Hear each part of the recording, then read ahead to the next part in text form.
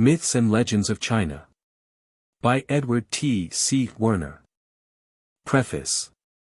The chief literary sources of Chinese myths are the Li Tai Shen Xin Tiang Qian, in 32 volumes, the Shen Xin Li Chuan, in 8 volumes, the Feng Xin Yan I, in 8 volumes, and the So Shen Qi, in 10 volumes.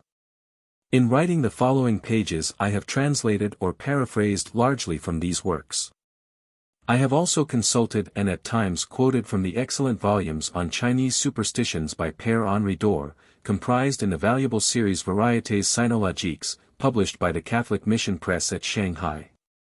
The native works contained in the Su Ku Chuan Shu, one of the few public libraries in Peking, have proved useful for purposes of reference. My heartiest thanks are due to my good friend Mr. Mu Su Sun, a scholar of wide learning and generous disposition, for having kindly allowed me to use his very large and useful library of Chinese books. The late Dr. G.E. Morrison also, until he sold it to a Japanese baron, was good enough to let me consult his extensive collection of foreign works relating to China whenever I wished. But owing to the fact that so very little work has been done in Chinese mythology by Western writers, I found it better in dealing with this subject to go direct to the original Chinese texts. I am indebted to Professor H. A. Giles, and to his publishers, Messrs. Kelly and Walsh, Shanghai, for permission to reprint from Strange Stories from a Chinese Studio the Fox legends given in Chapter 15. This is, so far as I know, the only monograph on Chinese mythology in any non-Chinese language. Nor do the native works include any scientific analysis or philosophical treatment of their myths. My aim, after summarizing the sociology of the Chinese as a prerequisite to the understanding of their ideas and sentiments, and dealing as fully as possible, consistently with limitations of space, limitations which have necessitated the presentation of a very large and intricate topic in a highly compressed form, with the philosophy of the subject, has been to set forth in English dress those myths which may be regarded as the accredited representatives of Chinese mythology, those which live in the minds of the people and are referred to most frequently in their literature. Not those which are merely diverting without being typical or instructive, in short, a true, not a distorted image.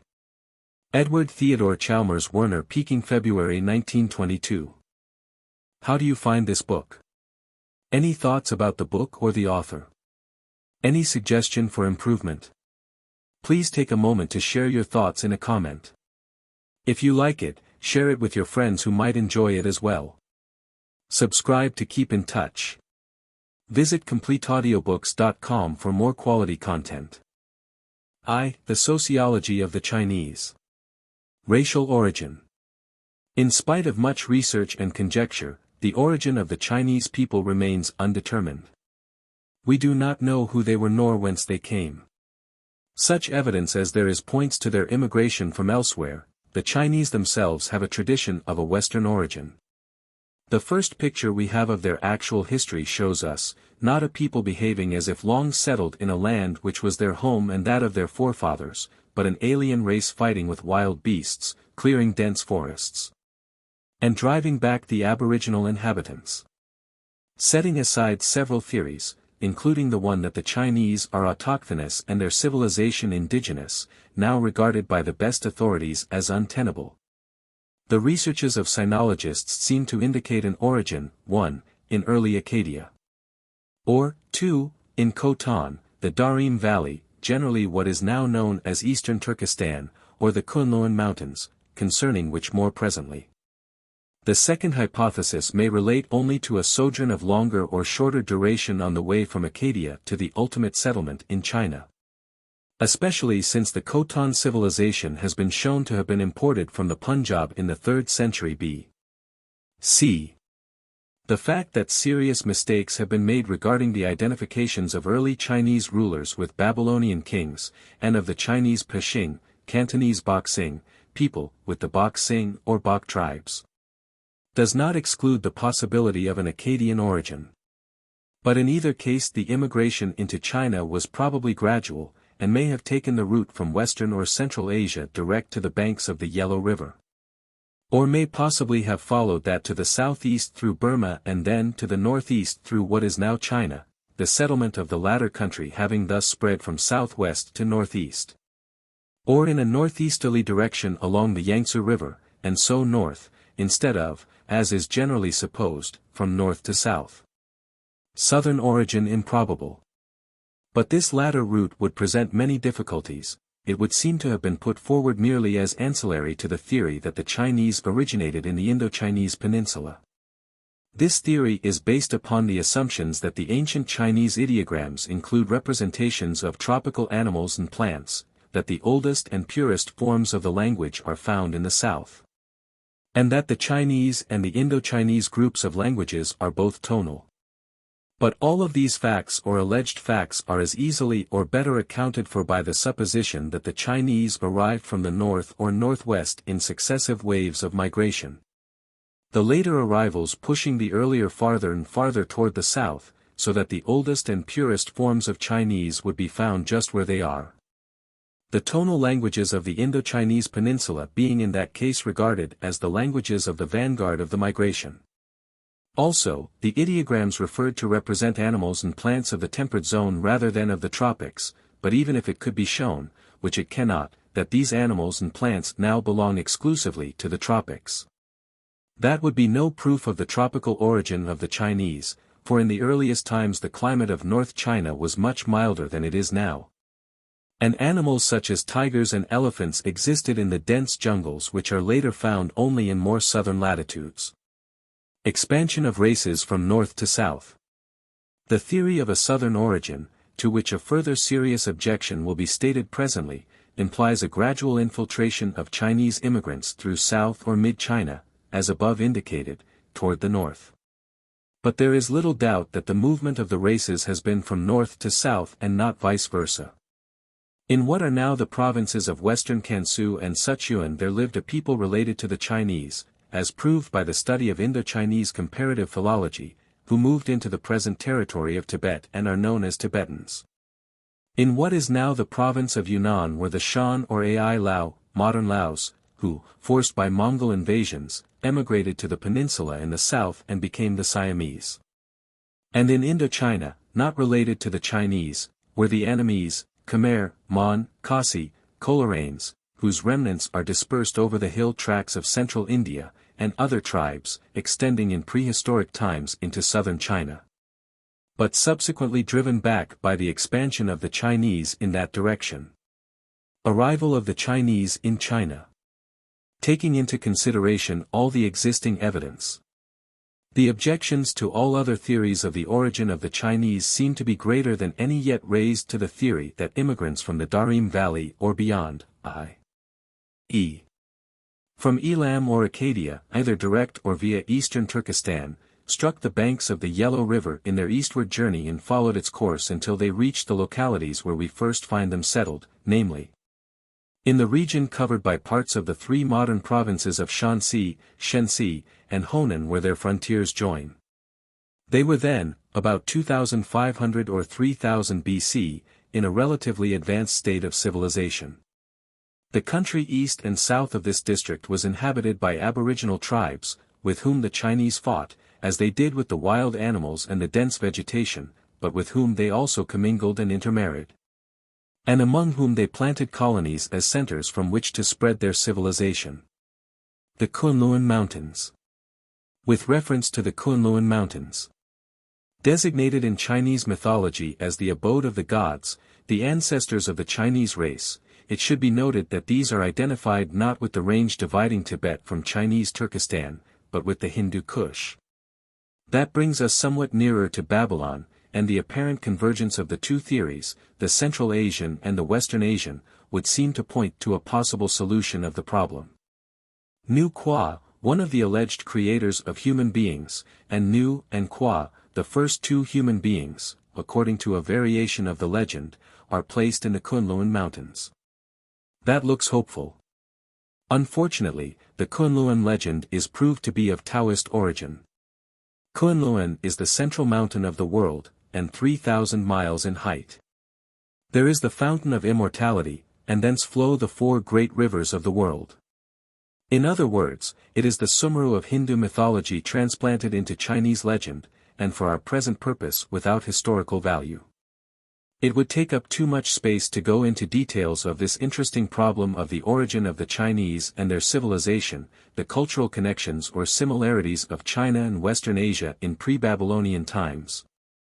The origin of the two distinct culture areas so marked throughout the greater part of Chinese history, etc. And it will be sufficient for our present purpose to state the conclusion to which the evidence points. Provisional conclusion. Pending the discovery of decisive evidence, the following provisional conclusion has much to recommend it, namely, that the ancestors of the Chinese people came from the west, from Acadia or Elam, or from Khotan. Or, more probably, from Acadia or Elam via Khotan, as one nomad or pastoral tribe or group of nomad or pastoral tribes, or as successive waves of immigrants, reached what is now China proper at its northwest corner. Settled round the elbow of the Yellow River, spread northeastward, eastward, and southward, conquering, absorbing, or pushing before them the aborigines into what is now South and Southwest China. These aboriginal races, who represent a wave or waves of Neolithic immigrants from Western Asia earlier than the relatively high-headed immigrants into North China, who arrived about the 25th or 24th century BC. And who have left so deep an impress on the Japanese, mixed and intermarried with the Chinese in the south, eventually producing the pronounced differences, in physical, mental, and emotional traits, in sentiments, ideas, languages, processes, and products, from the northern Chinese which are so conspicuous at the present day. Inorganic environment. At the beginning of their known history the country occupied by the Chinese was the comparatively small region above mentioned. It was then a tract of an irregular oblong shape, lying between latitude 34 degrees and 40 degrees north, and longitude 107 degrees and 114 degrees east. This territory round the elbow of the Yellow River had an area of about 50,000 square miles, and was gradually extended to the sea coast on the northeast as far as longitude 119 degrees, when its area was about doubled. It had a population of perhaps 1 million, increasing with the expansion to 2 millions. This may be called infant China. Its period, the feudal period, was in the 2000 years between the 24th and 3rd centuries BC.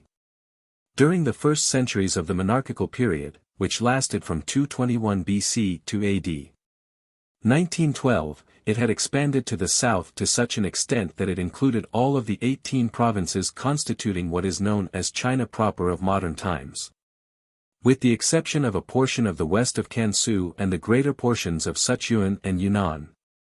At the time of the Manchu conquest at the beginning of the 17th century AD it embraced all the territory lying between latitude 18 degrees and 40 degrees north and longitude 98 degrees and 122 degrees east. The 18 provinces or China proper, with the addition of the vast outlying territories of Manchuria, Mongolia, Ili, Kokonor, Tibet, and Korea, with suzerainty over Burma and Annam, an area of more than 5 million square miles, including the 2,000,000 square miles covered by the 18 provinces. Generally, this territory is mountainous in the west, sloping gradually down toward the sea on the east. It contains 3 chief ranges of mountains and large alluvial plains in the north, east, and south. 3 great and about 30 large rivers intersect the country, their numerous tributaries reaching every part of it. As regards geological features, the great alluvial plains rest upon granite, new red sandstone, or limestone. In the north is found the peculiar Lus formation, having its origin probably in the accumulated dust of ages blown from the Mongolian plateau. The passage from north to south is generally from the older to the newer rocks. From east to west a similar series is found, with some volcanic features in the west and south. Coal and iron are the chief minerals, gold, silver, copper, lead, tin, jade, etc., being also mined. The climate of this vast area is not uniform. In the north the winter is long and rigorous, the summer hot and dry, with a short rainy season in July and August. In the south the summer is long, hot, and moist, the winter short. The mean temperature is 50.3 degrees Fahrenheit and 70 degrees Fahrenheit. in the north and south respectively. Generally, the thermometer is low for the latitude, though perhaps it is more correct to say that the Gulf Stream raises the temperature of the west coast of Europe above the average. The mean rainfall in the north is 16, in the south 70 inches, with variations in other parts. Typhoons blow in the south between July and October. Organic environment. The vegetal productions are abundant and most varied. The rice zone, significant in relation to the cultural distinctions above noted, embraces the southern half of the country. Tea, first cultivated for its infusion in AD 350, is grown in the southern and central provinces between the 23rd and 35th degrees of latitude, though it is also found as far north as Shantung, the chief tea district, however, being the large area south of the Yangtze River. East of the Tungting Lake and Great Shang River, and north of the Guangdong province. The other chief vegetal products are wheat, barley, maize, millet, the bean, yam, sweet and common potato, tomato, eggplant, ginseng, cabbage, bamboo, indigo, pepper, tobacco, camphor, tallow, groundnut, poppy, watermelon, sugar, cotton, hemp, and silk. Among the fruits grown are the date, mulberry, orange, lemon, pumelo, persimmon, lychee, pomegranate, pineapple, fig, coconut, mango, and banana, besides the usual kinds common in Western countries. The wild animals include the tiger, panther, leopard, bear, sable, otter, monkey, wolf, fox, 27 or more species of ruminants, and numerous species of rodents. The rhinoceros, elephant, and tapir still exist in Yunnan. The domestic animals include the camel and the water buffalo. There are about 700 species of birds, and innumerable species of fishes and insects. Sociological environment. On their arrival in what is now known as China, the Chinese, as already noted, fought with the aboriginal tribes. The latter were exterminated, absorbed, or driven south with the spread of Chinese rule. The Chinese picked out the eyes of the land, and consequently the non-Chinese tribes now live in the unhealthy forests or marshes of the south, or in mountain regions difficult of access, some even in trees, a voluntary, not compulsory promotion. Those several, such as the Dog-Yung in Fujian, retain settlements like islands among the ruling race. In the 3rd century BC began the hostile relations of the Chinese with the northern nomads, which continued throughout the greater part of their history. During the first 6 centuries AD, there was intercourse with Rome, Parthia, Turkey, Mesopotamia, Ceylon, India, and Indochina, and in the 7th century with the Arabs. Europe was brought within the sociological environment by Christian travelers.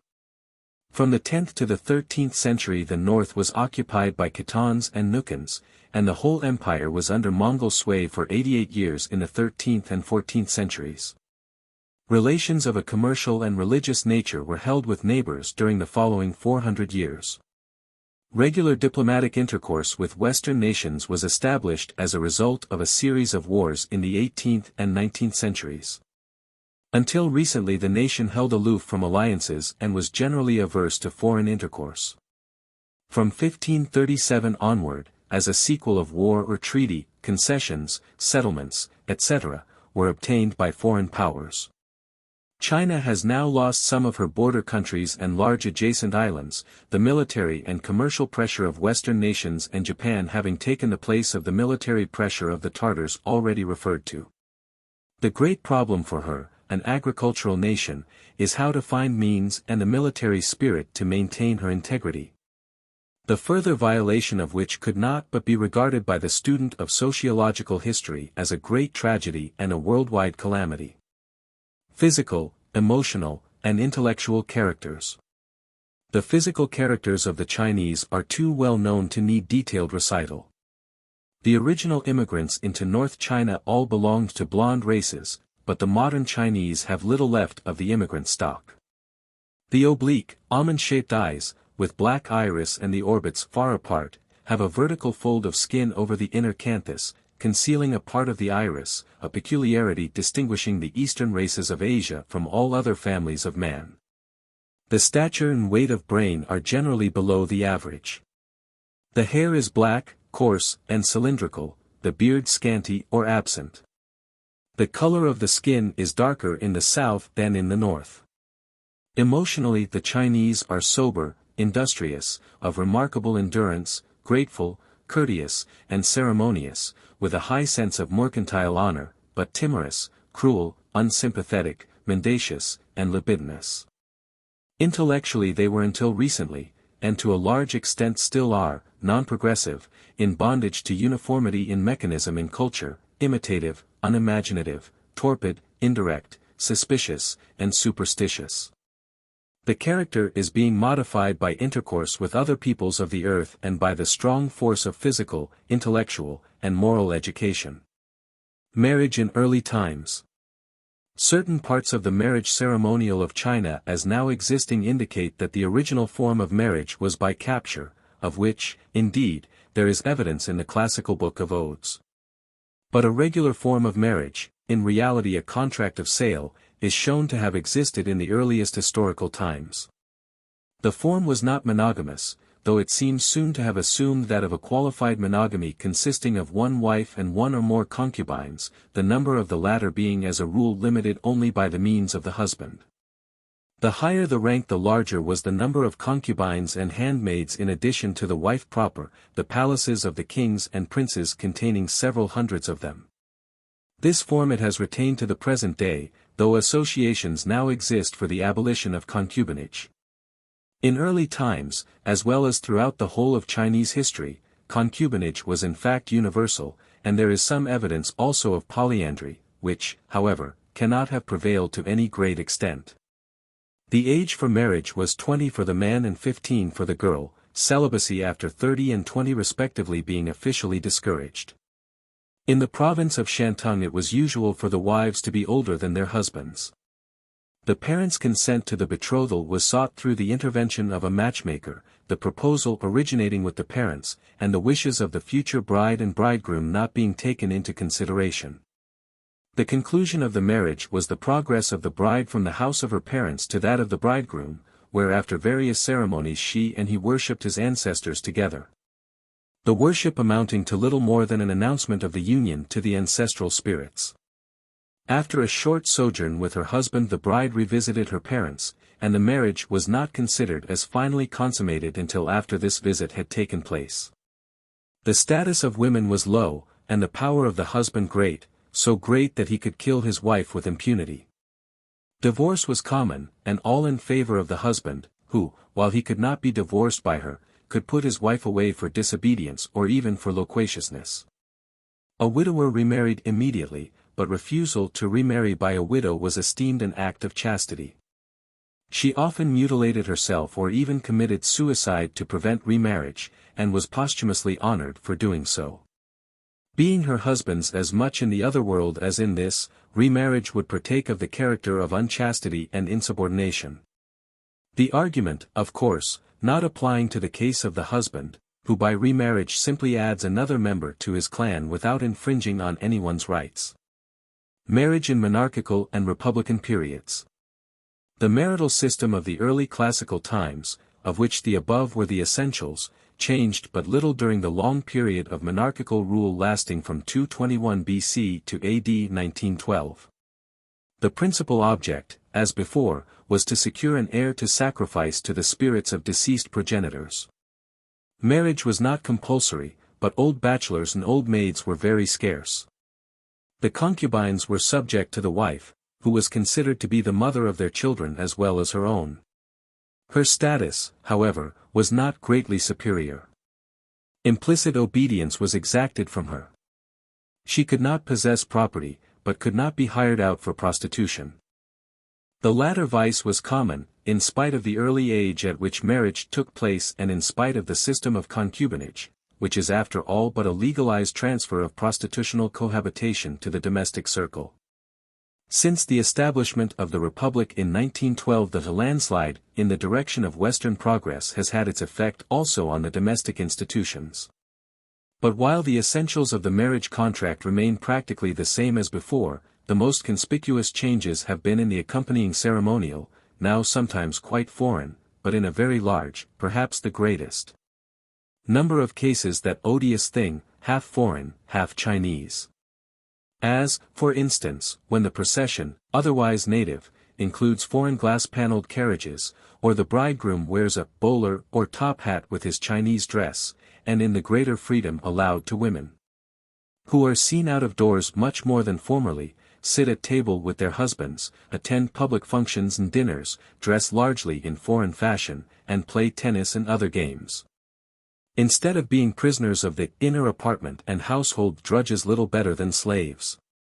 One unexpected result of this increased freedom is certainly remarkable, and is one not likely to have been predicted by the most far-sighted sociologist. Many of the progressive Chinese, now that it is the fashion for Chinese wives to be seen in public with their husbands, finding the uneducated, gauche, small-footed household drudge unable to compete with the smarter foreign-educated wives of their neighbors, have actually repudiated them and taken unto themselves spouses whom they can exhibit in public without loss of face. It is, however, only fair to add that the total number of these cases, though by no means inconsiderable, appears to be proportionately small. Parents and children. As was the power of the husband over the wife, so was that of the father over his children. Infanticide, due chiefly to poverty, and varying with it, was frequent, especially in the case of female children, who were but slightly esteemed.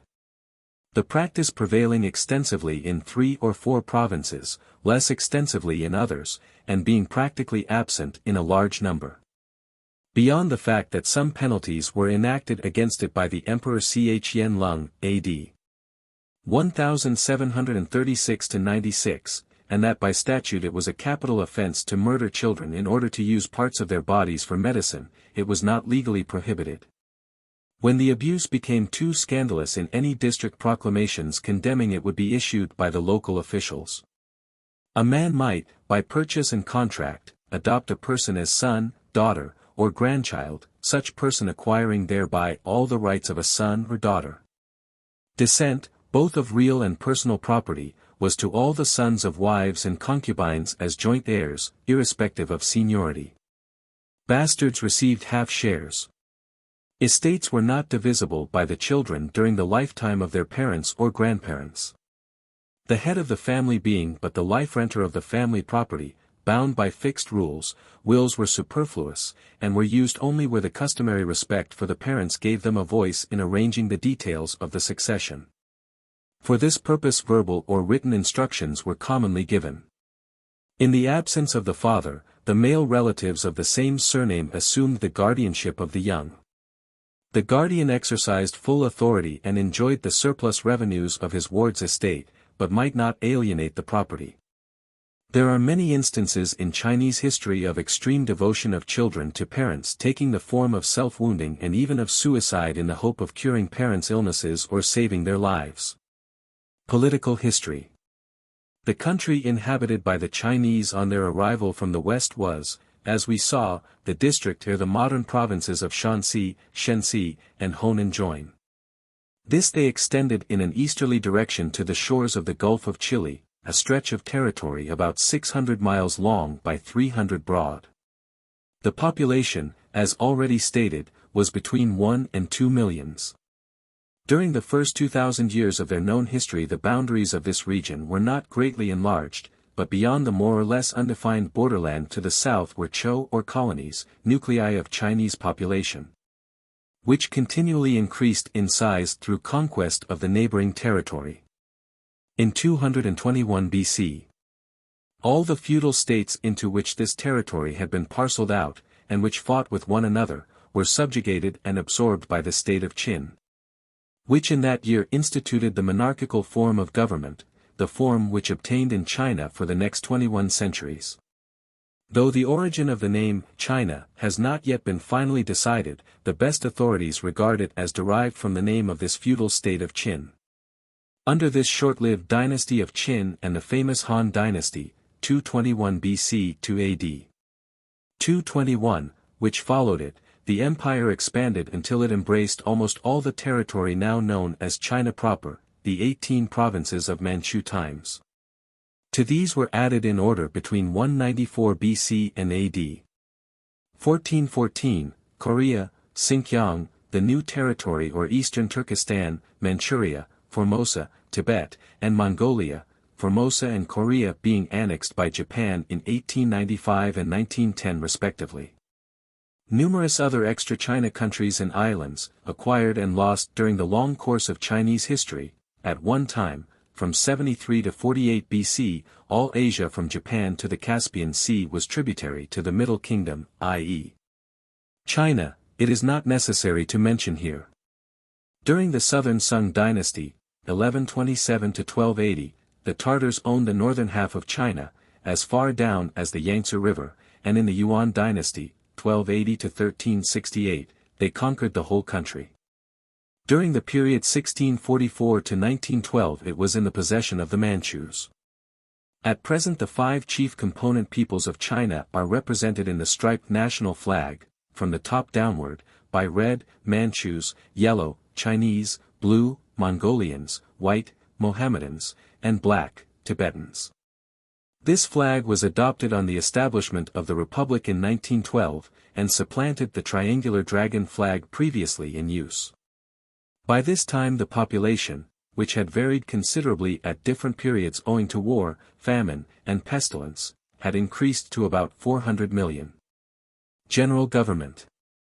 The general division of the nation was into the king and the people, the former was regarded as appointed by the will of heaven and as the parent of the latter. Besides being king, he was also lawgiver, commander-in-chief of the armies, high priest, and master of ceremonies.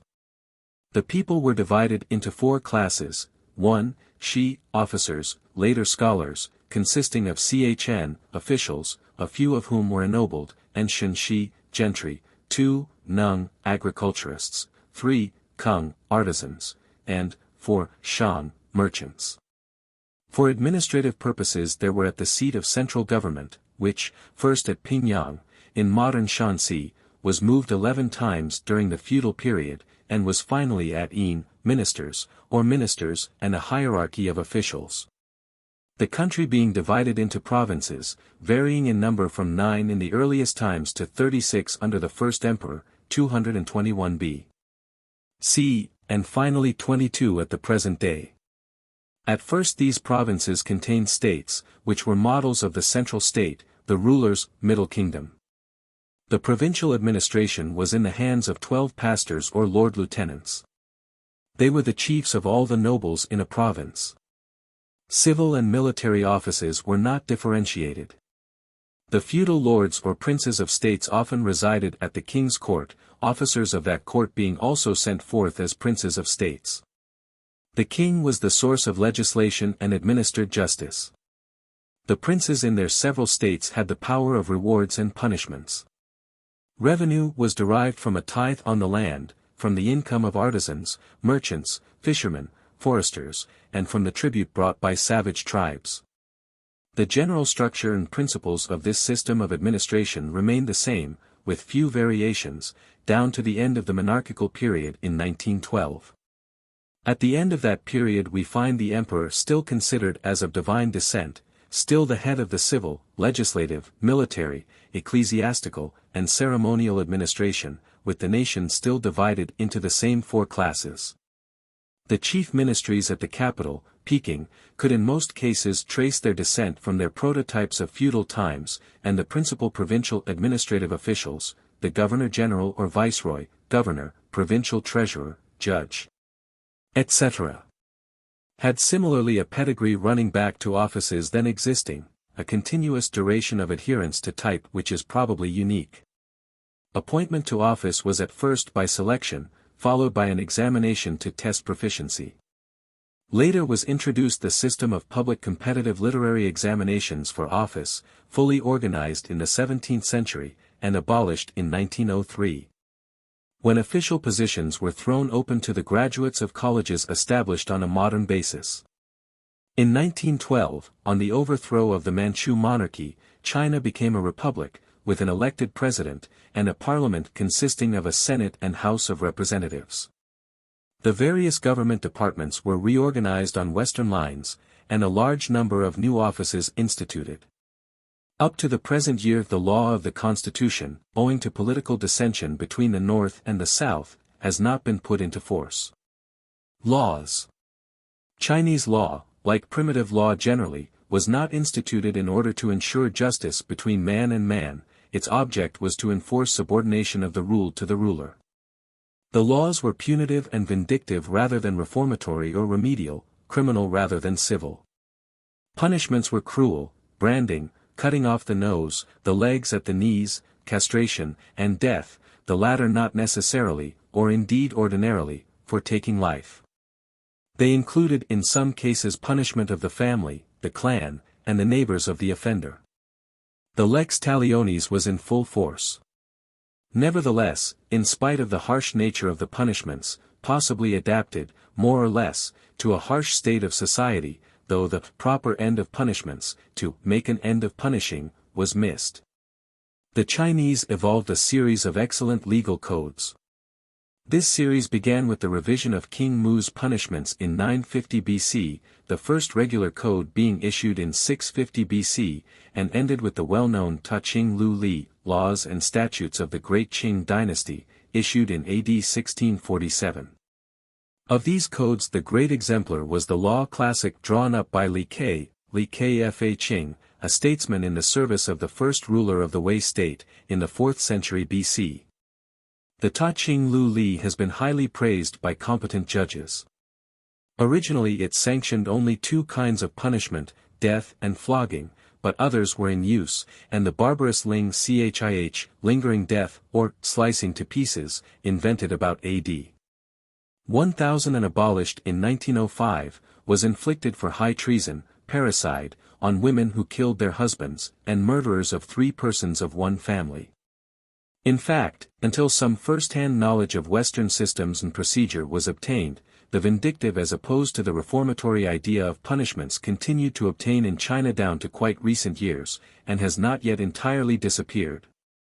Though the crueler forms of punishment had been legally abolished, they continued to be used in many parts. Having been joint judge at Chinese trials at which, in spite of my protests, prisoners were hung up by their thumbs and made to kneel on chains in order to extort confession, without which no accused person could be punished, I can testify that the true meaning of the proper end of punishments had no more entered into the Chinese mind at the close of the monarchical regime than it had 4,000 years before. As a result of the reform movement into which China was forced as an alternative to foreign domination toward the end of the Manchu period, but chiefly owing to the bait held out by Western powers, that extraterritoriality would be abolished when China had reformed her judicial system, a new provisional criminal code was published. It substituted death by hanging or strangulation for decapitation, and imprisonment for various lengths of time for bambooing. It was adopted in large measure by the Republican regime, and is the chief legal instrument in use at the present time. But close examination reveals the fact that it is almost an exact copy of the Japanese Penal Code, which in turn was modeled upon that of Germany. It is, in fact, a Western code imitated, and as it stands is quite out of harmony with present conditions in China. It will have to be modified and recast to be a suitable, just, and practicable national legal instrument for the Chinese people. Moreover, it is frequently overridden in a high-handed manner by the police, who often keep a person acquitted by the courts of justice in custody until they have squeezed him of all they can hope to get out of him. And it is noteworthy that, though provision was made in the draft code for trial by jury, this provision never went into effect. And the slavish imitation of alien methods is shown by the curiously inconsistent reason given, that the fact that jury trials have been abolished in Japan is indicative of the inadvisability of transplanting this Western institution into China. Local government. The central administration being a far-flung network of officialdom, there was hardly any room for local government apart from it. We find it only in the village elder and those associated with him, who took up what government was necessary where the jurisdiction of the unit of the central administration, the district magistracy, ceased. Or at least did not concern itself in meddling much. Military system. The peace-loving agricultural settlers in early China had at first no army. When occasion arose, all the farmers exchanged their plowshares for swords and bows and arrows, and went forth to fight. In the intervals between the harvests, when the fields were clear, they held maneuvers and practiced the arts of warfare. The king, who had his 6 armies, under the 6 high nobles, forming the royal military force, led the troops in person, accompanied by the spirit tablets of his ancestors and of the gods of the land and grain. Chariots, drawn by 4 horses and containing soldiers armed with spears and javelins and archers, were much in use. 1,000 chariots was the regular force. Warriors wore buskins on their legs, and were sometimes gagged in order to prevent the alarm being given to the enemy. In action the chariots occupied the center, the bowmen the left, the spearmen the right flank. Elephants were sometimes used in attack. Spikites, signal flags, hook ladders, horns, cymbals, drums, and beacon fires were in use. The ears of the vanquished were taken to the king, quarter being rarely if ever given. After the establishment of absolute monarchical government, standing armies became the rule. Military science was taught, and soldiers sometimes trained for 7 years. Chariots with upper stories or spy towers were used for fighting in narrow defile, and hollow squares were formed of mixed chariots, infantry, and dragoons. The weakness of disunion of forces was well understood. In the 6th century AD, the massed troops numbered about 1.25 million.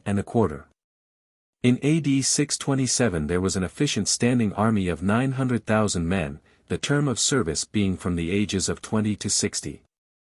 During the Mongol dynasty, 1280 to 1368, there was a navy of 5,000 ships manned by 70,000 trained fighters.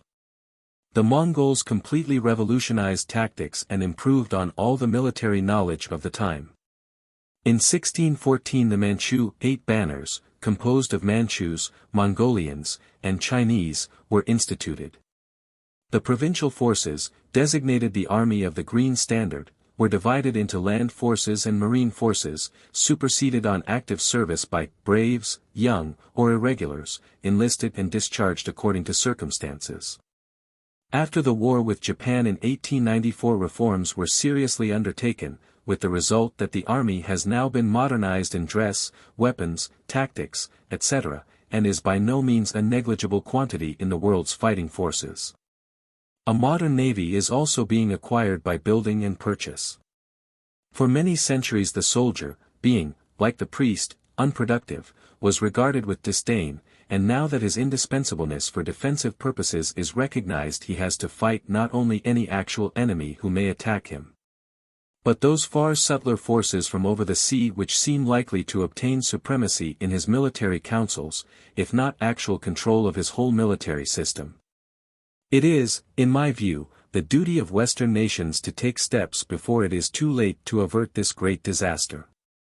Ecclesiastical institutions. The dancing and chanting exorcists called Wu were the first Chinese priests, with temples containing gods worshipped and sacrificed to, but there was no special sacerdotal class. Worship of heaven could only be performed by the king or emperor. Ecclesiastical and political functions were not completely separated. The king was Pontifex Maximus, the nobles, statesmen, and civil and military officers acted as priests, the ranks being similar to those of the political hierarchy. Worship took place in the Hall of Light, which was also a palace and audience and council chamber. Sacrifices were offered to heaven, the hills and rivers, ancestors, and all the spirits. Dancing held a conspicuous place in worship. Idols are spoken of in the earliest times. Of course, each religion, as it formed itself out of the original ancestor worship, had its own sacred places, functionaries, observances, ceremonial. Thus, at the state worship of heaven, nature, etc. There were the great, medium, and inferior sacrifices, consisting of animals, silk, grain, jade, etc. Panegyrics were sung, and robes of appropriate color worn.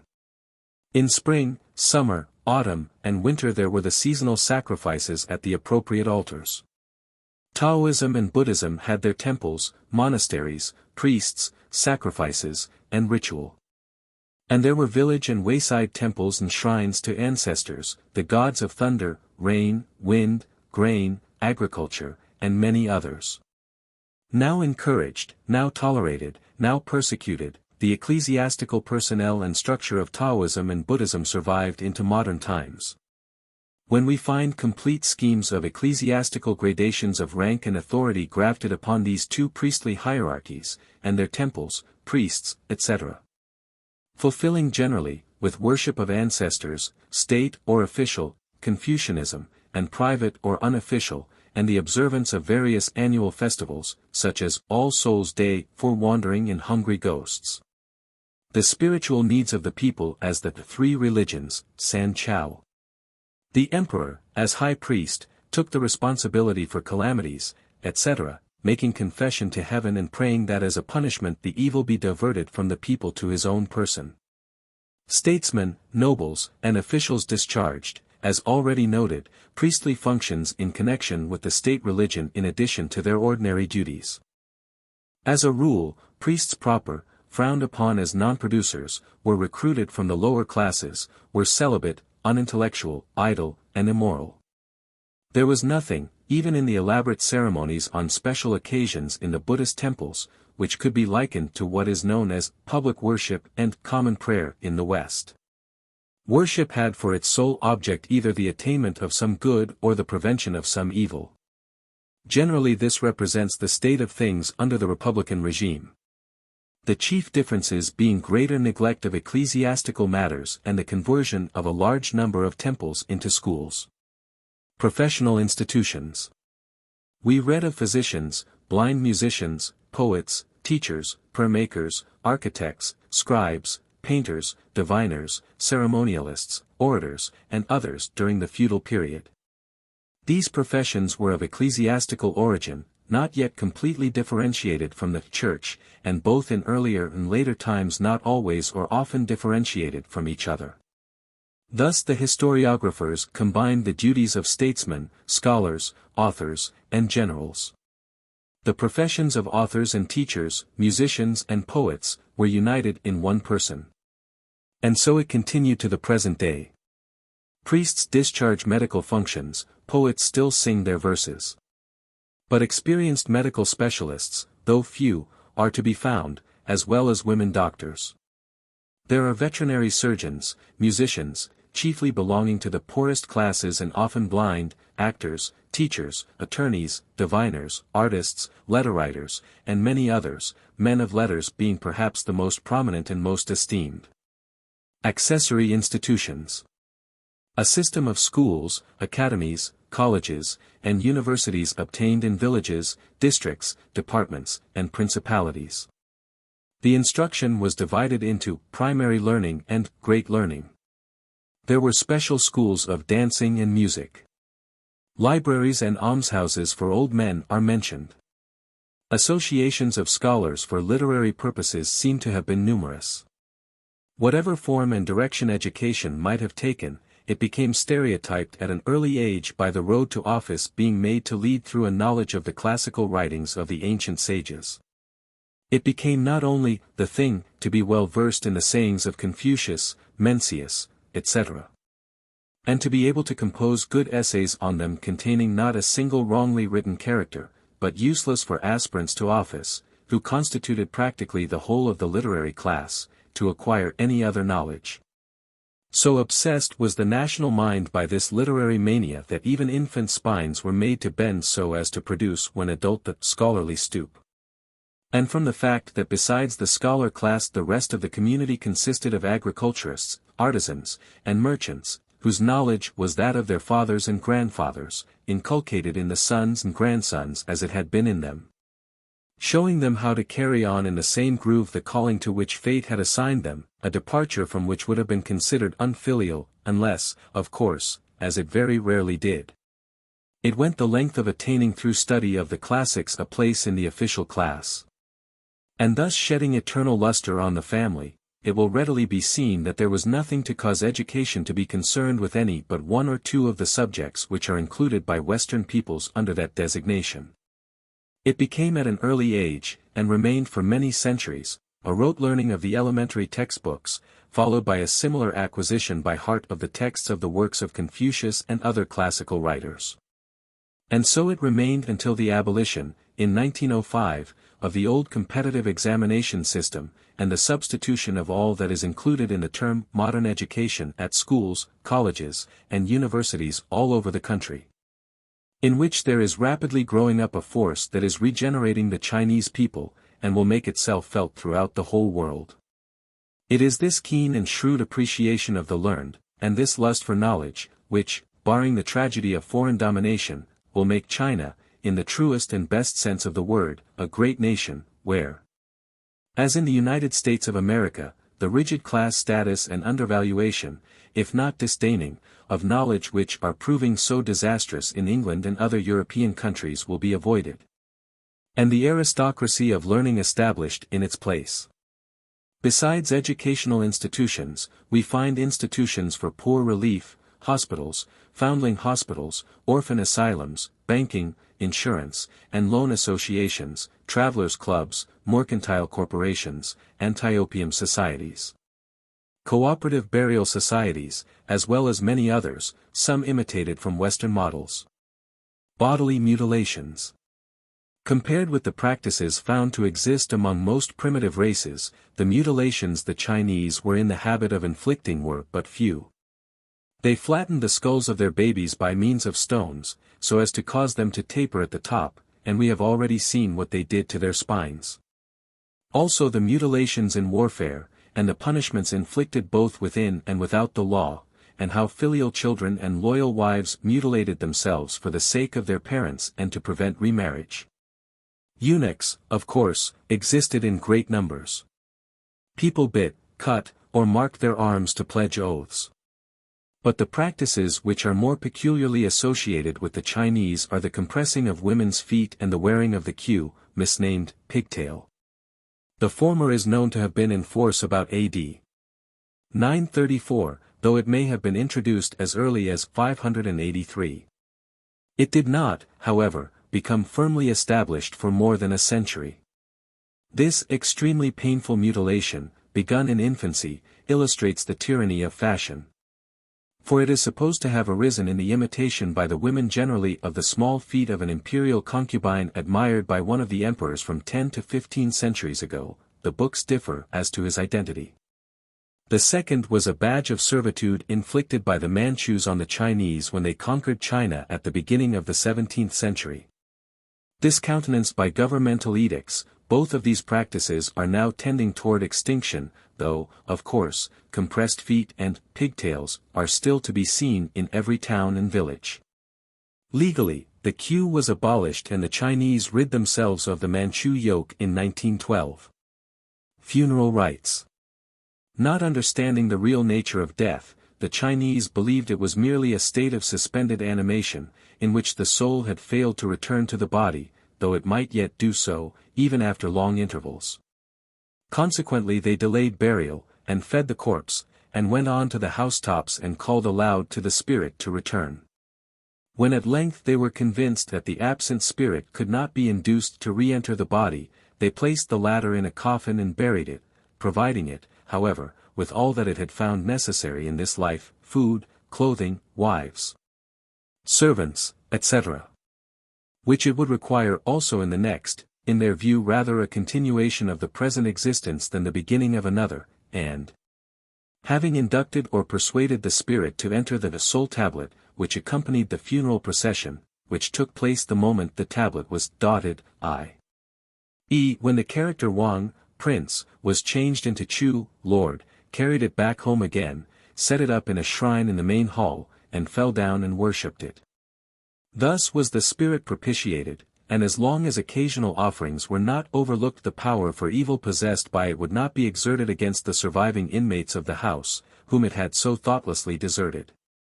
The latter mourned by screaming, wailing, stamping their feet, and beating their breasts, renouncing, in the earliest times, even their clothes, dwelling, and belongings to the dead, removing to mourning sheds of clay, fasting, or eating only rice gruel, sleeping on straw with a clod for a pillow, and speaking only on subjects of death and burial. Office and public duties were resigned, and marriage, music, and separation from the clan prohibited.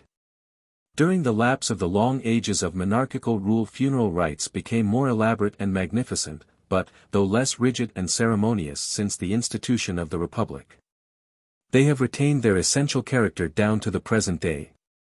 Funeral ceremonial was more exacting than that connected with most other observances, including those of marriage. Invitations or notifications were sent to friends, and after receipt of these on the various days appointed therein, the guest was obliged to send presents, such as money, paper horses, slaves, etc., and go and join in the lamentations of the hired mourners and attend at the prayers recited by the priests. Funeral etiquette could not be PU'd, i.e., made good, if overlooked or neglected at the right time, as it could in the case of the marriage ceremonial. Instead of symmetrical public graveyards, as in the West, the Chinese cemeteries belong to the family or clan of the deceased, and are generally beautiful and peaceful places planted with trees and surrounded by artistic walls enclosing the grave mounds and monumental tablets. The cemeteries themselves are the metonyms of the villages, and the graves of the houses. In the north especially the grave is very often surmounted by a huge marble tortoise bearing the inscribed tablet, or what we call the gravestone, on its back. The tombs of the last two lines of emperors, the Ming and the Manchu, are magnificent structures, spread over enormous areas, and always artistically situated on hillsides facing natural or artificial lakes or seas. Contrary to the practice in Egypt, with the two exceptions above mentioned, the conquering dynasties have always destroyed the tombs of their predecessors. But for this savage vandalism, China would probably possess the most magnificent assembly of imperial tombs in the world's records. Laws of intercourse. Throughout the whole course of their existence as a social aggregate, the Chinese have pushed ceremonial observances to an extreme limit. Ceremonies, says the Li Qi, the great classic of ceremonial usages, are the greatest of all things by which men live. Ranks were distinguished by different headdresses, garments, badges, weapons, writing tablets, number of attendants, carriages, horses, height of walls, etc. Daily as well as official life was regulated by minute observances. There were written codes embracing almost every attitude and act of inferiors toward superiors, of superiors toward inferiors, and of equals toward equals. Visits, forms of address, and giving of presents had each their set of formulae, known and observed by everyone as strictly and regularly as each child in China learned by heart and repeated aloud the three-word sentences of the elementary trimetrical classic. But while the school textbook was extremely simple, ceremonial observances were extremely elaborate. A Chinese was in this respect as much a slave to the living as in his funeral rites he was a slave to the dead. Only now, in the rush of modern progress, is the doffing of the hat taking the place of the kowtow, koutouyu. It is in this matter of ceremonial observances that the East and the West have misunderstood each other perhaps more than in all others. Where rules of etiquette are not only different, but are diametrically opposed, there is every opportunity for misunderstanding, if not estrangement. The points at issue in such questions as kowtowing to the emperor and the worshipping of ancestors are generally known, but the Westerner, as a rule, is ignorant of the fact that if he wishes to conform to Chinese etiquette when in China, instead of to those Western customs which are in many cases unfortunately taking their place, he should not, for instance, take off his hat when entering a house or a temple, should not shake hands with his host, nor, if he wishes to express approval, should he clap his hands. Clapping of hands in China, i.e., non-Europeanized China, is used to drive away the sha-qi, or deathly influence of evil spirits, and to clap the hands at the close of the remarks of a Chinese host, as I have seen prominent, well-meaning, but ill-guided men of the West do, is equivalent to disapproval, if not insult. Had our diplomatists been sociologists instead of only commercial agents, more than one war might have been avoided.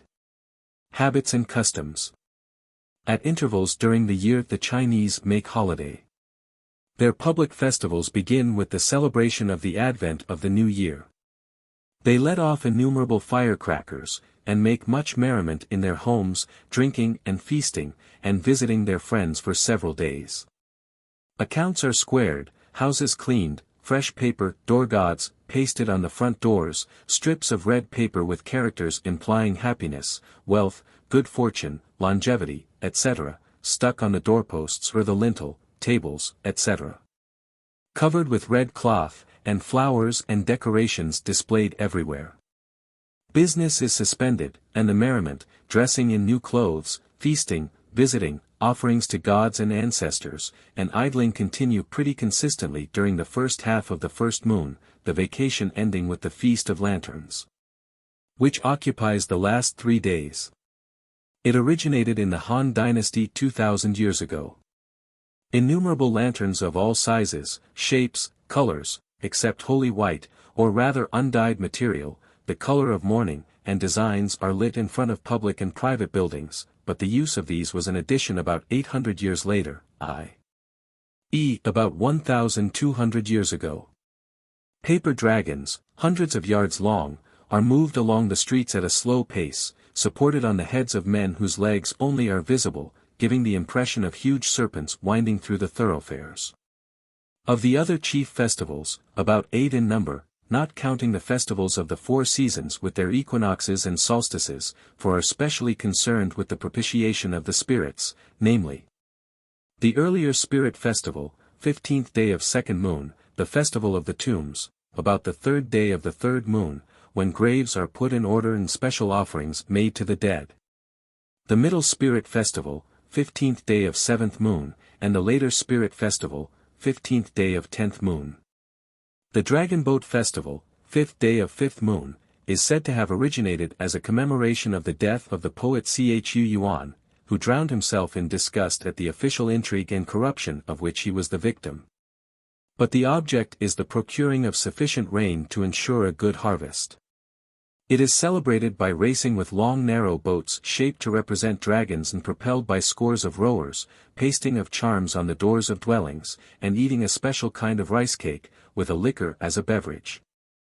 The 15th day of the 8th moon is the Mid-Autumn Festival, known by foreigners as All Souls' Day. On this occasion the women worship the moon, offering cakes, fruit, etc. The gates of purgatory are opened, and the hungry ghosts troop forth to enjoy themselves for a month on the good things provided for them by the pious. The 9th day of the 9th moon is the Chang'e festival, when everyone who possibly can ascends to a high place, a hill or temple tower. This inaugurates the kite-flying season, and is supposed to promote longevity. During that season, which lasts several months, the Chinese people the sky with dragons, centipedes, frogs, butterflies, and hundreds of other cleverly devised creatures, which, by means of simple mechanisms worked by the wind, roll their eyes, make appropriate sounds, and move their paws, wings, tails, etc. in a most realistic manner. The festival originated in a warning received by a scholar named Huan Qing from his master Fei Xie Changfang, a native of Junan in Honan, who lived during the Han Dynasty, that a terrible calamity was about to happen, and enjoining him to escape with his family to a high place. On his return he found all his domestic animals dead, and was told that they had died instead of himself and his relatives. On New Year's Eve, Tuan Nian or Chu Shi, the kitchen god ascends to heaven to make his annual report, the wise feasting him with honey and other sticky food before his departure, so that his lips may be sealed and he be unable to let on too much to the powers that be in the regions above. Sports and Games. The first sports of the Chinese were festival gatherings for purposes of archery, to which succeeded exercises partaking of a military character. Hunting was a favorite amusement. They played games of calculation, chess, or the game of war, shuttlecock with the feet, pitchpot, throwing arrows from a distance into a narrow-necked jar, and horn-goring, fighting on the shoulders of others with horned masks on their heads. Stilts, football, dice throwing, boat racing, dog racing, cockfighting, kite flying, as well as singing and dancing marionettes, afforded recreation and amusement. Many of these games became obsolete in course of time, and new ones were invented. At the end of the monarchical period, during the Manchu dynasty, we find those most in use to be foot shuttlecock, lifting of beams headed with heavy stones, dumbbells 4 feet long and weighing 30 or 40 pounds, kite flying, quail fighting, cricket fighting, sending birds after seeds thrown into the air, sauntering through fields, playing chess or mora, or gambling with cards, dice, or over the cricket and quail fights or seed-catching birds. There were numerous and varied children's games tending to develop strength, skill, quickness of action, parental instinct, accuracy, and sagacity. Theatricals were performed by strolling troupes on stages erected opposite temples, though permanent theaters also existed, female parts until recently being taken by male actors. Peep shows, conjurers, ventriloquists, acrobats, fortune-tellers, and storytellers kept crowds amused or interested. Generally, young China, of the present day, identified with the Party of Progress, seems to have adopted most of the outdoor but very few of the indoor games of Western nations. Domestic life. In domestic or private life, observances at birth, betrothal, and marriage were elaborate, and retained superstitious elements. Early rising was general. Shaving of the head and beard, as well as cleaning of the ears and massage, was done by barbers. There were public baths in all cities and towns. Shops were closed at nightfall, and, the streets being until recent times ill-lit or unlit, passengers or their attendants carried lanterns. Most houses, except the poorest, had private watchmen. Generally 2 meals a day were taken. Dinners to friends were served at inns or restaurants, accompanied or followed by musical or theatrical performances. The place of honor is stated in Western books on China to be on the left, but the fact is that the place of honor is the one which shows the utmost solicitude for the safety of the guest. It is therefore not necessarily one fixed place, but would usually be the one facing the door, so that the guest might be in a position to see an enemy enter, and take measures accordingly. Lapdogs and cage birds were kept as pets. Wonks, the huang ko, or yellow dog, were guards of houses and street scavengers. Aquaria with goldfish were often to be seen in the houses of the upper and middle classes, the gardens and courtyards of which usually contained rockeries and artistic shrubs and flowers. Whiskers were never worn, and mustaches and beards only after 40, before which age the hair grew, if at all, very scantily. Full, thick beards, as in the West, were practically never seen, even on the aged. Snuff bottles, tobacco pipes, and fans were carried by both sexes. Nails were worn long by members of the literary and leisured classes. Non-Manchu women and girls had cramped feet, and both Manchu and Chinese women used cosmetics freely. Industrial institutions. While the men attended to farm work, women took care of the mulberry orchards and silkworms, and did spinning, weaving, and embroidery. This, the primitive division of labor, held throughout, though added to on both sides, so that eventually the men did most of the agriculture, arts, production, distribution, fighting, etc. And the women, besides the duties above named and some field labor, mended old clothes, drilled and sharpened needles, pasted tin foil, made shoes, and gathered and sorted the leaves of the tea plant. In course of time trades became highly specialized, their number being legion, and localized, bankers, for instance, congregating in Shanxi, carpenters in Chichou, and porcelain manufacturers in Jiaoqiu, in Jiangxi. As to land, it became at an early age the property of the sovereign, who farmed it out to his relatives or favorites. It was arranged on the Qing, or wealth system, 8 private squares round a 9th public square cultivated by the 8 farmer families in common for the benefit of the state. From the beginning to the end of the monarchical period tenure continued to be of the crown, land being unallodial, and mostly held in clans or families, and not entailed, the conditions of tenure being payment of an annual tax, a fee for alienation, and money compensation for personal services to the government, generally incorporated into the direct tax as scutage. Slavery, unknown in the earliest times, existed as a recognized institution during the whole of the monarchical period. Production was chiefly confined to human and animal labor, machinery being only now in use on a large scale. Internal distribution was carried on from numerous centers and at fairs, shops, markets, etc. With few exceptions, the great trade routes by land and sea have remained the same during the last 2,000 years. Foreign trade was with Western Asia, Greece, Rome, Carthage, Arabia, etc., and from the 17th century AD more generally with European countries. The usual primitive means of conveyance, such as human beings, animals, carts, boats, etc., were partly displaced by steam vessels from 1861 onward. Exchange was effected by barter, cowries of different values being the prototype of coins, which were cast in greater or less quantity under each reign. But until within recent years there was only one coin, the copper cash, in use, bullion and paper notes being the other media of exchange. Silver Mexican dollars and subsidiary coins came into use with the advent of foreign commerce. Weights and measures, which generally decreased from north to south, officially arranged partly on the decimal system, were discarded by the people in ordinary commercial transactions for the more convenient duodecimal subdivision. Arts. Hunting, fishing, cooking, weaving, dyeing, carpentry, metallurgy, glass dash, brick dash, and papermaking, printing, and bookbinding were in a more or less primitive stage. The mechanical arts showing much servile imitation and simplicity in design. But pottery, carving, and lacquer work were in an exceptionally high state of development, the articles produced being surpassed in quality and beauty by no others in the world. Agriculture and rearing of livestock. From the earliest times the greater portion of the available land was under cultivation. Except when the country has been devastated by war, the Chinese have devoted close attention to the cultivation of the soil continuously for 40 centuries.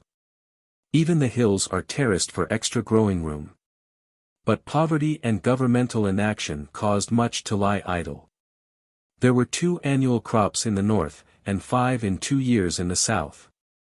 Perhaps 2/3 of the population cultivated the soil.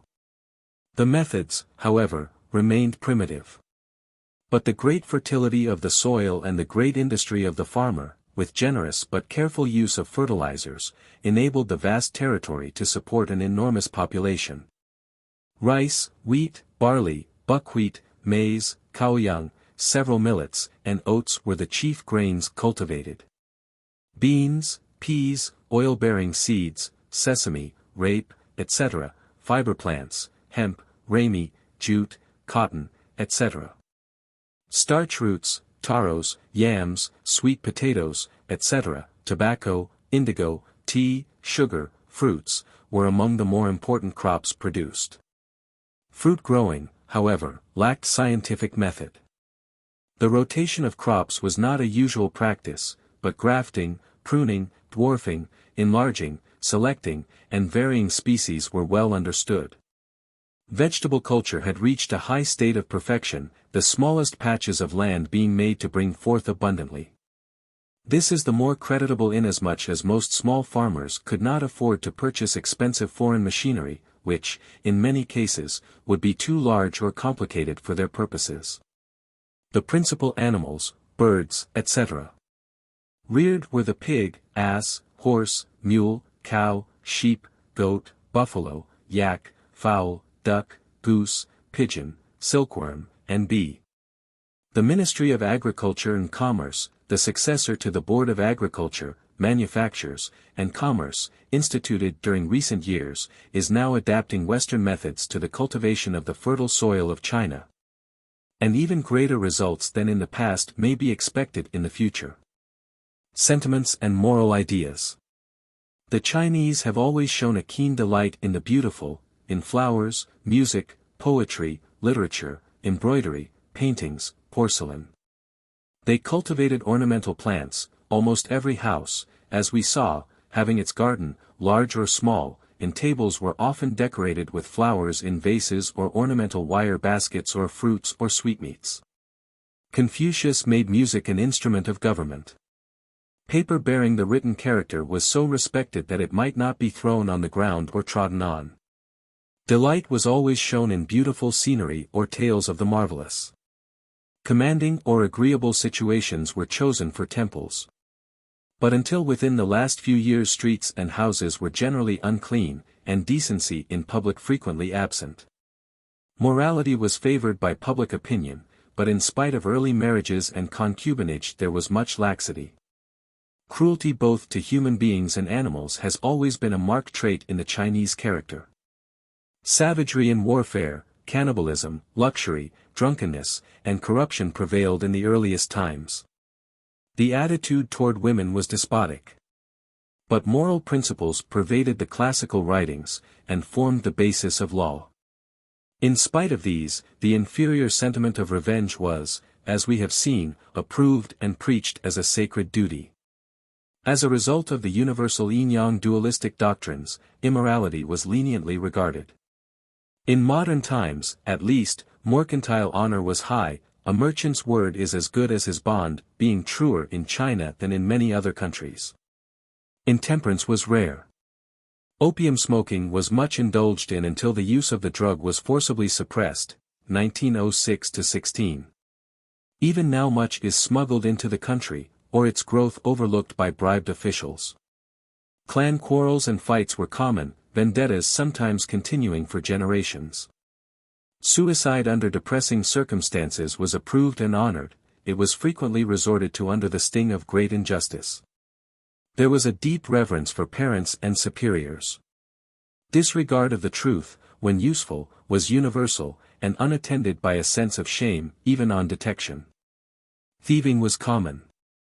The illegal exactions of rulers were burdensome. In times of prosperity pride and satisfaction in material matters was not concealed, and was often short-sighted. Politeness was practically universal, though said to be often superficial. But gratitude was a marked characteristic, and was heartfelt. Mutual conjugal affection was strong. The love of gambling was universal.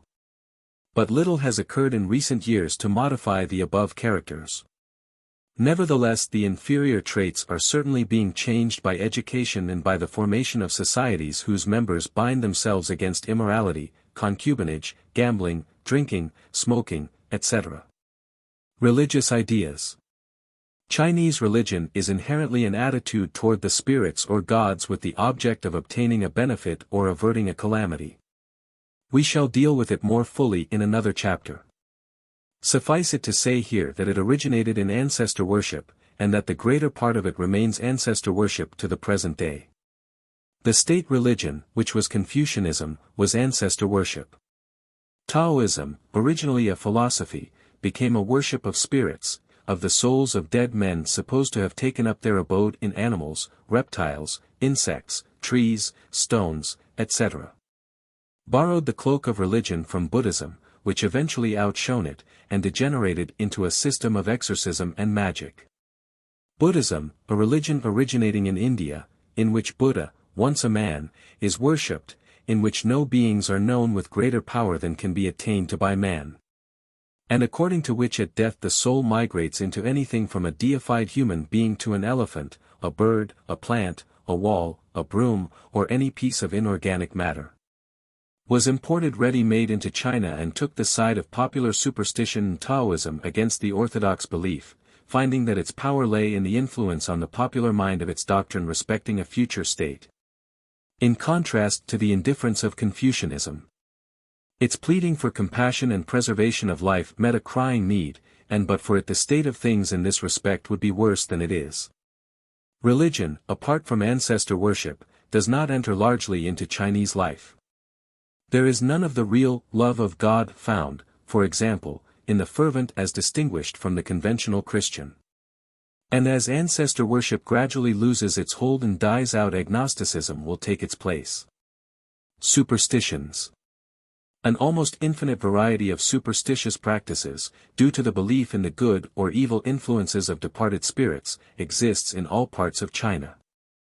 Days are lucky or unlucky. Eclipses are due to a dragon trying to eat the sun or the moon. The rainbow is supposed to be the result of a meeting between the impure vapors of the sun and the earth. Amulets are worn, and charms hung up, sprigs of artemisia or of peach blossom are placed near beds and over lintels respectively, children and adults are locked to life by means of locks on chains or cords worn round the neck. Old brass mirrors are supposed to cure insanity, figures of gourds, tiger's claws, or the unicorn are worn to ensure good fortune or ward off sickness, fire, etc. Spells of many kinds, composed mostly of the written characters for happiness and longevity, are worn, or written on paper, cloth, leaves, etc., and burned, the ashes being made into a decoction and drunk by the young or sick. Divination by means of the divining stalks, the divining plant, milfoil or yarrow, and the tortoiseshell has been carried on from time immemorial, but was not originally practiced with the object of ascertaining future events, but in order to decide doubts, much as lots are drawn or a coin tossed in the West. Feng Shui, the art of adapting the residence of the living and the dead so as to cooperate and harmonize with the local currents of the cosmic breath, the yin and the yang, see Chapter 3, a doctrine which had its root in ancestor worship, has exercised an enormous influence on Chinese thought and life from the earliest times, and especially from those of Chu Shi and other philosophers of the Sung dynasty. Knowledge. Having noted that Chinese education was mainly literary, and why it was so, it is easy to see that there would be little or no demand for the kind of knowledge classified in the West under the head of science. In so far as any demand existed, it did so, at any rate at first, only because it subserved vital needs. Thus, astronomy, or more properly astrology, was studied in order that the calendar might be regulated, and so the routine of agriculture correctly followed, for on that depended the people's daily rice, or rather, in the beginning, the various fruits and kinds of flesh which constituted their means of sustentation before their now universal food was known. In philosophy they have had two periods of great activity, the first beginning with Lao Tzu and Confucius in the 6th century BC and ending with the burning of the books by the first emperor, Shi Huangti, in 213 BC. The second beginning with Chou Tzu, AD 1017–73, and ending with Chu Shi, 1130–1200. The Department of Philosophy in the Imperial Library contained in 190 BC 2705 volumes by 137 authors. There can be no doubt that this zeal for the orthodox learning, combined with the literary test for office, was the reason why scientific knowledge was prevented from developing. So much so, that after 4,000 or more years of national life we find, during the Manchu period, which ended the monarchical regime, few of the educated class, giants though they were in knowledge of all departments of their literature and history, the continuity of their traditions laid down in their 24 dynastic annals has been described as one of the great wonders of the world. With even the elementary scientific learning of a schoolboy in the West crude, primitive, mediocre, vague, inaccurate, want of analysis and generalization, are terms we find applied to their knowledge of such leading sciences as geography, mathematics, chemistry, botany, and geology. Their medicine was much hampered by superstition, and perhaps more so by such beliefs as that the seat of the intellect is in the stomach, that thoughts proceed from the heart, that the pit of the stomach is the seat of the breath, that the soul resides in the liver, etc. The result partly of the idea that dissection of the body would maim it permanently during its existence in the other world. What progress was made was due to European instruction. And this again is the causa causans of the great wave of progress in scientific and philosophical knowledge which is rolling over the whole country and will have marked effects on the history of the world during the coming century. Language. Originally polysyllabic, the Chinese language later assumed a monosyllabic, isolating, uninflected form, grammatical relations being indicated by position. From the earliest forms of speech several subordinate vernacular languages arose in various districts, and from these sprang local dialects, etc. Tone distinctions arose, i.e., the same words pronounced with a different intonation came to mean different things. Development of these distinctions led to carelessness of articulation, and multiplication of what would be homonyms but for these tones. It is incorrect to assume that the tones were invented to distinguish similar sounds. So that, at the present day, anyone who says ma will mean either an exclamation, hemp, horse, or curse according to the quality he gives to the sound. The language remains in a primitive state, without inflection, declension, or distinction of parts of speech. The order in a sentence is, subject, verb, complement direct, complement indirect. Gender is formed by distinctive particles, number by prefixing numerals, etc., cases by position or appropriate prepositions. Adjectives precede nouns, position determines comparison, and absence of punctuation causes ambiguity. The latter is now introduced into most newly published works. The new education is bringing with it innumerable words and phrases not found in the old literature or dictionaries. Japanese idioms which are now being imported into the language are making it less pure. The written language, too well known to need detailed description, a thing of beauty and a joy forever to those able to appreciate it. Said to have taken originally the form of knotted chords and then of notches on wood, though this was more probably the origin of numeration than of writing proper, took later that of rude outlines of natural objects. And then went on to the phonetic system, under which each character is composed of two parts, the radical, indicating the meaning, and the phonetic, indicating the sound. They were symbols, non-agglutinative and non-inflectional, and were written in vertical columns, probably from having in early times been painted or cut on strips of bark. Achievements of the Chinese. As the result of all this fitful fever during so many centuries, we find that the Chinese, after having lived in nests, in order to avoid the animals, and then in caves, have built themselves houses and palaces which are still made after the pattern of their prototype, with a flat wall behind, the openings in front, the walls put in after the pillars and roof tree have been fixed, and outbuildings added on as side extensions. The Chang'e, or stove bed, now a platform made of bricks, found all over the northern provinces, was a place scooped out of the side of the cave, with an opening underneath in which, as now, a fire was lit in winter. Windows and shutters opened upward, being a survival of the mat or shade hung in front of the apertures in the walls of the primitive cave dwelling. 4 of these buildings facing each other round a square made the courtyard, and 1 or more courtyards made the compound. They have fed themselves on almost everything edible to be found on, under, or above land or water, except milk, but live chiefly on rice, chicken, fish, vegetables, including garlic, and tea, though at one time they ate flesh and drank wine. Sometimes to excess, before tea was cultivated. They have clothed themselves in skins and feathers, and then in silks and satins, but mostly in cotton, and hardly ever in wool. Under the Manchu regime the type of dress adopted was that of this horse-riding race, showing the chief characteristics of that noble animal, the broad sleeves representing the hoofs, the queue the mane, etc. This queue was formed of the hair growing from the back part of the scalp, the front of which was shaved. Unlike the Egyptians, they did not wear wigs. They have nearly always had the decency to wear their coats long, and have despised the Westerner for wearing his too short. They are now paradoxical enough to make the mistake of adopting the Westerner's costume.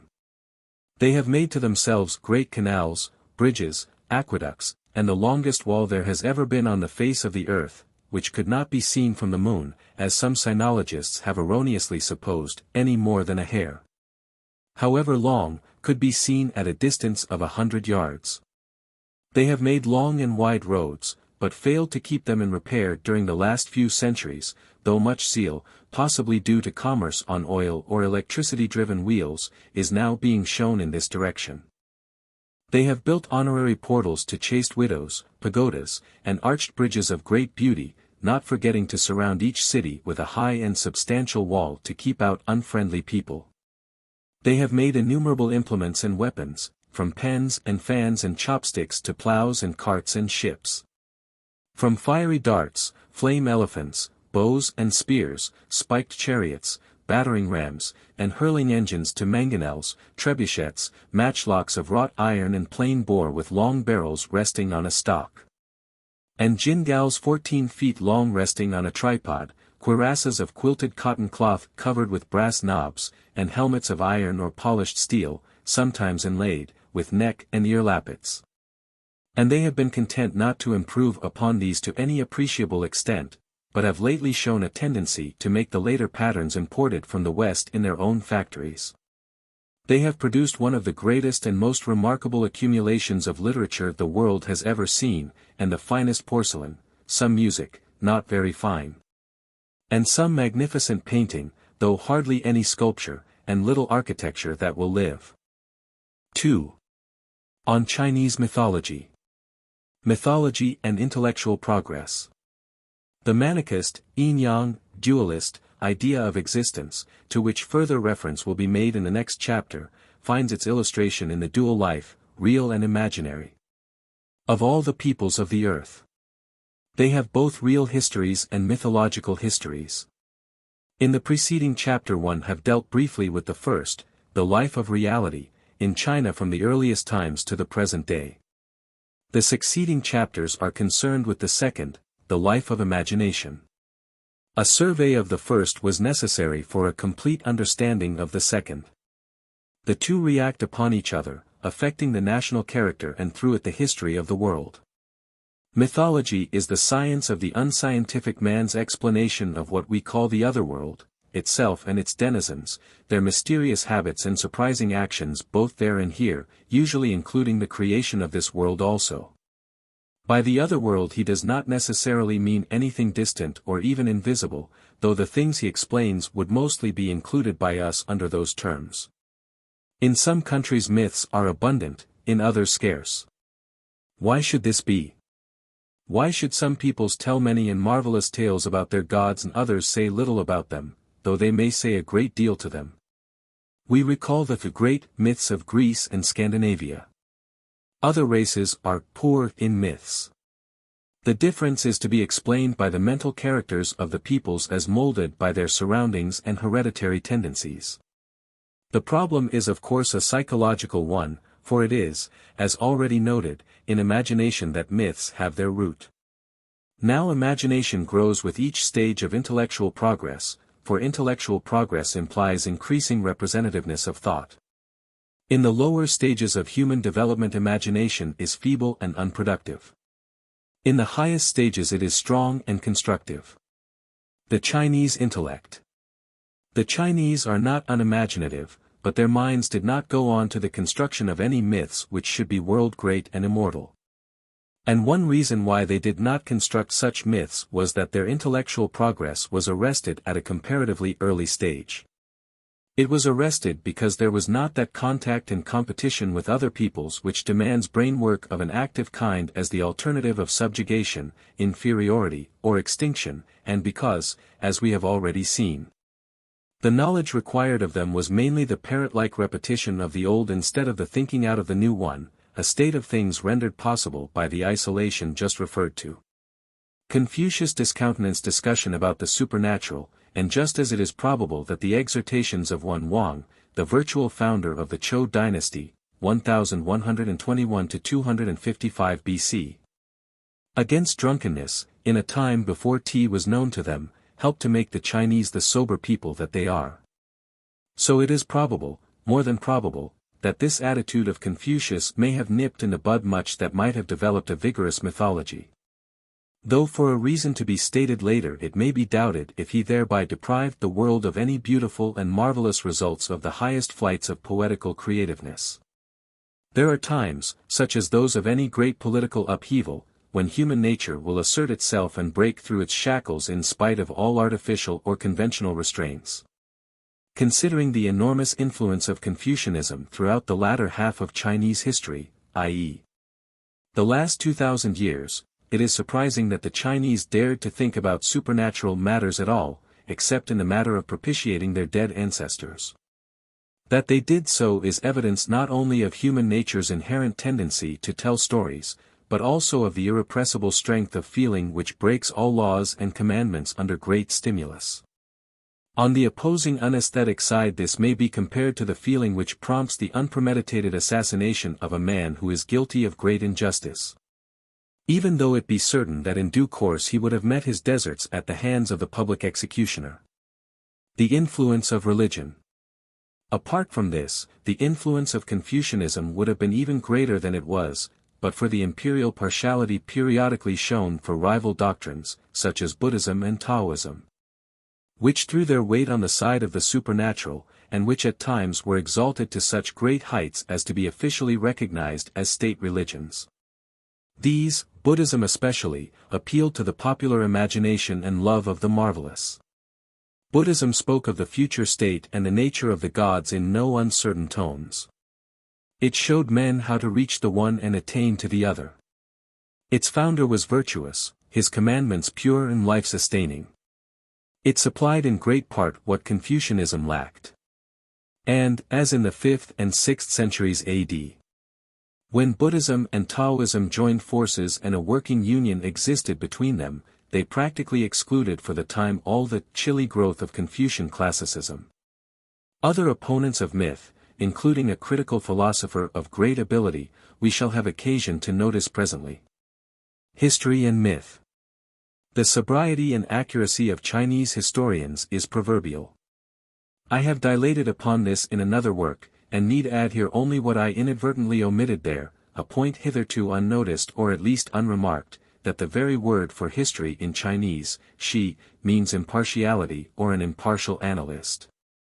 It has been said that where there is much myth there is little history, and vice versa, and though this may not be universally true, undoubtedly the persistently truthful recording of facts, events, and sayings, even at the risk of loss, an actual loss of life of the historian as the result of his refusal to make false entries in his chronicle at the bidding of the emperor, as in the case of the historiographers of Qi in 547 B.C., indicates a type of mind which would require some very strong stimulus to cause it to soar very far into the hazy realms of fanciful imagination. Chinese rigidity. A further cause, already hinted at above, for the arrest of intellectual progress is to be found in the growth of the nation in size during many centuries of isolation from the mainstream of world civilization. Without that increase in heterogeneity which comes from the molding by forces external to itself. As iron sharpeneth iron, so a man sharpeneth the countenance of his friend. Consequently we find China what is known to sociology as an aggregate of the first order, which during its evolution has parted with its internal life heat without absorbing enough from external sources to enable it to retain the plastic condition necessary to further, or at least rapid, development. It is in a state of rigidity, a state recognized and understood by the sociologist in his study of the evolution of nations. The prerequisites to myth. But the mere increase of constructive imagination is not sufficient to produce myth. If it were, it would be reasonable to argue that as intellectual progress goes on myths become more numerous, and the greater the progress the greater the number of myths. This we do not find. In fact, if constructive imagination went on increasing without the intervention of any further factor, there need not necessarily be any myth at all. We might almost say that the reverse is the case. We connect myth with primitive folk, not with the greatest philosophers or the most advanced nations, not, that is, with the most advanced stages of national progress wherein constructive imagination makes the nation great and strong. In these stages the philosopher studies or criticizes myth, he does not make it. In order that there may be myth, three further conditions must be fulfilled. There must, as we have seen, be constructive imagination, but, nevertheless, there must not be too much of it. As stated above, mythology, or rather myth, is the unscientific man's explanation. If the constructive imagination is so great that it becomes self-critical, if the storyteller doubts his own story, if, in short, his mind is scientific enough to see that his explanation is no explanation at all, then there can be no myth properly so called. As in religion, unless the myth-maker believes in his myth with all his heart and soul and strength, and each new disciple, as it is cared for and grows under his hands during the course of years, holds that he must put his shoes from off his feet because the place whereon he treads is holy ground, the faith will not be propagated, for it will lack the vital spark which alone can make it a living thing. Stimulus necessary. The next condition is that there must be a stimulus. It is not ideas, but feelings, which govern the world. And in the history of mythology where feeling is absent we find either weak imitation or repetition of the myths of other peoples, though this must not be confused with certain elements which seem to be common to the myths of all races. Or concoction, contamination, or genealogical tree-making, or myths originated by leisurely, peaceful tradition, and lacking the essential qualities which appeal to the human soul and make their possessors very careful to preserve them among their most loved and valued treasures. But, on the other hand, where feeling is stirred, where the requisite stimulus exists, where the people are in great danger, or allured by the prize of some breathless adventure, the contact produces the spark of divine poetry. The myths are full of artistic, philosophic, and religious suggestiveness, and have abiding significance and charm. They are the children, the poetic fruit, of great labor and serious struggles, revealing the most fundamental forces, hopes, and cravings of the human soul. Nations highly strung, undergoing strenuous emotion, intensely energized by constant conflict with other nations, have their imagination stimulated to exceptional poetic creativeness. The background of the Danaids is Egyptian, not Greek, but it was the danger in which the Greeks were placed in their wars with the sons of the land of the pharaohs that stimulated the Greek imagination to the creation of that great myth. This explains why so many of the greatest myths have their staging, not in the country itself whose treasured possessions they are, but where that country is playing the great game, is carrying on wars decisive of far-reaching national events, which arouse to the greatest pitch of excitement the feelings both of the combatants and of those who are watching them from their homes. It is by such great events, not by the romance writer in his peaceful study, that mythology, like literature, is incisively determined. Imagination, we saw, goes pari passu with intellectual progress, and intellectual progress, in early times, is furthered not so much by the mere contact as by the actual conflict of nations. And we see also that myths may, and very frequently do, have a character quite different from that of the nation to which they appertain. For environment plays a most important part both in their inception and subsequent growth, a truth too obvious to need detailed elaboration. Persistent soul expression.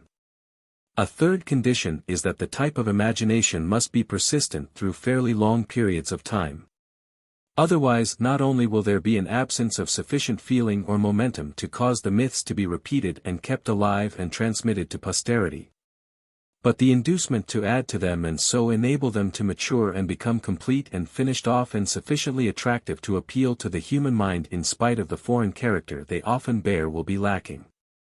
In other words, myths and legends grow. They resemble not so much the narrative of the storyteller or novelist as a gradually developing art like music, or a body of ideas like philosophy.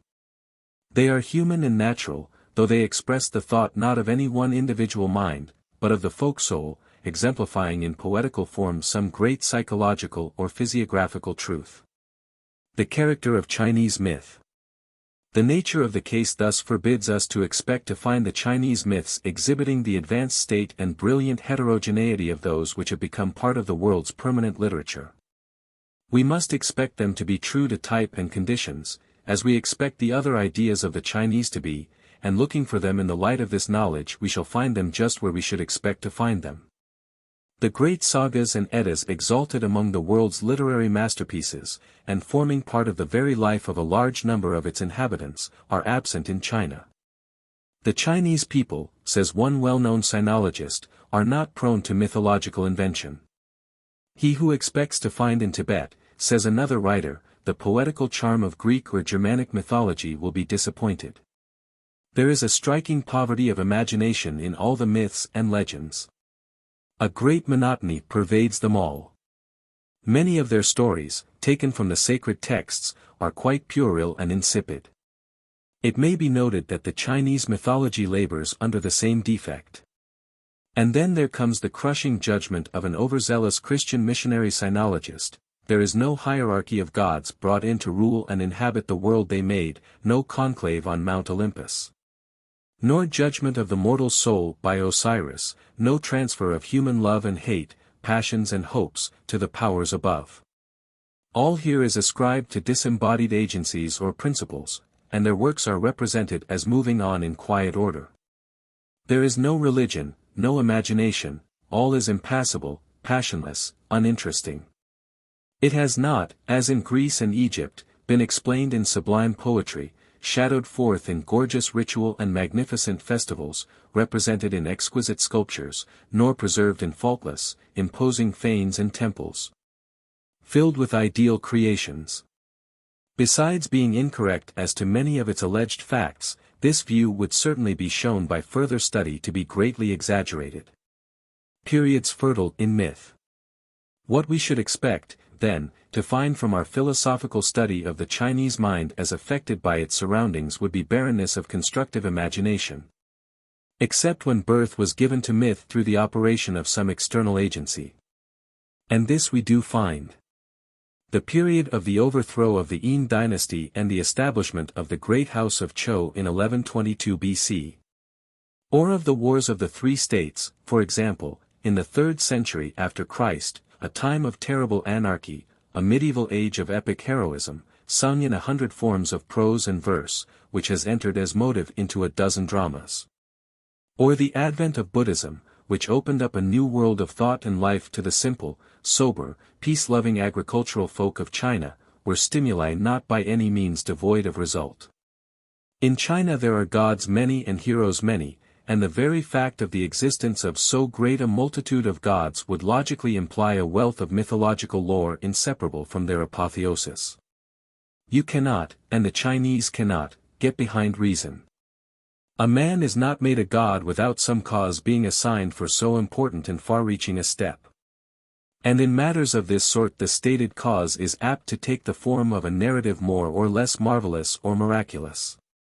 These resulting myths may, of course, be born and grow at a later time than that in which the circumstances giving rise to them took place, but, if so, that merely proves the persistent power of the originating stimulus. That in China these narratives always or often reach the highest flights of constructive imagination is not maintained, the maintenance of that argument would indeed be contradictory. But even in those countries where the mythological garden has produced some of the finest flowers millions of seeds must have been sown which either did not spring up at all or at least failed to bring forth fruit. And in the realm of mythology it is not only those gods who sit in the highest seats, creators of the world or heads of great religions, who dominate mankind. The humbler, though often no less powerful gods or spirits, those even who run on all fours and live in holes in the ground, or buzz through the air and have their thrones in the shadow of a leaf, have often made a deeper impress on the minds and in the hearts of the people, and through that impress, for good or evil, have, in greater or less degree, modified the life of the visible universe. Sources of Chinese myth. So, if we ask whence comes the heroic and the romantic, which supplies the storyteller's stock in trade, the answer is easy. The legends and history of early China furnish abundance of material for them. To the Chinese mind their ancient world was crowded with heroes, fairies, and devils, who played their part in the mixed-up drama, and left a name and fame both remarkable and piquant. Everyone who is familiar with the ways and the language of the people knows that the country is full of common objects to which poetic names have been given, and with many of them there is associated a legend or a myth. A deep river's gorge is called the blind man's pass, because a peculiar bit of rock, looked at from a certain angle, assumes the outline of the human form. And there comes to be connected therewith a pleasing story which reaches its climax in the petrifaction of the hero.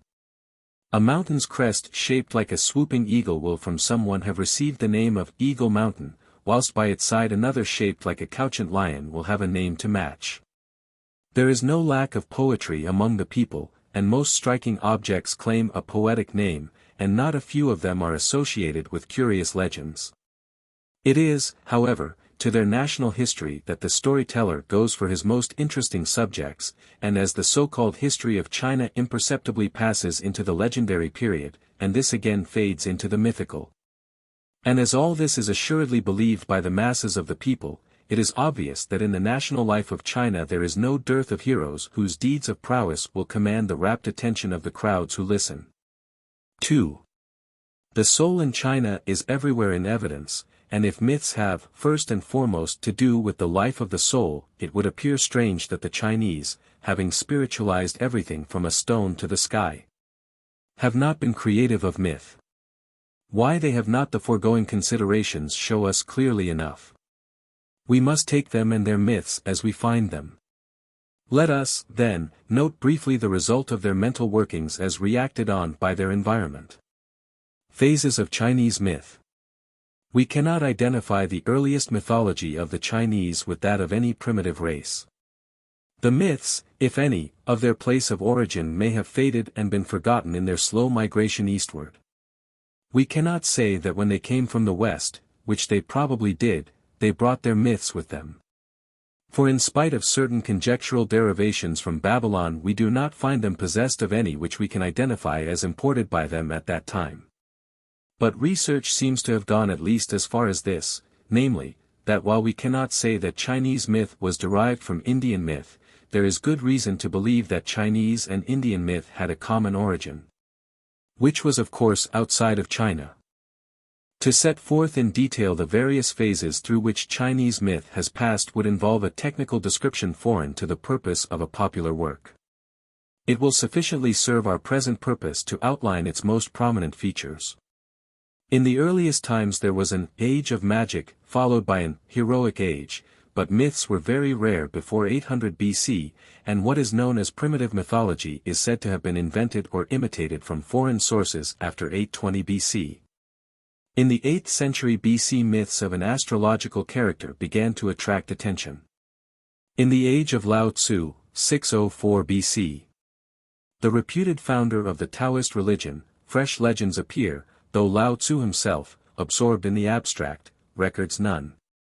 Neither did Confucius, 551 to 479 BC, nor Mencius, who lived 200 years later, add any legends to history.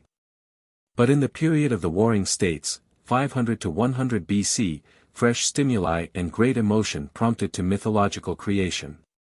Sociology Ming and Li Tzu. Sociology Ming, commentator on Confucius's Annals, frequently introduced legend into his history.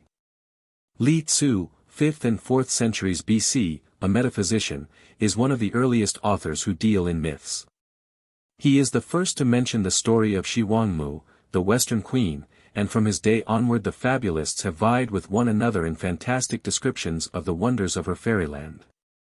He was the first to mention the islands of the immortals in the ocean, the kingdoms of the dwarfs and giants, the fruit of immortality, the repairing of the heavens by Niu Qua Shi with 5 colored stones, and the great tortoise which supports the universe. The Tang and Sung epics. Religious romance began at this time.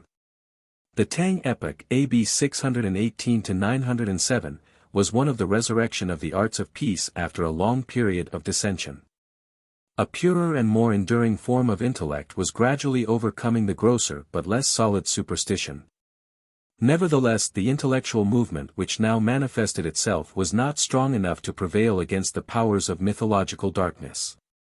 It was reserved for the scholars of the Sung period, AD 960 to 1280, to carry through to victory a strong and sustained offensive against the spiritualistic obsessions which had weighed upon the Chinese mind more or less persistently from the Han period, 206 B.C., A.D., 221, onward. The dogma of materialism was specially cultivated at this time. The struggle of sober reason against superstition or imaginative invention was largely a struggle of Confucianism against Taoism.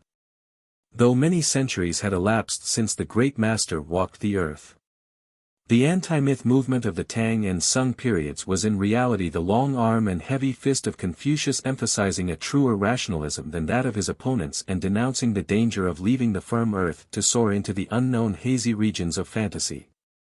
It was Sung scholarship that gave the death blow to Chinese mythology. It is unnecessary to labor the point further, because after the Sung epic we do not meet with any period of new mythological creation, and its absence can be ascribed to no other cause than its defeat at the hands of the Sung philosophers. After their time the tender plant was always in danger of being stunted or killed by the withering blast of philosophical criticism. Anything in the nature of myth ascribable to post-Sung times can at best be regarded only as a late blossom born when summer days are past. Myth and doubt. It will bear repetition to say that unless the myth-builder firmly believes in his myth, be he the layer of the foundation stone or one of the raisers of the superstructure, he will hardly make it a living thing. Once he believes in reincarnation and the suspension of natural laws, the boundless vistas of space and the limitless eons of time are open to him.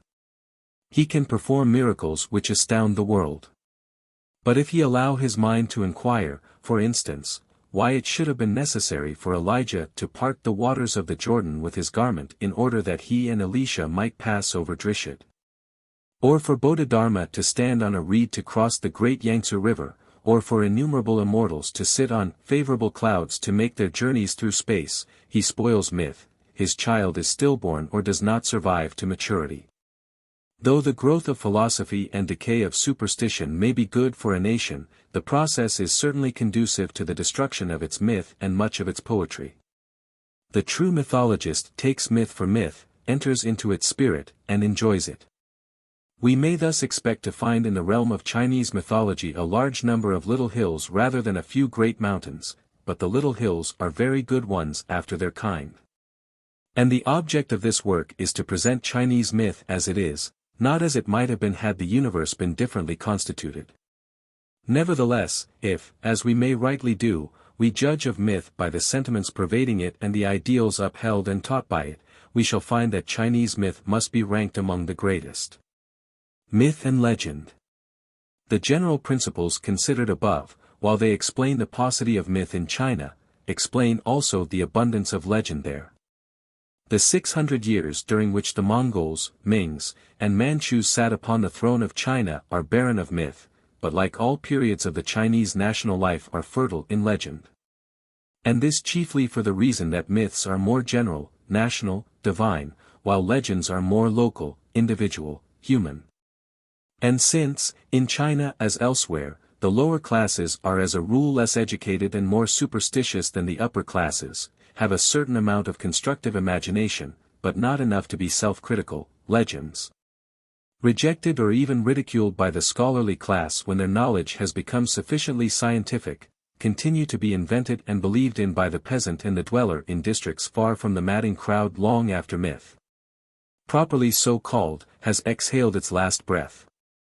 3. Cosmogony-p'an and the creation myth. The fashioner of the universe. The most conspicuous figure in Chinese cosmogony is Pan Ku. He it was who chiseled the universe out of chaos. According to Chinese ideas, he was the offspring of the original dual powers of nature, the yin and the yang, to be considered presently, which, having in some incomprehensible way produced him, set him the task of giving form to chaos and making the heavens and the earth.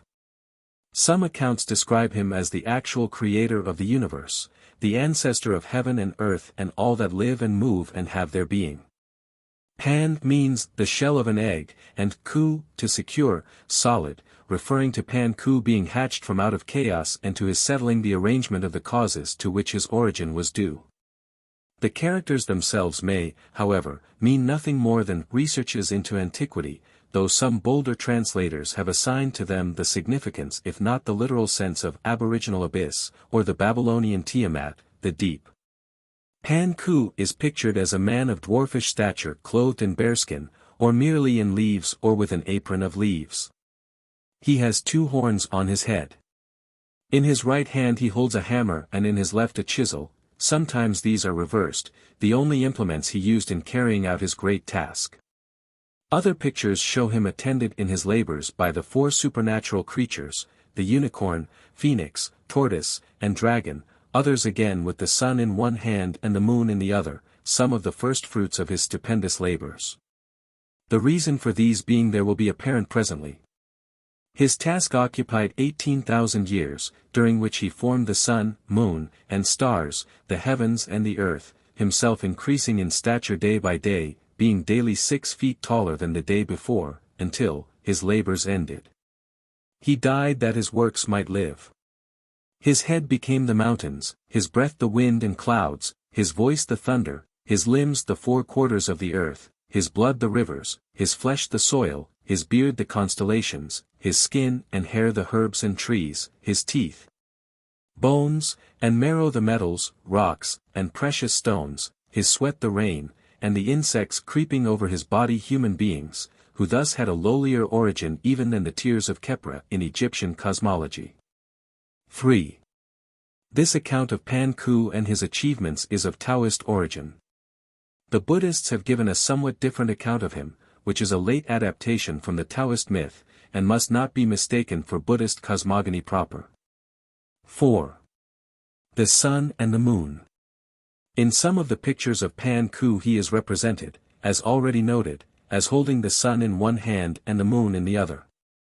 Sometimes they are in the form of those bodies, sometimes in the classic character. The legend says that when Pan Ku put things in order in the lower world, he did not put these two luminaries in their proper courses, so they retired into the Han Sea, and the people dwelt in darkness.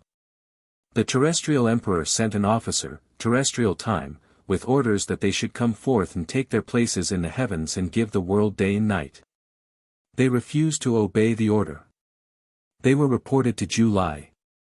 Pan Ku was called, and, at the divine direction of Buddha, wrote the character for sun in his left hand, and that for moon in his right hand.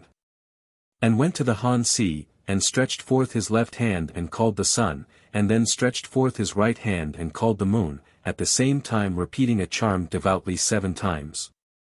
And they forthwith ascended on high, and separated time into day and night. 5. Other legends recount that Pan Ku had the head of a dragon and the body of a serpent. And that by breathing he caused the wind, by opening his eyes he created day, his voice made the thunder, etc. Pan Ku and Ymer. Thus we have the heavens and the earth fashioned by this wonderful being in 18,000 years. With regard to him we may adapt the Scandinavian ballad. It was time's morning, when Pan Ku lived. There was no sand, no sea, nor cooling billows. Earth there was none. No lofty heaven. No spot of living green. Only a deep profound. And it is interesting to note, in passing, the similarity between this Chinese artificer of the universe and Ymer, the giant, who discharges the same functions in Scandinavian mythology. Though Pan Ku did not have the same kind of birth nor meet with the violent death of the latter, the results as regards the origin of the universe seem to have been pretty much the same. 6. Pan Ku a late creation. But though the Chinese creation myth deals with primeval things, it does not itself belong to a primitive time. According to some writers whose views are entitled to respect, it was invented during the 4th century AD. By the Taoist recluse, magistrate Ko Hung, author of the Xin Chuan, biographies of the gods. The picturesque person of Pan Ku is said to have been a concession to the popular dislike of, or inability to comprehend, the abstract. He was conceived, some Chinese writers say, because the philosophical explanations of the cosmos were too recondite for the ordinary mind to grasp. That he did fulfill the purpose of furnishing the ordinary mind with a fairly easily comprehensible picture of the creation may be admitted. But, as will presently be seen, it is overstating the case to say that he was conceived with the set purpose of furnishing the ordinary mind with a concrete solution or illustration of this great problem.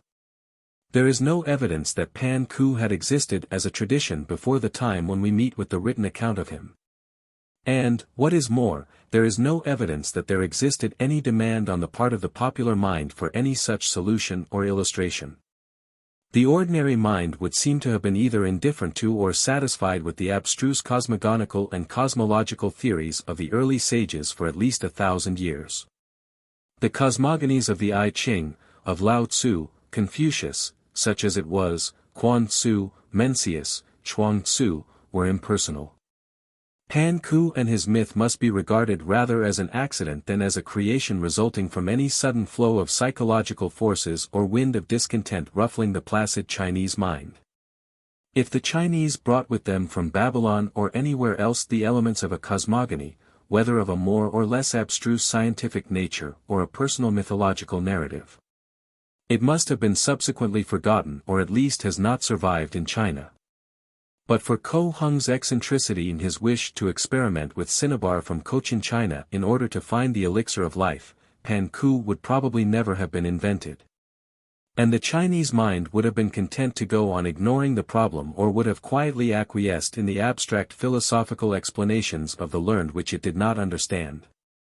Chinese cosmogony would then have consisted exclusively of the recondite impersonal metaphysics which the Chinese mind had entertained or been fed on for the 900 or more years preceding the invention of the Pan Ku myth. Nu Qua Shi, the repairer of the heavens. It is true that there exist one or two other explanations of the origin of things which introduce a personal creator. There is, for instance, the legend, first mentioned by Li Tzu, to whom we shall revert later, which represents Nu Kwa Shi, also called Nu Wa and Nu Shi, said to have been the sister and successor of Fu Shi, the mythical sovereign whose reign is ascribed to the years 2953 to 2838 B.C., as having been the creator of human beings when the earth first emerged from chaos. She, or he, for the sex seems uncertain, who had the body of a serpent and head of an ox, or a human head and horns of an ox, according to some writers, molded yellow earth and made man. Sima Cheng, of the 8th century A.D., author of the historical records and of another work on the three great legendary emperors, Fu Shi, Shen Nung, and Huang Ti, gives the following account of her. Fu Shi was succeeded by Nu Kwa, who like him had the surname Feng. Nu Kwa had the body of a serpent and a human head, with the virtuous endowments of a divine sage. Toward the end of her reign there was among the feudatory princes Kung Kung, whose functions were the administration of punishment. Violent and ambitious, he became a rebel, and sought by the influence of water to overcome that of wood, under which Nu Kwa reigned. He did battle with Chu Yung, said to have been one of the ministers of Huang Ti, and later the god of fire, but was not victorious, whereupon he struck his head against the imperfect mountain, Pu Cho Shan, and brought it down. The pillars of heaven were broken and the corners of the earth gave way. Hereupon Nu Kwa melted stones of the 5 colors to repair the heavens, and cut off the feet of the tortoise to set upright the 4 extremities of the earth. 7 Gathering the ashes of reeds she stopped the flooding waters, and thus rescued the land of Qi, Qi Chou, the early seat of the Chinese sovereignty. Another account separates the name and makes Nu and Kwa brother and sister, describing them as the only 2 human beings in existence. At the creation they were placed at the foot of the Kunlun mountains. Then they prayed, saying, "If thou, O God, hast sent us to be man and wife, the smoke of our sacrifice will stay in one place, but if not, it will be scattered." The smoke remained stationary. But though Nu Kwa is said to have molded the first man, or the first human beings, out of clay, it is to be noted that, being only the successor of Fu Shi, long lines of rulers had preceded her of whom no account is given, and also that, as regards the heavens and the earth at least, she is regarded as the repairer and not the creator of them. Heaven deaf, Tian Lung, and earth dumb, Tia, the 2 attendants of Wen Chang, the god of literature, see following chapter, have also been drawn into the cosmogonical net. From their union came the heavens and the earth, mankind, and all living things. These and other brief and unelaborated personal cosmogonies, even if not to be regarded as spurious imitations, certainly have not become established in the Chinese mind as the explanation of the way in which the universe came to be. In this sphere the Pan-Ku legend reigns supreme. And, owing to its concrete, easily apprehensible nature, has probably done so ever since the time of its invention. Early cosmogony dualistic. The period before the appearance of the Pan-Ku myth may be divided into 2 parts. That from some early unknown date up to about the middle of the Confucian epoch, say 500 BC, and that from 500 BC to AD 400. We know that during the latter period the minds of Chinese scholars were frequently occupied with speculations as to the origin of the universe. Before 500 BC, we have no documentary remains telling us what the Chinese believed about the origin of things. But it is exceedingly unlikely that no theories or speculations at all concerning the origin of themselves and their surroundings were formed by this intelligent people during the 18 centuries or more which preceded the date at which we find the views held by them put into written form. It is safe to assume that the dualism which later occupied their philosophical thoughts to so great an extent as almost to seem inseparable from them, and exercised so powerful an influence throughout the course of their history, was not only formulating itself during that long period, but had gradually reached an advanced stage.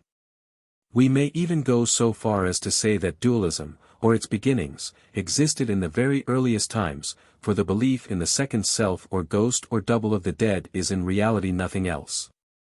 And we find it operating with apparently undiminished energy after the Chinese mind had reached its maturity in the Sung dynasty. The Canon of Changes. The Bible of Chinese dualism is the I Ching, the canon of changes, or permutations. It is held in great veneration both on account of its antiquity and also because of the unfathomable wisdom which is supposed to lie concealed under its mysterious symbols. It is placed first in the list of the classics, or sacred books, though it is not the oldest of them. When exactly the work itself on which the subsequent elaborations were founded was composed is not now known. Its origin is attributed to the legendary emperor Fu Shi, 2953–2838 BC. It does not furnish a cosmogony proper, but merely a dualistic system as an explanation, or attempted explanation, or even perhaps orally a record of the constant changes, in modern philosophical language the redistribution of matter and motion, going on everywhere. That explanation or record was used for purposes of divination. This dualistic system, by a simple addition, became a monism. And at the same time furnished the Chinese with a cosmogony. The five elements. The five elements or forces, Wu Xing, which, according to the Chinese, are metal, air, fire, water, and wood, are first mentioned in Chinese literature in a chapter of the classic book of history. 8. They play a very important part in Chinese thought, elements meaning generally not so much the actual substances as the forces essential to human life. They have to be noticed in passing, because they were involved in the development of the cosmogonical ideas which took place in the 11th and 12th centuries AD. Monism. As their imagination grew, it was natural that the Chinese should begin to ask themselves what, if the yang and the yin by their permutations produced, or gave shape to, all things, was it that produced the yang and the yin? When we see traces of this inquisitive tendency we find ourselves on the borderland of dualism where the transition is taking place into the realm of monism. But though there may have been a tendency toward monism in early times, it was only in the Sung dynasty that the philosophers definitely placed behind the yang and the yin a first cause, the grand origin, grand extreme, grand terminus, or ultimate ground of existence. 9. They gave to it the name Tai Chi, and represented it by a concrete sign, the symbol of a circle. The complete scheme shows the evolution of the 64 diagrams, Qua, from the Tai Chi through the yang and the yin, the 4, 8, 16, and 32 diagrams successively. This conception was the work of the Sung philosopher Chou Tun-ai, AD 1017–73, commonly known as Chou Tzu, and his disciple Chu Shi, AD 1130–1200, known as Chu Tzu or Chu Fu Tzu, the famous historian and Confucian commentator, two of the greatest names in Chinese philosophy. It was at this time that the tide of constructive imagination in China, tinged though it always was with classical Confucianism, rose to its greatest height. There is the philosophers seeking for causes. Yet in this matter of the first cause we detect, in the full flood of Confucianism, the potent influence of Taoist and Buddhist speculations. It has even been said that the Sung philosophy, which grew, not from the I Ching itself, but from the appendixes to it, is more Taoistic than Confucian. As it was with the Pan-Ku legend, so was it with this more philosophical cosmogony. The more fertile Taoist and Buddhist imaginations led to the preservation of what the Confucianists, distrusting the marvelous, would have allowed to die a natural death. It was, after all, the mystical foreign elements which gave point to, we may rightly say rounded off, the early dualism by converting it into monism, carrying philosophical speculation from the knowable to the unknowable, and furnishing the Chinese with their first scientific theory of the origin, not of the changes going on in the universe, on which they had already formed their opinions, but of the universe itself. Chou Tzu's Tai Chi II. Chou Tun-ai, appropriately apotheosized as Prince in the Empire of Reason, completed and systematized the philosophical world conception which had hitherto obtained in the Chinese mind. He did not ask his fellow countrymen to discard any part of what they had long held in high esteem. He raised the old theories from the sphere of science to that of philosophy by unifying them and bringing them to a focus. And he made this unification intelligible to the Chinese mind by his famous Tai Chi Tu, or diagram of the great origin, or grand terminus, showing that the grand original cause, itself uncaused, produces the yang and the yin. These the five elements, and so on, through the male and female norms, Tao, to the production of all things. Chu Shi's monistic philosophy. The writings of Chu Shi, especially his treatise on the immaterial principle, Li, and primary matter, Qi, leave no doubt as to the monism of his philosophy. In this work occurs the passage, "In the universe there exists no primary matter devoid of the immaterial principle, and no immaterial principle apart from primary matter. And although the two are never separated, the immaterial principle, as Cho Tzu explains, is what is previous to form, while primary matter is what is subsequent to form." The idea being that the two are different manifestations of the same mysterious force from which all things proceed. It is unnecessary to follow this philosophy along all the different branches which grew out of it, for we are here concerned only with the seed. We have observed how Chinese dualism became a monism, and how while the monism was established the dualism was retained. It is this monodualistic theory, combining the older and newer philosophy, which in China, then as now, constitutes the accepted explanation of the origin of things, of the universe itself and all that it contains. Lao Tzu's Tao. There are other cosmogonies in Chinese philosophy, but they need not detain us long. Lao Tzu, 6th century BC. In his Tao Te Ching, the Canon of Reason and Virtue, at first entitled simply Lao Tzu, gave to the then existing scattered sporadic conceptions of the universe a literary form. His Tao, or Way, is the originator of heaven and earth, it is, the mother of all things. His Way, which was, before God, is but a metaphorical expression for the manner in which things came at first into being out of the primal nothingness, and how the phenomena of nature continue to go on, in stillness and quietness, without striving or crying. Lao Tzu is thus so far monistic, but he is also mystical, transcendental, even pantheistic. The way that can be walked is not the eternal way, the name that can be named is not the eternal name. The unnameable is the originator of heaven and earth. Manifesting itself as the nameable, it is, the mother of all things. In eternal non-being I see the spirituality of things, in eternal being their limitation. Though different under these two aspects, they are the same in origin. It is when development takes place that different names have to be used. It is while they are in the condition of sameness that the mystery concerning them exists. This mystery is indeed the mystery of mysteries. It is the door of all spirituality.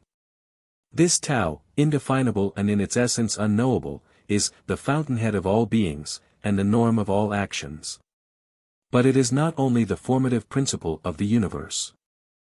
It also seems to be primordial matter, chaotic in its composition, born prior to heaven and earth, noiseless, formless, standing alone in its solitude, and not changing, universal in its activity, and unrelaxing, without being exhausted. It is capable of becoming the mother of the universe. And there we may leave it. There is no scheme of creation, properly so called. The unwalkable way leads us to nothing further in the way of a cosmogony. Confucius's agnosticism. Confucius, 551 to 479 BC. Did not throw any light on the problem of origin. He did not speculate on the creation of things nor the end of them. He was not troubled to account for the origin of man, nor did he seek to know about his hereafter. He meddled neither with physics nor metaphysics. There might, he thought, be something on the other side of life, for he admitted the existence of spiritual beings. They had an influence on the living, because they caused them to clothe themselves in ceremonious dress and attend to the sacrificial ceremonies. But we should not trouble ourselves about them any more than about supernatural things, or physical prowess, or monstrosities. How can we serve spiritual beings while we do not know how to serve men? We feel the existence of something invisible and mysterious, but its nature and meaning are too deep for the human understanding to grasp. The safest, indeed the only reasonable, course is that of the agnostic, to leave alone the unknowable, while acknowledging its existence and its mystery, and to try to understand knowable phenomena and guide our actions accordingly. Between the monism of Lao Tzu and the positivism of Confucius on the one hand, and the landmark of the Taoistic transcendentalism of Chuang Tzu, 4th and 3rd centuries BC. On the other, we find several guesses at the riddle of existence, which must be briefly noted as links in the chain of Chinese speculative thought on this important subject. Mo Tzu and creation. In the philosophy of Mot, 5th and 4th centuries BC, generally known as Mo Tzu or Mu Tzu, the philosopher of humanism and utilitarianism, we find the idea of creation. It was, he says, heaven, which was anthropomorphically regarded by him as a personal supreme being, who created the sun, moon, and innumerable stars. His system closely resembles Christianity, but the great power of Confucianism as a weapon wielded against all opponents by its doughty defender Mencius, 372–289 BC, is shown by the complete suppression of the influence of Mo Tzuism at his hands. He even went so far as to describe Mo Tzu and those who thought with him as wild animals. Mencius and the first cause. Mencius himself regarded heaven as the first cause, or cause of causes, but it was not the same personal heaven as that of Mo Tzu. Nor does he hang any cosmogony upon it. His chief concern was to eulogize the doctrines of the great Confucius, and like him he preferred to let the origin of the universe look after itself. Li Tzu's absolute. Li Tzu, said to have lived in the 5th century BC. One of the brightest stars in the Taoist constellation, considered this nameable world as having evolved from an unnameable absolute being. The evolution did not take place through the direction of a personal will working out a plan of creation. In the beginning there was chaos, Hun Tun. It was a mingled potentiality of form, Xing, Pneuma, Qi, and substance, Qi. A great change, Taii, took place in it, and there was a great starting, Taichu, which is the beginning of form. The great starting evolved a great beginning, Taishi, which is the inception of Pneuma. The great beginning was followed by the great blank, Taisu, which is the first formation of substance. Substance, pneuma, and form being all evolved out of the primordial chaotic mass, this material world as it lies before us came into existence. And that which made it possible for chaos to evolve was the solitary indeterminate, I2 or the Tao, which is not created, but is able to create everlastingly. And being both solitary and indeterminate, it tells us nothing determinate about itself. Chuang Tzu's Supertao. Chuang Tzu, 4th and 3rd centuries BC. Generally known as Chuang Tzu, the most brilliant Taoist of all, maintained with Lao Tzu that the universe started from the nameless, but it was if possible a more absolute and transcendental nameless than that of Lao Tzu.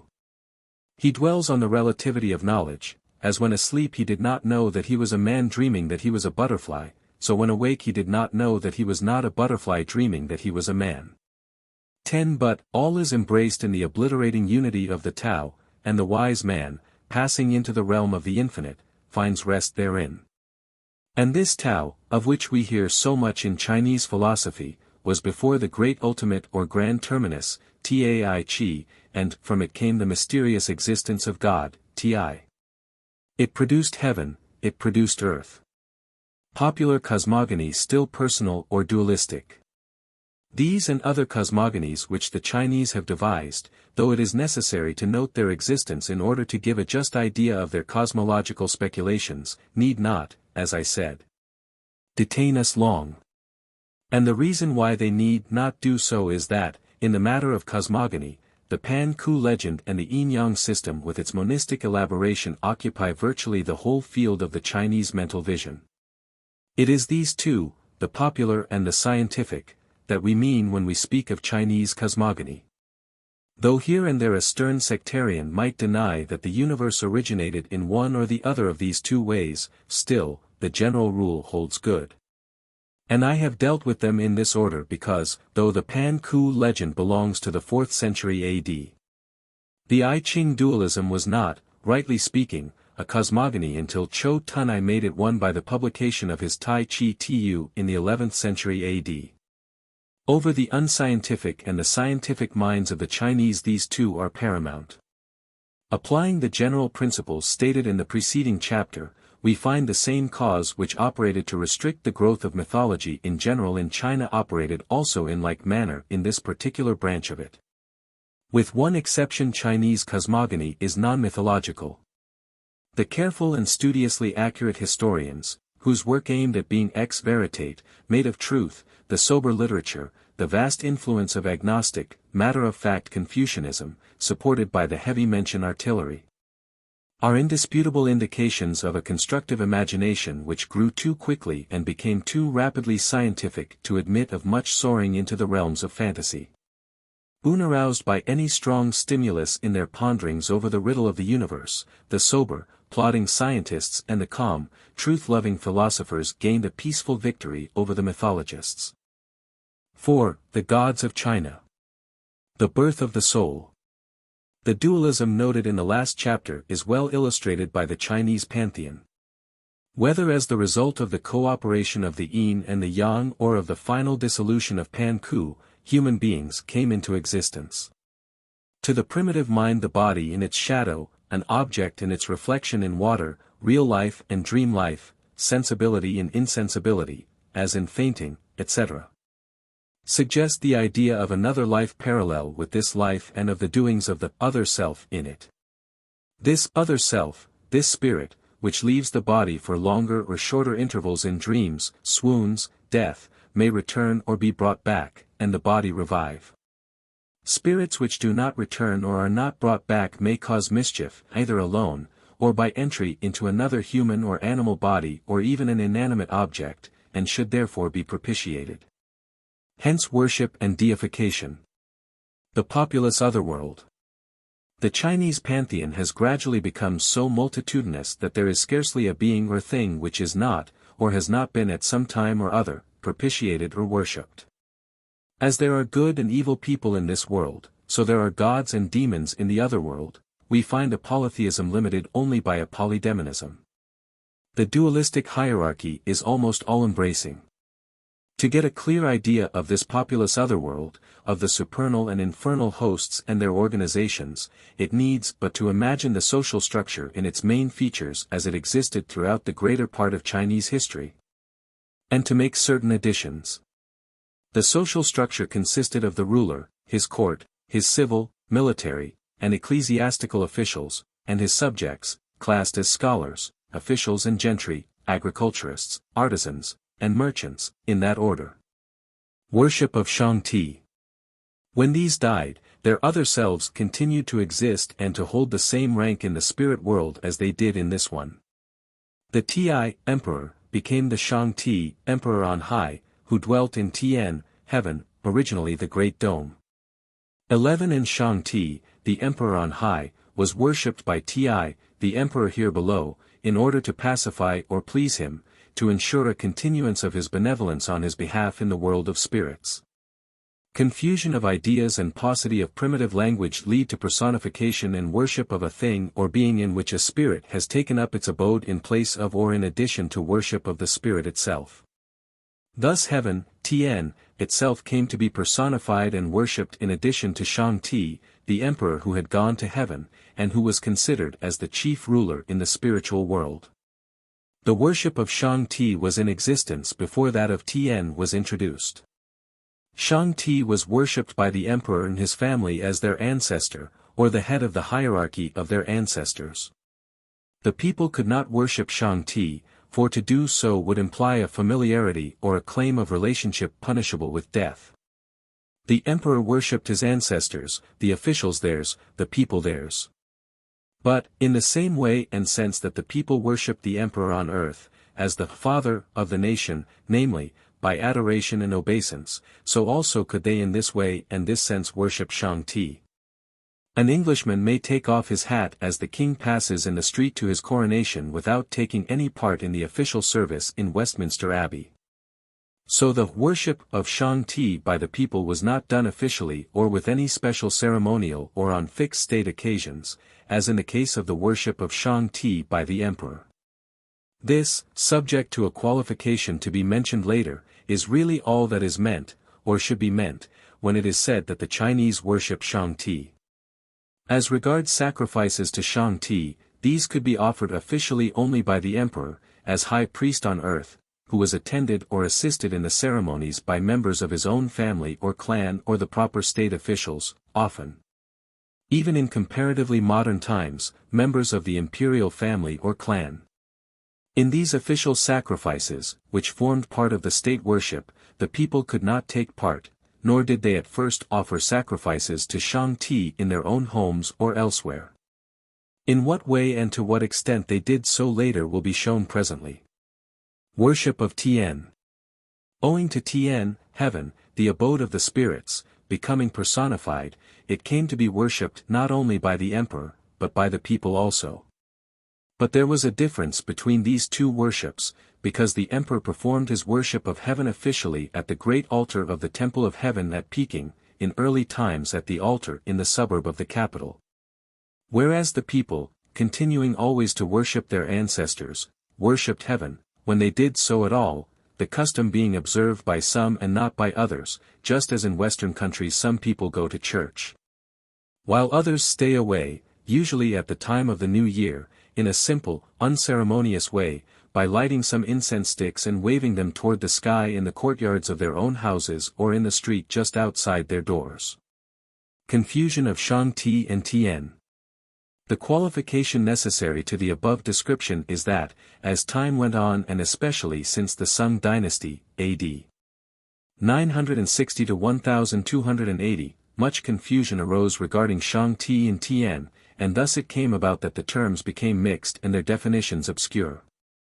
This confusion of ideas has prevailed down to the present time. One result of this is that the people may sometimes state, when they wave their incense sticks or light their candles, that their humble sacrifice is made to Shangti, whom in reality they have no right either to worship or to offer sacrifice to, but whom they may unofficially pay respect and make obeisance to, as they might and did to the emperor behind the high boards on the roadsides which shielded him from their view as he was borne along in his elaborate procession on the few occasions when he came forth from the imperial city.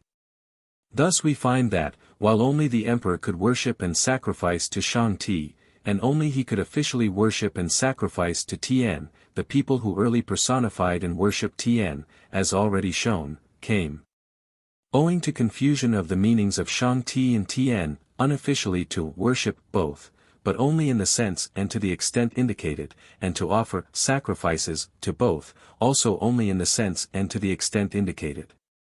But for these qualifications, the statement that the Chinese worship and sacrifice to Shangti and Tian would be apt to convey an incorrect idea. From this it will be apparent that Shangti, the supreme ruler on high, and Tian, heaven, later personified, do not mean God in the sense that the word is used in the Christian religion. To state that they do, as so many writers on China have done, without pointing out the essential differences, is misleading. That Chinese religion was or is a monotheistic worship of God is further disproved by the fact that Shangti and Tian do not appear in the list of the popular pantheon at all, though all the other gods are there represented. Neither Shangti nor Tian mean the God of Abraham, Isaac, and Jacob, or the Father, Son, and Holy Ghost of the New Testament. Did they mean this, the efforts of the Christian missionaries to convert the Chinese would be largely superfluous. The Christian religion, even the Holy Trinity, is a monotheism. That the Chinese religion, even though a summary of extracts from the majority of foreign books on China might point to its being so, is not a monotheism, but a polytheism or even a pantheism, as long as that term is taken in the sense of universal deification and not in that of one spiritual being immanent in all things, the rest of this chapter will abundantly prove. There have been three periods in which gods have been created in unusually large numbers, that of the mythical emperor Xin Yuan, 2698 to 2598 BC, that of Chang'e, in the 12th century BC, and that of the first emperor of the Ming dynasty, in the 14th century AD. The other world similar to this world. The similarity of the other world to this world above alluded to is well shown by Du Bois in his Dragon, Image, and Demon, from which I quote the following passages. The world of spirits is an exact counterpart of the Chinese Empire, or, as has been remarked, it is China plowed under. This is the world of light, put out the lights and you have Tartarus. China has 18, now 22, provinces, so has Hades. Each province has 8 or 9 prefects, or departments, so each province in Hades has 8 or 9 departments. Every prefect or department averages 10 counties, so every department in Hades has 10 counties. In Suqiao the governor, the provincial treasurer, the criminal judge, the intendant of circuit, the prefect or departmental governor, and the 3 district magistrates or county governors each have temples with their apotheoses in the other world. Not only these, but every yamen secretary, runner, executioner, policeman, and constable has his counterpart in the land of darkness. The market towns have also mandarins of lesser rank in charge, besides a host of revenue collectors, the Bureau of Government Works and other departments, with several 100,000 officials, who all rank as gods beyond the grave. These deities are civilians, the military having a similar gradation for the armies of Hades, whose captains are gods, and whose battalions are devils. The framers of this wonderful scheme for the spirits of the dead, having no higher standard, transferred to the authorities of that world the etiquette, tastes, and venality of their correlate officials in the Chinese government. Thus making it necessary to use similar means to appease the one which are found necessary to move the other. All the state gods have their assistants, attendants, doorkeepers, runners, horses, horsemen, detectives, and executioners, corresponding in every particular to those of Chinese officials of the same rank. pp. 358-359. This likeness explains also why the hierarchy of beings in the other world concerns itself not only with the affairs of the other world, but with those of this world as well.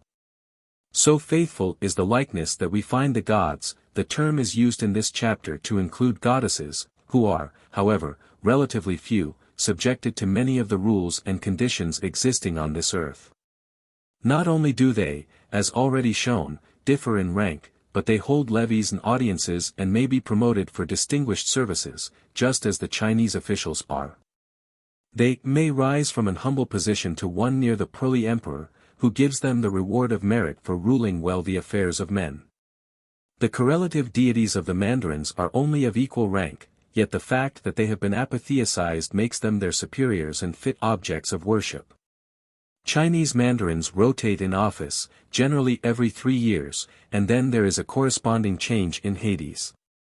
The image in the temple remains the same, but the spirit which dwells in the clay tabernacle changes, so the idol has a different name, birthday, and tenant. The priests are informed by the great wizard of the Dragon Tiger Mountain, but how can the people know gods which are not the same today as yesterday? pp. 360-361. The gods also indulge in amusements, marry, sin, are punished, die, are resurrected, or die and are transformed, or die finally. Point 12. The 3 religions. We have in China the universal worship of ancestors, which constitutes, or did until A.D. 1912, the state religion, usually known as Confucianism, and in addition we have the gods of the specific religions, which also originally took their rise in ancestor worship, namely, Buddhism and Taoism. Other religions, though tolerated, are not recognized as Chinese religions. It is with a brief account of this great hierarchy and its mythology that we will now concern ourselves. Besides the ordinary ancestor worship, as distinct from the state worship, the people took to Buddhism and Taoism, which became the popular religions, and the literati also honored the gods of these 2 sects. Buddhist deities gradually became installed in Taoist temples, and the Taoist immortals were given seats beside the Buddhas in their sanctuaries. Every one patronized the god who seemed to him the most popular and the most lucrative. There even came to be united in the same temple and worshipped at the same altar the 3 religious founders or figureheads, Confucius, Buddha, and Lao Tzu. The 3 religions were even regarded as forming one whole, or at least, though different, as having one and the same object, San Er Ye, or Han San Wei I, the 3 are one. Or, the 3 unite to form one, a quotation from the phrase Tai Chi Han San Wei I of Fong Yulu, when they reach the extreme the three are seen to be one. In the popular pictorial representations of the pantheon this impartiality is clearly shown. The supertriad. The toleration, fraternity, or commixture of the three religions, ancestor worship or Confucianism, Chinese Buddhism, and Taoism, explains the compound nature of the triune head of the Chinese pantheon. The numerous deities of Buddhism and Taoism culminate each in a triad of gods, the three precious ones and the three pure ones respectively, but the three religions jointly have also a triad compounded of one representative member of each. This general or supertriad is, of course, composed of Confucius, Lao Tzu, and Buddha. This is the officially decreed order, though it is varied occasionally by Buddha being placed in the center, the place of honor, as an act of ceremonial deference shown to a stranger or guest from another country. Worship of the living. Before proceeding to consider the gods of China in detail, it is necessary to note that ancestor worship, which, as before stated, is worship of the ghosts of deceased persons, who are usually but not invariably relatives of the worshipper, has at times a sort of preliminary stage in this world consisting of the worship of living beings. Emperors, viceroys, popular officials, or people beloved for their good deeds have had altars, temples, and images erected to them, where they are worshipped in the same way as those who have already shuffled off this mortal coil. The most usual cases are perhaps those of the worship of living emperors and those in which some high official who has gained the gratitude of the people is transferred to another post. The explanation is simple. The second self which exists after death is identical with the second self inhabiting the body during life. Therefore it may be propitiated or gratified by sacrifices of food, drink, etc. or theatricals performed in its honor, and continue its protection in good offices even though now far away. Confucianism.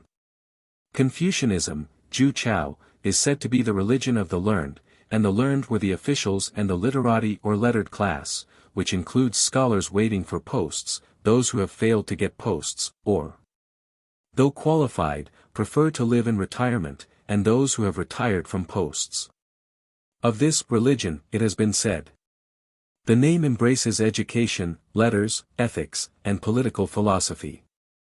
Its head was not a religious man, practiced few religious rites, and taught nothing about religion. In its usual acceptation the term Confucianist means a gentleman and a scholar, he may worship only once a year, yet he belongs to the church. Unlike its two sisters, it has no priesthood, and fundamentally is not a religion at all. Yet with the many rites grafted on the original tree it becomes a religion, and the one most difficult to deal with. Considered as a church, the classics are its scriptures, the schools its churches, the teachers its priests, ethics its theology, and the written character, so sacred, its symbol. 13. Confucius not a god. It should be noted that Confucius himself is not a god, though he has been and is worshipped. 66,000 animals used to be offered to him every year, probably the number is about the same now. Suggestions have been made to make him the god of China and Confucianism the religion of China, so that he and his religion would hold the same relative positions that Christ and Christianity do in the West. I was present at the lengthy debate which took place on this subject in the Chinese Parliament in February 1917, but in spite of many long, learned, and eloquent speeches, chiefly by scholars of the old school, the motion was not carried. Nevertheless, the worship accorded to Confucius was and is, except by New or Young China, of so extreme a nature that he may almost be described as the great unapotheosized god of China. 14 Some of his portraits even ascribe to him superhuman attributes. But in spite of all this the fact remains that Confucius has not been appointed a god and holds no exequatur entitling him to that rank. If we inquire into the reason of this we find that, astonishing though it may seem, Confucius is classed by the Chinese not as a god, Shen, but as a demon, K. A short historical statement will make the matter clear. In the classical Li Qi, Book of Ceremonial, we find the categorical assignment of the worship of certain objects to certain subjective beings. The emperor worshipped heaven and earth, the feudal princes the mountains and rivers, the officials the hearth, and the literati their ancestors. Heaven, earth, mountains, rivers, and hearth were called shen, gods, and ancestors ke, demons. This distinction is due to heaven being regarded as the god and the people as demons. The upper is the god, the lower the evil spirit or demon. Though ke were usually bad, the term in Chinese includes both good and evil spirits. In ancient times those who had by their meritorious virtue while in the world averted calamities from the people were posthumously worshipped and called gods, but those who were worshipped by their descendants only were called spirits or demons. In the worship of Confucius by emperors of various dynasties, details of which need not be given here, the highest titles conferred on him were Xin Sheng, former or ancestral saint, and even Wen Suan Wan, accomplished and illustrious prince. And others containing like epithets.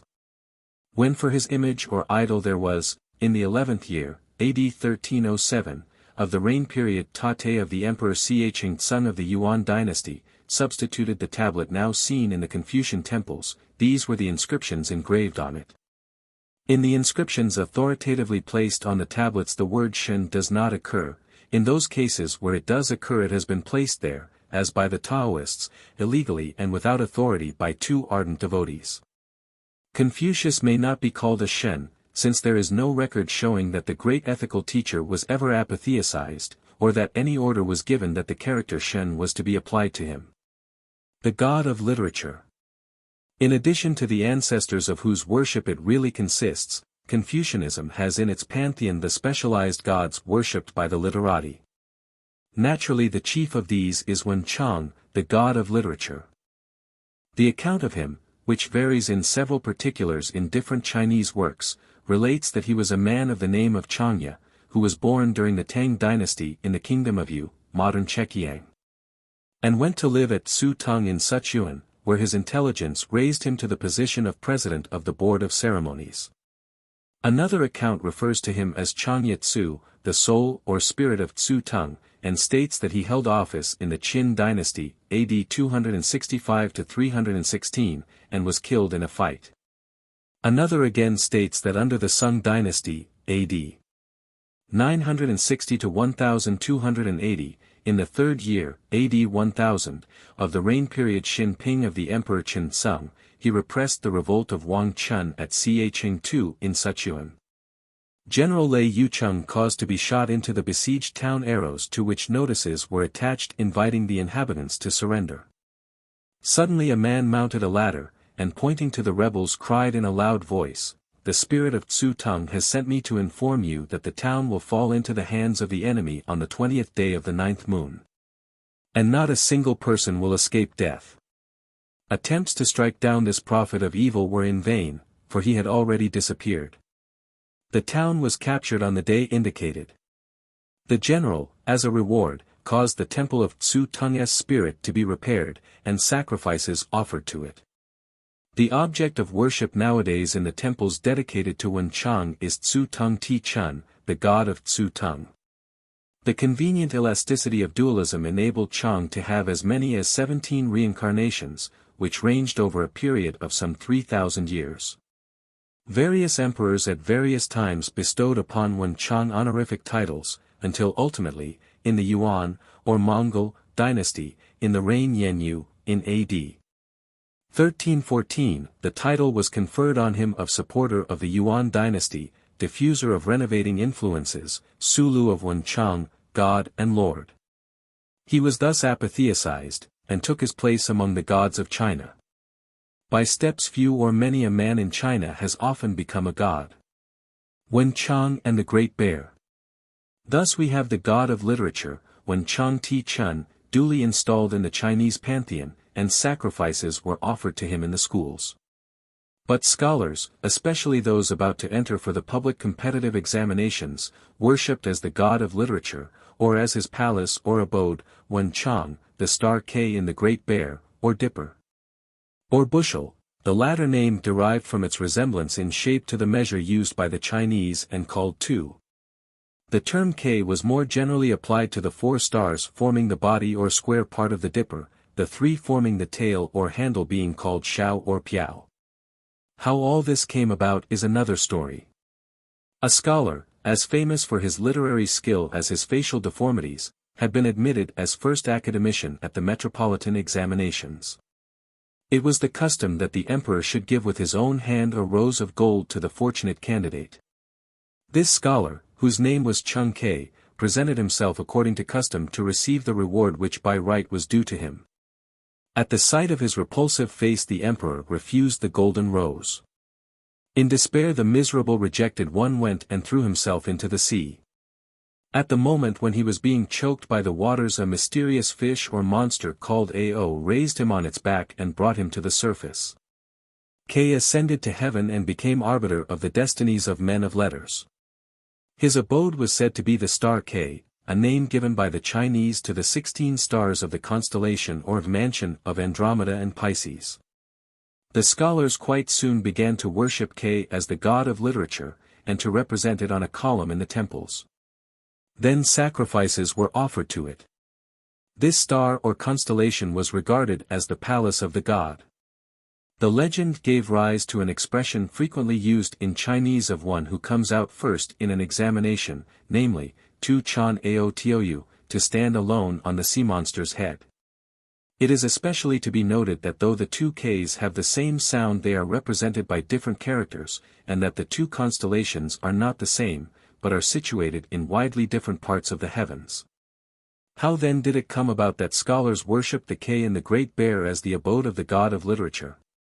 It may be remarked in passing that a literary people could not have chosen a more appropriate palace for this god, since the Great Bear, the chariot of heaven, is regarded as the center and governor of the whole universe. The worship, we saw, was at first that of the star K, the apotheosized, homely, successful, but rejected candidate. As time went on, there was a general demand for a sensible, concrete representation of this star god. A simple character did not satisfy the popular taste. But it was no easy matter to comply with the demand. Eventually, guided doubtless by the community of pronunciation, they substituted for the star or group of stars K, 1, 15 venerated in ancient times, a new star or group of stars K, 2, forming the square part of the bushel, dipper, or Great Bear. But for this again no bodily image could be found, so the form of the written character itself was taken, and so drawn as to represent a kui, 3, disembodied spirit, or ghost, with its foot raised, and bearing aloft a 2, 4, bushel measure. The adoration was thus misplaced, for the constellation K, 2, was mistaken for K, 1, the proper object of worship. It was due to this confusion by the scholars that the northern bushel came to be worshipped as the god of literature. Wen Chang and XIII. This worship had nothing whatever to do with the spirit of XIII, but the Taoists have connected Chang'e with the constellation in another way by saying that Shang-Ti, the supreme ruler, entrusted Chang'e's son with the management of the palace of Wen Chang. And scholars gradually acquired the habit of saying that they owed their success to the spirit of XIII, which they falsely represented as being an incarnation of the star Wen Chang. This is how Chang'e came to have the honorific title of Wen Chang, but, as a Chinese author points out, Chang belonged properly to Sichuan, and his worship should be confined to that province. The literati there venerated him as their master, and as a mark of affection and gratitude built a temple to him, but in doing so they had no intention of making him the god of literature. There being no real connection between Chang'e and K, the worship should be stopped. The device of combining the personality of the patron of literature enthroned among the stars with that of the deified mortal canonized as the spirit of XIII was essentially a Taoist trick. The thaumaturgic reputation assigned to the spirit of Chang'e Tzu was confined for centuries to the valleys of Sichuan, until at some period antecedent to the reign Yanyu, in A.D. 1314, a combination was arranged between the functions of the local god and those of the stellar patron of literature. Imperial sanction was obtained for this stroke of priestly cunning. And notwithstanding protests continually repeated by orthodox sticklers for accuracy in the religious canon, the composite deity has maintained his claims intact. And an inseparable connection between the god of literature created by imperial patent and the spirit lodged among the stars of Ursa Major is fully recognized in the state ceremonial of the present day. A temple dedicated to this divinity by the state exists in every city of China, besides others erected as private benefactions or speculations. Wherever Wen Chang is worshipped there will also be found a separate representation of Caixing, showing that while the official deity has been allowed to borrow glory from the popular god, and even to assume his personality, the independent existence of the stellar spirit is nevertheless sedulously maintained. The place of the latter in the heavens above is invariably symbolized by the lodgment of his idol in an upper story or tower, known as the Caixing Ko or Caixing Lu. Here students worship the patron of their profession with incense and prayers. Thus the ancient stellar divinity still largely monopolizes the popular idea of a guardian of literature and study. Notwithstanding that the deified recluse of Tzu Tung has been added in this capacity to the state pantheon for more than 500 years. Heaven deaf and earth dumb. The popular representations of Wen Chang depict the god himself and 4 other figures. The central and largest is the demure portrait of the god, clothed in blue and holding a scepter in his left hand. Behind him stand 2 youthful attendants. They are the servant and groom who always accompany him on his journeys, on which he rides a white horse. Their names are respectively Suan Tung Su and Timu, somber youth, and earth mother. More commonly they are called Tian Lung, deaf celestial, and Tia, mute terrestrial, or deaf as heaven and mute as earth. Thus they cannot divulge the secrets of their master's administration as he distributes intellectual gifts, literary skill, etc. Their cosmogonical connection has already been referred to in a previous chapter. Image of Caixing. In front of Wen Chang, on his left, stands Caixing. He is represented as of diminutive stature, with the visage of a demon, holding a writing brush in his right hand and a tu in his left. One of his legs kicking up behind, the figure being obviously intended as an impersonation of the character Kui, tu. He is regarded as the distributor of literary degrees, and was invoked above all in order to obtain success at the competitive examinations. His images and temples are found in all towns. In the temples dedicated to Wen Chang there are always 2 secondary altars, one of which is consecrated to his worship. Mr. Redcoat. The other is dedicated to Chuai, Mr. Redcoat. He and Caixing are represented as the 2 inseparable companions of the god of literature. The legend related of Chuai is as follows. During the Tang dynasty, in the reign period Qian Cheng, A.D. 780-4, of the Emperor Taizong, the Princess Tai Yin noticed that Lu Qi, a native of Huazhou, had the bones of an immortal, and wished to marry him. Ma Pa, her neighbor, introduced him one day into the Crystal Palace for an interview with his future wife. The princess gave him the choice of 3 careers: to live in the Dragon Prince's palace, with the guarantee of immortal life, to enjoy immortality among the people on the earth, or to have the honor of becoming a minister of the empire. Lu Qi first answered that he would like to live in the Crystal Palace. The young lady, overjoyed, said to him, "I am Princess Tai Yin. I will at once inform Shang-Ti, the supreme ruler." A moment later the arrival of a celestial messenger was announced. 2 officers bearing flags preceded him and conducted him to the foot of the flight of steps. He then presented himself as Chuai, the envoy of Shang-Ti. Addressing himself to Lu Qi, he asked, "Do you wish to live in the Crystal Palace?" The latter did not reply. Tai Yin urged him to give his answer, but he persisted in keeping silent. The princess in despair retired to her apartment, and brought out 5 pieces of precious cloth, which she presented to the divine envoy, begging him to have patience a little longer and wait for the answer. After some time, Chuai repeated his question. Then Lu Qi in a firm voice answered, "I have consecrated my life to the hard labor of study, and wish to attain to the dignity of minister on this earth." Tai Yin ordered Ma Pa to conduct Lu Qi from the palace. From that day his face became transformed, he acquired the lips of a dragon, the head of a panther, the green face of an immortal, etc. He took his degree, and was promoted to be director of the censorate. The emperor, appreciating the good sense shown in his advice, appointed him a minister of the empire. From this legend it would seem that Chuai is the purveyor of official posts. However, in practice, he is more generally regarded as the protector of weak candidates, as the god of good luck for those who present themselves at the examinations with a somewhat light equipment of literary knowledge. The special legend relating to this role is known everywhere in China. It is as follows. Mr. Redcoat nods his head.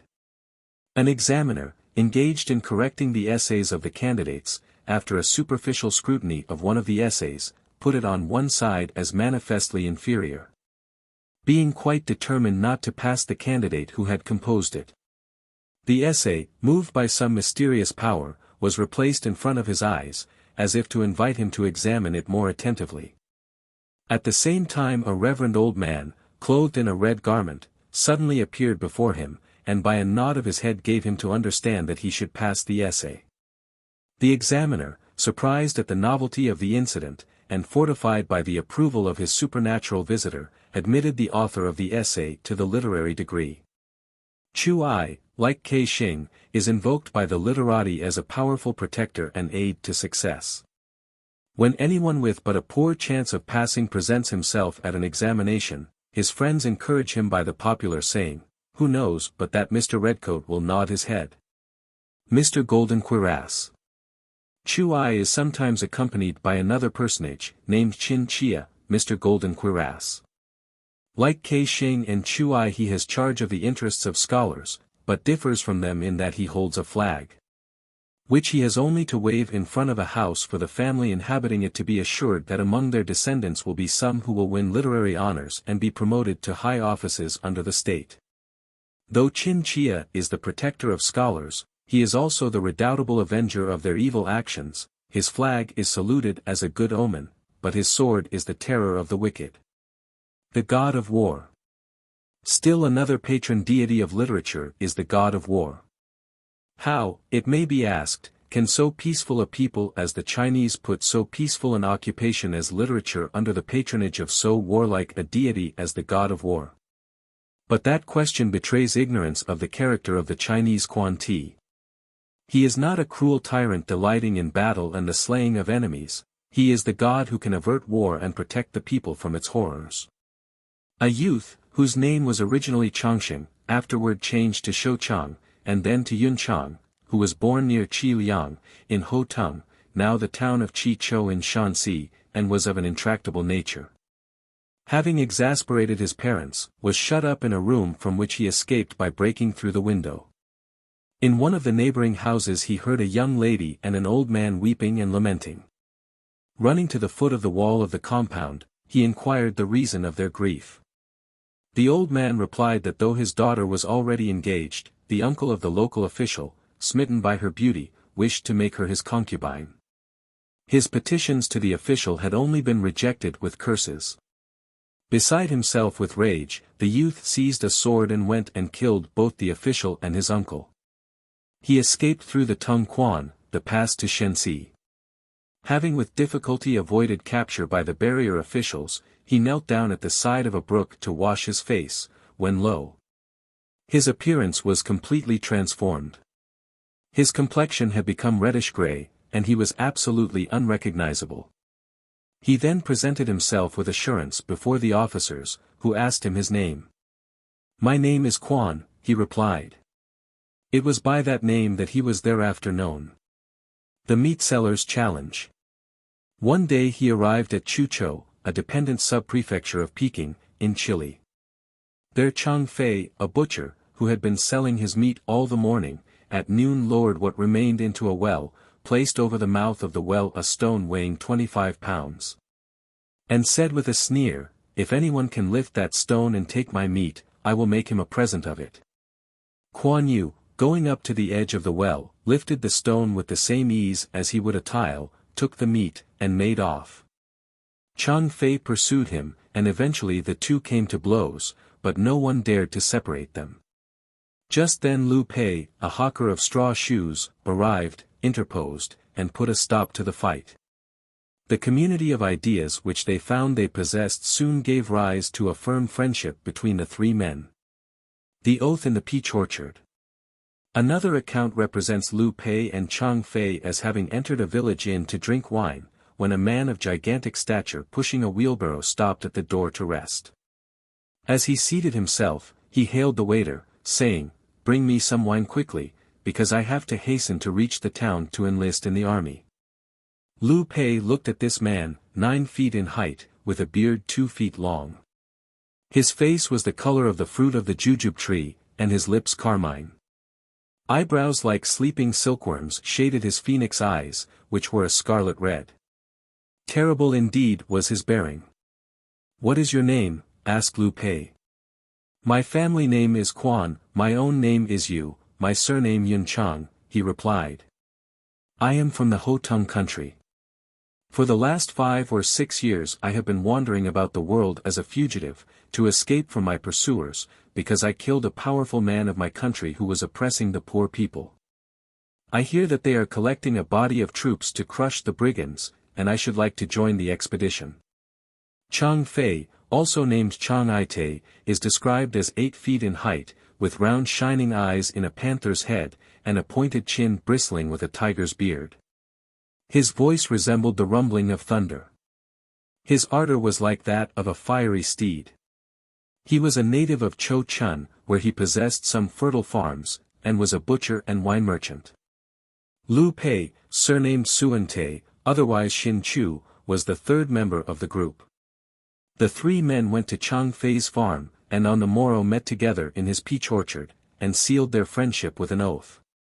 Having procured a black ox and a white horse, with the various accessories to a sacrifice, they immolated the victims, burnt the incense of friendship, and after twice prostrating themselves took this oath. "We 3, Liu Pei, Quan Yu, and Chang Fei, already united by mutual friendship, although belonging to different clans, now bind ourselves by the union of our hearts, and join our forces in order to help each other in times of danger. We wish to pay to the state our debt of loyal citizens and give peace to our black-haired compatriots. We do not inquire if we were born in the same year, the same month, or on the same day, but we desire only that the same year, the same month, and the same day may find us united in death. May heaven our king and earth our queen see clearly our hearts. If any one of us violate justice or forget benefits, may heaven and man unite to punish him." The oath having been formally taken, Liu Pei was saluted as elder brother, Quan Yu as the second, and Chang Fei as the youngest. Their sacrifice to heaven and earth ended, they killed an ox and served a feast, to which the soldiers of the district were invited to the number of 300 or more. They all drank copiously until they were intoxicated. Liu Pei enrolled the peasants, Chang Fei procured for them horses and arms, and then they set out to make war on the Yellow Turbans, Wang Qin say. Quan Yu proved himself worthy of the affection which Liu Pei showed him. Brave and generous, he never turned aside from danger. His fidelity was shown especially on one occasion when, having been taken prisoner by Tsao, together with 2 of Liu Pei's wives, and having been allotted a common sleeping apartment with his fellow captives, he preserved the lady's reputation and his own trustworthiness by standing all night at the door of the room with a lighted lantern in his hand. Into details of the various exploits of the 3 brothers of the peach orchard we need not enter here. They are written in full in the book of the story of the 3 kingdoms, a romance in which every Chinese who can read takes keen delight. Quan Yu remained faithful to his oath, even though tempted with a marquisate by the great Tsao, but he was at length captured by Sun Chuan and put to death, AD 219. Long celebrated as the most renowned of China's military heroes, he was ennobled in AD 1120 as faithful and loyal duke. 8 years later he had conferred on him by letters patent the still more glorious title of Magnificent Prince and Pacificator. The Emperor Wen, AD 1330-3, of the Yuan dynasty added the appellation Warrior Prince and Civilizer, and, finally, the Emperor Wanli of the Ming dynasty, in 1594, conferred on him the title of Faithful and Loyal Great T, Supporter of Heaven and Protector of the Kingdom. He thus became a god, a Ti, and has ever since received worship as Quan Ti or Wu Ti, the god of war. Temples, 1,600 state temples and thousands of smaller ones, erected in his honor are to be seen in all parts of the country. He is one of the most popular gods of China. During the last half-century of the Manchu period his fame greatly increased. In 1856 he is said to have appeared in the heavens and successfully turned the tide of battle in favor of the imperialists. His portrait hangs in every tent, but his worship is not confined to the officials and the army, for many trades and professions have elected him as a patron saint. The sword of the public executioner used to be kept within the precincts of his temple, and after an execution the presiding magistrate would stop there to worship for fear the ghost of the criminal might follow him home. He knew that the spirit would not dare to enter Quan Ti's presence. Thus the Chinese have no fewer than 3 gods of literature, perhaps not too many for so literary a people. A fourth, a Taoist god, will be mentioned later. Buddhism in China. Buddhism and its mythology have formed an important part of Chinese thought for nearly 2,000 years. The religion was brought to China about AD 65, ready-made in its Mahāyānistic form, in consequence of a dream of the Emperor Ming-ti, AD 58–76, of the Eastern Han dynasty in or about the year 63, though some knowledge of Buddha and his doctrines existed as early as 217 BC. As Buddha, the chief deity of Buddhism, was a man and became a god, the religion originated, like the others, in ancestor worship. When a man dies, says this religion, his other self reappears in one form or another, from a clod to a divinity. The way for Buddhism in China was paved by Taoism, and Buddhism reciprocally affected Taoism by helpful development of its doctrines of sanctity and immortalization. Buddhism also, as it has been well put by Dr. de Groot, 16, contributed much to the ceremonial adornment of ancestor worship. Its salvation work on behalf of the dead saved its place in Confucian China. For of Confucianism itself, piety and devotion towards parents and ancestors, and the promotion of their happiness, were the core, and, consequently, their worship with sacrifices and ceremonies was always a sacred duty. It was thus that it was possible for the gods of Buddhism to be introduced into China and to maintain their special characters and fulfill their special functions without being absorbed into or submerged by the existing native religions. The result was, as we have seen, in the end a partnership rather than a relation of master and servant.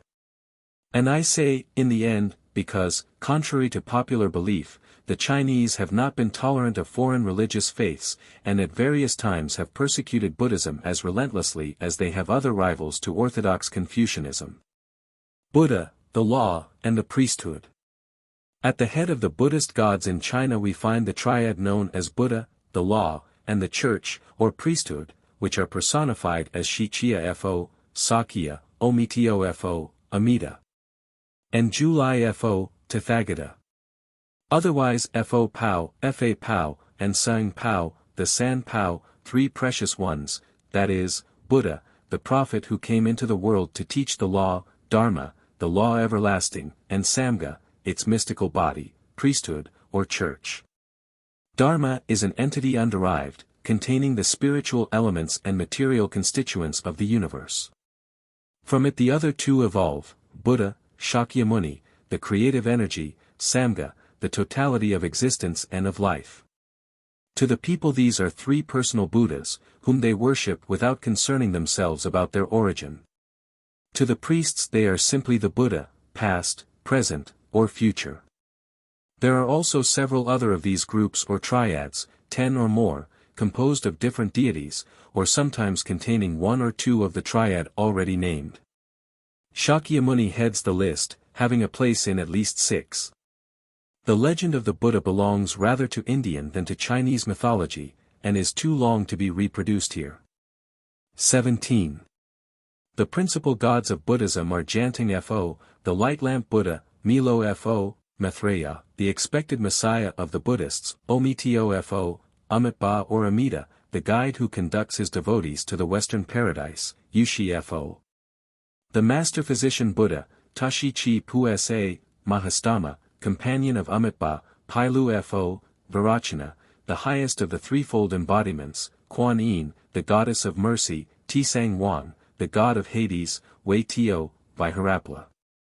The Deva protector of the law of Buddha and Buddhist temples, the 4 diamond kings of heaven, and Bodhidharma, the first of the 6 patriarchs of Eastern or Chinese Buddhism. Diamond Kings of Heaven. On the right and left sides of the entrance hall of Buddhist temples, two on each side, are the gigantic figures of the four great Su Ta Chin Kong or Tian Wang, the Diamond Kings of Heaven.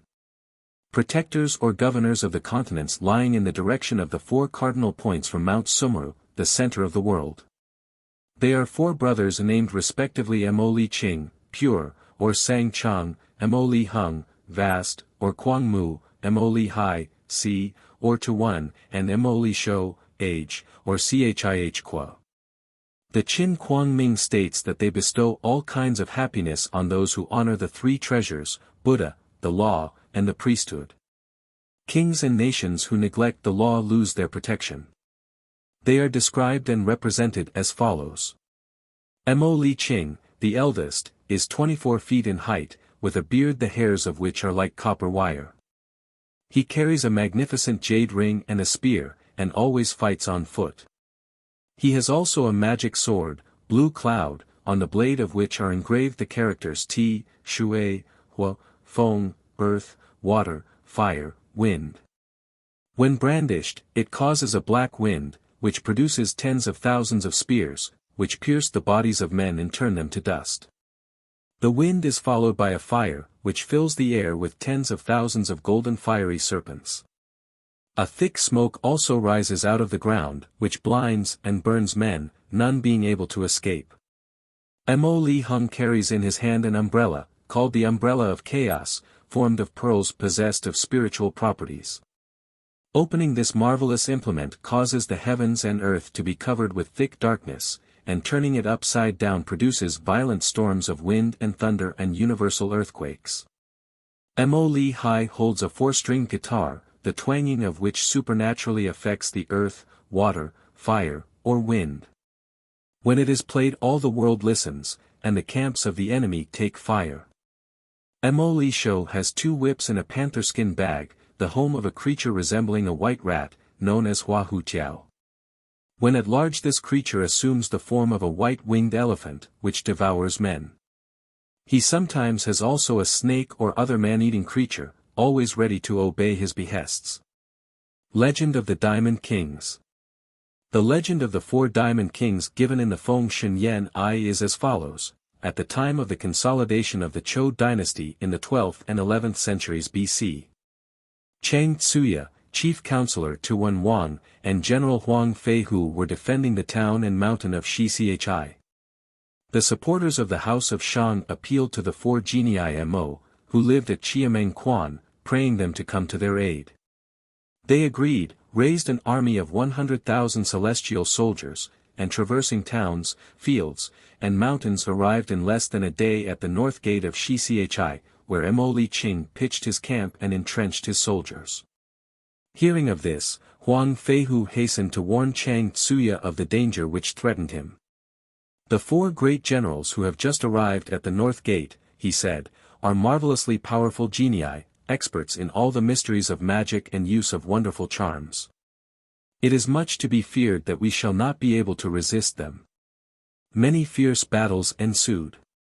At first these went in favor of the Qin Kong, thanks to their magical weapons and especially to Mo Li Shou's Hua Hu Tiao, who terrorized the enemy by devouring their bravest warriors. Hua Hu Tiao devours Yang Qian. Unfortunately for the Qin Kong, the brute attacked and swallowed Yang Qian, the nephew of Yu Huang. This genie, on entering the body of the monster, rent his heart asunder and cut him in two. As he could transform himself at will, he assumed the shape of Hua Hu Tiao, and went off to Mo Li Shou, who unsuspectingly put him back into his bag. The four kings held a festival to celebrate their triumph, and having drunk copiously gave themselves over to sleep. During the night Yang Qian came out of the bag, with the intention of possessing himself of the three magical weapons of the Qin Kong. But he succeeded only in carrying off the umbrella of Mo Li Hung. In a subsequent engagement No Cha, the son of Vajrapani, the god of thunder, broke the jade ring of Mo Li Qing. Misfortune followed misfortune. The Qin Kong, deprived of their magical weapons, began to lose heart. To complete their discomfiture, Huang Tianhua brought to the attack a matchless magical weapon. This was a spike 7.5 inches long, enclosed in a silk sheath, and called heart-piercer. It projected so strong a ray of light that eyes were blinded by it. Huang Tianhua, hard-pressed by Mo Li Qing, drew the mysterious spike from its sheath, and hurled it at his adversary. It entered his neck, and with a deep groan the giant fell dead. Mo Li Hung and Mo Li Hai hastened to avenge their brother, but ere they could come within striking distance of Huang Tianhua his redoubtable spike reached their hearts, and they lay prone at his feet. The one remaining hope for the sole survivor was in Hua Hutiao. Mo Li Shou, not knowing that the creature had been slain, put his hand into the bag to pull him out, whereupon Yang Qian, who had re-entered the bag, bit his hand off at the wrist, so that there remained nothing but a stump of bone. In this moment of intense agony Mo Li Shou fell an easy prey to Huang Tianhua, the magical spike pierced his heart, and he fell bathed in his blood. Thus perished the last of the Qin Kong. The Three Pure Ones. Turning to the gods of Taoism, we find that the triad or trinity, already noted as forming the head of that hierarchy, consists of three supreme gods, each in his own heaven. These three heavens, the San Qing, three pure ones, this name being also applied to the sovereigns ruling in them, were formed from the three airs, which are subdivisions of the one primordial air. The first heaven is Yu Qing. In it reigns the first member of the Taoist triad. He inhabits the Jade Mountain. The entrance to his palace is named the Golden Door. He is the source of all truth, as the sun is the source of all light. Various authorities give his name differently, Yuan Shi Tian Sun, or Lo Qing Hsan, and call him Tian Pao, the treasure of heaven. Some state that the name of the ruler of this first heaven is Yu Huang. And in the popular mind he it is who occupies this supreme position. The three pure ones are above him in rank, but to him, the pearly emperor, is entrusted the superintendence of the world. He has all the power of heaven and earth in his hands. He is the correlative of heaven, or rather heaven itself. The second heaven, Shangqing, is ruled by the second person of the triad, named Lingpao Tian Sun, or Tao Chun. No information is given as to his origin. He is the custodian of the sacred books. He has existed from the beginning of the world. He calculates time, dividing it into different epochs. He occupies the upper pole of the world, and determines the movements and interaction, or regulates the relations of the yin and the yang, the two great principles of nature. In the third heaven, Tai Ching, the Taoists place Lao Tzu, the promulgator of the true doctrine drawn up by Lingpao Tian Sun. He is alternatively called Shen Pao, the treasure of the spirits, and Tai Shang Lao Chun, the most eminent aged ruler. Under various assumed names he has appeared as the teacher of kings and emperors, the reformer of successive generations. This three-storied Taoist heaven, or three heavens, is the result of the wish of the Taoists not to be outrivaled by the Buddhists. For Buddha, the law, and the priesthood they substitute the Tao, or reason, the classics, and the priesthood.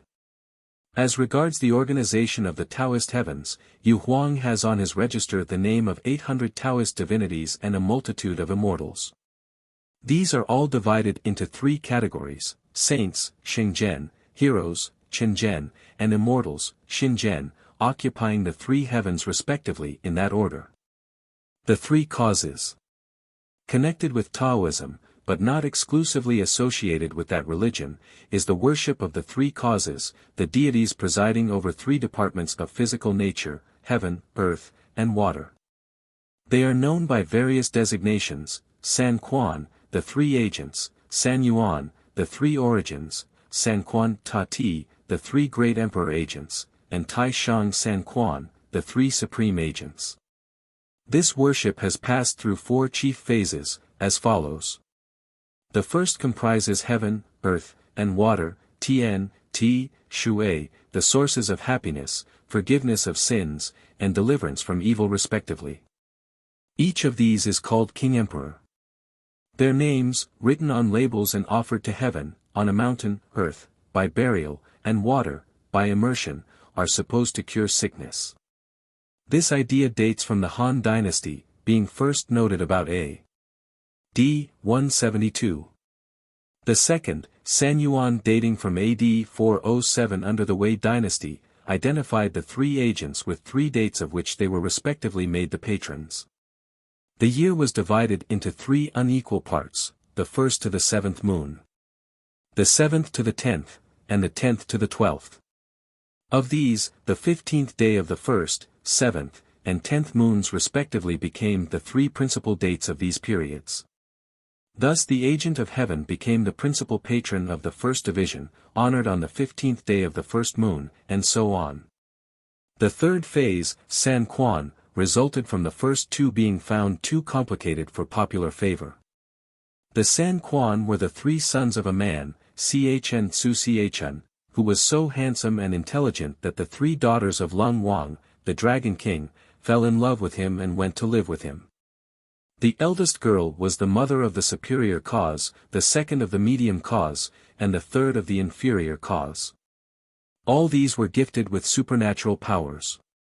Yuan Shi Tiansun canonized them as the three great emperor agents of heaven, earth, and water, governors of all beings, devils or gods, in the three regions of the universe. As in the first phase, the Tian Quan confers happiness, the Ti Quan grants remission of sins, and the Shui Quan delivers from evil or misfortune. The fourth phase consisted simply in the substitution by the priests for the abstract or time principles of the three great sovereigns of ancient times, Yao, Shun, and Yu. The literati, proud of the apotheosis of their ancient rulers, hastened to offer incense to them, and temples, San Yuan Kung, arose in very many parts of the empire. A variation of this phase is the canonization, with the title of San Yuan or Three Causes, of Wu Ko San Chen Chun, the three true sovereigns, guests of the kingdom of Wu. They were three censors who lived in the reign of King Li, Li Wang, 878 to 841 BC, of the Zhou dynasty. Leaving the service of the Zhou on account of Li's dissolute living, they went to live in Wu, and brought victory to that state in its war with the Chu state, then returned to their own country, and became pillars of the Zhou state under Li's successor. They appeared to protect the Emperor Qinsong when he was offering the Fengshan sacrifices on Taishan in AD 1008, on which occasion they were canonized with the titles of superior, medium, and inferior causes, as before, conferring upon them the regencies of heaven, earth, and water respectively. Yuan Shi Tian Sun. Yuan Shi Tian Sun, or the first cause, the highest in heaven, generally placed at the head of the Taoist triad, is said never to have existed but in the fertile imagination of the Lao Tzuist sectarians. According to them, Yuan Shi Tian Sun had neither origin nor master, but is himself the cause of all beings, which is why he is called the first cause. As first member of the triad, and sovereign ruler of the first heaven, Yu Qing, where reign the saints, he is raised in rank above all the other gods. The name assigned to him is Lo Qing Hsin. He was born before all beginnings. His substance is imperishable, it is formed essentially of uncreated air, invisible and without perceptible limits. No one has been able to penetrate to the beginnings of his existence. The source of all truth, he at each renovation of the worlds, that is, at each new kalpa, gives out the mysterious doctrine which confers immortality. All who reach this knowledge attain by degrees to life eternal, become refined like the spirits, or instantly become immortals, even while upon earth. Originally, Yuan Shi Tian Sun was not a member of the Taoist triad. He resided above the three heavens, above the three pure ones, surviving the destructions and renovations of the universe, as an immovable rock in the midst of a stormy sea. He set the stars in motion, and caused the planets to revolve. The chief of his secret police was Sao Chun, the kitchen god, who rendered to him an account of the good and evil deeds of each family. His executive agent was Lei Tzu, the god of thunder, and his subordinates. The 7 stars of the North Pole were the palace of his ministers, whose offices were on the various sacred mountains. Nowadays, however, Yuan Shi Tian Sun is generally neglected for Yu Huang, an avatar of Pan Ku. According to the tradition of Qin Hung, the god of Taishan of the 5th generation from Pan Ku, this being, then called Yuan Shi Tian Wang, was an avatar of Pan Ku. It came about in this wise. In remote ages there lived on the mountains an old man, Yuan Shi Tian Wang, who used to sit on a rock and preach to the multitude. He spoke of the highest antiquity as if from personal experience. When Qin Hung asked him where he lived, he just raised his hand toward heaven, iridescent clouds enveloped his body, and he replied, "Whoso wishes to know where I dwell must rise to impenetrable heights." But how, said Qin Hung, was he to be found in this immense emptiness? Two genii, Chih Qingsu and Huang Lao, then descended on the summit of Taishan and said, "Let us go and visit this Yuan Shi. To do so, we must cross the boundaries of the universe and pass beyond the farthest stars." Qin Hung begged them to give him their instructions, to which he listened attentively. They then ascended the highest of the sacred peaks, and thence mounted into the heavens, calling to him from the misty heights, "If you wish to know the origin of Yuan Shi, you must pass beyond the confines of heaven and earth. Because he lives beyond the limits of the worlds. You must ascend and ascend until you reach the sphere of nothingness and of being, in the plains of the luminous shadows." Having reached these ethereal heights, the two genii saw a bright light, and Suan Shangzhen appeared before them. The two genii bowed to do him homage and to express their gratitude. "You cannot better show your gratitude," he replied, "than by making my doctrine known among men. You desire," he added, "to know the history of Yuan Shi. I will tell it you." When Pan Ku had completed his work in the primitive chaos, his spirit left its mortal envelope and found itself tossed about in empty space without any fixed support. "I must," it said, "get reborn in visible form. Until I can go through a new birth I shall remain empty and unsettled." His soul, carried on the wings of the wind, reached Fuyu Tai. There it saw a saintly lady named Tai Yuan, 40 years of age, still a virgin, and living alone on Mount Tsuo. Air and variegated clouds were the sole nourishment of her vital spirits. An hermaphrodite, at once both the active and the passive principle, she daily scaled the highest peak of the mountain to gather there the flowery quintessence of the sun and the moon. Pan Ku, captivated by her virgin purity, took advantage of a moment when she was breathing to enter her mouth in the form of a ray of light. She was enceinte for 12 years, at the end of which period the fruit of her womb came out through her spinal column. From its first moment the child could walk and speak, and its body was surrounded by a 5-colored cloud. The newly born took the name of Yuan Shi Tian Wang, and his mother was generally known as Taiyuan Xingmu, the Holy Mother of the First Cause. Yu Huang. Yu Huang means, the Jade Emperor, or, the Pure August One, jade symbolizing purity. He is also known by the name Yu Huang Shangtiai, the Pure August Emperor on high. The history of this deity, who later received many honorific titles and became the most popular god, a very Chinese Jupiter, seems to be somewhat as follows: the Emperor Chang'e of the Sung dynasty having been obliged in AD 1005 to sign a disgraceful peace with the Tunguses or Khitans, the dynasty was in danger of losing the support of the nation. In order to hoodwink the people the emperor constituted himself a seer, and announced with great pomp that he was in direct communication with the gods of heaven. In doing this he was following the advice of his crafty and unreliable minister Wang Xianzhou, who had often tried to persuade him that the pretended revelations attributed to Fu Shi, Yu Wang, and others were only pure inventions to induce obedience. The emperor, having studied his part well, assembled his ministers in the 10th moon of the year 1012, and made to them the following declaration: "In a dream I had a visit from an immortal, who brought me a letter from Yu Huang. The purport of which was as follows: I have already sent you by your ancestor Chao, Tai Tzu, 2 celestial missives. Now I am going to send him in person to visit you." A little while after his ancestor Tai Tzu, the founder of the dynasty, came according to Yu Huang's promise, and Chang'e hastened to inform his ministers of it. This is the origin of Yu Huang. He was born of a fraud, and came ready-made from the brain of an emperor. The cask of pearls. Fearing to be admonished for the fraud by another of his ministers, the scholar Wang Tan, the emperor resolved to put a golden gag in his mouth. So one day, having invited him to a banquet, He overwhelmed him with flattery and made him drunk with good wine. "I would like the members of your family also to taste this wine," he added, "so I am making you a present of a cask of it." When Wang Tan returned home, he found the cask filled with precious pearls. Out of gratitude to the emperor he kept silent as to the fraud, and made no further opposition to his plans. But when on his deathbed he asked that his head be shaved like a priest's and that he be clothed in priestly robes so that he might expiate his crime of feebleness before the emperor. Kangxi, the great emperor of the Qing dynasty, who had already declared that if it is wrong to impute deceit to a man it is still more reprehensible to impute a fraud to heaven, stigmatized him as follows: Wang Tan committed 2 faults, the first was in showing himself a vile flatterer of his prince during his life. The second was in becoming a worshipper of Buddha at his death. The legend of Yu Huang. So much for historical record.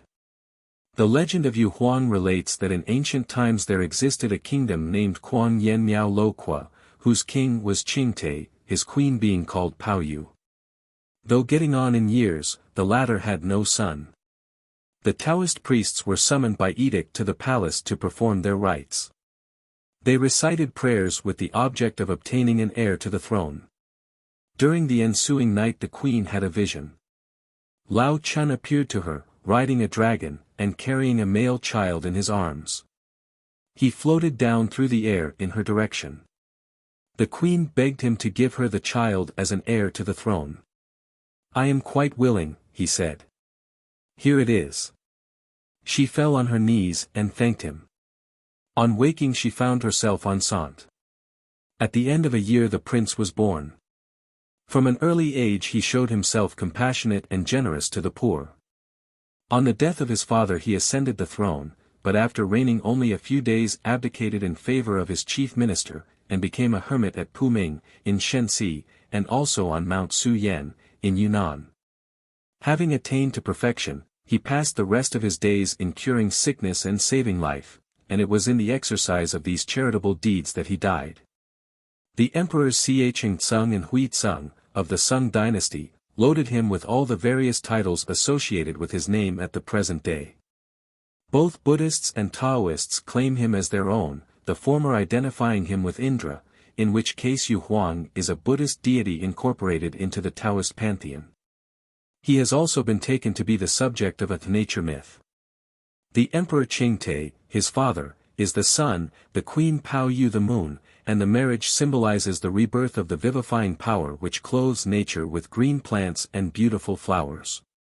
Tung Tien Chao Chu. In modern Taoism Tung Tien Chao Chu is regarded as the first of the patriarchs and one of the most powerful genii of the sect. His master was Hung Chun Lao Tzu. He wore a red robe embroidered with white cranes, and rode a Kui Nyo, a monster resembling a buffalo, with one long horn like a unicorn. His palace, the Pai Yu Kung, was situated on Mount Su Chi Yai. This genie took the part of Cho Wang and helped him to resist Wu Wang's armies. First, he sent his disciple to Pao Taogen to Chi Pai Quan. He gave him 4 precious swords and the plan of a fort which he was to construct and to name Chushin Chen, the citadel of all the immortals. To Pao Taogen carried out his orders, but he had to fight a battle with Kuang Ching Su, and the latter, armed with a celestial seal, struck his adversary so hard that he fell to the ground and had to take refuge in flight. Tung Tien Chao Chu came to the defense of his disciple and to restore the morale of his forces.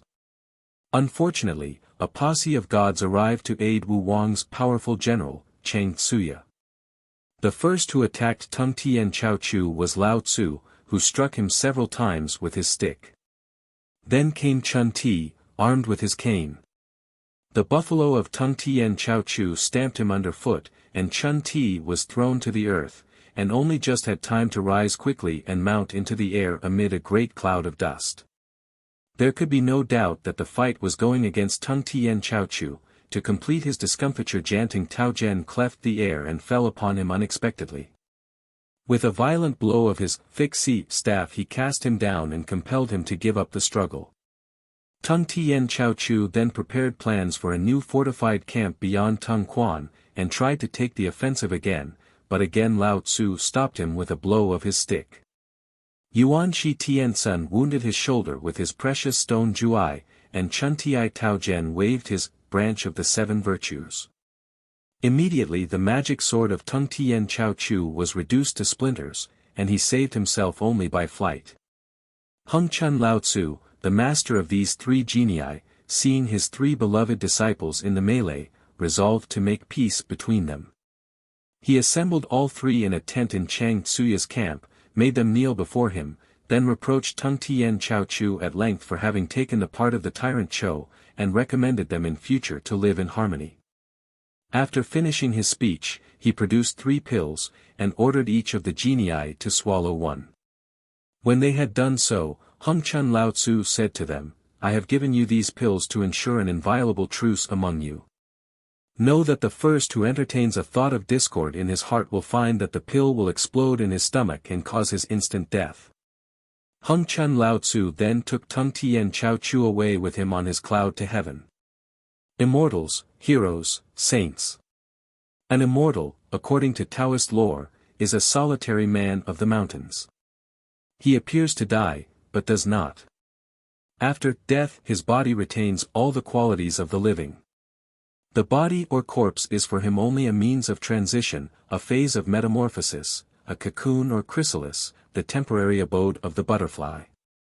To reach this state a hygienic regimen both of the body and mind must be observed. All luxury, greed, and ambition must be avoided. But negation is not enough. In the system of nourishment all the elements which strengthen the essence of the constituent yin and yang principles must be found by means of medicine, chemistry, gymnastic exercises, etc. When the maximum vital force has been acquired the means of preserving it and keeping it from the attacks of death and disease must be discovered. In a word, he must spiritualize himself, render himself completely independent of matter. All the experiments have for their object the storing in the pills of immortality the elements necessary for the development of the vital force and for the constitution of a new spiritual and superhumanized being. In this ascending perfection there are several grades. 1. The immortal, Shin. The first stage consists in bringing about the birth of the superhuman in the ascetic's person, which reaching perfection leaves the earthly body, like the grasshopper its sheath. This first stage attained, the immortal travels at will throughout the universe, enjoys all the advantages of perfect health without dreading disease or death, eats and drinks copiously, nothing is wanting to complete his happiness. 2. The perfect man, or hero, Chang'e. The second stage is a higher one. The whole body is spiritualized. It has become so subtle, so spiritual, that it can fly in the air. Borne on the wings of the wind, seated on the clouds of heaven, it travels from one world to another and fixes its habitation in the stars. It is freed from all laws of matter, but is, however, not completely changed into pure spirit. 3. The saint, Xingzhen. The third stage is that of the superhuman beings or saints. They are those who have attained to extraordinary intelligence and virtue. The God of the Immortals. Mu Kung or Tung Wang Kung, the God of the Immortals, was also called I Chun Ming and Yu Huang Chun, the Prince Yu Huang. The primitive vapor congealed, remained inactive for a time, and then produced living beings, beginning with the formation of Mu Kung, the purest substance of the eastern air. And sovereign of the active male principle Yang and of all the countries of the east. His palace is in the misty heavens, violet clouds form its dome, blue clouds its walls. Shin Tung, the immortal youth, and Yu Nu, the jade maiden, are his servants. He keeps the register of all the immortals, male and female. Shi Wang Mu. Shi Wang Mu was formed of the pure quintessence of the western air, in the legendary continent of Shinchou. She is often called the Golden Mother of the Tortoise. Her family name is variously given as Ho, Yang, and Ho. Her own name was Hui, and first name Wanqin. She had 9 sons and 24 daughters. As Mu Kung, formed of the eastern air, is the active principle of the male air and sovereign of the eastern air, so Shi Wang Mu, born of the western air, is the passive or female principle, yin, and sovereign of the western air. These two principles, cooperating, engender heaven and earth and all the beings of the universe, and thus become the two principles of life and of the subsistence of all that exists. She is the head of the troop of genii dwelling on the Kunlun mountains, the Taoist equivalent of the Buddhist Sumru, and from time to time holds intercourse with favored imperial votaries.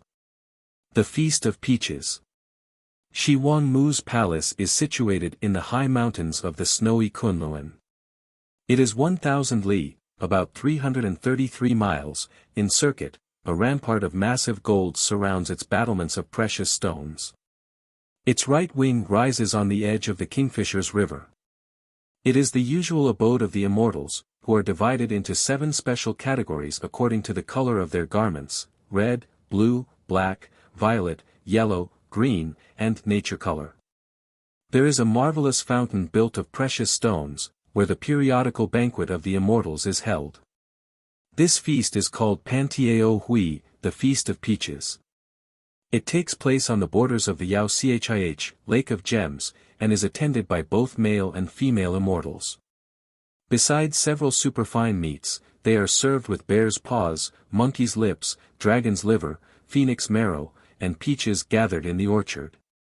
Endowed with the mystic virtue of conferring longevity on all who have the good luck to taste them. It was by these peaches that the date of the banquet was fixed. The tree put forth leaves once every 3,000 years, and it required 3,000 years after that for the fruit to ripen. These were Shi Huangmu's birthdays, when all the immortals assembled for the great feast, the occasion being more festive than solemn, for there was music on invisible instruments, and songs not from mortal tongues. The first Taoist Pope. Chang Taoling, the first Taoist Pope, was born in AD 35, in the reign of the Emperor Quang Wu Ti of the Han Dynasty. His birthplace is variously given as the Tianmu Shan, Eye of Heaven Mountain, in Lin and Xin, in Chekiang, and Fengyang Fu, in Anhui. He devoted himself wholly to study and meditation, declining all offers to enter the service of the state. He preferred to take up his abode in the mountains of western China, where he persevered in the study of alchemy and in cultivating the virtues of purity and mental abstraction. From the hands of Lao Tzu he received supernaturally a mystic treatise, by following the instructions in which he was successful in his search for the elixir of life. One day when he was engaged in experimenting with the dragon-tiger elixir, a spiritual being appeared to him and said, "On Pasung Mountain is a stone house in which are concealed the writings of the 3 emperors of antiquity and a canonical work. By obtaining these you may ascend to heaven, if you undergo the course of discipline they prescribe." Chang Taoling found these works, and by means of them obtained the power of flying, of hearing distant sounds, and of leaving his body. After going through 1,000 days of discipline, and receiving instruction from a goddess, who taught him to walk about among the stars, he proceeded to fight with the king of the demons, to divide mountains and seas, and to command the wind and thunder. All the demons fled before him. On account of the prodigious slaughter of demons by this hero the wind and thunder were reduced to subjection, and various divinities came with eager haste to acknowledge their faults. In 9 years he gained the power to ascend to heaven. The founder of modern Taoism. Chang Taoling may rightly be considered as the true founder of modern Taoism. The recipes for the pills of immortality contained in the mysterious books, and the invention of talismans for the cure of all sorts of maladies, not only exalted him to the high position he has since occupied in the minds of his numerous disciples, but enabled them in turn to exploit successfully this new source of power and wealth. From that time the Taoist sect began to specialize in the art of healing. Protecting or curing talismans bearing the master's seal were purchased for enormous sums. It is thus seen that he was after all a deceiver of the people, and unbelievers or rival partisans of other sects have dubbed him a rice thief, which perhaps he was. He is generally represented as clothed in richly decorated garments, brandishing with his right hand his magic sword, holding in his left a cup containing the draught of immortality, and riding a tiger which in one paw grasps his magic seal and with the others tramples down the 5 venomous creatures, lizard, snake, spider, toad, and centipede. Pictures of him with these accessories are pasted up in houses on the 5th day of the 5th moon to forfend calamity and sickness. The peach gathering. It is related of him that, not wishing to ascend to heaven too soon, he partook of only half of the pill of immortality, dividing the other half among several of his admirers. And that he had at least two selves or personalities, one of which used to disport itself in a boat on a small lake in front of his house. The other self would receive his visitors, entertaining them with food and drink and instructive conversation. On one occasion this self said to them, "You are unable to quit the world altogether as I can, but by imitating my example in the matter of family relations you could procure a medicine which would prolong your lives by several centuries. I have given the crucible in which Huang Ti prepared the draught of immortality to my disciple Wang Chang. Later on, a man will come from the east, who also will make use of it. He will arrive on the 7th day of the first moon." Exactly on that day there arrived from the east a man named Chao Sheng, who was the person indicated by Chang Taoling. He was recognized by a manifestation of himself he had caused to appear in advance of his coming. Chang then led all his disciples, to the number of 300, to the highest peak of the Yuntai. Below them they saw a peach tree growing near a pointed rock, stretching out its branches like arms above a fathomless abyss. It was a large tree, covered with ripe fruit. Chang said to his disciples, "I will communicate a spiritual formula to the one among you who will dare to gather the fruit of that tree." They all leaned over to look, but each declared the feat to be impossible. Chao Sheng alone had the courage to rush out to the point of the rock and up the tree stretching out into space. With firm foot he stood and gathered the peaches, placing them in the folds of his cloak, as many as it would hold, but when he wished to climb back up the precipitous slope, his hands slipped on the smooth rock, and all his attempts were in vain. Accordingly, he threw the peaches, 302 in all, one by one up to Chang Taoling, who distributed them. Each disciple ate one, as also did Chang, who reserved the remaining one for Chao Sheng, whom he helped to climb up again. To do this Chang extended his arm to a length of 30 feet, all present marveling at the miracle. After Chao had eaten his peach, Chang stood on the edge of the precipice, and said with a laugh, "Chao Sheng was brave enough to climb out to that tree and his foot never tripped. I too will make the attempt. If I succeed I will have a big peach as a reward." Having spoken thus, he leapt into space, and alighted in the branches of the peach tree. Wang Chang and Chao Sheng also jumped into the tree and stood one on each side of him. There Chang communicated to them the mysterious formula. 3 days later they returned to their homes. Then, having made final arrangements, they repaired once more to the mountain peak, whence, in the presence of the other disciples, who followed them with their eyes until they had completely disappeared from view. All three ascended to heaven in broad daylight. Chang Taoling's great power. The name of Chang Taoling, the heavenly teacher, is a household word in China. He is on earth the vicegerent of the pearly emperor in heaven, and the commander-in-chief of the hosts of Taoism. He, the chief of the wizards, the true, i.e. ideal, man, as he is called, wields an immense spiritual power throughout the land. The present pope boasts of an unbroken line for 60 generations. His family obtained possession of the Dragon Tiger Mountain in Jiangxi about AD 1000. This personage, says a pre-republican writer, assumes a state which mimics the imperial. He confers buttons like an emperor. Priests come to him from various cities and temples to receive promotion, whom he invests with titles and presents with seals of office. Kings of Heaven. The 4 kings of heaven, Su Ta Tian Wang, reside on Mount Sumeru, Sumi Shan, the center of the universe. It is 3,360,000 li, that is, about 1,000,000 miles, high. 18 Its eastern slope is of gold, its western of silver, its southeastern of crystal, and its northeastern of agate. The 4 kings appear to be the Taoist reflection of the 4 Chin'e of Buddhism already noticed. Their names are Li, Ma, Chao, and Wen. They are represented as holding a pagoda, sword, 2 swords, and spiked club respectively. Their worship appears to be due to their auspicious appearance and aid on various critical occasions in the dynastic history of the Tang and Sung periods. Tai. Temples are found in various parts dedicated to Tai, the Great One, or Great Unity. When Emperor Wu Ti, 140–86 BC, of the Han dynasty was in search of the secret of immortality, and various suggestions had proved unsatisfactory, a Taoist priest, Miao Qi, told the emperor that his want of success was due to his omission to sacrifice to Tai, the first of the celestial spirits, quoting the classical precedent of antiquity found in the Book of History. The emperor, believing his word, ordered the Grand Master of Sacrifices to re-establish this worship at the capital. He followed carefully the prescriptions of Miao Qi. This enraged the literati, who resolved to ruin him. One day, when the emperor was about to drink one of his potions, one of the chief courtiers seized the cup and drank the contents himself. The emperor was about to have him slain, when he said, "Your Majesty's order is unnecessary. If the potion confers immortality, I cannot be killed. If, on the other hand, it does not, your Majesty should recompense me for disproving the pretensions of the Taoist priest."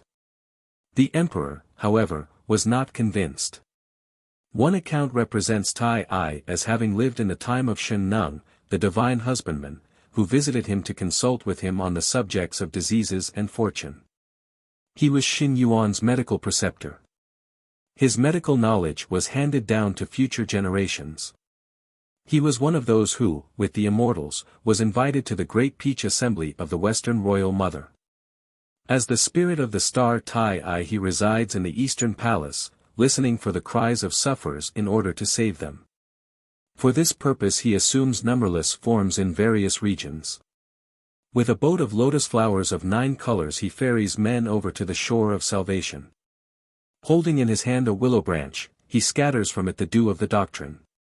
Tai is variously represented as the ruler of the 5 celestial sovereigns, cosmic matter before it congealed into concrete shapes, the triune spirit of heaven, earth, and Tai as 3 separate entities, an unknown spirit, the spirit of the pole star, etc. But practically the Taoists confine their Tai to Tai Ching'e, in which perfect man they personify the abstract philosophical notions. 19. Goddess of the North Star.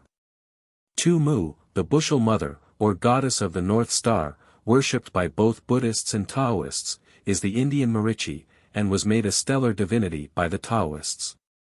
She is said to have been the mother of the 9 Zhen Huang or human sovereigns of fabulous antiquity, who succeeded the lines of celestial and terrestrial sovereigns.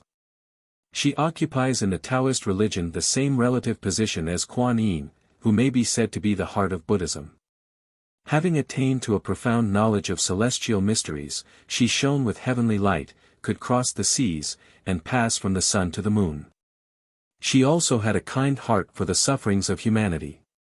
The king of Chou Yu, in the north, married her on hearing of her many virtues. They had 9 sons. Yuan Shi Tian's son came to earth to invite her, her husband, and 9 sons to enjoy the delights of heaven. He placed her in the palace Tu Shu, the pivot of the pole, because all the other stars revolve round it, and gave her the title of Queen of the Doctrine of Primitive Heaven. Her 9 sons have their palaces in the neighboring stars. Tu Mu wears the Buddhist crown, is seated on a lotus throne, has 3 eyes, 18 arms, and holds various precious objects in her numerous hands, such as a bow, spear, sword, flag, dragon's head, pagoda, 5 chariots, sun's disk, moon's disk, etc. She has control of the books of life and death, and all who wish to prolong their days worship at her shrine. Her devotees abstain from animal food on the 3rd and 27th day of every month. Of her sons, 2 are the northern and southern bushels, the latter, dressed in red, rules birth, the former, in white, rules death. A young Esau once found them on the south mountain, under a tree, playing chess, and by an offer of venison his lease of life was extended from 19 to 99 years. Snorter and Blower. At the time of the overthrow of the Shang and establishment of the Zhou dynasty in 1122 BC there lived 2 marshals, Qinglong and Chn Qi. These were Hangyan Ha, the Snorter and Blower respectively. The former was the chief superintendent of supplies for the armies of the tyrant Emperor Zhou, the Nero of China. The latter was in charge of the victualling department of the same army. From his master, Tu-o, the celebrated Taoist magician of the Kunlun Mountains, Heng acquired a marvelous power. When he snorted, his nostrils, with a sound like that of a bell, emitted 2 white columns of light, which destroyed his enemies, body and soul. Thus through him the Chou gained numerous victories. But one day he was captured, bound, and taken to the general of Chou.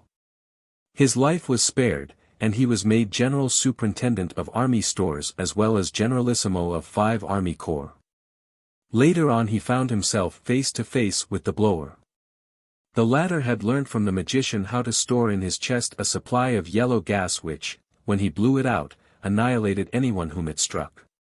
By this means he caused large gaps to be made in the ranks of the enemy.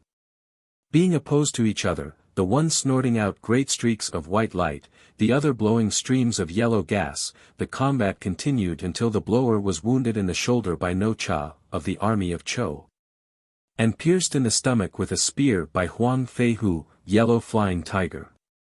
The snorter in turn was slain in this fight by Marshal Qin Tasheng, Golden Big Pint, who was an ox spirit and endowed with the mysterious power of producing in his entrails the celebrated Niu Huang, ox yellow, or bezoar. Facing the snorter, he spat in his face, with a noise like thunder, a piece of bezoar as large as a rice bowl. It struck him on the nose and split his nostrils. He fell to the earth, and was immediately cut in 2 by a blow from his victor's sword. After the Chou dynasty had been definitely established, Chang'e canonized the 2 marshals Heng and Ha, and conferred on them the offices of guardians of the Buddhist temple gates, where their gigantic images may be seen. Blue Dragon and White Tiger. The functions discharged by Heng and Ha at the gates of Buddhist temples are in Taoist temples discharged by Blue Dragon and White Tiger. The former, the spirit of the Blue Dragon Star, was Ting Chiu-kung, one of the chief generals of the last emperor of the Yin dynasty. He had a son named Ting Su, and a daughter named Chang'e. The army of Ting Chiu-kung was camped at Sanshan Quan, when he received orders to proceed to the battle then taking place at Shiqi. There, in standing up to No Cha and Huang Fei Hu, he had his left arm broken by the former's magic bracelet, but, fortunately for him, his subordinate, Tu Xingsun, a renowned magician, gave him a remedy which quickly healed the fracture. His daughter then came on the scene to avenge her father. She had a magic weapon, the 5-fire stone, which she hurled full in the face of Yang Qian. But the immortal was not wounded. On the other hand, his celestial dog jumped at Chang'e and bit her neck, so that she was obliged to flee. Tu Xingsun, however, healed the wound. After a banquet, Ting Chiu-kung promised his daughter in marriage to Tu Xingsun if he would gain him the victory at Shiqi. Chang'e then persuaded Tu's magic master, Chu Lu-sun, to call his disciple over to his camp, where he asked him why he was fighting against the new dynasty. Because, he replied, Chiu-kung has promised me his daughter in marriage as a reward of success.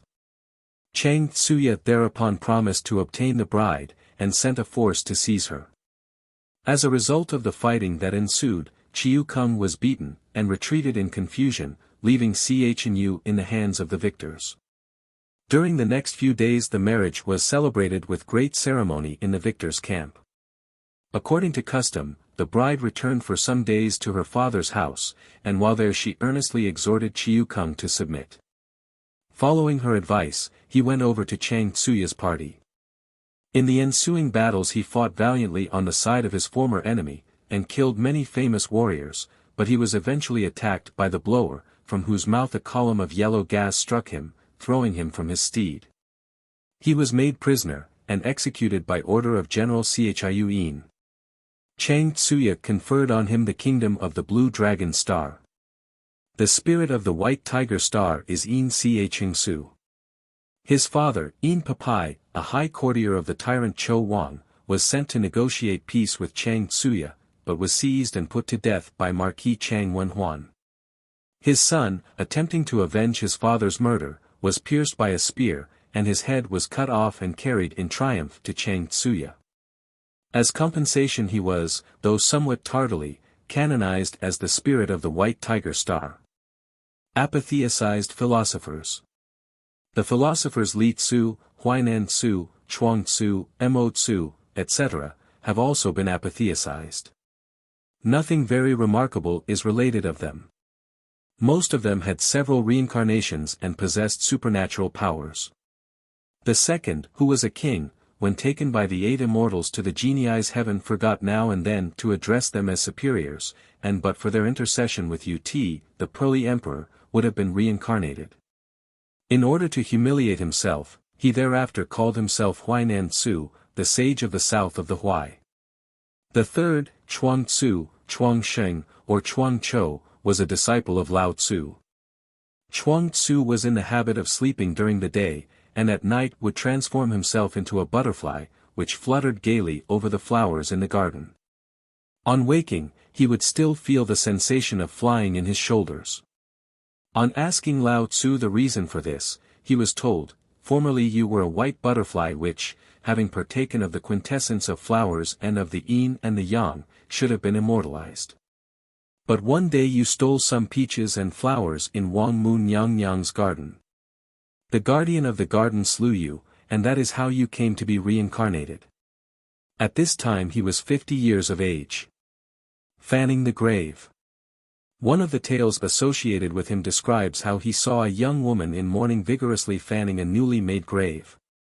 On his asking her the reason of this strange conduct, she replied, "I am doing this because my husband begged me to wait until the earth on his tomb was dry before I remarried."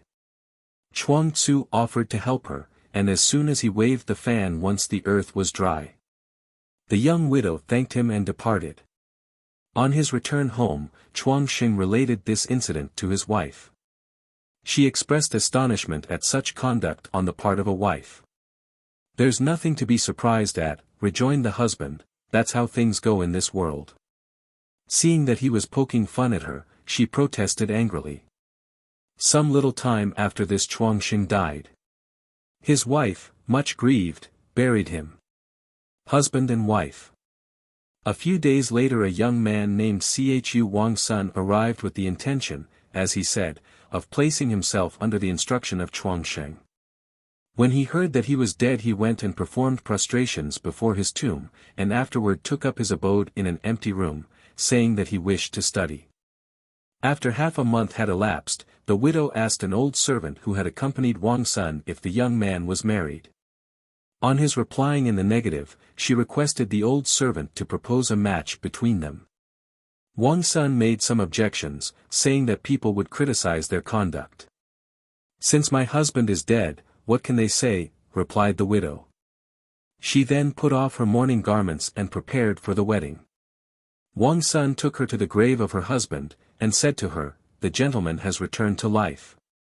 She looked at Wang's son and recognized the features of her husband. She was so overwhelmed with shame that she hanged herself. Chuang Sheng buried her in an empty tomb, and then began to sing.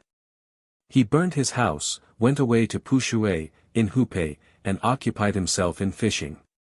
From there he went on to Chang'e Shan, where he met Feng Ho and her teacher Suen Nu, the Mother of Heaven.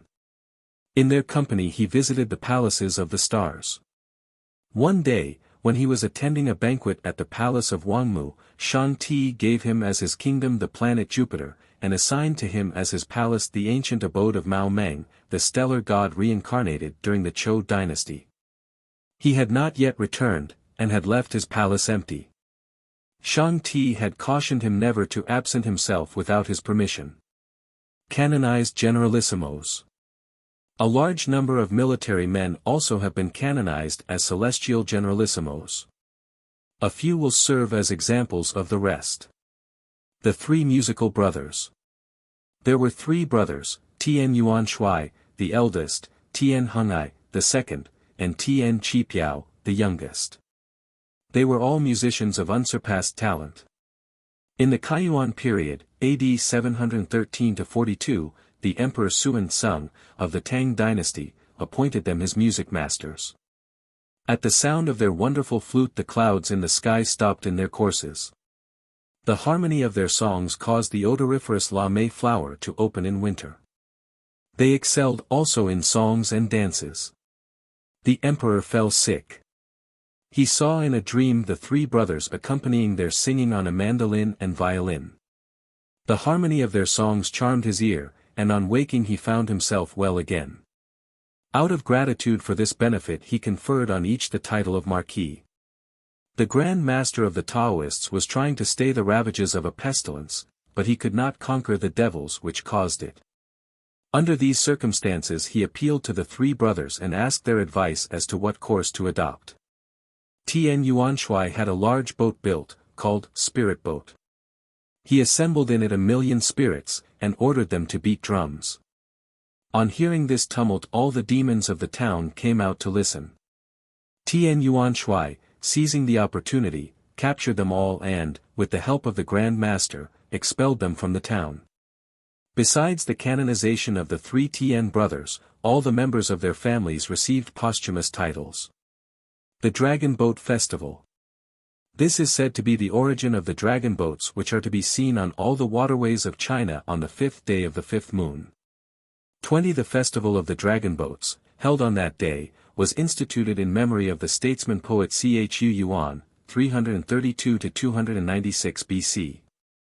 Who drowned himself in the Milo River, an affluent of the Tungtianji Lake, after having been falsely accused by one of the petty princes of the state. The people, out of pity for the unfortunate courtier, sent out these boats in search of his body. Chang'e. In the wars which resulted in the overthrow of the tyrant Chou Wang and his dynasty and the establishment of the great Chou dynasty, the most influential generalissimo was Chang'e. His family name was Chang, and his own name Shang, but owing to his descent from one of the ministers of the ancient King Yao, whose heirs owned the fief of Lu, the family came to be called by that name, and he himself was known as Lu Shang. His honorific title was Tai Kung Wang, Hope of Tai Kung, given him by Wen Wang, who recognized in the person of Chang'e the wise minister whom his father Tai Kung had caused him to expect before his death. The Battle of Muye. Chang'e was originally in the service of the tyrant Chou Wang, but transferred his services to the Chou cause, and by his wonderful skill enabled that house finally to gain the victory. The decisive battle took place at Muye, situated to the south of Weihui-fu, in 1122 BC. The soldiers of Yin, 700,000 in number, were defeated, and Chou, the tyrant, shut himself up in his magnificent palace, set it alight, and was burned alive with all his possessions. For this achievement Chang'e was granted by Wu Wang the title of father and counselor, and was appointed Prince of Qi, with perpetual succession to his descendants. A Legend of Chang'e. The Feng Shen Yan I contains many chapters describing in detail the various battles which resulted in the overthrow of the last tyrant of the Shang dynasty and the establishment of the illustrious Chou dynasty on the throne of China.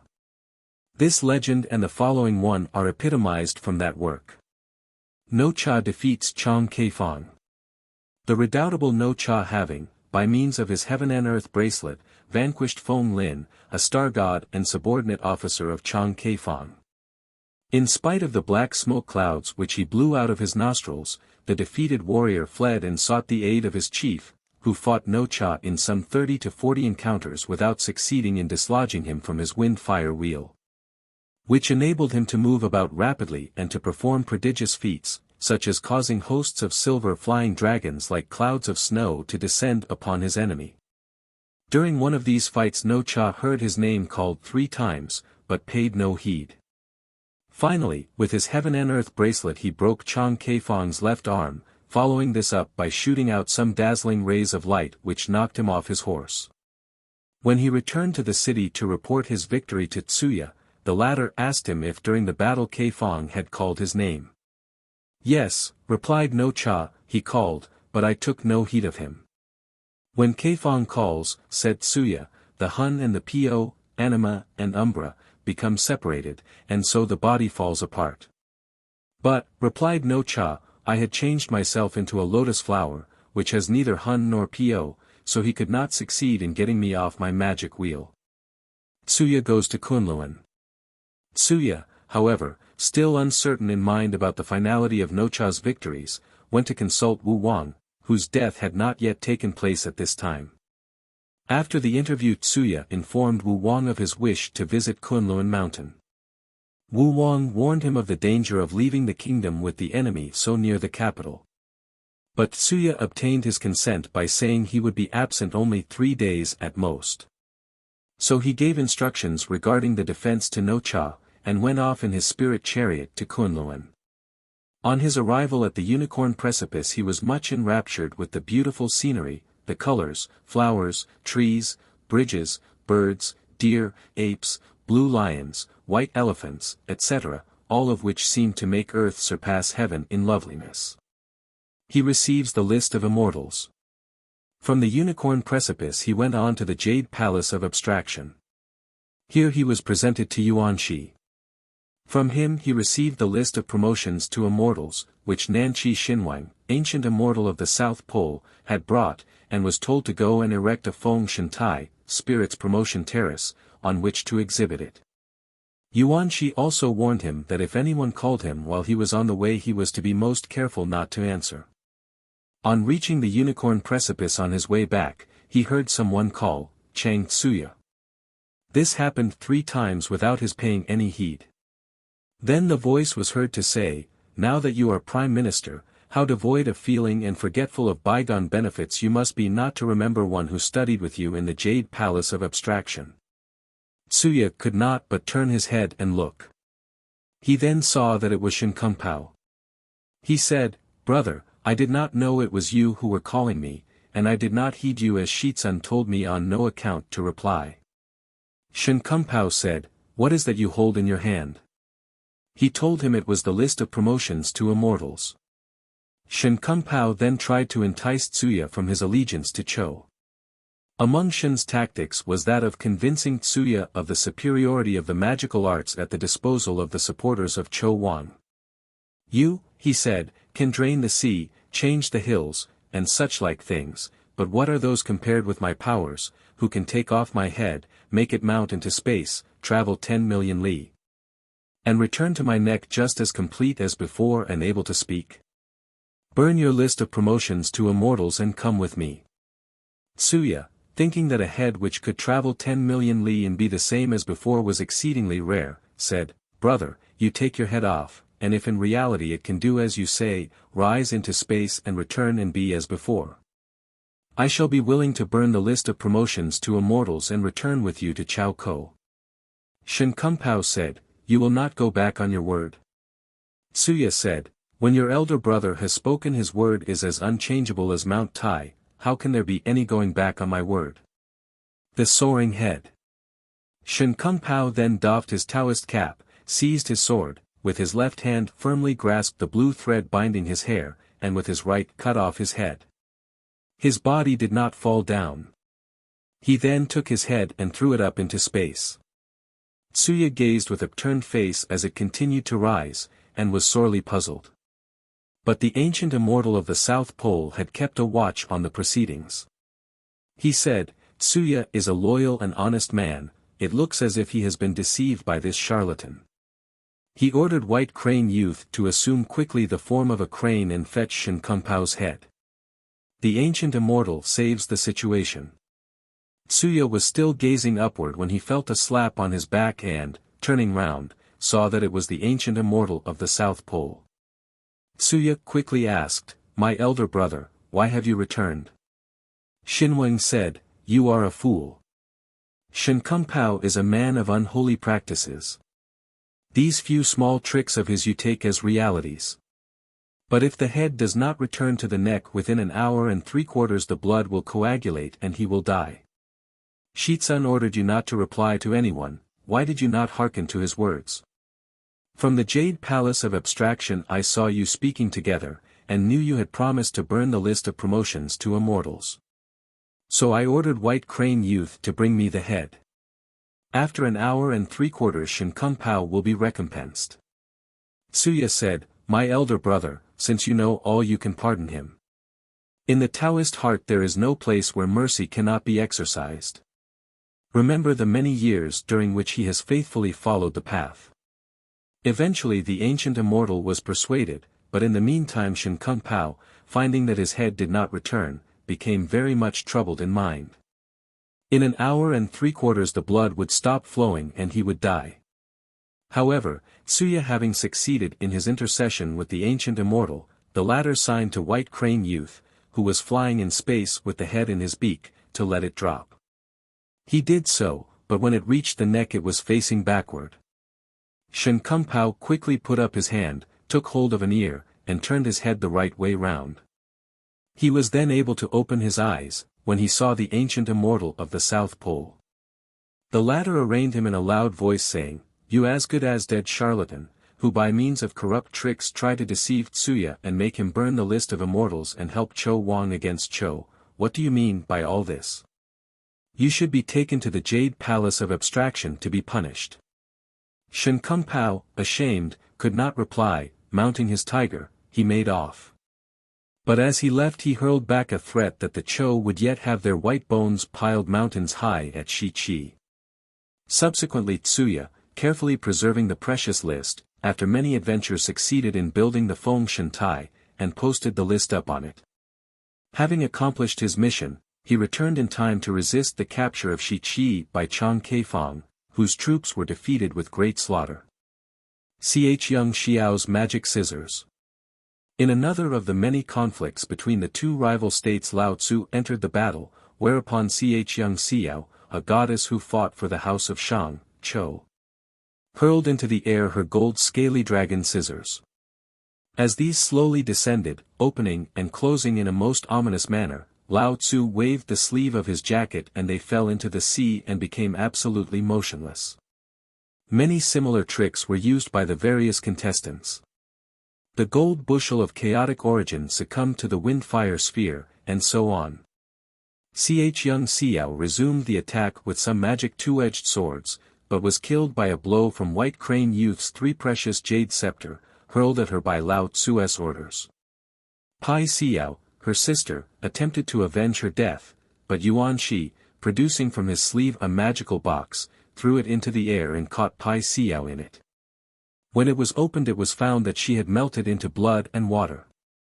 Chang Tsuya defeats Wen Cheng. After this Lao Tzu rallied many of the skillful spirits to help Chang Tsuya in his battle with Wen Cheng, providing them with the ancient immortal of the South Pole's sandblaster and an earth-conquering light which enabled them to travel 1,000 li in a day. From the hot sand used the contest became known as the Red Sand Battle. Jian Teng, on Penglai Mountain, in consultation with Tsuya, also arranged the plan of battle. The Red Sand Battle. The fight began with a challenge from the ancient immortal of the South Pole to Chang'e. The latter, riding his deer, dashed into the fray, and aimed a terrific blow with his sword at Xinweng's head, but White Crane Youth warded it off with his 3 precious jade scepter. Chang then produced a two-edged sword and renewed the attack, but, being disarmed, dismounted from his deer and threw several handfuls of hot sand at Xinweng. The latter, however, easily fanned them away with his 5 fire 7 feathers fan, rendering them harmless. Chang then fetched a whole bushel of the hot sand and scattered it over the enemy, but Xinweng counteracted the menace by merely waving his fan. White Crane Youth struck Chang Shao with his jade scepter, knocking him off his horse, and then dispatched him with his two-edged sword. After this battle Wu Wang was found to be already dead. Jian Ting on learning this ordered Lei Chen-su to take the corpse to Mount Peng and wash it. He then dissolved a pill in water and poured the solution into Wu Wang's mouth, whereupon he revived and was escorted back to his palace. Further fighting. Preparations were then made for resuming the attack on Wen Cheng. While the latter was consulting with Tsai Yun Shin Su and Han Chi Shin, he heard the sound of the Cho guns and the thunder of their troops. Wen Cheng, mounting his black unicorn, galloped like a whiff of smoke to meet Tsuya, but was stopped by blows from 2 silver hammers wielded by Huang Tianhua. Han Chi Shin came to Wen's aid, but was opposed by Pai Xiangyang. Tsai Yun Shin Su dashed into the fray, but No Cha stepped onto his wind-fire wheel and opposed him. From all sides other immortals joined in the terrific battle, which was a turmoil of longbows and crossbows, iron armor and brass mail, striking whips and falling hammers, weapons cleaving male and male resisting weapons. In this fierce contest, while Tsuya was fighting Wen Cheng, Han Qixin released a black wind from his magic windbag, but he did not know that the Taoist barge of mercy, which transports departed souls to the land of bliss, sent by Kuan Yin, the goddess of mercy, had on board the stop-wind pearl, by which the black storm was immediately quelled. Thereupon Tsuya quickly seized his vanquished spirit's whip and struck Han Qixin in the middle of the skull, so that the brain fluid gushed forth and he died. No Cha then slew Tsai Shin Su with a spear thrust. Thus the stern fight went on, until finally Tsuya, under cover of night, attacked Wen Cheng's troops simultaneously on all four sides. The noise of slaughter filled the air. Generals in rank and file, lanterns, torches, swords, spears, guns, and daggers were one confused melee. Heaven could scarcely be distinguished from earth, and corpses were piled mountains high. Tsuya, having broken through 7 lines of the enemy's ranks, forced his way into Wen Cheng's camp. The latter mounted his unicorn, and brandishing his magic whip dashed to meet him. Tsuya drew his sword and stopped his onrush, being aided by Lung Suhu, who repeatedly cast a rain of hot stones onto the troops. In the midst of the fight Tsuya brought out his great magic whip, and in spite of Wen Cheng's efforts to avoid it succeeded in wounding him in the left arm. The Chou troops were fighting like dragons, lashing their tails and pythons curling their bodies. To add to their disasters, the Chou now saw flames rising behind the camp, and knew that their provisions were being burned by Yang Qian. The Chou armies, with gongs beating and drums rolling, advanced for a final effort, the slaughter being so great that even the devils wept and the spirits wailed. Wen Cheng was eventually driven back 70 li to Qi Hill. His troops could do nothing but sigh and stumble along. He made for Peach Blossom Range, but as he approached it he saw a yellow banner hoisted, and under it was Kuang Xie Ching Tzu. Being prevented from escaping in that direction he joined battle, but by use of red-hot sand, his two-edged sword, and his turn-heaven seal Kuang Xie Ching Tzu put him to flight. He then made off toward the west, followed by Ting Cheng. His design was to make for Swallow Hill, which he reached after several days of weary marching.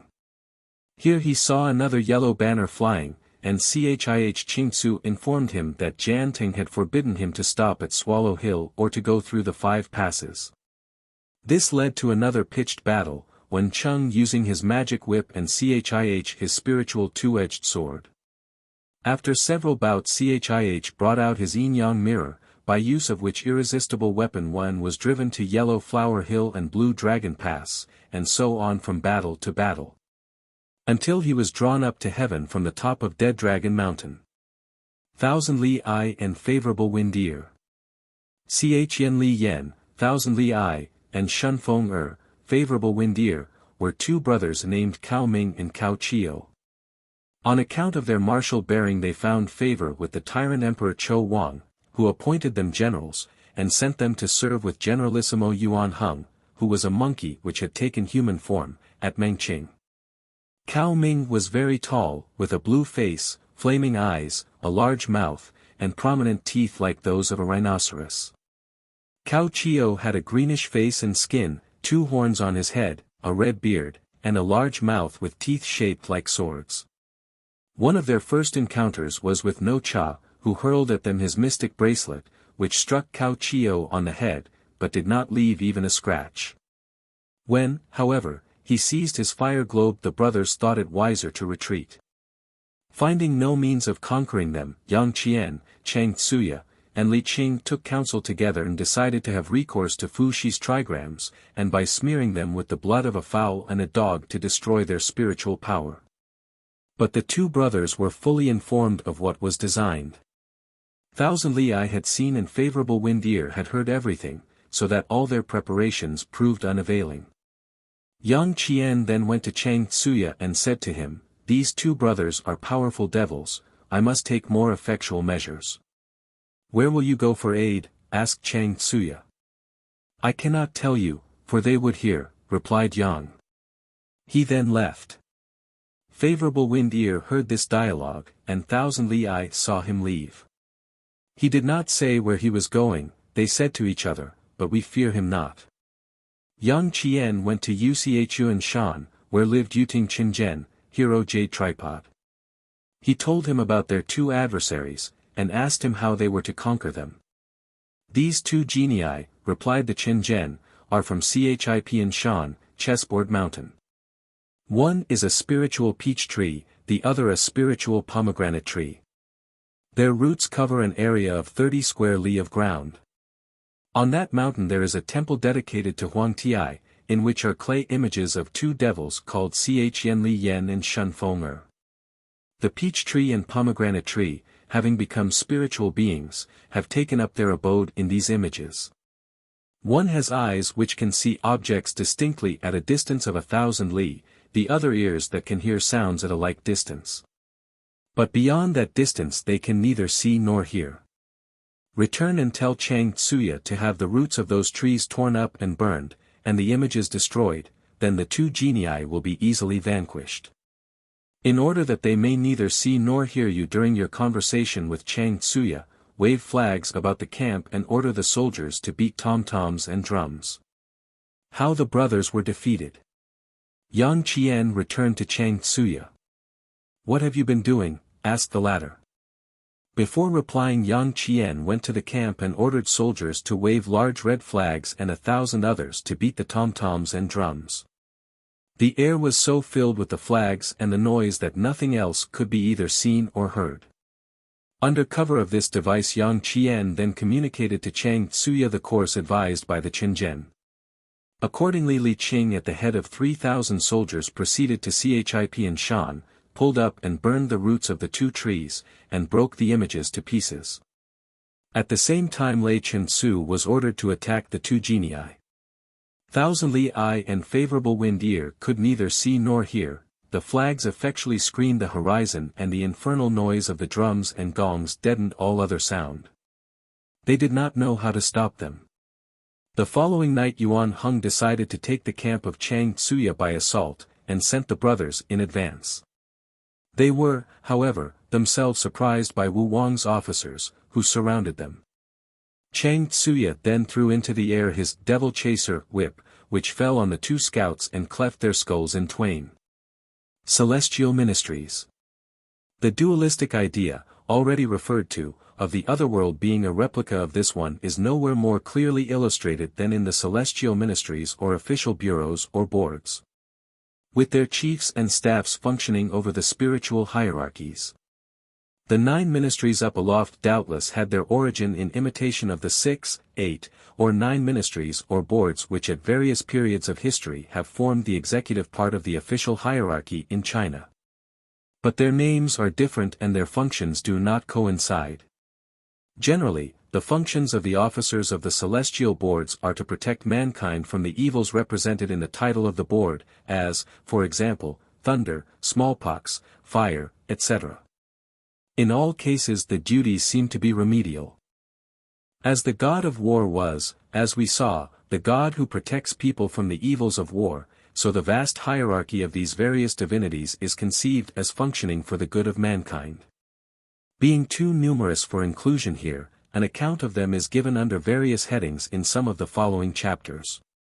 Protectors of the people.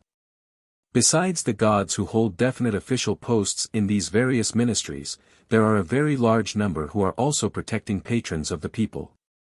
And, though ex officio, in many cases quite as popular and powerful, if not more so. Among the most important are the following: Shi Qi, gods of the soil and crops; Shen Neng, god of agriculture; Ho Tiu, earth mother; Xie Qinghuang, city god. Tu Ti, local gods; Sao Chun, kitchen god; Tian Ho and Nkung, goddess and god of sailors; Tien Nu, goddess of silkworms; Pa Cha, god of grasshoppers; Fu Shen, Tsai Shen, and Shou Xing, gods of happiness, wealth, and longevity. Men Shen, door gods, and Xiemo Wang, etc., the gods of serpents. The Xie Qinghuang. Xie Qinghuang is the celestial mandarin or city god. Every fortified city or town in China is surrounded by a wall, Xie Qing, composed usually of 2 battlement walls, the space between which is filled with earth. This earth is dug from the ground outside, making a ditch, or huang, running parallel with the Chang'e. The Chang'e is the spiritual official of the city or town. All the numerous Chang'e constitute a celestial ministry of justice, presided over by a Chang'e in chief. The origin of the worship of the Chang'e dates back to the time of the great emperor Yao, 2357 BC. Who instituted a sacrifice called Pa Cha in honor of 8 spirits, of whom the 7th, Shui Yang, had the meaning of, or corresponded to, the dike and rampart known later as Chang'e. Since the Sung dynasty sacrifices have been offered to the Chang'e all over the country, though now and then some towns have adopted another or special god as their Chang'e, such as XIII, adopted as the Chang'e of Hangzhou, the capital of Zhejiang province.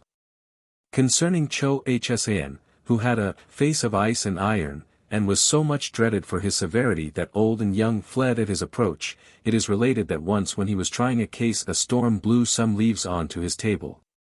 In spite of diligent search the tree to which this kind of leaf belonged could not be found anywhere in the neighborhood, but was eventually discovered in a Buddhist temple a long way off. The judge declared that the priests of this temple must be guilty of murder. By his order the tree was felled, and in its trunk was found the body of a woman who had been assassinated, and the priests were convicted of the murder. The Kitchen God. Cao Chun is a Taoist invention, but is universally worshipped by all families in China. About 60 million of pictures of him are regularly worshipped twice a month, at new and full moon. His temple is a little niche in the brick cooking range, his palace is often filled with smoke, and his majesty sells for 1 farthing. He is also called the God of the Stove. The origin of his worship, according to the legend, is that a Taoist priest, Li Shaochun by name, of the Qi state, obtained from the kitchen god the double favor of exemption from growing old and of being able to live without eating. He then went to the Emperor Xiao Wuti, 140–86 BC, of the Han dynasty, and promised that credulous monarch that he should benefit by the powers of the god provided that he would consent to patronize and encourage his religion. It was by this means, he added, that the Emperor Huang Ti obtained his knowledge of alchemy, which enabled him to make gold.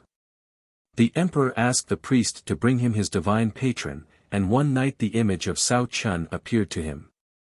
Deceived by this trick, dazzled by the ingots of gold which he too should obtain, and determined to risk everything for the pill of immortality which was among the benefits promised, the emperor made a solemn sacrifice to the god of the kitchen. This was the first time that a sacrifice had been officially offered to this new deity. Li Shaochun gradually lost the confidence of the emperor and, at his wit's end, conceived the plan of writing some phrases on a piece of silk and then causing them to be swallowed by an ox. This done, he announced that a wonderful script would be found in the animal's stomach. The ox being killed, the script was found there as predicted, but Li's unlucky star decreed that the emperor should recognize his handwriting, and he was forthwith put to death. Nevertheless, the worship of the kitchen god continued and increased, and exists in full vigor down to the present day. This deity has power over the lives of the members of each family under his supervision, distributes riches and poverty at will, and makes an annual report to the Supreme Being on the conduct of the family during the year. For which purpose he is usually absent for from 4 to 7 days. Some hold that he also makes these reports once or twice or several times each month. Various ceremonies are performed on seeing him off to heaven and welcoming him back. One of the former, as we saw, is to regale him with honey, so that only sweet words, if any, may be spoken by him while up aloft. Tsn Nu. In the kingdom of Shu, modern Sichuan, in the time of Cao Xingti, a band of robbers kidnapped the father of Tsn Nu. A whole year elapsed, and the father's horse still remained in the stable as he had left it. The thought of not seeing her father again caused Tsn Nu such grief that she would take no nourishment. Her mother did what she could to console her, and further promised her in marriage to anyone who would bring back her father. But no one was found who could do this. Hearing the offer, the horse stamped with impatience, and struggled so much that at length he broke the halter by which he was tied up. He then galloped away and disappeared. Several days later, his owner returned riding the horse. From that time the horse neighed incessantly, and refused all food. This caused the mother to make known to her husband the promise she had made concerning her daughter. An oath made to men, he replied, does not hold good for a horse. Is a human being meant to live in marital relations with a horse? Nevertheless, however good and abundant food they offered him, the horse would not eat. When he saw the young lady he plunged and kicked furiously. Losing his temper, the father discharged an arrow and killed him on the spot, then he skinned him and spread the skin on the ground outside the house to dry. As the young lady was passing the spot, the skin suddenly moved, rose up, enveloped her, and disappeared into space. 10 days later it was found at the foot of a mulberry tree. Tien Nu changed into a silkworm, was eating the mulberry leaves, and spinning for herself a silken garment. The parents of course were in despair. But one day, while they were overwhelmed with sad thoughts, they saw on a cloud Tien Nu riding the horse and attended by several dozens of servants.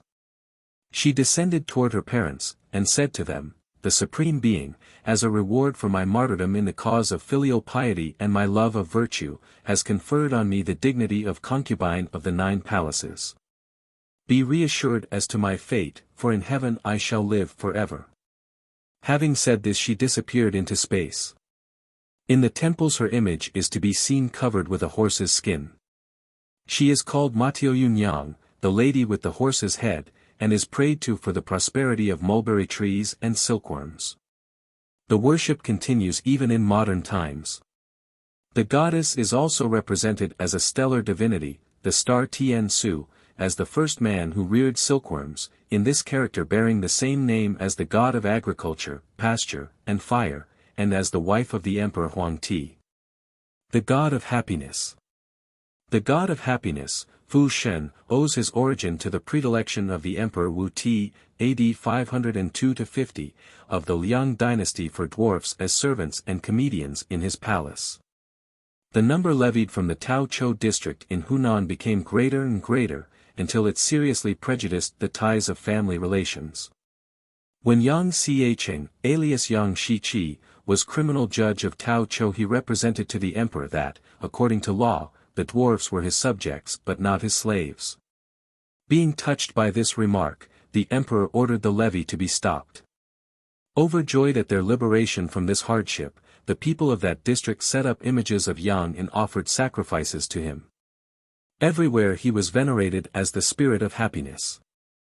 It was in this simple way that there came into being a god whose portraits and images abound everywhere throughout the country, and who is worshipped almost as universally as the god of riches himself. Another person who attained to the dignity of god of happiness, known as Sangfu Xiangkang, the young gentleman who increases happiness, was Li Keitsu, the minister of Emperor Wen Ti of the Wei dynasty, the son of the famous Tsao. But in modern times the honor seems to have passed to Quetzui. He was the savior of the Tang dynasty from the depredations of the Turfans in the reign of the Emperor Suen Sung. He lived AD 697–781, was a native of Huazhou, in Shenxi, and one of the most illustrious of Chinese generals. He is very often represented in pictures clothed in blue official robes, leading his small son Kuai to court. The god of wealth.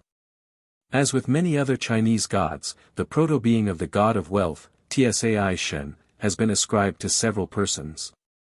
The original and best known until later times was Chao Kungming.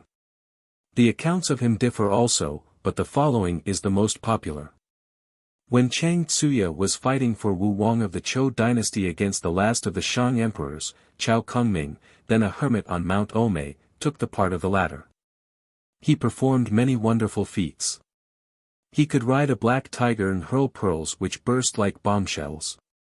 But he was eventually overcome by the form of witchcraft known in Wales as Sierp Cred. Chang Tsuya made a straw image of him, wrote his name on it, burned incense and worshipped before it for 20 days, and on the 21st shot arrows made of peach wood into its eyes and heart. At that same moment Kungming, then in the enemy's camp, felt ill and fainted, and uttering a cry gave up the ghost.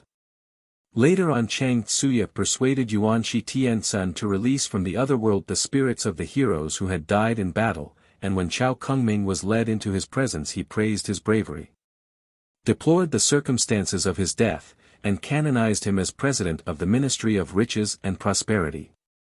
The god of riches is universally worshipped in China, images and portraits of him are to be seen everywhere. Talismans, trees of which the branches are strings of cash, and the fruits ingots of gold, to be obtained merely by shaking them down. A magic inexhaustible casket full of gold and silver, these and other spiritual sources of wealth are associated with this much adored deity. He himself is represented in the guise of a visitor accompanied by a crowd of attendants laden with all the treasures that the hearts of men, women, and children could desire. The god of longevity. The god of longevity, Shou Xing, was first a stellar deity, later on represented in human form.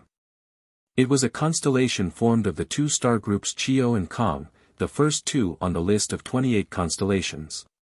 Hence, say the Chinese writers, because of this precedence, it was called the Star of Longevity. When it appears the nation enjoys peace, when it disappears there will be war. Qin Shi Huangti, the first emperor, was the first to offer sacrifices to this star, the old man of the South Pole, at Xipe, in 246 BC. Since then the worship has been continued pretty regularly until modern times. But desire for something more concrete, or at least more personal, than a star led to the gods being represented as an old man.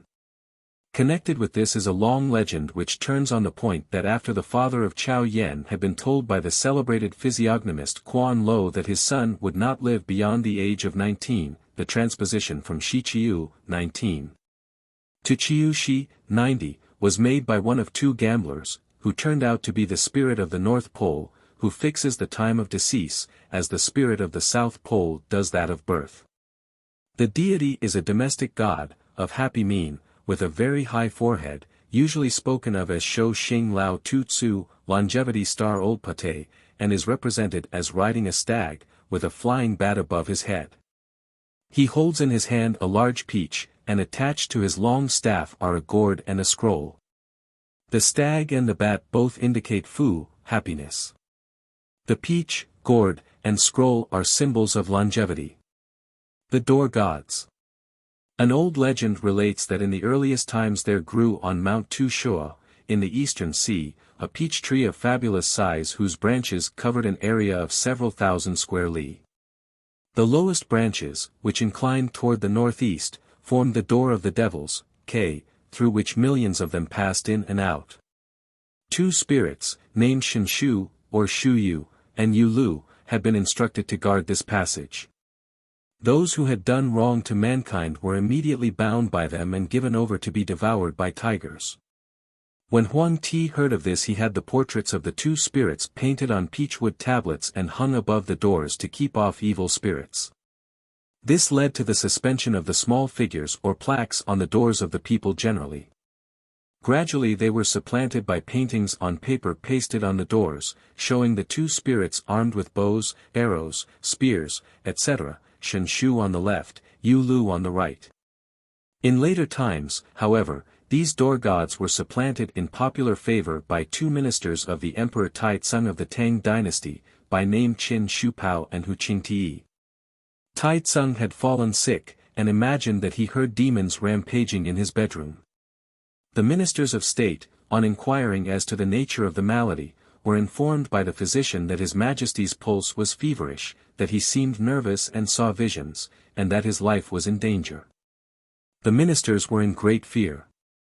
The empress summoned other physicians to a consultation, and after the sick emperor had informed them that, though all was quiet during the daytime, he was sure he saw and heard demons during the night. Qin Shupao and Hu Qingti stated that they would sit up all night and watch outside his door. Accordingly they posted themselves, fully armed, outside the palace gate all night, and the emperor slept in peace. Next day the emperor thanked them heartily, and from that time his sickness diminished. The two ministers, however, continued their vigils until the emperor informed them that he would no longer impose upon their readiness to sacrifice themselves. He ordered them to paint their portraits in full martial array and paste these on the palace doors to see if that would not have the same effect. For some nights all was peace, then the same commotion was heard at the back gates of the palace. The minister Wei Cheng offered to stand guard at the back gates in the same way that his colleagues had done at the front gates. The result was that in a few days the emperor's health was entirely restored. Thus it is that Wei Cheng is often associated with the other two door gods, sometimes with them, sometimes in place of them. Pictures of these men Shen, elaborately colored, and renewed at the new year, are to be seen on almost every door in China. Chinese polytheism. That the names of the gods of China are legion will be readily conceded when it is said that, besides those already described, those still to be mentioned, and many others to whom space will not permit us to refer. There are also gods, goddesses, patrons, etc. Of wind, rain, snow, frost, rivers, tides, caves, trees, flowers, theaters, horses, oxen, cows, sheep, goats, dogs, pigs, scorpions, locusts, gold, tea, salt, compass, archery, bridges, lamps, gems, wells, carpenters, masons, barbers, tailors, jugglers, nets, wine, bean curd, jade, paper clothing, eye, ear, nose, tongue, teeth, heart, liver, throat, hands, feet, skin, architecture, rain clothes, monkeys, lice, Punch and Judy, firecrackers, cruelty, revenge, manure, fornication, shadows, corners, gamblers, oculists, smallpox, liver complaint, stomachache, measles, luck, womb, midwives, hasteners of childbirth, brigands, butchers, furnishers, centipedes, frogs, stones, beds, candle merchants, fishermen, millers, wig merchants, incense merchants, spectacle makers, cobblers, harness makers, seedsmen, innkeepers, basket makers, chemists, painters, perfumers, jewelers, brush makers, dyers, fortune tellers, strolling singers, brothels, varnishers, combs, etc. etc. There is a god of the light of the eye as well as of the eye itself, of smallpox marks as well as of smallpox, of benign measles as well as of measles. After reading a full list of the gods of China, those who insist that the religion of China was or is a monotheism may be disposed to revise their belief. V. Myths of the stars. Astrological superstitions. According to Chinese ideas, the sun, moon, and planets influence sublunary events, especially the life and death of human beings, and changes in their color menace approaching calamities.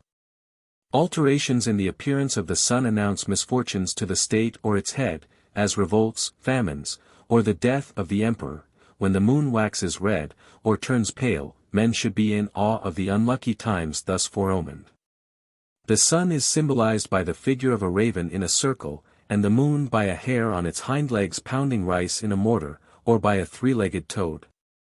The last refers to the legend of Chang'e, detailed later. The moon is a special object of worship in autumn, and mooncakes dedicated to it are sold at this season. All the stars are ranged into constellations, and an emperor is installed over them, who resides at the North Pole. 5 monarchs also live in the 5 stars in Leo, where is a palace called Wu Ti Tso, or Throne of the 5 Emperors. In this celestial government there are also an heir apparent, empresses, sons and daughters, and tribunals, and the constellations receive the names of men, animals, and other terrestrial objects. The Great Bear, or Dipper, is worshipped as the residence of the fates, where the duration of life and other events relating to mankind are measured and meted out. Fears are excited by unusual phenomena among the heavenly bodies. Both the sun and the moon are worshipped by the government in appropriate temples on the east and west sides of Peking. Various star gods. Some of the star gods, such as the god of literature, the goddess of the North Star, the gods of happiness, longevity, etc., are noticed in other parts of this work. The cycle gods are also star gods. There are 60 years in a cycle, and over each of these presides a special star deity. The one worshipped is the one which gave light on the birthday of the worshipper, and therefore the latter burns candles before that particular image on each succeeding anniversary.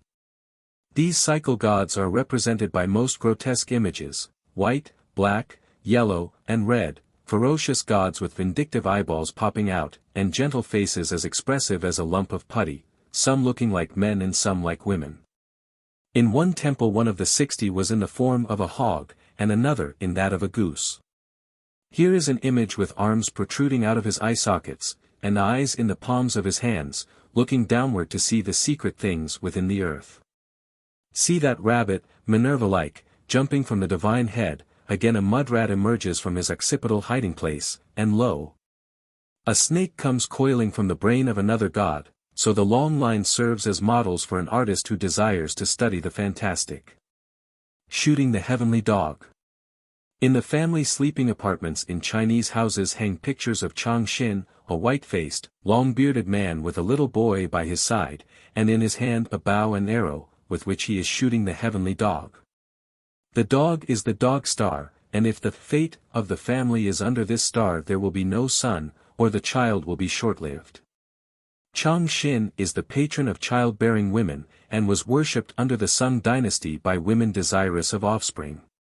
The introduction of this name into the Chinese pantheon is due to an incident in the history of Huaji Fujian, a name given to Lady Fei, concubine of Meng Chang, the last ruler of the later Shu state, AD 935 to 964. When she was brought from Shu to grace the harem of the founder of the Sung dynasty, in AD 960, she is said to have preserved secretly the portrait of her former lord, the Prince of Shu, whose memory she passionately cherished.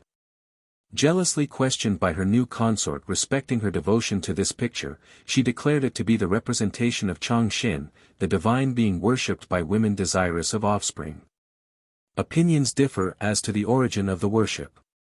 One account says that the Emperor Zhen Sung, of the Sung dynasty, saw in a dream a beautiful young man with white skin and black hair, carrying a bow in his hand. He said to the emperor, "The star Tian Ko, heavenly dog, in the heavens is hiding the sun and moon, and on earth devouring small children. It is only my presence which keeps him at bay."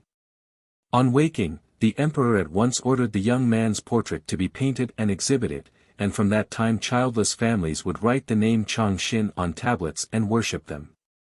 Another account describes Chang'e as the spirit of the star Chang.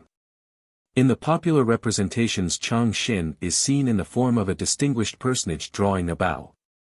The spirit of the star Chang is supposed to preside over the kitchen of heaven and to arrange the banquets given by the gods. The Sun King. The worship of the sun is part of the state religion, and the officials make their offerings to the sun tablet. The moon also is worshipped.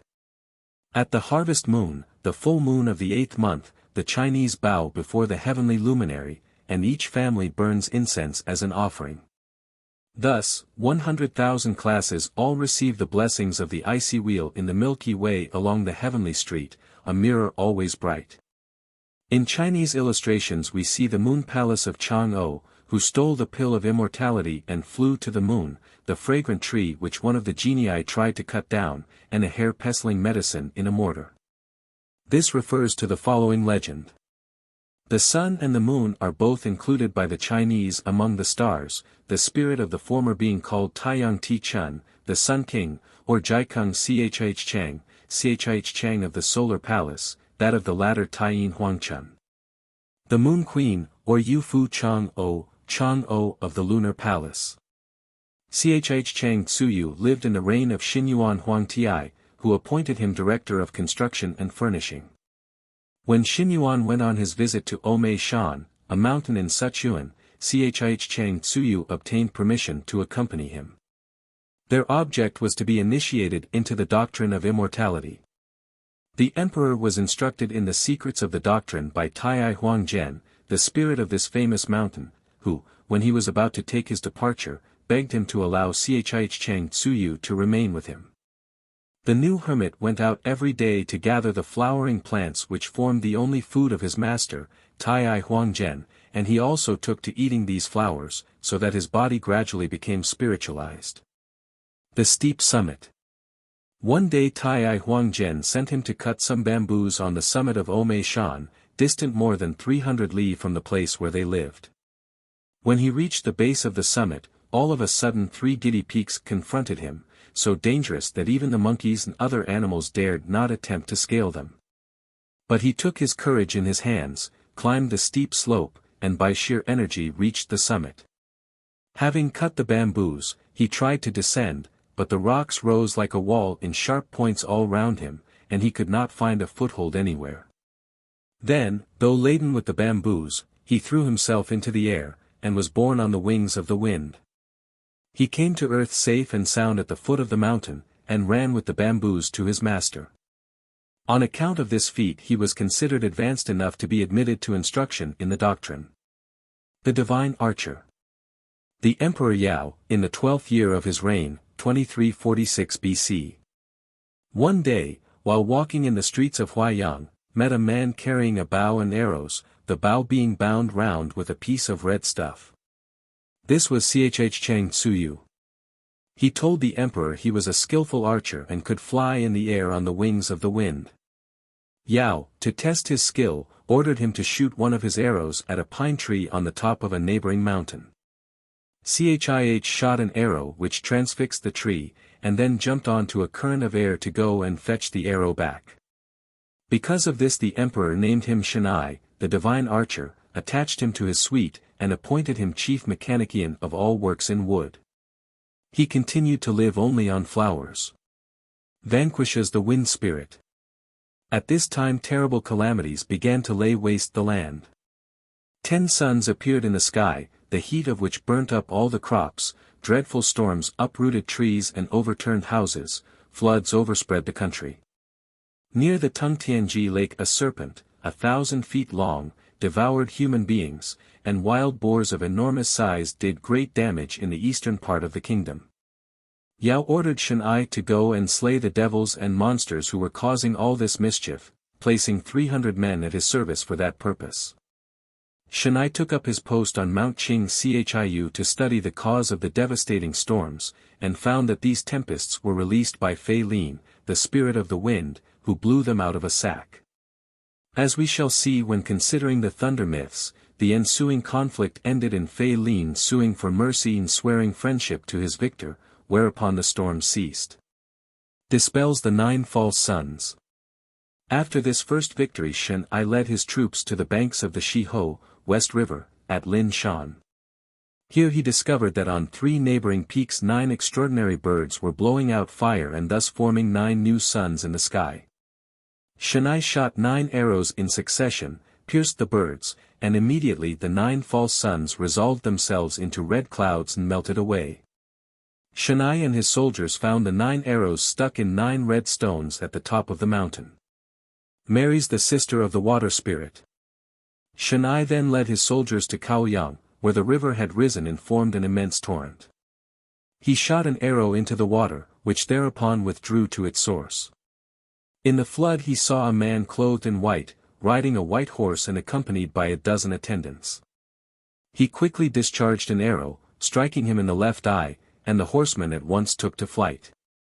He was accompanied by a young woman named Heng O21, the younger sister of Ho Pa, the spirit of the waters. Chang'e shot an arrow into her hair. She turned and thanked him for sparing her life, adding, "I will agree to be your wife." After these events had been duly reported to the Emperor Yao, the wedding took place. Slays various dangerous creatures. 3 months later Yao ordered Chang'e to go and kill the great Tungtianji serpent. An arrow in the left eye laid him out stark and dead. The wild boars also were all caught in traps and slain. As a reward for these achievements Yao canonized Chang'e with the title of Marquis Pacifier of the country. Builds a palace for Qin Mu. About this time Tai Wu Fujian, the 3rd daughter of Shi Wangmu, had entered a nunnery on Nanmin Shan, to the north of Lofo Shan, where her mother's palace was situated. She mounted a dragon to visit her mother, and all along the course left a streak of light in her wake. One day the Emperor Yao, from the top of Chang'e Shan, saw this track of light, and asked Chang'e the cause of this unusual phenomenon. The latter mounted the current of luminous air, and letting it carry him whither it listed, found himself on Lofo Shan, in front of the door of the mountain, which was guarded by a great spiritual monster. On seeing Chang'e, this creature called together a large number of phoenixes and other birds of gigantic size and set them at Chang'e. One arrow, however, settled the matter. They all fled, the door opened, and a lady followed by 10 attendants presented herself. She was no other than Qin herself. Chang'e, having saluted her and explained the object of his visit, was admitted to the goddess's palace, and royally entertained. "I have heard," said Chang'e to her, "that you possess the pills of immortality. I beg you to give me one or two." "You are a well-known architect," replied Qin, "please build me a palace near this mountain." Together they went to inspect a celebrated site known as Payuke Shan, White Jade Tortoise Mountain, and fixed upon it as the location of the new abode of the goddess. Chang'e had all the spirits of the mountain to work for him. The walls were built of jade, sweet-smelling woods were used for the framework and wainscoting, the roof was of glass, the steps of agate. In a fortnight's time 16 palace buildings stretched magnificently along the side of the mountain.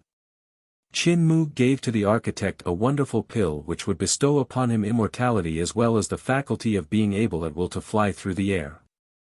"But," she said, "it must not be eaten now. You must first go through a 12 months preparatory course of exercise and diet, without which the pill will not have all the desired results." Chang'e thanked the goddess, took leave of her, and, returning to the emperor, related to him all that had happened. Kills Chiseltooth. On reaching home, the archer hid his precious pill under a rafter, lest anyone should steal it, and then began the preparatory course in immortality.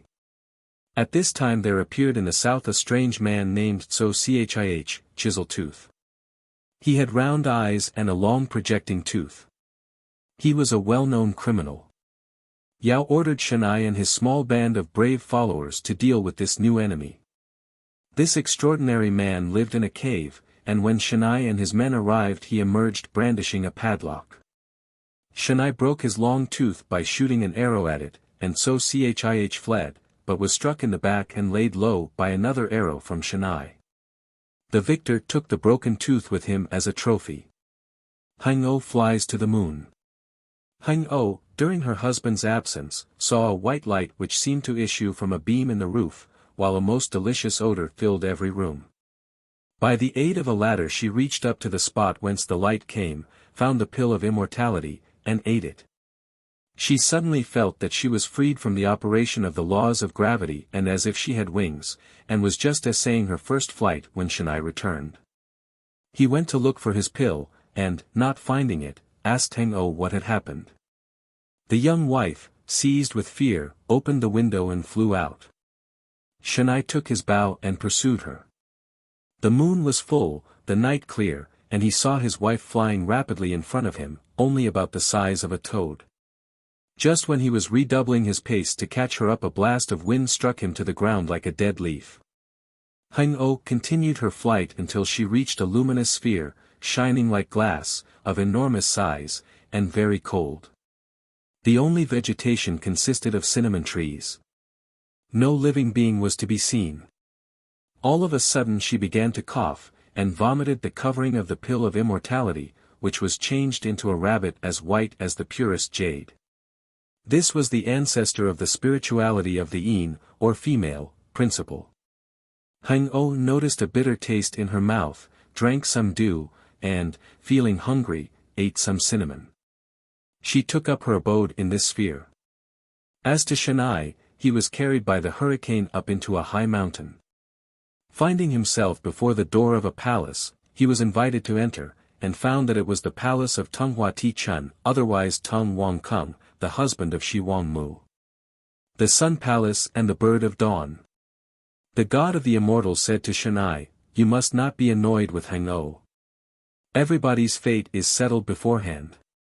Your labors are nearing an end, and you will become an immortal. It was I who let loose the whirlwind that brought you here. Hang'o, through having borrowed the forces which by right belong to you, is now an immortal in the palace of the moon.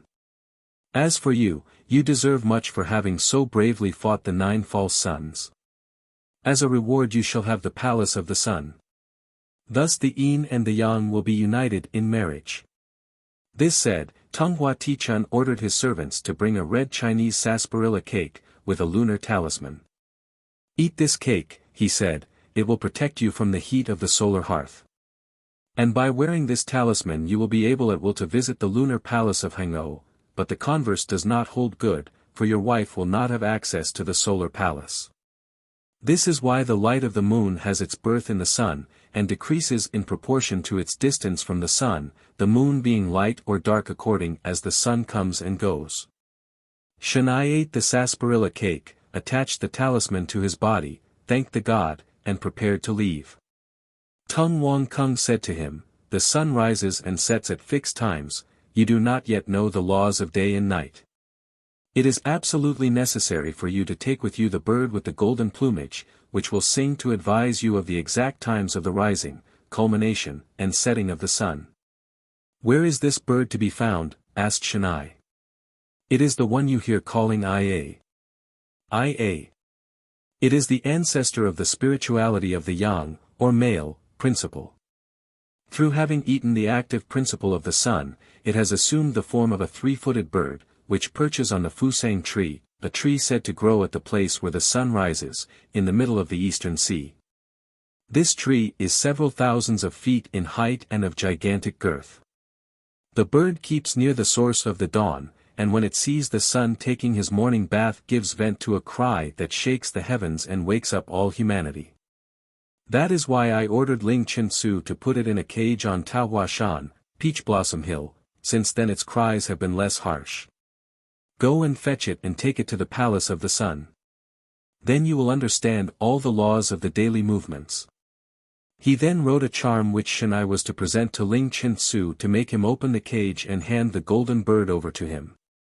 The charm worked, and Ling Chin-su opened the cage. The bird of golden plumage had a sonorous voice and majestic bearing. "This bird," he said, "lays eggs which hatch out nestlings with red combs, who answer him every morning when he starts crowing. He is usually called the cock of heaven, and the cocks down here which crow morning and evening are descendants of the celestial cock." Chang'e visits the moon. Chang'e, riding on the celestial bird, traversed the air and reached the disk of the sun just at midday. He found himself carried into the center of an immense horizon, as large as the earth, and did not perceive the rotatory movement of the sun. He then enjoyed complete happiness without care or trouble. The thought of the happy hours passed with his wife Chang'e, however, came back to memory, and, borne on a ray of sunlight, he flew to the moon. He saw the cinnamon trees and the frozen-looking horizon. Going to a secluded spot, he found Chang'e there all alone. On seeing him she was about to run away, but Chang'e took her hand and reassured her. "I am now living in the solar palace," he said, "do not let the past annoy you." Chang'e cut down some cinnamon trees, used them for pillars, shaped some precious stones, and so built a palace, which he named Quanghan Kung, Palace of Great Cold. From that time forth, on the 15th day of every moon, he went to visit her in her palace. That is the conjunction of the yang and yin, male and female principles, which causes the great brilliancy of the moon at that epoch. Chang'e, on returning to his solar kingdom, built a wonderful palace, which he called the Palace of the Lonely Park. From that time the sun and moon each had their ruling sovereign. This regime dates from the 49th year, 2309 BC. Of Yao's reign. When the old emperor was informed that Chang'e and his wife had both gone up to heaven he was much grieved to lose the man who had rendered him such valuable service, and bestowed upon him the posthumous title of Tsung Pu, Governor of Countries. In the representations of this god and goddess the former is shown holding the sun, the latter the moon. The Chinese add the sequel that Chang'e became changed into a toad, whose outline is traceable on the moon's surface. Star worship. The star deities are adored by parents on behalf of their children, they control courtship and marriage, bring prosperity or adversity in business, send pestilence and war, regulate rainfall and drought, and command angels and demons. So every event in life is determined by the star ruler, who at that time from the shining firmament manages the destinies of men and nations. The worship is performed in the native homes either by astrologers engaged for that purpose or by Taoist priests. In times of sickness, 10 paper star gods are arranged, 5 good on one side and 5 bad on the other. A feast is placed before them, and it is supposed that when the bad have eaten enough they will take their flight to the southwest. The propitiation of the good star gods is in the hope that they will expel the evil stars, and happiness thus be obtained. The practical effect of this worship is seen in the following examples taken from the Chinese list of 129 lucky and unlucky stars, which, with the 60 cycle stars and the 28 constellations, besides a vast multitude of others, make up the celestial galaxy worshipped by China's millions. The orphan star enables a woman to become a man. The star of pleasure decides on betrothals, binding the feet of those destined to be lovers with silver cords. The bone-piercing star produces rheumatism. The morning star, if not worshipped, kills the father or mother during the year. The balustrade star promotes lawsuits. The three-corp star controls suicide, the peach blossom star lunacy, and so on. The herdsman and the weaver girl. In the myths and legends which have clustered about the observations of the stars by the Chinese there are subjects for pictorial illustration without number. One of these stories is the fable of Aquila and Vega, known in Chinese mythology as the herdsman and the weaver girl. The latter, the daughter of the sun god, was so constantly busied with her loom that her father became worried at her close habits and thought that by marrying her to a neighbor who herded cattle on the banks of the silver stream of heaven, the Milky Way, she might awake to a brighter manner of living. No sooner did the maiden become wife than her habits and character utterly changed for the worse. She became not only very merry and lively, but quite forsook loom and needle, giving up her nights and days to play and idleness. No silly lover could have been more foolish than she. The Sun King, in great wrath at all this, concluded that the husband was the cause of it, and determined to separate the couple. So he ordered him to remove to the other side of the river of stars, and told him that hereafter they should meet only once a year, on the 7th night of the 7th month. To make a bridge over the flood of stars, the Sun King called myriads of magpies, who thereupon flew together, and, making a bridge, supported the poor lover on their wings and backs as if on a roadway of solid land.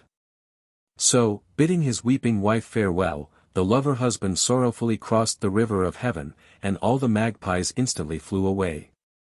But the two were separated, the one to lead his ox, the other to ply her shuttle during the long hours of the day with diligent toil, and the Sun King again rejoiced in his daughter's industry. At last the time for their reunion drew near, and only one fear possessed the loving wife. What if it should rain? For the river of heaven is always full to the brim, and one extra drop causes a flood which sweeps away even the bird bridge. But not a drop fell, all the heavens were clear. The magpies flew joyfully in myriads, making a way for the tiny feet of the little lady. Trembling with joy, and with heart fluttering more than the bridge of wings, she crossed the river of heaven and was in the arms of her husband. This she did every year. The husband stayed on his side of the river, and the wife came to him on the magpie bridge, save on the sad occasions when it rained. So every year the people hope for clear weather, and the happy festival is celebrated alike by old and young. These two constellations are worshipped principally by women, that they may gain cunning in the arts of needlework and making of fancy flowers. Watermelons, fruits, vegetables, cakes, etc., are placed with incense in the reception room, and before these offerings are performed the kneeling and the knocking of the head on the ground in the usual way. The 28 constellations. Sacrifices were offered to these spirits by the emperor on the marble altar of the Temple of Heaven, and by the high officials throughout the provinces. Of the 28 the following are regarded as propitious, namely, the horned, room, tail, sieve, bushel, house, wall, mound, stomach, and, bristling, well-drawn bow, and revolving constellations. The neck, bottom, heart, cow, female, empty, danger, astride, cock, mixed, demon, willow, star, wing, are unpropitious. The 28 constellations seem to have become the abodes of gods as a result of the defeat of a Taoist patriarch Tung Tien Chaochu, who had espoused the cause of the tyrant Chou. When he and all his followers were slaughtered by the heavenly hosts in the terrible catastrophe known as the Battle of the 10,000 Immortals. Chang'e as a reward conferred on them the up-punnage of the 28 constellations. The 5 planets, Venus, Jupiter, Mercury, Mars, and Saturn, are also the abodes of stellar divinities, called the white, green, black, red, and yellow rulers respectively. Stars good and bad are all likewise inhabited by gods or demons. A victim of Ta Chi. Concerning Tsu Wei Xing, the constellation Tsu Wei, north circumpolar stars, of which the stellar deity is Pa Ikao, the following legend is related in the Feng Shen Yan I. Pa Ikao was the eldest son of Wen Wang, and governed the kingdom during the 7 years that the old king was detained as a prisoner of the tyrant Chou. He did everything possible to procure his father's release. Knowing the tastes of the cruel king, he sent him for his harem 10 of the prettiest women who could be found, accompanied by 7 chariots made of perfumed wood, and a white-faced monkey of marvelous intelligence. Besides these he included in his presence a magic carpet, on which it was necessary only to sit in order to recover immediately from the effects of drunkenness. Unfortunately for Pa Ikao, Chou's favorite concubine, Ta Chi, conceived a passion for him and had recourse to all sorts of ruses to catch him in her net, but his conduct was throughout irreproachable. Vexed by his indifference, she tried slander in order to bring about his ruin. But her calumnies did not at first have the result she expected. Chou, after inquiry, was convinced of the innocence of Pa. But an accident spoiled everything. In the middle of an amusing séance the monkey which had been given to the king by Pa perceived some sweets in the hand of Ta Chi, and, jumping on to her body, snatched them from her. The king and his concubine were furious. Chou had the monkey killed forthwith, and Ta Chi accused Pa Ikao of having brought the animal into the palace with the object of making an attempt on the lives of the king and herself. But the prince explained that the monkey, being only an animal, could not grasp even the first idea of entering into a conspiracy. Shortly after this Pa committed an unpardonable fault which changed the goodwill of the king into mortal enmity. He allowed himself to go so far as to suggest to the king that he should break off his relations with this infamous woman, the source of all the woes which were desolating the kingdom. And when Ta Chi on this account grossly insulted him he struck her with his lute. For this offense Ta Chi caused him to be crucified in the palace. Large nails were driven through his hands and feet, and his flesh was cut off in pieces. Not content with ruining Pa Ikao, this wretched woman wished also to ruin Wen Wang. She therefore advised the king to have the flesh of the murdered man made up into rissoles and sent as a present to his father. If he refused to eat the flesh of his own son he was to be accused of contempt for the king, and there would thus be a pretext for having him executed. Wen Wang, being versed in divination and the science of the Pa Qua, 8 trigrams, knew that these rissoles contained the flesh of his son, and to avoid the snare spread for him he ate 3 of the rissoles in the presence of the royal envoys. On their return the latter reported this to the king, who found himself helpless on learning of Wen Wang's conduct. Pa Ikao was canonized by Chang'e, and appointed ruler of the constellation Tsu Wei of the North Polar Heavens. Myths of Time. Tai Sui is the celestial spirit who presides over the year. He is the president of the Ministry of Time. This god is much to be feared. Whoever offends against him is sure to be destroyed. He strikes when least expected to. Tai Sui is also the ministry itself, whose members, numbering 120, are set over time, years, months, and days. The conception is held by some writers to be of Chaldeo-Assyrian origin. The god Tai Sui is not mentioned in the Tang and Sung rituals, but in the Yuan dynasty, AD 1280 to 1368, sacrifices were offered to him in the college of the grand historiographer whenever any work of importance was about to be undertaken. Under this dynasty the sacrifices were offered to Tai Sui and to the ruling gods of the months and of the days. But these sacrifices were not offered at regular times, it was only at the beginning of the Qing, Manchu, dynasty, 1644 to 1912, that it was decided to offer the sacrifices at fixed periods. The planet Jupiter. Tai Sui corresponds to the planet Jupiter. He travels across the sky, passing through the 12 sidereal mansions. He is a stellar god. Therefore an altar is raised to him and sacrifices are offered on it under the open sky. This practice dates from the beginning of the Ming dynasty, when the Emperor Tai Tzu ordered sacrifices to this god to be made throughout the empire. According to some authors, he corresponds to the god of the 12 sidereal mansions. He is also variously represented as the moon, which turns to the left in the sky, and the sun, which turns to the right. The diviners gave to Tai Sui the title of Grand Marshal, following the example of the usurper Wang Mang, a.d. 9–23, of the Western Han dynasty, who gave that title to the year star. Legend of Tai Sui. The following is the legend of Tai Sui. Tai Sui was the son of the Emperor Chou, the last of the Yin dynasty. His mother was Queen Chang'e. When he was born he looked like a lump of formless flesh.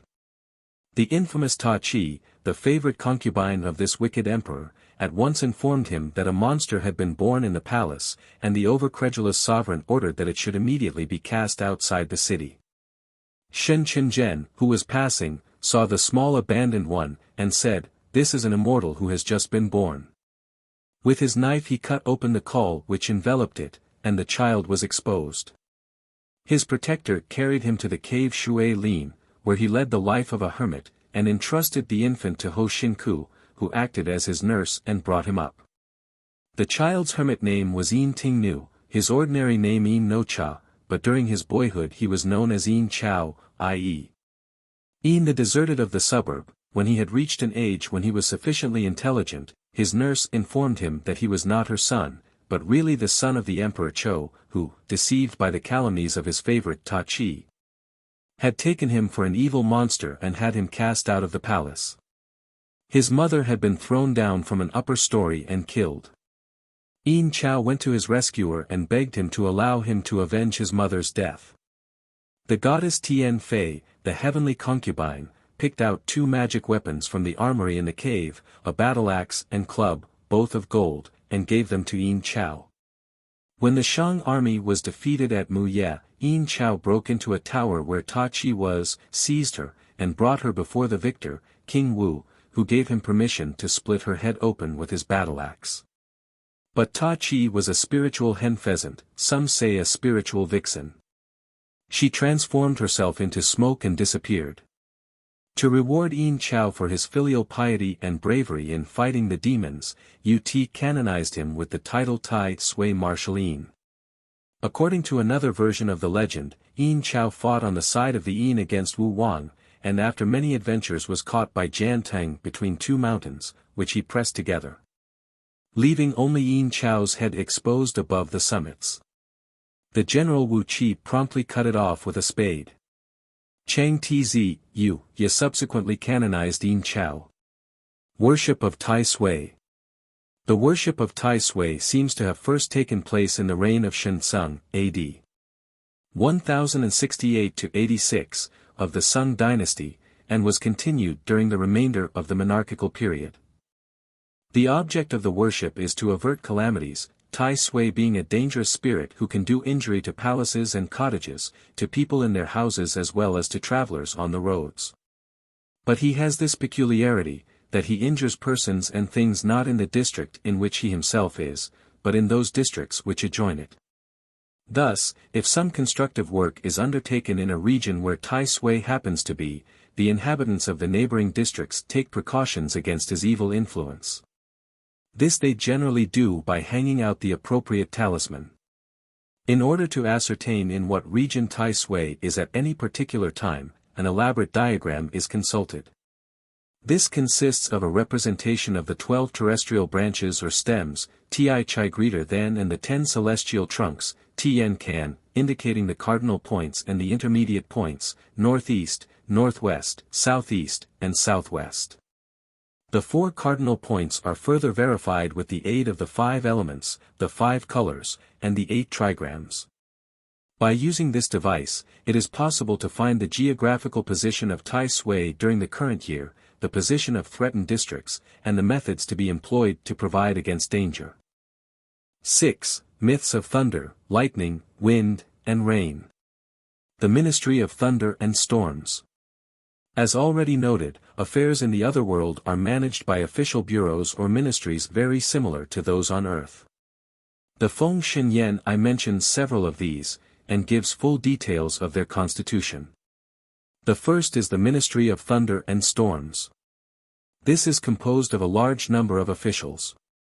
The principal ones are Lei Tzu, the ancestor of thunder, Lei Kung, the Duke of Thunder, Tian Mu, the Mother of Lightning, Feng Pe, the Count of Wind, and Yu Shi, the Master of Rain.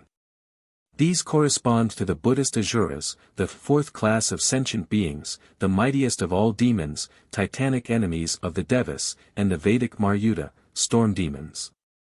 In the temples Lei Tzu is placed in the center with the other four to right and left. There are also sometimes represented other gods of rain, or attendants. These are Xing Tian Chun and Tao Tian Chun, both officers of Wen Cheng, or Lei Tzu, Ma Yuan Shui, Generalissimo Ma, whose exploits are referred to later, and others. The President of the Ministry of Thunder. This divinity has 3 eyes, one in the middle of his forehead, from which, when open, a ray of white light proceeds to a distance of more than 2 feet. Mounted on a black unicorn, he traverses millions of miles in the twinkling of an eye. His origin is ascribed to a man named Wen Cheng, generally known as Wen Cheng Taishi, the great teacher Wen Cheng. He was a minister of the tyrant King Chou, 1154 to 1122 BC, and fought against the armies of the Chou dynasty. Being defeated, he fled to the mountains of Yan Shan, where he met Chih Ching Tzu, one of the alleged discoverers of fire, and joined battle with him. The latter, however, flashed his yin-yang mirror at the unicorn, and put it out of action. Lei Chin Tzu, one of Wu Wang's marshals, then struck the animal with his staff, and severed it in twain. Wen Cheng escaped in the direction of the mountains of Chulongling, where another marshal, Yun Chung Tzu, barred his way. Yun's hands had the power of producing lightning, and 8 columns of mysterious fire suddenly came out of the earth, completely enveloping Wen Cheng. They were 30 feet high and 10 feet in circumference. 90 fiery dragons came out of each and flew away up into the air. The sky was like a furnace, and the earth shook with the awful claps of thunder. In this fiery prison Wen Cheng died. When the new dynasty finally proved victorious, Chang Tsuya, by order of Yuanshi Tiansun, conferred on Wen Cheng the supreme direction of the Ministry of Thunder, appointing him celestial prince and plenipotentiary defender of the laws governing the distribution of clouds and rain. His full title was Celestial and Highly Honored Head of the 9 Orbits of the Heavens, Voice of the Thunder, and Regulator of the Universe. His birthday is celebrated on the 24th day of the 6th moon. The Duke of Thunder. The Spirit of Thunder, for whom Lei Tzu is often mistaken, is represented as an ugly, black, bat-winged demon, with clawed feet, monkey's head, and eagle's beak, who holds in one hand a steel chisel, and in the other a spiritual hammer, with which he beats numerous drums strung about him, thus producing the terrific noise of thunder. According to Chinese reasoning, it is the sound of these drums, and not the lightning, which causes death. A. Gruenwedel, in his Guide to the Lamaist collection of Prince Ukhtomsky, p. 161, states that the Chino-Japanese god of thunder, Lei Kung, has the shape of the Indian divine bird Garuda. Are we to suppose, then, that the Chinese Lei Kung is of Indian origin? In modern pictures the god of thunder is depicted with a cock's head and claws, carrying in one hand the hammer, in the other the chisel.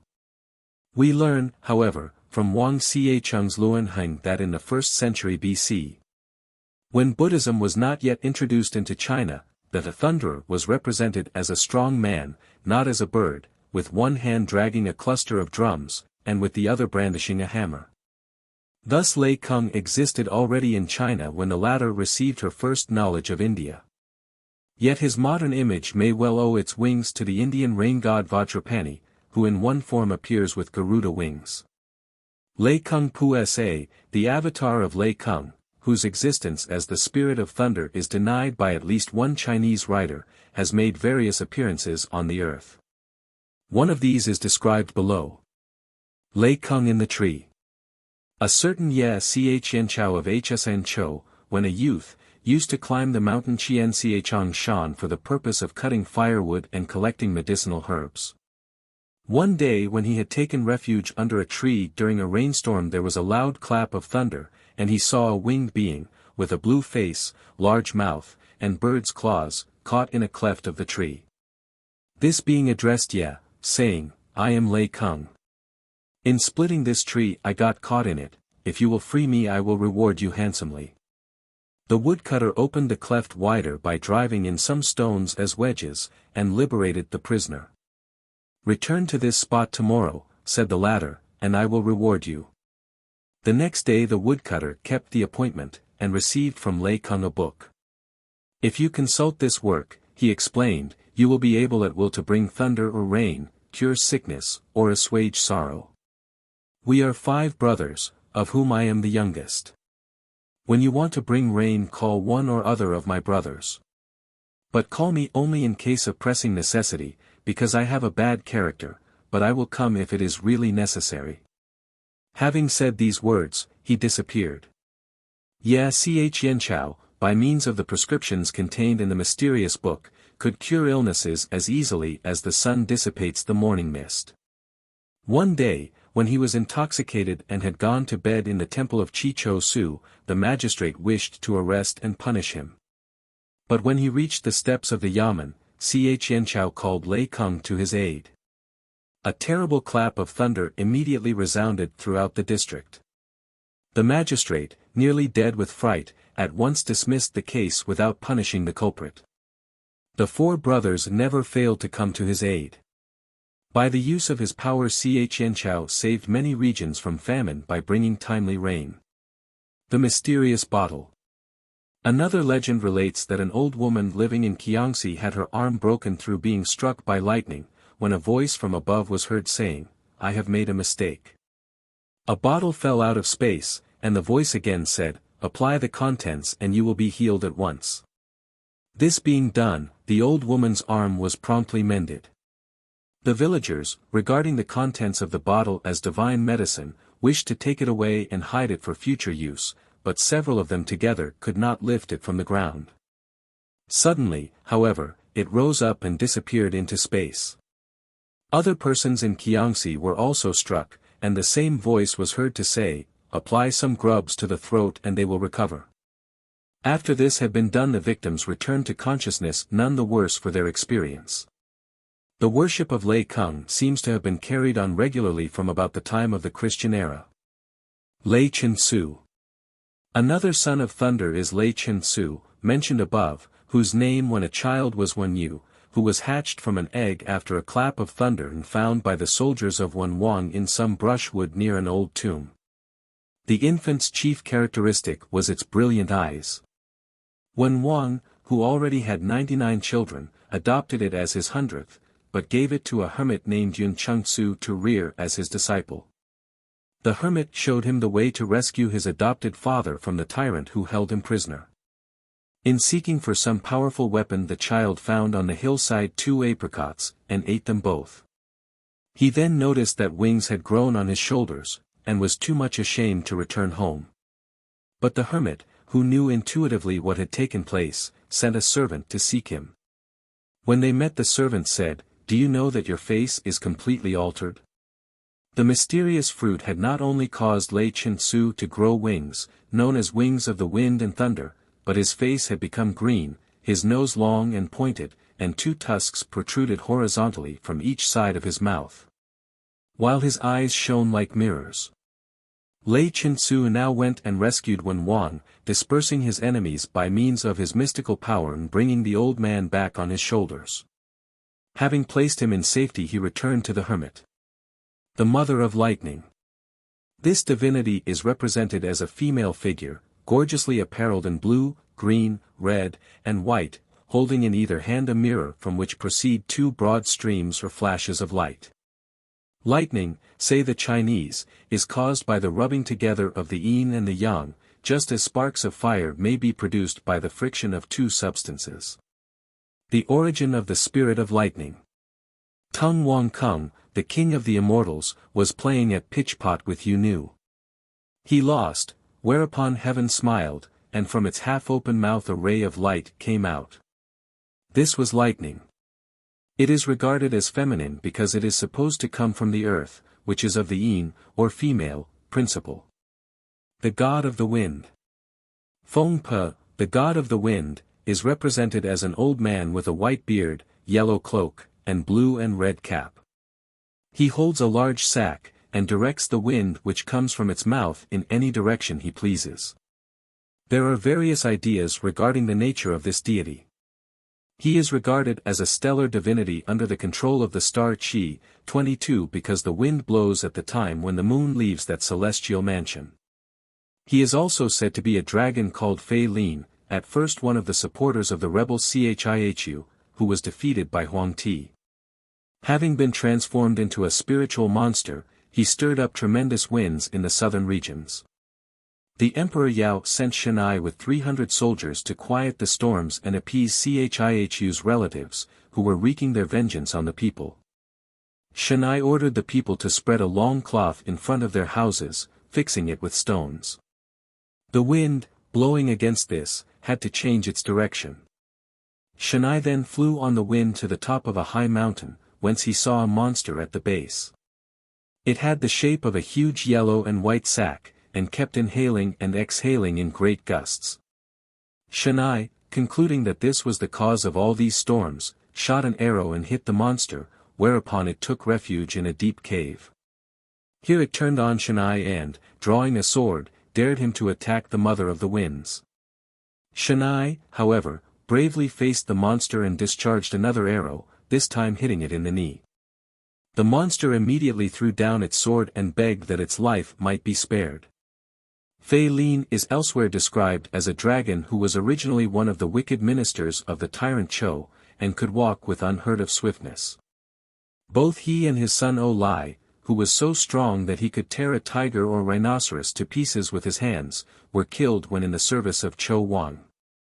Fei Lin is also said to have the body of a stag, about the size of a leopard, with a bird's head, horns, and a serpent's tail, and to be able to make the wind blow whenever he wishes. The Master of Rain.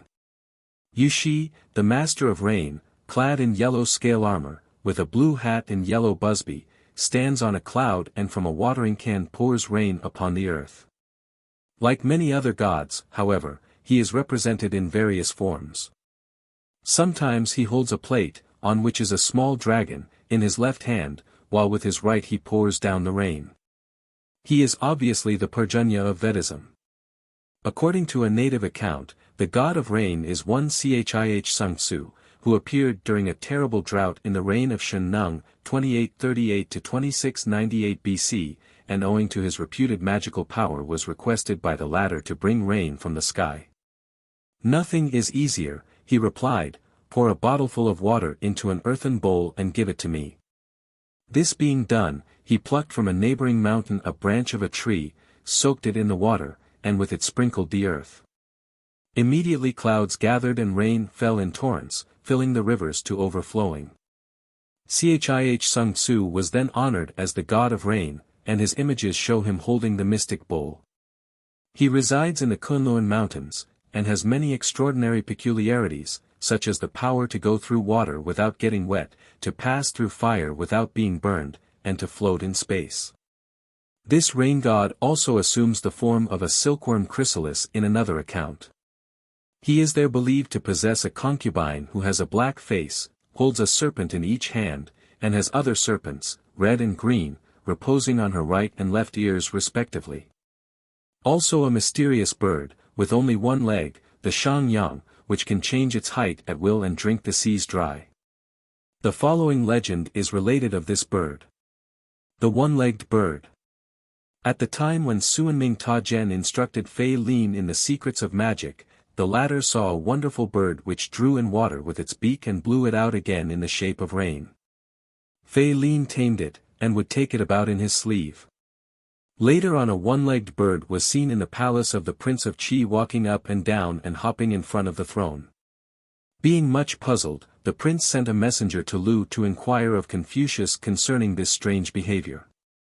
"This bird is a Shang-yang," said Confucius, "its appearance is a sign of rain." In former times the children used to amuse themselves by hopping on one foot, knitting their eyebrows, and saying, "It will rain," because the Shang-yang is disporting himself. Since this bird has gone to Qi, heavy rain will fall, and the people should be told to dig channels and repair the dikes, for the whole country will be inundated. Not only Qi, but all the adjacent kingdoms were flooded. All sustained grievous damage except Qi, where the necessary precautions had been taken. This caused Duke Qing to exclaim, "Alas! How few listen to the words of the sages." Ma Yuan Shui. Ma Yuan Shui is a three-eyed monster condemned by Ju Lai to reincarnation for excessive cruelty in the extermination of evil spirits. In order to obey this command, he entered the womb of Ma Qinmu in the form of 5 globes of fire. Being a precocious youth, he could fight when only 3 days old, and killed the Dragon King of the Eastern Sea. From his instructor he received a spiritual work dealing with wind, thunder, snakes, etc., and a triangular piece of stone which he could at will change into anything he liked. By order of Ut he subdued the spirits of the wind and fire, the blue dragon, the king of the 5 dragons, and the spirit of the 500 fire ducks, all without injury to himself. For these and many other enterprises he was rewarded by Ut with various magic articles and with the title of Generalissimo of the West, and is regarded as so successful an interceder with Ut that he is prayed to for all sorts of benefits. 7. Myths of the Waters. The Dragons. The dragons are spirits of the waters. The dragon is a kind of being whose miraculous changes are inscrutable. In a sense the dragon is the type of a man, self-controlled, and with powers that verge upon the supernatural. In China the dragon, except as noted below, is not a power for evil, but a beneficent being producing rain and representing the fecundating principle in nature. He is the essence of the yang, or male, principle. He controls the rain, and so holds in his power prosperity and peace. The evil dragons are those introduced by the Buddhists, who applied the current dragon legends to the Nagas inhabiting the mountains. These mountain Nagas, or dragons, perhaps originally dreaded mountain tribes, are harmful, those inhabiting lakes and rivers friendly and helpful. The dragon, the chief of the 360 scaly reptiles, is most generally represented as having the head of a horse and the tail of a snake, with wings on its sides. It has 4 legs. The imperial dragon has 5 claws on each foot, other dragons only 4. The dragon is also said to have 9 resemblances. Its horns resemble those of a deer, its head that of a camel, its eyes those of a devil, its neck that of a snake, its abdomen that of a large cockle, its scales those of a carp. Its claws those of an eagle, the soles of its feet those of a tiger, its ears those of an ox. But some have no ears, the organ of hearing being said to be in the horns, or the creature hears through its horns. These various properties are supposed to indicate the fossil remnants of primitive worship of many animals. The small dragon is like the silk caterpillar. The large dragon fills the heaven and the earth. Before the dragon, sometimes suspended from his neck, is a pearl. This represents the sun. There are azure, scaly, horned, hornless, winged, etc. dragons, which apparently evolve one out of the other. A horned dragon, for example, in 1,000 years changes to a flying dragon.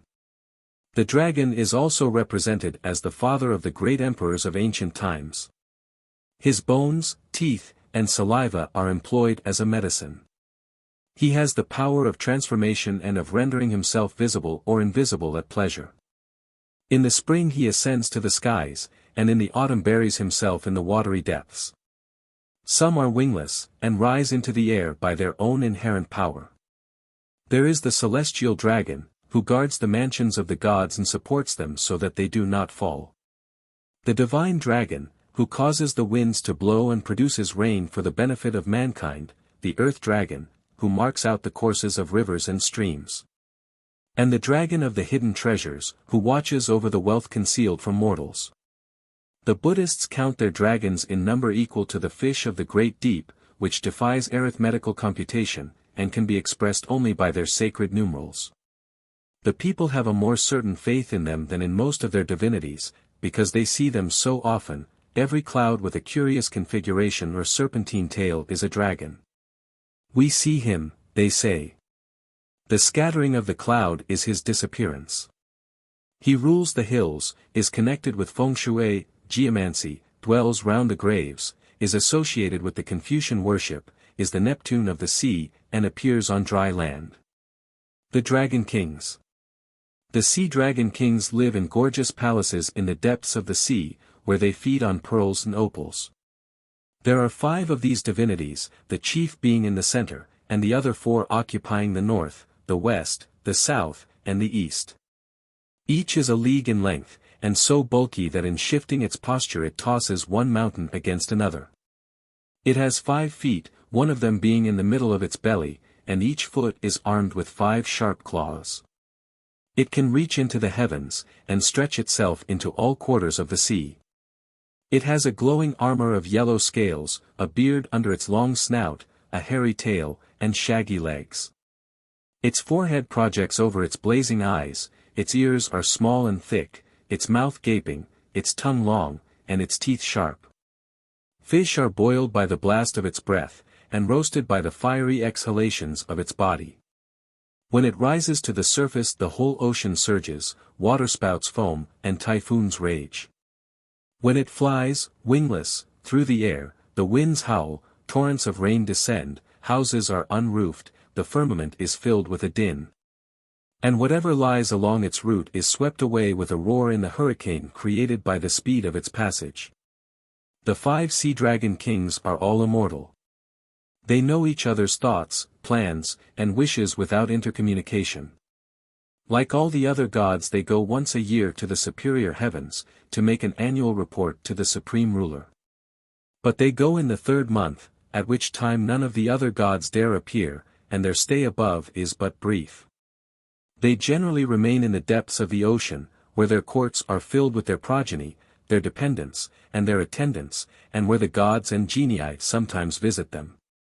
Their palaces, of diverse-colored transparent stones, with crystal doors, are said to have been seen in the early morning by persons gazing into the deep waters. The Foolish Dragon. The part of the great Buddha legend referring to the dragon is as follows. In years gone by, a dragon living in the great sea saw that his wife's health was not good. He, seeing her color fade away, said, "My dear, what shall I get you to eat?" Mrs. Dragon was silent. "Just tell me and I will get it," pleaded the affectionate husband. "You cannot do it, why trouble," quoth she. "Trust me, and you shall have your heart's desire," said the dragon. "Well, I want a monkey's heart to eat." "Why, Mrs. Dragon, the monkeys live in the mountain forests. How can I get one of their hearts?" "Well, I am going to die, I know I am." Forthwith the dragon went on shore, and, spying a monkey on the top of a tree, said, "Hail, shining one, are you not afraid you will fall?" "No, I have no such fear." "Why eat of one tree? Cross the sea, and you will find forests of fruit and flowers." "How can I cross?" "Get on my back." The dragon with his tiny load went seaward, and then suddenly dived down. "Where are you going?" said the monkey, with the salt water in his eyes and mouth. "Oh, my dear sir, my wife is very sad and ill, and has taken a fancy to your heart." "What shall I do?" thought the monkey. He then spoke, "Illustrious friend, why did not you tell me? I left my heart on the top of the tree, take me back, and I will get it for Mrs. Dragon." The dragon returned to the shore. As the monkey was tardy in coming down from the tree, the dragon said, "Hurry up, little friend, I am waiting." Then the monkey thought within himself, "What a fool this dragon is." Then Buddha said to his followers, "At this time I was the monkey." The Ministry of Waters. In the spirit world there is a ministry which controls all things connected with the waters on earth, salt or fresh.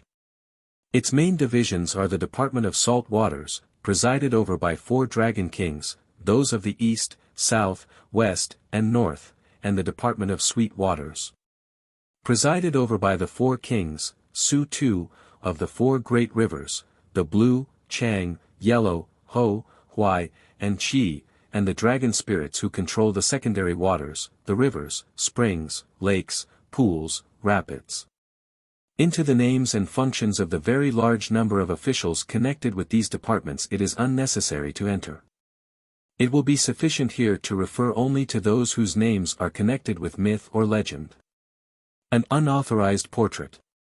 One of these legends relates to the visit of Qin Shi Huangti, the first emperor, to the spirit of the sea, Yang Ho, originally a marquis, Bu, of the state Yang, who became a god through being drowned in the sea. Shi, a Taoist priest, told the emperor that an enormous oyster vomited from the sea a mysterious substance which accumulated in the form of a tower, and was known as the Market of the Sea, Chinese fork mirage. Every year, at a certain period, the breath from his mouth was like the rays of the sun. The emperor expressed a wish to see it, and Shi said he would write a letter to the god of the sea, and the next day the emperor could behold the wonderful sight. The emperor then remembered a dream he had had the year before in which he saw 2 men fighting for the sun. The one killed the other, and carried it off. He therefore wished to visit the country where the sun rose. Shi said that all that was necessary was to throw rocks into the sea and build a bridge across them. Thereupon he rang his magic bell, the earth shook, and rocks began to rise up. But as they moved too slowly he struck them with his whip, and blood came from them which left red marks in many places. The row of rocks extended as far as the shore of the Sun Country, but to build the bridge across them was found to be beyond the reach of human skill. So Shi sent another messenger to the god of the sea, requesting him to raise a pillar and place a beam across it which could be used as a bridge. The submarine spirits came and placed themselves at the service of the emperor, who asked for an interview with the god. To this the latter agreed on condition that no one should make a portrait of him, he being very ugly. Instantly a stone gangway 100,000 feet long rose out of the sea, and the emperor, mounting his horse, went with his courtiers to the palace of the god. Among his followers was one Lu Tungshi, who tried to draw a portrait of the god by using his foot under the surface of the water. Detecting this maneuver, the god was incensed, and said to the emperor, "You have broken your word. Did you bring Lu here to insult me? Retire at once, or evil will befall you." The emperor, seeing that the situation was precarious, mounted his horse and galloped off. As soon as he reached the beach, the stone causeway sank, and all his suite perished in the waves. One of the court magicians said to the emperor, "This god ought to be feared as much as the god of thunder, then he could be made to help us. Today a grave mistake has been made." For several days after this incident the waves beat upon the beach with increasing fury. The emperor then built a temple and a pagoda to the god on Chifu Shan and Wenting Shan respectively, by which act of propitiation he was apparently appeased. The shipwrecked servant.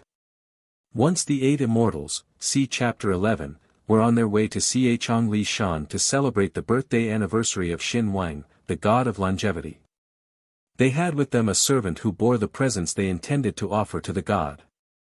When they reached the seashore the Immortals walked on the waves without any difficulty, but Lon Tsai remarked that the servant was unable to follow them, and said that a means of transport must be found for him. So Tsao Kwechiu took a plank of cypress wood and made a raft. But when they were in mid-ocean a typhoon arose and upset the raft, and servant and present sank to the bottom of the sea. Regarding this as the hostile act of a water devil, the Immortals said they must demand an explanation from the Dragon King, Ao Qin. Li Tiquai took his gourd, and, directing the mouth toward the bottom of the sea, created so brilliant a light that it illuminated the whole palace of the Sea King. Ao Qin, surprised, asked where this powerful light originated, and deputed a courier to ascertain its cause. To this messenger the Immortals made their complaint. "All we want," they added, "is that the Dragon King shall restore to us our servant and the presents. On this being reported to Ao Qin, he suspected his son of being the cause, and, having established his guilt, severely reprimanded him. The young prince took his sword, and, followed by an escort, went to find those who had made the complaint to his father. As soon as he caught sight of the immortals, he began to inveigh against them. A battle and its results. Han Xiangsu, not liking this undeserved abuse, changed his flute into a fishing line, and as soon as the dragon prince was within reach, caught him on the hook, with intent to retain him as a hostage. The prince's escort returned in great haste and informed Ao Qin of what had occurred. The latter declared that his son was in the wrong, and proposed to restore the shipwrecked servant and the presents. The court officers, however, held a different opinion. These immortals, they said, dare to hold captive your majesty's son merely on account of a few lost presents and a shipwrecked servant. This is a great insult, which we ask permission to avenge. Eventually they won over Ao Qin, and the armies of the deep gathered for the fray. The immortals called to their aid the other Taoist immortals and heroes, and thus two formidable armies found themselves face to face. Several attempts were made by other divinities to avert the conflict, but without success. The battle was a strenuous one. Ao Qin received a ball of fire full on his head, and his army was threatened with disaster when Tziuheng Tashi appeared with his bottle of lustral water. He sprinkled the combatants with this magic fluid, using a willow branch for the purpose, thus causing all their magic powers to disappear. Shui Quan, the ruler of the watery elements, then arrived, and reproached Ao Qin. He assured him that if the matter were to come to the knowledge of Shang-Ti, the supreme ruler, he would not only be severely punished, but would risk losing his post. Ao Qin expressed penitence, restored the servant and the presents, and made full apology to the Eight Immortals. The Dragon in the Pond. One day Chang Taoling, the father of modern Taoism, was on Homing Shan with his disciple Wang Chang. "See," he said, "that shaft of white light on Yang Shan yonder. There are undoubtedly some bad spirits there. Let us go and bring them to reason." When they reached the foot of the mountain, they met 12 women who had the appearance of evil spirits.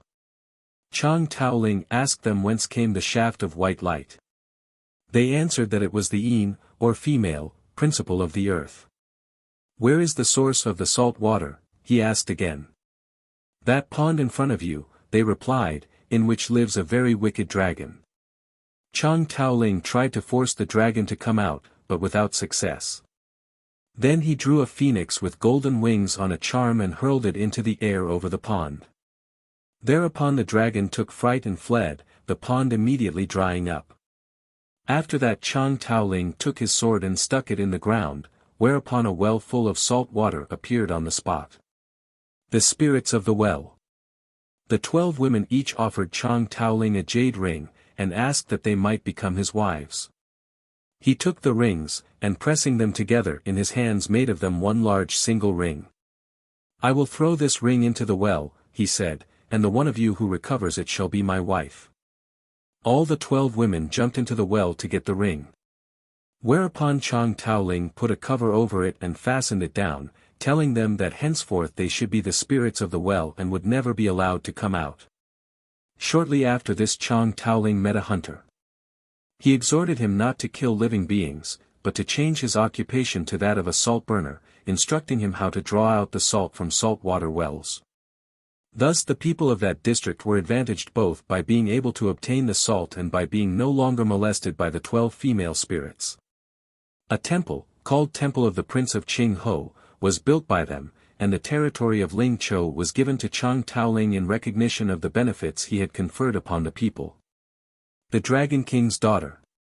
A graduate named Lu Ai, in the reign period iPhone, AD 676 to 679, of the Emperor Cao Zong of the Tang dynasty, having failed in his examination for his licentiate's degree, when passing through Qingyangxin, in Xiechang'an, Shenxi, on his way home, saw a young woman tending goats by the roadside. She said to him, "I am the youngest daughter of the Dragon King of the Tungtianji Lake. My parents married me to the son of the god of the river Qing, but my husband, misled by the slanders of the servants, repudiated me.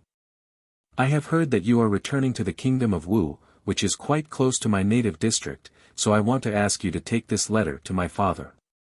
To the north of the Chang'e lake you will find a large orange tree, called by the natives protector of the soil. Strike it 3 times with your girdle and someone will appear.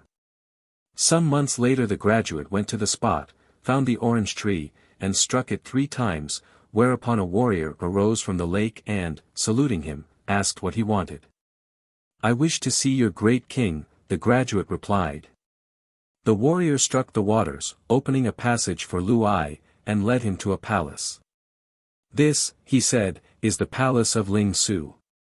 In a few minutes there appeared a person dressed in violet-colored clothes and holding in his hand a piece of jade. This is our king, said the warrior. I am your majesty's neighbor, replied Lu Ai. I spent my youth in Chu and studied in Qin. I have just failed in my licentiate examination. On my way home I saw your daughter tending some goats. She was all disheveled, and in so pitiable a condition that it hurt me to see her. She has sent you this letter. Golden Dragon Great Prince. On reading the letter the king wept, and all the courtiers followed his example. Stop wailing, said the king, lest Xiantiang hear. Who is Xiantiang? Asked Lu Ai. He is my dear brother, replied the king. Formerly he was one of the chief administrators of the Xiantiang River, now he is the chief god of rivers. Why are you so afraid that he might hear what I have just told you? Because he has a terrible temper. It was he who, in the reign of Yao, caused a 9 years flood. Before he had finished speaking, a red dragon, 1,000 feet long, with red scales, mane of fire, bloody tongue, and eyes blazing like lightning, passed through the air with rapid flight and disappeared. Barely a few moments had elapsed when it returned with a young woman whom Lu Ai recognized as the one who had entrusted him with the letter. The Dragon King, overjoyed, said to him, This is my daughter. Her husband is no more, and she offers you her hand. Lu did not dare to accept, since it appeared that they had just killed her husband. He took his departure, and married a woman named Chang'e, who soon died. He then married another named Han, who also died. He then went to live at Nanking, and, his solitude preying upon his spirits, he decided to marry yet again. A middleman spoke to him of a girl of Fangyang, in Chile, whose father, Hao, had been magistrate of Qinglu, in Anhui. This man was always absent on his travels, no one knew whither. The girl's mother, Cheng, had married her 2 years before to a man named Chang of Qingho, in Chile, who had just died. Distressed at her daughter being left a widow so young, the mother wished to find another husband for her. Lu Ai agreed to marry this young woman, and at the end of a year they had a son. She then said to her husband, I am the daughter of the king of the Chang'e lake. It was you who saved me from my miserable plight on the bank of the Qing, and I swore I would reward you. Formerly you refused to accept my hand, and my parents decided to marry me to the son of a silk merchant. I cut my hair, and never ceased to hope that I might some time or other be united to you in order that I might show you my gratitude. In A.D. 712, in the reign period Kaiyuan of the Emperor Suan son of the Tang dynasty, they both returned to the Chang'e lake, but the legend says nothing further with regard to them. Shang-Ti, the supreme ruler, conferred on Lu Ai the title of Qin Lung Ta Wang, Golden Dragon Great Prince. The Old Mother of the Waters. The Old Mother of the Waters, Shulmu Nyang, is the legendary spirit of Suzhou, in Anhui. To her is popularly ascribed the destruction of the ancient city of Suzhou, which was completely submerged by the waters of the Hongse Lake in AD 1574. One author states that this goddess of the waters is the younger sister of the white spiritual elephant, a guardian of the door of Buddha. This elephant is the subtle principle of metamorphosed water. In his Recherches sur a superstitions en Chine, Père Henri Dor, S.J., relates the legends he had heard with regard to this deity. One of these is as follows. Shuemu Nyang inundated the town of Suzhou almost every year. A report was presented to Yu Huang, Lord of the Skies, begging him to put an end to the scourge which devastated the country and cost so many lives. The Lord of the Skies commanded the great kings of the skies and their generals to raise troops and take the field in order to capture this goddess and deprive her of the power of doing further mischief. But her tricks triumphed over force, and the city continued to be periodically devastated by inundations. One day Shui Mu Nyang was seen near the city gate carrying 2 buckets of water. Li Lao Chun suspected some plot, but, an open attack being too risky, he preferred to adopt a ruse. He went and bought a donkey, led it to the buckets of water, and let it drink their contents. Unfortunately the animal could not drink all the water, so that a little remained at the bottom of the buckets. Now these magical buckets contained the sources of the 5 great lakes, which held enough water to inundate the whole of China. Shui Mu Nyang with her foot overturned one of the buckets, and the water that had remained in it was enough to cause a formidable flood, which submerged the unfortunate town and buried it forever under the immense sheet of water called the Lake of Hongtse. So great a crime deserved an exemplary punishment, and accordingly Yu Huang sent reinforcements to his armies, and a pursuit of the goddess was methodically organized. The Magic Vermicelli. Sun Ho Tzu, the monkey's son, 23 the rapid courier, who in a single skip could traverse 108,000 li, 36,000 miles, started in pursuit and caught her up, but the astute goddess was clever enough to slip through his fingers. Sun Ho Tzu, furious at this setback, went to ask Guanyin-p'an to come to his aid. She promised to do so. As one may imagine, the furious race she had had to escape from her enemy had given Shui Mu Nyang a good appetite. Exhausted with fatigue, and with an empty stomach, she caught sight of a woman selling vermicelli, who had just prepared 2 bowls of it and was awaiting customers. Shui Mu Nyang went up to her and began to eat the strength-giving food with avidity. No sooner had she eaten half of the vermicelli than it changed in her stomach into iron chains, which wound round her intestines. The end of the chain protruded from her mouth, and the contents of the bowl became another long chain which welded itself to the end which stuck out beyond her lips. The vermicelli seller was no other than Guanyin-p'an herself, who had conceived this stratagem as a means of ridding herself of this evil-working goddess. She ordered Sun Ho Tzu to take her down a deep well at the foot of a mountain in Suai-shin and to fasten her securely there. It is there that Shui Mu Nyang remains in her liquid prison. The end of the chain is to be seen when the water is low. Su, the Dragon Slayer. Su Qinchun was a native either of Juning-fu in Honan, or of Nanxiechang-fu in Jiangxi. His father was Su Su. His personal name was Chang'e, and his ordinary name Sun. At 41 years of age, when he was magistrate of Qingyang, near the modern Chichang-shin, in Hubei, during times of drought he had only to touch a piece of tile to turn it into gold, and thus relieve the people of their distress. He also saved many lives by curing sickness through the use of talismans and magic formulae. During the period of the dynastic troubles he resigned and joined the famous magician Kuo Pu.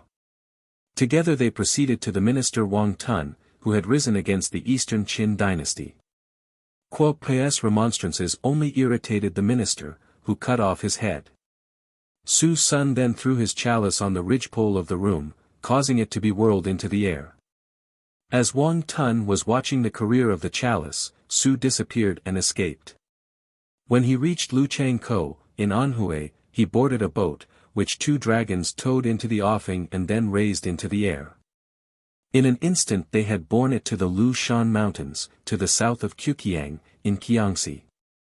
The perplexed boatman opened the window of his boat and took a furtive look out. Thereupon the dragons, finding themselves discovered by an infidel, set the boat down on the top of the mountain and fled. The spiritual alligator. In this country was a dragon, or spiritual alligator, which transformed itself into a young man named Shenlang, and married Chiyu, daughter of the chief judge of Tanzhou, Changsha-fu, capital of Hunan. The young people lived in rooms below the official apartments. During spring and summer Shenlang, as dragons are wont to do, roamed in the rivers and lakes. One day Su Qinchun met him, recognized him as a dragon, and knew that he was the cause of the numerous floods which were devastating Jiangxi province. He determined to find a means of getting rid of him. Shenlang, aware of the steps being taken against him, changed himself into a yellow ox and fled. Su Qianchun at once transformed himself into a black ox and started in pursuit.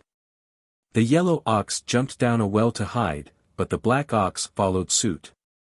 The yellow ox then jumped out again, and escaped to Changsha, where he reassumed a human form and lived with Ms. wife in the home of his father-in-law. Su's son, returning to the town, hastened to the yamen and called to Shenlang to come out and show himself, addressing him in a severe tone of voice as follows: "Dragon, how dare you hide yourself there under a borrowed form?" Shenlang then reassumed the form of a spiritual alligator, and Su's son ordered the spiritual soldiers to kill him. He then commanded his two sons to come out of their abode. By merely spurting a mouthful of water on them he transformed them into young dragons. Chiayu was told to vacate the rooms with all speed, and in the twinkling of an eye the whole yamen sank beneath the earth, and there remained nothing but a lake where it had been. Su Qianchun, after his victory over the dragon, assembled the members of his family, to the number of 42, on Shishan, outside the city of Nanxiechangfu, and all ascended to heaven in full daylight, taking with them even the dogs and chickens. He was then 133 years old. This took place on the first day of the 8th moon of the second year, AD 374, of the reign period Ningqiang of the reign of the Emperor Xiao Wuti of the Eastern Qin dynasty. Subsequently a temple was erected to him, and in AD 1111 he was canonized as just prince, admirable and beneficent. The Great Flood. The repairing of the heavens by Nu Qua, elsewhere alluded to, is also attributed to the following incident. Before the Chinese Empire was founded, a noble and wonderful queen fought with the chief of the tribes who inhabited the country round about Omei Shan. In a fierce battle the chief and his followers met defeat. Raging with anger at being beaten by a woman, he rushed up the mountainside. The queen pursued him with her army, and overtook him at the summit. Finding no place to hide himself, he attempted in desperation both to wreak vengeance upon his enemies and to end his own life by beating his head violently against the cane of the heavenly bamboo which grew there. By his mad battering he at last succeeded in knocking down the towering trunk of the tree, and as he did so its top tore great rents in the canopy of the sky, through which poured great floods of water, inundating the whole earth and drowning all the inhabitants except the victorious queen and her soldiers. The floods had no power to harm her or her followers, because she herself was an all-powerful divinity and was known as the Mother of the Gods, and the Defender of the Gods. From the mountainside she gathered together stones of a kind having 5 colors, and ground them into powder. Of this she made a plaster or mortar, with which she repaired the tears in the heavens, and the floods immediately ceased. The Marriage of the River God. In Yaxin there was a witch and some official attendants who collected money from the people yearly for the marriage of the river god. The witch would select a pretty girl of low birth, and say that she should be the queen of the river god. The girl was bathed, and clothed in a beautiful dress of gay and costly silk. She was then taken to the bank of the river, to a monastery which was beautifully decorated with scrolls and banners. A feast was held, and the girl was placed on a bed which was floated out upon the tide till it disappeared under the waters. Many families having beautiful daughters moved to distant places, and gradually the city became deserted. The common belief in Ye was that if no queen was offered to the river god a flood would come and drown the people. One day Shi Men Pao, magistrate of Yaxin, said to his attendants, "When the marriage of the river god takes place I wish to say farewell to the chosen girl." Accordingly Shi Men Pao was present to witness the ceremony. About 3,000 people had come together. Standing beside the old witch were 10 of her female disciples. "Call the girl out," said Shi Men Pao. After seeing her, Shi Men Pao said to the witch, "She is not fair. Go you to the river god and tell him that we will find a fairer maid and present her to him later on." His attendants then seized the witch and threw her into the river. After a little while Shi Men Pao said, "Why does she stay so long? Send a disciple to call her back." One of the disciples was thrown into the river. Another and yet another followed. The magistrate then said, "The witches are females and therefore cannot bring me a reply." So one of the official attendants of the witch was thrown into the river. Shi-men-pao stood on the bank for a long time, apparently awaiting a reply. The spectators were alarmed. Shi-men-pao then bade his attendants send the remaining disciples of the witch and the other official attendants to recall their mistress. The wretches threw themselves on their knees and knocked their heads on the ground, which was stained with the blood from their foreheads, and with tears confessed their sin. "The river god detains his guest too long," said Shi-men-pao at length. "Let us adjourn." Thereafter none dared to celebrate the marriage of the river god. Legend of the building of Peking. When the Mongol Yuan dynasty had been destroyed, and the Emperor Hung Wu had succeeded in firmly establishing that of the Great Ming, Ta Ming, he made Qinling, the present Nanking, his capital. And held his court there with great splendor, envoys from every province within the four seas, the Chinese Empire, assembling there to witness his greatness and to prostrate themselves before the dragon throne.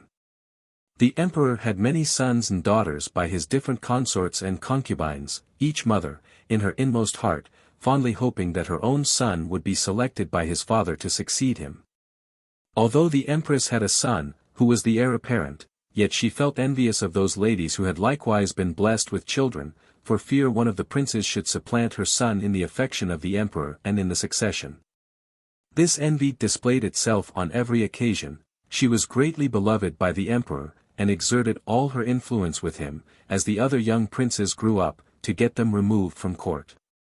Through her means most of them were sent to the different provinces as governors, those provinces under their government being so many principalities or kingdoms. Chu Ti. One of the consorts of Hung Wu, the Lady Wang, had a son named Chu Ti. This young prince was very handsome and graceful in his deportment. He was, moreover, of an amiable disposition. He was the fourth son of the emperor, and his pleasing manner and address had made him a great favorite, not only with his father, but with everyone about the court. The empress noticed the evident affection the emperor evinced for this prince, and determined to get him removed from the court as soon as possible. By a judicious use of flattery and cajolery, she ultimately persuaded the emperor to appoint the prince governor of the Yan country, and thenceforth he was styled Yan Wang, Prince of Yan. The sealed packet. The young prince, shortly after, taking an affectionate leave of the emperor, left Qinling to proceed to his post. Ere he departed, however, a Taoist priest, called Lu Puan, who had a great affection for the prince, put a sealed packet into his hand, and told him to open it when he found himself in difficulty, distress, or danger. The perusal of the first portion that came to his hand would invariably suggest some remedy for the evil, whatever it was. After doing so, he was again to seal the packet, without further looking into its contents, till some other emergency arose necessitating advice or assistance, when he would again find it. The prince departed on his journey, and in the course of time, without meeting with any adventures worth recording, arrived safely at his destination. A desolate region. The place where Peking now stands was originally called Yuchou. In the Tang dynasty it was called Peipianji-fu, and afterward became known as Shuntian-fu, but that was after the city now called Peking was built. The name of the country in which this place was situated was Yan. It was a mere barren wilderness, with very few inhabitants. These lived in huts and scattered hamlets, and there was no city to afford protection to the people and to check the depredations of robbers. When the prince saw what a desolate-looking place he had been appointed to, and thought of the long years he was probably destined to spend there, he grew very melancholy. And nothing his attendants essayed to do in hope of alleviating his sorrow succeeded. The prince opens the sealed packet. All at once the prince bethought himself of the packet which the old Taoist priest had given him. He forthwith proceeded to make search for it, for in the bustle and excitement of traveling he had forgotten all about it, in hope that it might suggest something to better the prospects before him. Having found the packet, he hastily broke it open to see what instructions it contained. Taking out the first paper which came to hand, he read the following. When you reach Peipianji-fu you must build a city there and name it No-cha Chiang, the city of No-cha. 24 But, as the work will be costly, you must issue a proclamation inviting the wealthy to subscribe the necessary funds for building it. At the back of this paper is a plan of the city. You must be careful to act according to the instructions accompanying it. The prince inspected the plan, carefully read the instructions, and found even the minutest details fully explained. He was struck with the grandeur of the design of the proposed city, and at once acted on the instructions contained in the packet. Proclamations were posted up, and large sums were speedily subscribed, 10 of the wealthiest families who had accompanied him from Qinling being the largest contributors, supporting the plan not only with their purses, by giving immense sums, but by their influence among their less wealthy neighbors. The city is founded. When sufficient money had been subscribed, a propitious day was chosen on which to commence the undertaking. Trenches where the foundations of the walls were to be were first dug out, according to the plan found in the packet. The foundations themselves consisted of layers of stone quarried from the western hills. Bricks of an immense size were made and burnt in the neighborhood.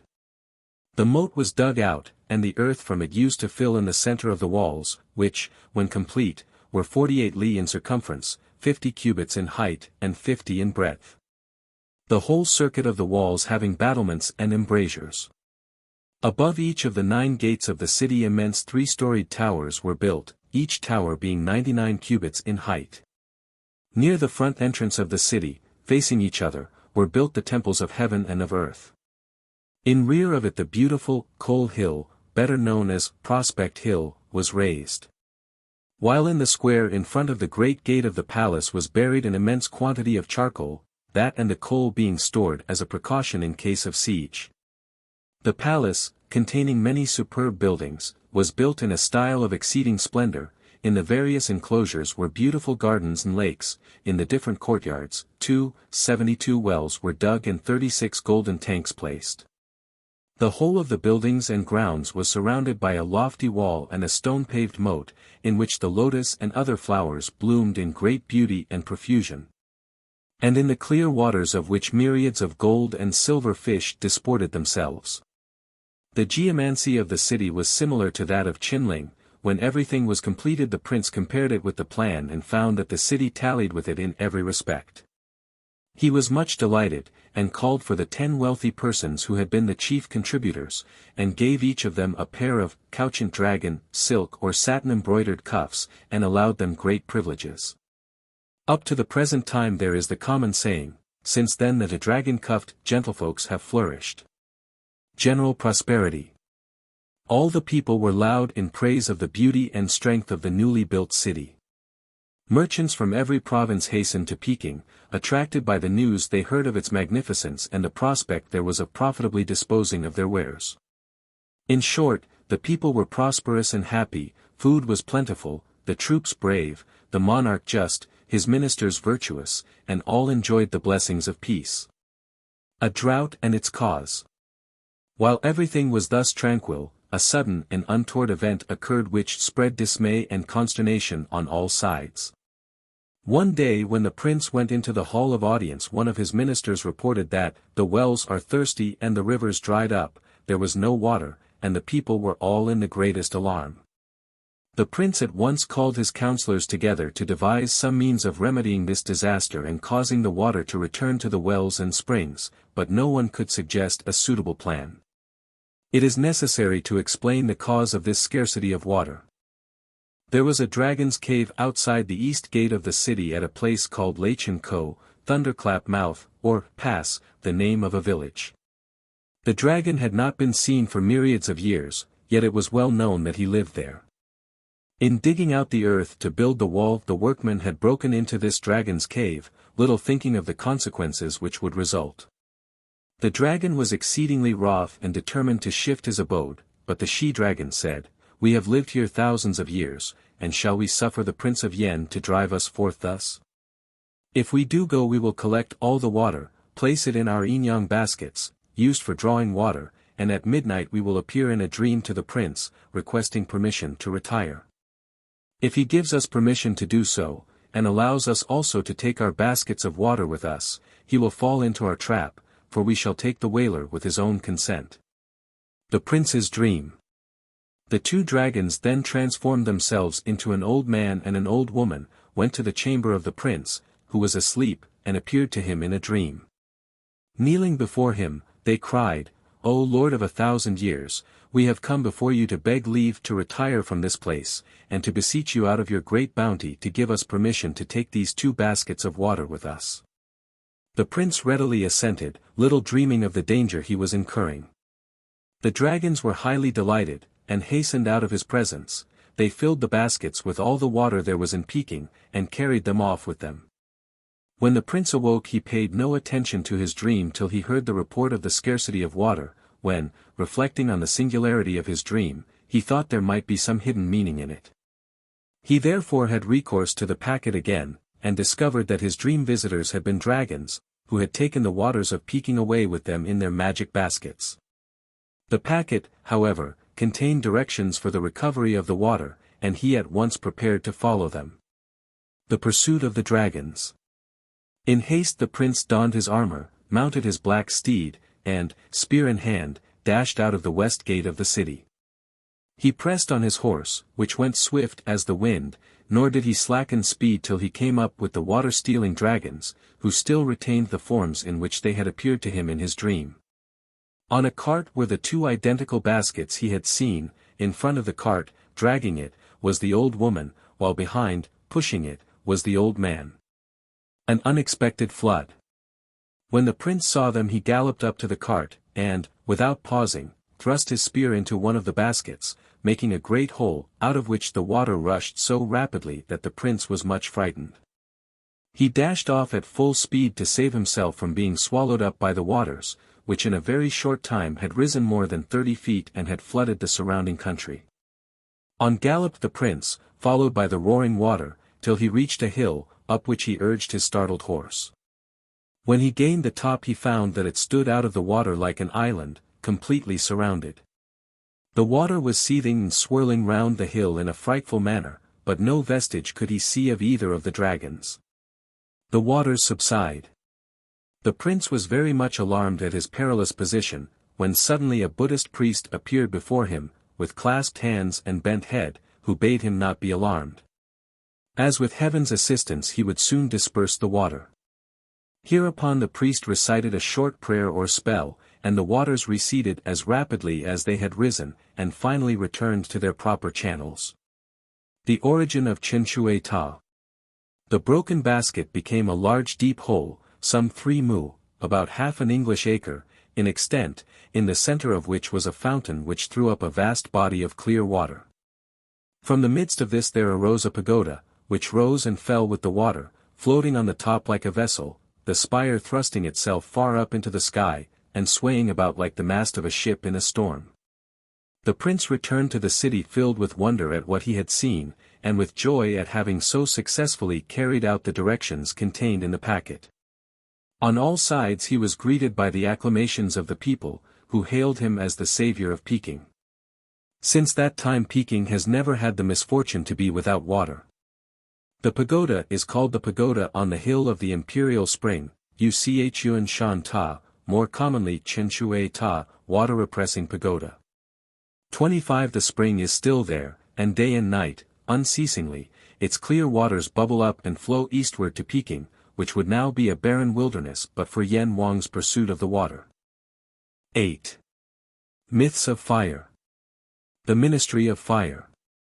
The celestial organization of fire is the 5th ministry, and is presided over by a president, Lo Suan, whose titular designation is Hua Ti Xingchen, stellar sovereign of the fire virtue. With 5 subordinate ministers, 4 of whom are star gods, and the 5th a celestial prince who receives fire, Qi Hua Tianchen. Like so many other Chinese deities, the 5 were all ministers of the tyrant Emperor Chou. It is related that Lo Suan was originally a Taoist priest known as Yan Chengxin, of the island Hualeng, fire dragon. His face was the color of ripe fruit of the jujube tree, his hair and beard red, the former done up in the shape of a fishtail, and he had 3 eyes. He wore a red cloak ornamented with the pa qua. His horse snorted flames from its nostrils and fire darted from its hoofs. While fighting in the service of the son of the tyrant emperor, Lo Suan suddenly changed himself into a giant with 3 heads and 6 arms. In each of his hands he held a magic weapon. These were a seal which reflected the heavens and the earth, a wheel of the 5 fire dragons, a gourd containing 10,000 fire crows, and, in the other hands, 2 swords which floated like smoke. And a column of smoke several thousands of li long enclosing swords of fire. A conflagration. Having arrived at the city of Shiqi, Lo Suan sent forth his smoke column, the air was filled with swords of fire, the 10,000 fire crows, emerging from the gourd, spread themselves over the town. And a terrible conflagration broke out, the whole place being ablaze in a few minutes. At this juncture there appeared in the sky the Princess Lung Chi, daughter of Wang Mu Nyang. Forthwith she spread over the city her shroud of mist and dew, and the fire was extinguished by a heavy downpour of rain. All the mysterious mechanisms of Lo Suan lost their efficacy, and the magician took to his heels down the side of the mountain. There he was met by Li, the pagoda-bearer, 26, who threw his golden pagoda into the air. The pagoda fell on Lo Suan's head and broke his skull. Cih Ching-tsu. Of the various fire gods, Cih Ching-tsu, the principle of spiritual fire, is one of the 5 spirits representing the 5 elements. He is fire personified, which has its birth in the south, on Mount Shitiang. He himself and everything connected with him, his skin, hair, beard, trousers, cloak of leaves, etc., are all of the color of fire, though he is sometimes represented with a blue cap resembling the blue tip of a flame. He appeared in the presence of Huang Lao in a fire cloud. He it was who obtained fire from the wood of the mulberry tree, and the heat of this fire, joined with the moisture of water, developed the germs of terrestrial beings. The Red Emperor. Chu Yung, though also otherwise personified, is generally regarded as having been a legendary emperor who made his first appearance in the time of Xin Yuan, 2698 to 2598 BC. In his youth he asked Guangshou Lao Zhen, Old Longevity, to grant him immortality. The time has not yet come, replied Old Longevity, before it does you have to become an emperor. I will give you the means of reaching the end you desire. Give orders that after you are dead you are to be buried on the southern slope of the sacred mountain Hengshan, there you will learn the doctrine of Cih Ching-tsu and will become immortal. The Emperor Xin Yuan, having abdicated the throne, sent for Chu Yung, and bestowed upon him the crown. Chu Yung, having become emperor, taught the people the use of fire and the advantages to be derived therefrom. In those early times the forests were filled with venomous reptiles and savage animals. He ordered the peasants to set fire to the brushwood to drive away these dangerous neighbors and keep them at a distance. He also taught his subjects the art of purifying, forging, and welding metals by the action of fire. He was nicknamed Chiht, the Red Emperor. He reigned for more than 200 years, and became an immortal. His capital was the ancient city of Ke, 30 li northeast of Hsanqing, in the prefecture of Kaifeng-fu, Honan. His tomb is on the southern slope of Hengshan. The peak is known as Chu Yung Peak. His descendants, who went to live in the south, were the ancestors of the directors of fire. Hui Lu. The most popular god of fire, however, is Hui Lu, a celebrated magician who, according to the Shinshin Tiang Qian, lived some time before the reign of Ti Ku, 2436 to 2366 BC. The father of Yao the Great, and had a mysterious bird named Pai Fong and 100 other fire birds shut up in a gourd. He had only to let them out to set up a conflagration which would extend over the whole country. Huang Ti ordered Chu Yung to fight Hui Lu and also to subdue the rebel Chi Yu. Chu Yung had a large bracelet of pure gold, a most wonderful and effective weapon. He hurled it into the air, and it fell on Hui Lu's neck, throwing him to the ground and rendering him incapable of moving. Finding resistance impossible, he asked mercy from his victor and promised to be his follower in the spiritual contests. Subsequently he always called himself Huishi Chi Tu, the disciple of the Master of Fire. The Fire Emperor. Shen Nung, the god of agriculture, also adds to his other functions those appertaining to the god of fire, the reason being that when he succeeded the Emperor Fu Shi on the throne he adopted fire as the emblem of his government. Just as Huang Ti adopted the symbol of earth. Thus he came to be called Hua Ti, the Fire Emperor. He taught his subjects the use of fire for smelting metals and making implements and weapons, and the use of oil in lamps, etc. All the divisions of his official hierarchy were connected in some way with this element. Thus, there were the ministers of fire generally, the officers of fire of the north, south, etc. Becoming thus doubly the patron of fire, a second fire symbol, Hua, was added to his name, changing it from Hua Ti, Fire Emperor, to Yan Ti, Blazing Emperor. 9. Myths of epidemics, medicine, exorcism, etc. The ministry of epidemics. The gods of epidemics, etc., belong to the 6th, 9th, 2nd, and 3rd celestial ministries. The composition of the ministry of epidemics is arranged differently in different works as epidemics, regarded as epidemics on earth, but as demons in heaven, of the center, spring, summer, autumn, and winter, or as the marshals clothed in yellow, green, red, white, and blue respectively, or as the officers of the east, west, south, and north, with 2 additional members, a Taoist who quells the plague, and the Grand Master who exhorts people to do right. With regard to the ministry of seasonal epidemics, it is related that in the 6th moon of the 11th year, A.D. 599, of the reign of Cao Tzu, founder of the Sui dynasty, 5 stalwart persons appeared in the air, clothed in robes of 5 colors, each carrying different objects in his hands, the first a spoon and earthenware vase, the second a leather bag and sword, the third a fan, the 4th a club, the 5th a jug of fire. The emperor asked Chang Chu-jen, his grand historiographer, who these were and if they were benevolent or evil spirits. The official answered, "These are the 5 powers of the 5 directions. Their appearance indicates the imminence of epidemics, which will last throughout the 4 seasons of the year." "What remedy is there, and how am I to protect the people?" inquired the emperor. "There is no remedy," replied the official, "for epidemics are sent by heaven. During that year the mortality was very great. The emperor built a temple to the 5 persons, and bestowed upon them the title of marshals to the 5 spirits of the plague. During that and the following dynasty sacrifices were offered to them on the 5th day of the 5th moon. The president of the ministry. The following particulars are given concerning the president of the ministry, whose name was Lu Yu. He was an old Taoist hermit, living at Chiulung Tao, 9 Dragon Island, who became an immortal. The 4 members of the ministry were his disciples. He wore a red garment, had a blue face, red hair, long teeth, and 3 eyes. His warhorse was named the myopic camel. He carried a magic sword, and was in the service of Chou Wang, whose armies were concentrated at Shiqi.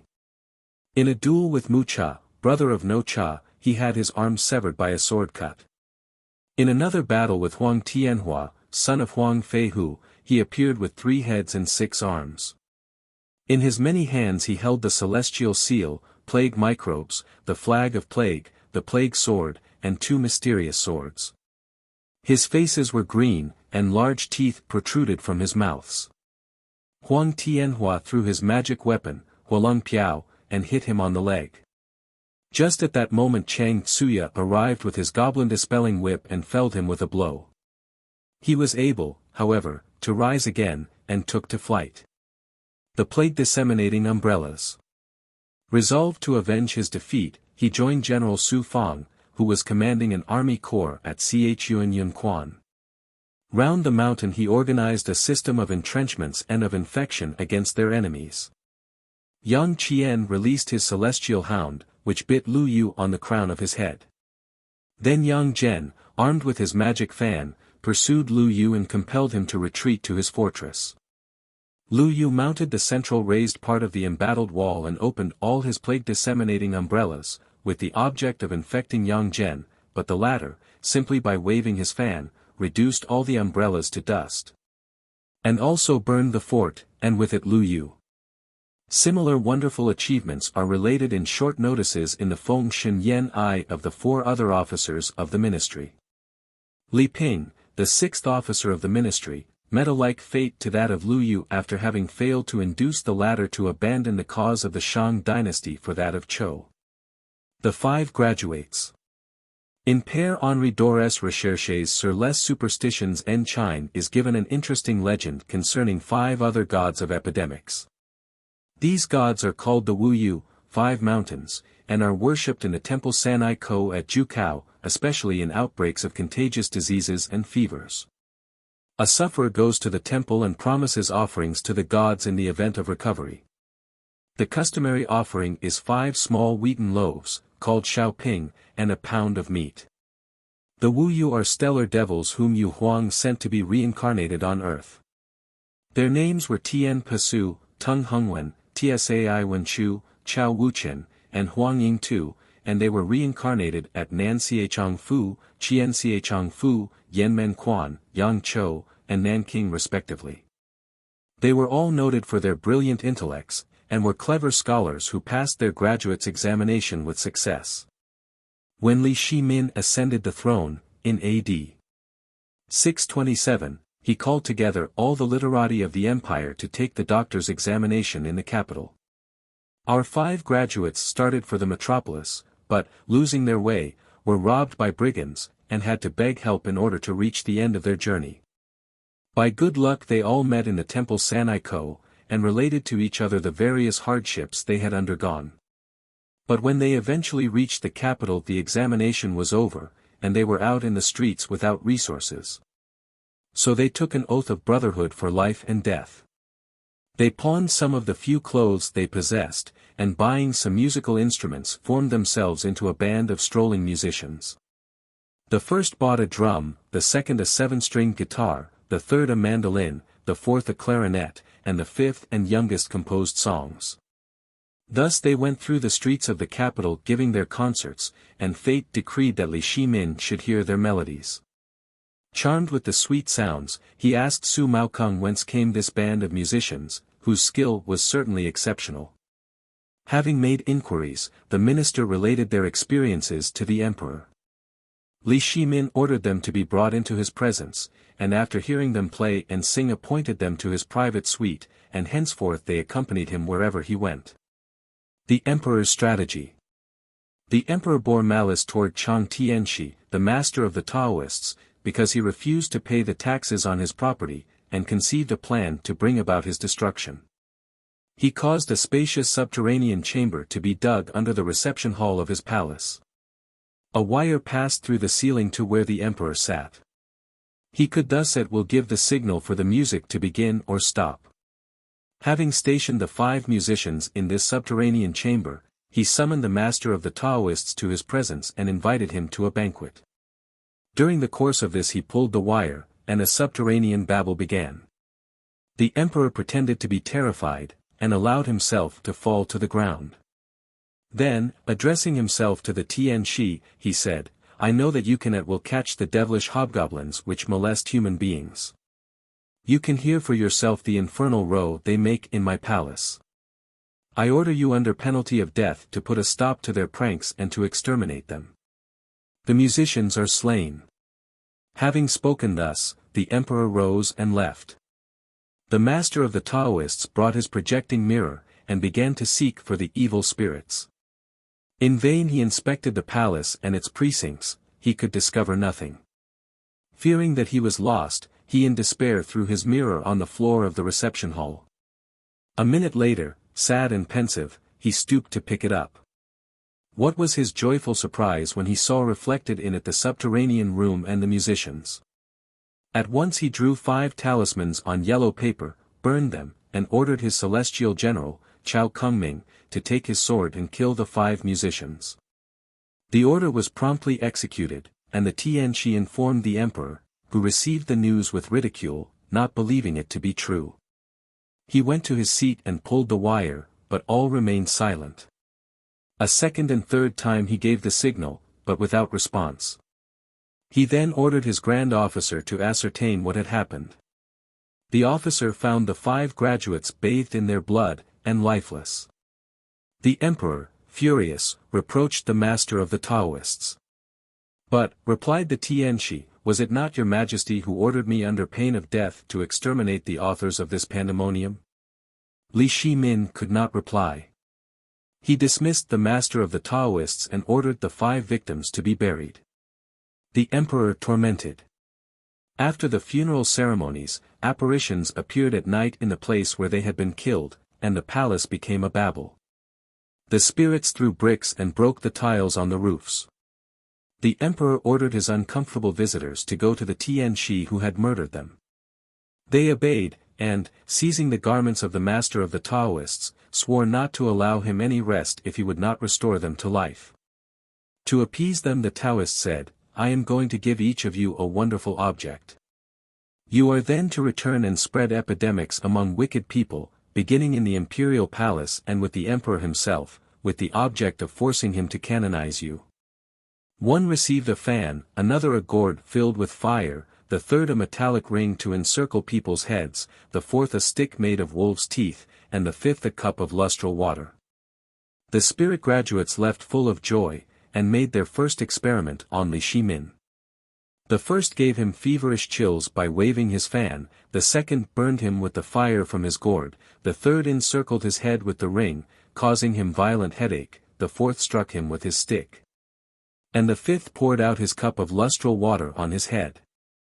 The same night a similar tragedy took place in the palace of the empress and the two chief imperial concubines. Taipa Qinxing, however, informed Yu Huang what had happened, and, touched with compassion, he sent 3 immortals with pills and talismans which cured the empress and the ladies of the palace. The graduates canonized. Li Shimin, having also recovered his health, summoned the 5 deceased graduates and expressed his regret for the unfortunate issue of his design against the Tianshi. He proceeded, "To the south of the capital is the temple San'ai-ko. I will change its name to Xiangshan Wuyushun, fragrant hill of the 5 mountain spirits.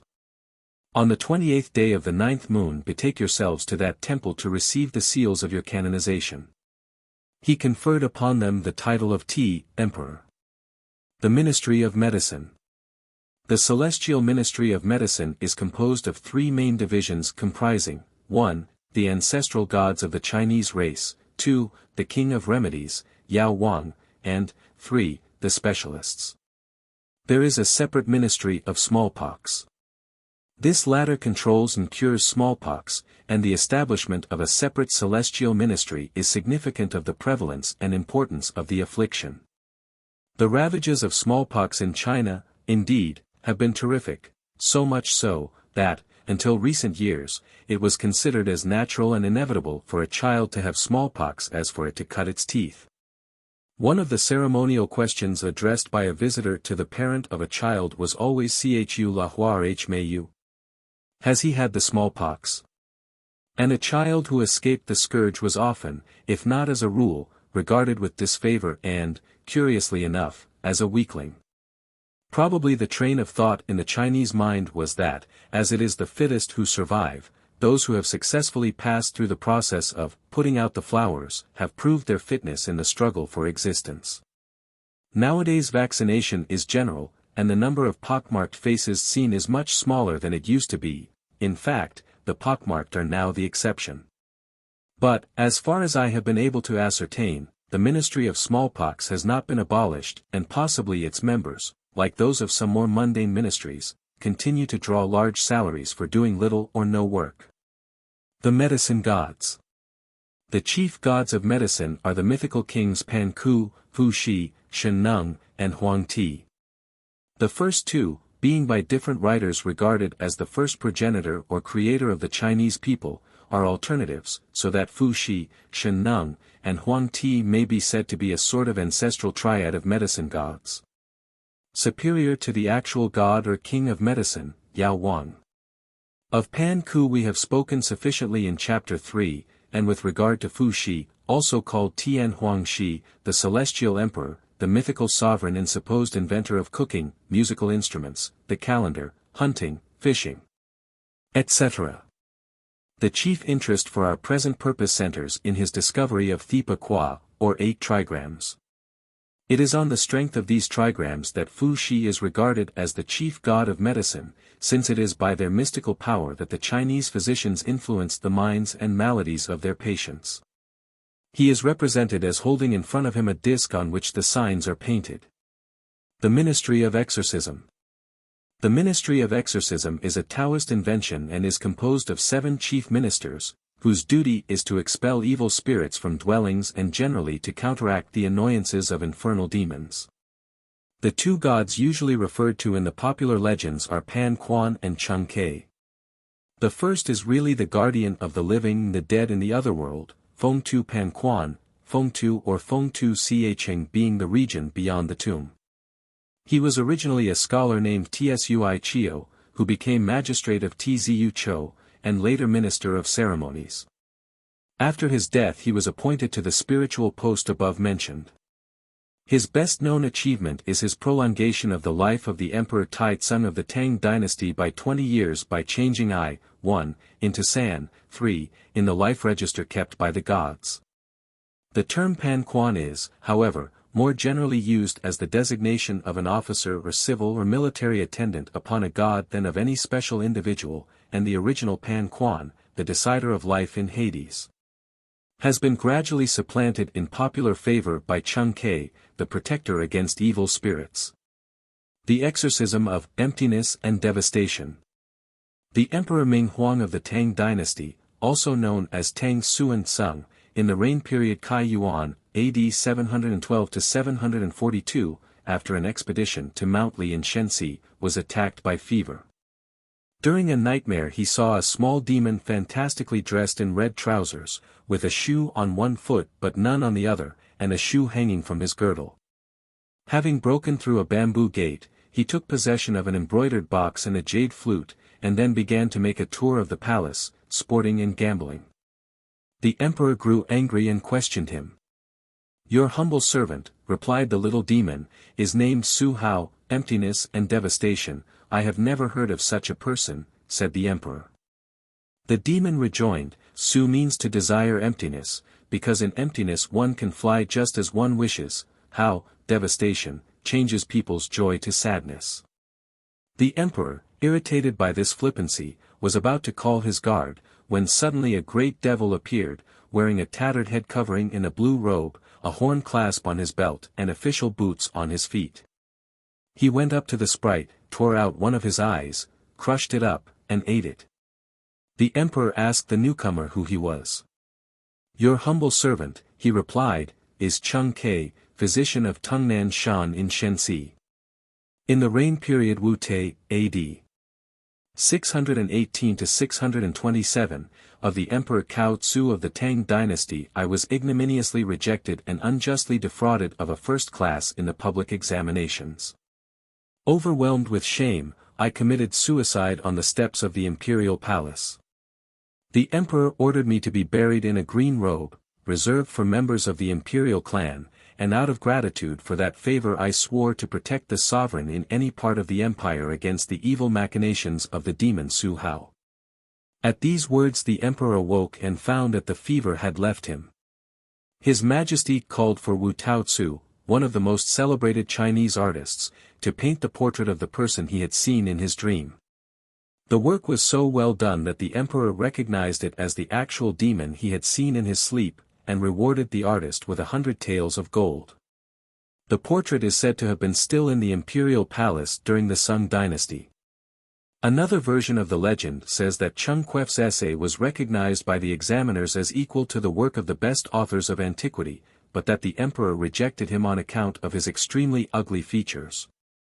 Whereupon he committed suicide in his presence, was honored by the emperor and accorded a funeral as if he had been the successful first candidate, and canonized with the title of Great Spiritual Chaser of Demons for the whole empire. X. The Goddess of Mercy. The guardian angel of Buddhism. As Mary is the guiding spirit of Rome, so is Kuan Yin of the Buddhist faith. According to a beautiful Chinese legend, Kuan Yin, when about to enter heaven, heard a cry of anguish rising from the earth beneath her, and, moved by pity, paused as her feet touched the glorious threshold. Hence her name, Kuan, Shi, Yin, one who notices or hears the cry, or prayer, of the world. Kuan Yin was at one time always represented as a man. But in the Tang dynasty and 5 dynasties we find him represented as a woman, and he has been generally, though not invariably, so represented since that time.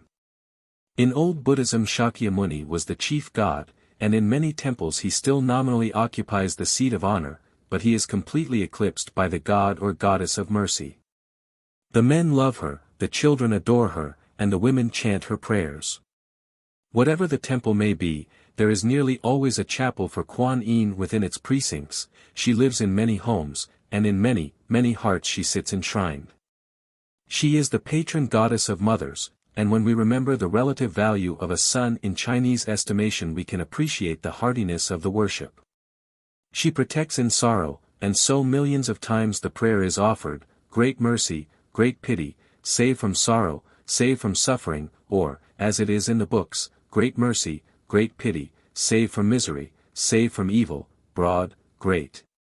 Efficacious, responsive Kuan Yin Buddha, she saves the tempest-tossed sailor, and so has eclipsed the Empress of Heaven, who, as the female Neptune, is the patroness of seamen. In drought the mandarins worship the dragon and the pearly emperor, but if they fail the bronze goddess of mercy from the hills brings rain. Other gods are feared, she is loved. Others have black, scornful faces, her countenance is radiant as gold, and gentle as the moonbeam, she draws near to the people and the people draw near to her. Her throne is upon the Isle of Putu, to which she came floating upon a water lily. She is the model of Chinese beauty, and to say a lady or a little girl is a Kuan Yin is the highest compliment that can be paid to grace and loveliness. She is fortunate in having 3 birthdays, the 19th of the 2nd, 6th, and 9th moons. There are many metamorphoses of this goddess. The Buddhist savior. She is called Kuan Yin because at any cry of misery she hears the voice and removes the sorrow. Her appellation is, taking away fear Buddha.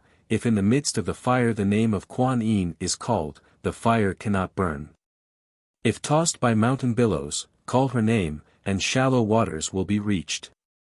If merchants go across the sea seeking gold, silver, pearls, and precious stones, and a storm comes up and threatens to carry the crew to the evil devil's kingdom, if one on board calls on the name of Kuan Yin, the ship will be saved. If one goes into a conflict and calls on the name of Kuan Yin, the sword and spear of the enemy fall harmless. If the 3,000 great kingdoms are visited by demons, call on her name, and these demons cannot with an evil eye look on a man. If, within, you have evil thoughts, only call on Kuan Yin, and your heart will be purified. Anger and wrath may be dispelled by calling on the name of Kuan Yin.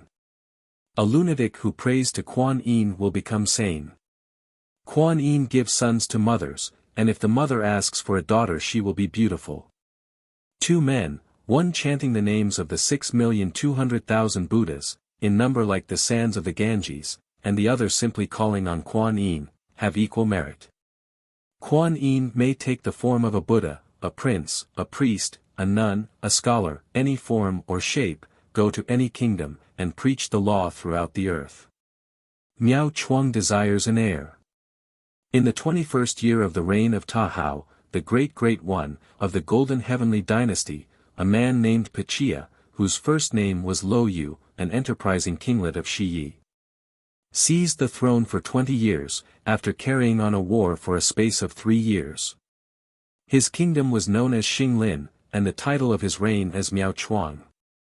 The kingdom of Xinglin was, so says the Chinese writer, situated between India on the west, the kingdom of Tiancheng on the south, and the kingdom of Siam on the north, and was 3,000 li in length.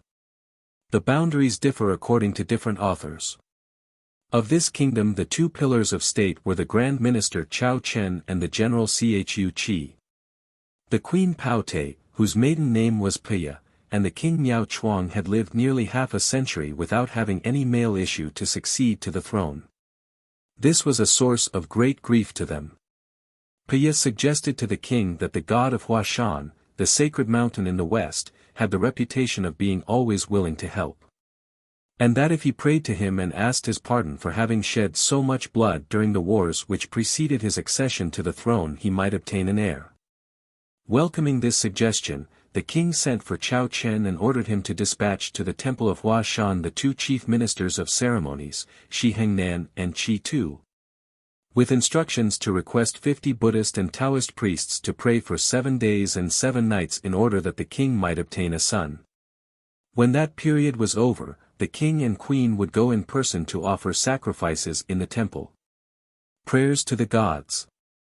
The envoys took with them many rare and valuable presents, and for 7 days and 7 nights the temple resounded with the sound of drums, bells, and all kinds of instruments, intermingled with the voices of the praying priests. On their arrival the king and queen offered sacrifices to the god of the sacred mountain. But the god of Huashan knew that the king had been deprived of a male heir as a punishment for the bloody hecatombs during his 3 years' war. The priests, however, interceded for him, urging that the king had come in person to offer the sacrifices, wherefore the god could not altogether reject his prayer. So he ordered Chen Li Yen, Thousand Li I, and Shun Feng Favorable Wind Year, 27 to go quickly and ascertain if there were not some worthy person who was on the point of being reincarnated into this world. The 2 messengers shortly returned, and stated that in India, in the Ling Mountains, in the village of Shu Yuan, there lived a good man named Chen, whose ancestors for 3 generations had observed all the ascetic rules of the Buddhists. This man was the father of 3 children, the eldest Wen, the second Qin, and the third Shan, all worthy followers of the great Buddha. The murder of the Thais. Wang Che, a brigand chief, and 30 of his followers, finding themselves pursued and harassed by the Indian soldiers, without provisions or shelter, dying of hunger, went to Wen and begged for something to eat. Knowing that they were evildoers, Wen and his 2 brothers refused to give them anything. If they starved, they said, the peasants would no longer suffer from their depredations. Thereupon the brigands decided that it was a case of life for life, and broke into the house of a rich family of the name of Tai, burning their home, killing 100 men, women, and children, and carrying off everything they possessed.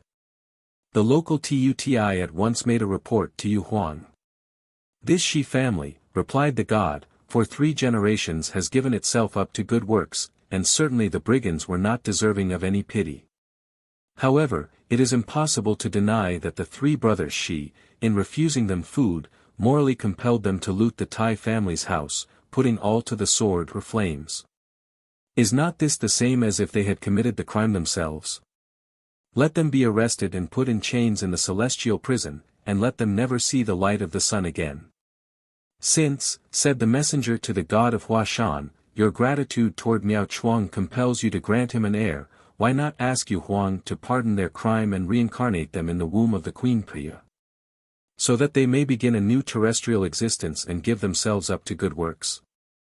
As a result, the god of Huashan called the spirit of the wind and gave him a message for Yu Huang. A message for Yu Huang. The message was as follows: King Miao Chuang has offered sacrifice to me and begged me to grant him an heir. But since by his wars he has caused the deaths of a large number of human beings, he does not deserve to have his request granted. Now these 3 brothers Shi have offended your majesty by constraining the brigand Wang Che to be guilty of murder and robbery. I pray you to take into account their past good works and pardon their crime, giving them an opportunity of expiating it by causing them all 3 to be reborn, but of the female sex, in the womb of Priya the queen. 28 In this way they will be able to atone for their crime and save many souls. Yu Huang was pleased to comply, and he ordered the spirit of the North Pole to release the 3 captives and take their souls to the palace of King Miao Chuang, where in 3 years' time they would be changed into females in the womb of Queen Priya. Birth of the 3 daughters. The king, who was anxiously expecting day by day the birth of an heir, was informed one morning that a daughter had been born to him. She was named Miao Qing. A year went by, and another daughter was born. This one was named Miao Yin. When, at the end of the 3rd year, another daughter was born, the king, beside himself with rage, called his grand minister Chao Chen and, all disconsolate, said to him, I am past 50, and have no male child to succeed me on the throne. My dynasty will therefore become extinct. Of what use have been all my labors and all my victories? Chao Chen tried to console him, saying, Heaven has granted you 3 daughters, no human power can change this divine decree. When these princesses have grown up, we will choose 3 sons-in-law for your majesty, and you can elect your successor from among them. Who will dare to dispute his right to the throne? The king named the 3rd daughter Miao Shan. She became noted for her modesty and many other good qualities, and scrupulously observed all the tenets of the Buddhist doctrines. Virtuous living seemed, indeed, to be to her a second nature. Miao Shan's ambition.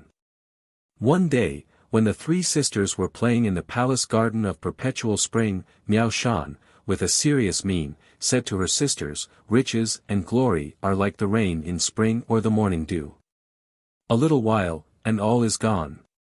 Kings and emperors think to enjoy to the end the good fortune which places them in a rank apart from other human beings, but sickness lays them low in their coffins, and all is over. Where are now all those powerful dynasties which have laid down the law to the world? As for me, I desire nothing more than a peaceful retreat on a lone mountain, there to attempt the attainment of perfection. If some day I can reach a high degree of goodness, then, borne on the clouds of heaven, I will travel throughout the universe, passing in the twinkling of an eye from east to west. I will rescue my father and mother, and bring them to heaven. I will save the miserable and afflicted on earth, I will convert the spirits which do evil, and cause them to do good. That is my only ambition." Her sisters marry. No sooner had she finished speaking than a lady of the court came to announce that the king had found sons-in-law to his liking for his 2 elder daughters. The wedding feast was to be the very next day. "Be quick," she added, "and prepare your presents, your dresses, and so forth, for the king's order is imperative." The husband chosen for Miao Qing was a first academician named Chang'e. His personal name was Ta, and he was the son of a celebrated minister of the reigning dynasty. Miao Yin's husband-elect was a military officer named Ho Feng, whose personal name was Cao Yang. He had passed first in the examination for the military doctorate. The marriage ceremonies were of a magnificent character. Festivity followed festivity, the newlywed were duly installed in their palaces, and general happiness prevailed. Miao Shan's renunciation. There now remained only Miao Shan. The king and queen wished to find for her a man famous for knowledge and virtue, capable of ruling the kingdom, and worthy of being the successor to the throne. So the king called her and explained to her all his plans regarding her, and how all his hopes rested on her. "It is a crime," she replied, "for me not to comply with my father's wishes, but you must pardon me if my ideas differ from yours." "Tell me what your ideas are," said the king. "I do not wish to marry," she rejoined. "I wish to attain to perfection and to Buddhahood. Then I promise that I will not be ungrateful to you." "Wretch of a daughter," cried the king in anger, "you think you can teach me, the head of the state and ruler of so great a people? Has anyone ever known a daughter of a king become a nun? Can a good woman be found in that class? Put aside all these mad ideas of a nunnery, and tell me at once if you will marry a first academician or a military first graduate." "Who is there," answered the girl, "who does not love the royal dignity? What person who does not aspire to the happiness of marriage? However, I wish to become a nun. With respect to the riches and glory of this world, my heart is as cold as a dead cinder, and I feel a keen desire to make it ever purer and purer." The king rose in fury, and wished to cast her out from his presence. Miao Shan, knowing she could not openly disobey his orders, took another course. "If you absolutely insist upon my marrying," she said, "I will consent. Only I must marry a physician." "A physician," growled the king. "Are men of good family and talents wanting in my kingdom? What an absurd idea, to want to marry a physician. My wish is," said Miao Shan, "to heal humanity of all its ills. Of cold, heat, lust, old age, and all infirmities. I wish to equalize all classes, putting rich and poor on the same footing, to have community of goods, without distinction of persons. If you will grant me my wish, I can still in this way become a Buddha, a savior of mankind. There is no necessity to call in the diviners to choose an auspicious day. I am ready to be married now." She is exiled to the garden. At these words the king was mad with rage. "Wicked imbecile," he cried, "what diabolical suggestions are these that you dare to make in my presence?" Without further ado he called Ho Tao, who on that day was officer of the palace guard. When he had arrived and kneeled to receive the king's commands, the latter said, "This wicked nun dishonors me. Take from her court robes, and drive her from my presence. Take her to the queen's garden, and let her perish there of cold, that will be one care less for my troubled heart." Miao Shan fell on her face and thanked the king, and then went with the officer to the queen's garden, where she began to lead her retired hermit life, with the moon for companion and the wind for friend. Content to see all obstacles overthrown on her way to nirvana, the highest state of spiritual bliss, and glad to exchange the pleasures of the palace for the sweetness of solitude. The Nunnery of the White Bird. After futile attempts to dissuade her from her purpose by the court ladies, her parents, and sisters, the king and queen next deputed Miao Hung and Tsui Hung to make a last attempt to bring their misguided daughter to her senses. Miao Shan, annoyed at this renewed solicitation, in a haughty manner ordered them never again to come and torment her with their silly prattle. "I have found out," she added, "that there is a well-known temple at Juchou in Lungshu Shin. This Buddhist temple is known as the Nunnery of the White Bird, Pchaochsu. In it 500 nuns give themselves up to the study of the true doctrine and the way of perfection. Go then and ask the queen on my behalf to obtain the king's permission for me to retire thither. If you can procure me this favor, I will not fail to reward you later." Miao Chuang summoned the messengers and inquired the result of their efforts.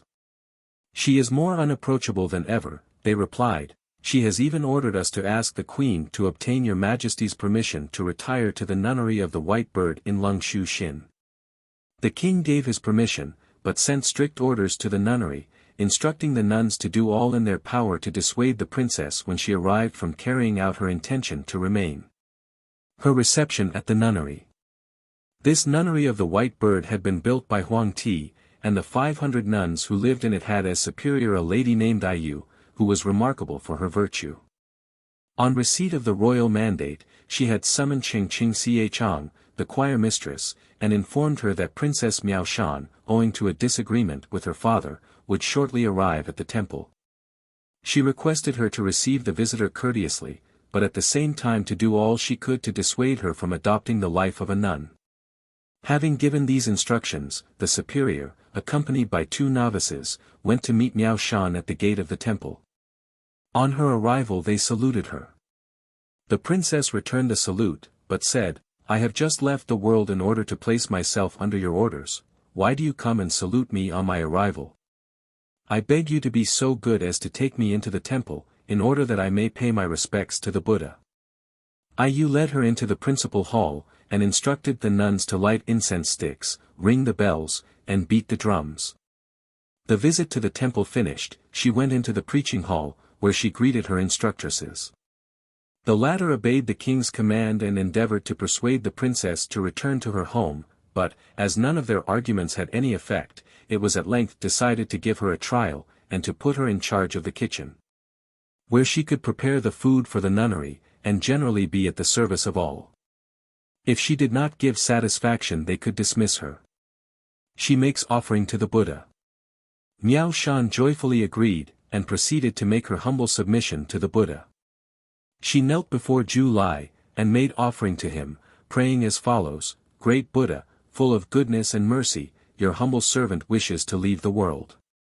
Grant that I may never yield to the temptations which will be sent to try my faith." Miao Shan further promised to observe all the regulations of the nunnery and to obey the superiors. Spiritual aid. This generous self-sacrifice touched the heart of Yu Huang, the Master of Heaven, who summoned the spirit of the North Star and instructed him as follows: Miao Shan, the 3rd daughter of King Miao Chuang, has renounced the world in order to devote herself to the attainment of perfection. Her father has consigned her to the nunnery of the White Bird.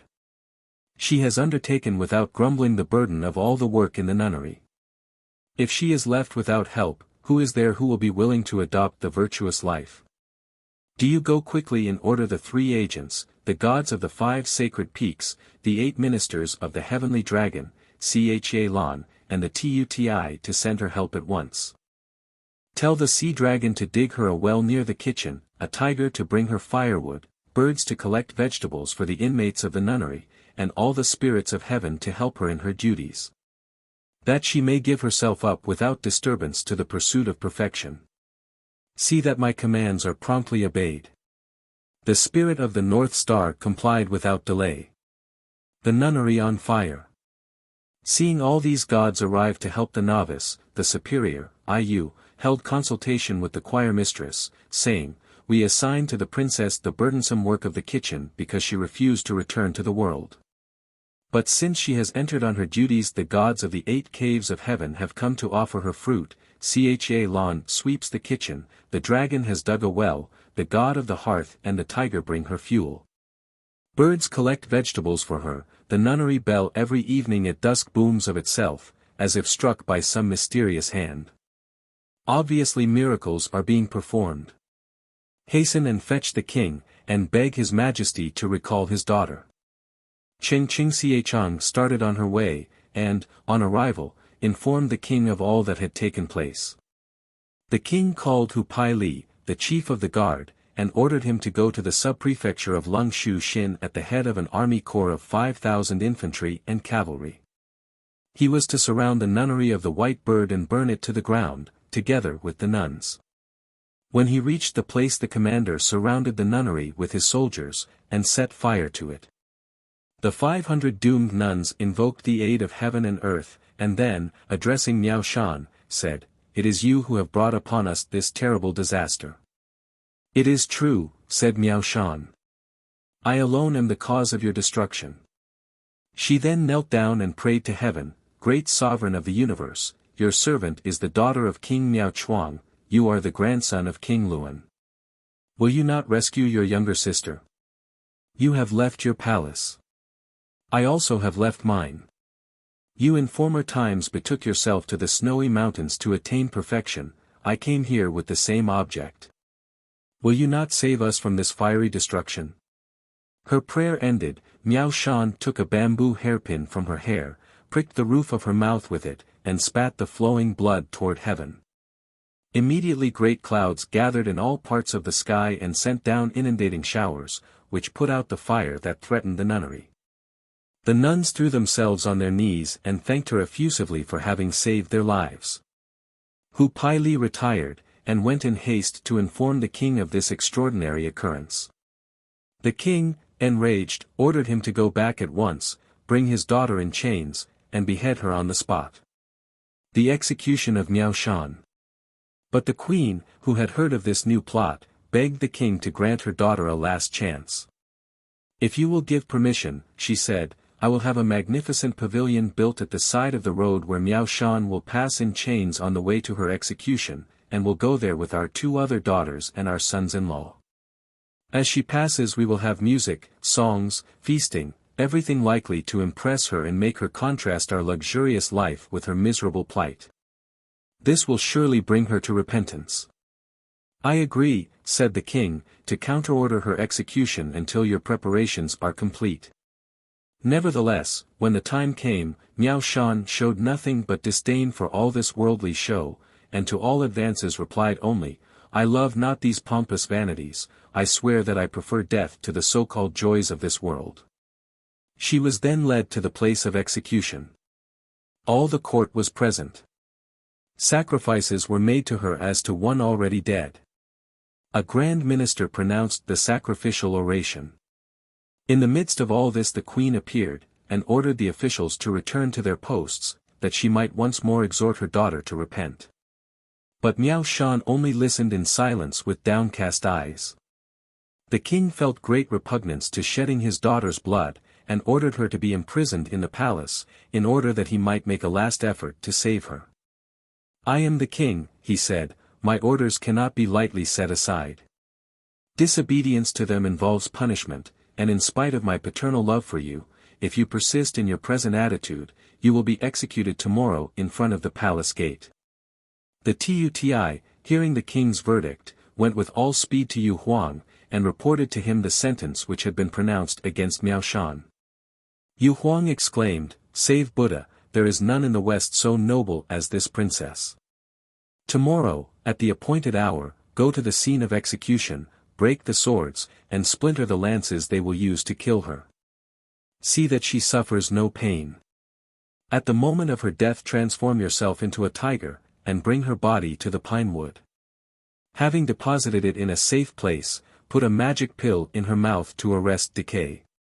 Her triumphant soul on its return from the lower regions must find it in a perfect state of preservation in order to be able to re-enter it and animate it afresh. After that, she must betake herself to Xiangshan on Putu Island, where she will reach the highest state of perfection. On the day appointed, Commander Hu Pai Li led the condemned princess to the place of execution. A body of troops had been stationed there to maintain order. The Tuti was in attendance at the palace gates. Miao Shan was radiant with joy. Today, she said, I leave the world for a better life. Hasten to take my life, but beware of mutilating my body. The king's warrant arrived, and suddenly the sky became overcast and darkness fell upon the earth. A bright light surrounded Miao Shan, and when the sword of the executioner fell upon the neck of the victim it was broken in two. Then they thrust at her with a spear, but the weapon fell to pieces. After that the king ordered that she be strangled with a silken cord.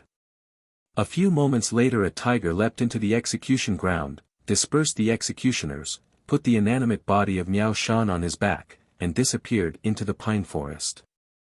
Hu Pai Li rushed to the palace, recounted to the king full details of all that had occurred, and received a reward of 2 ingots of gold. Miao Shan visits the infernal regions.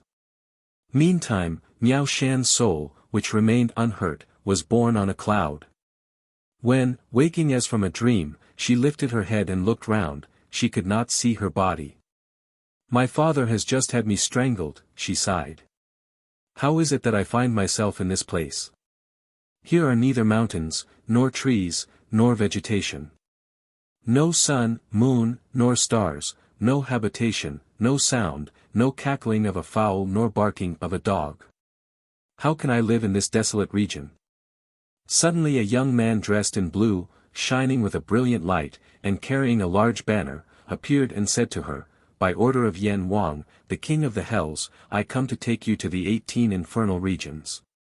What is this cursed place where I am now? Asked Miao Shan. This is the lower world, hell, he replied.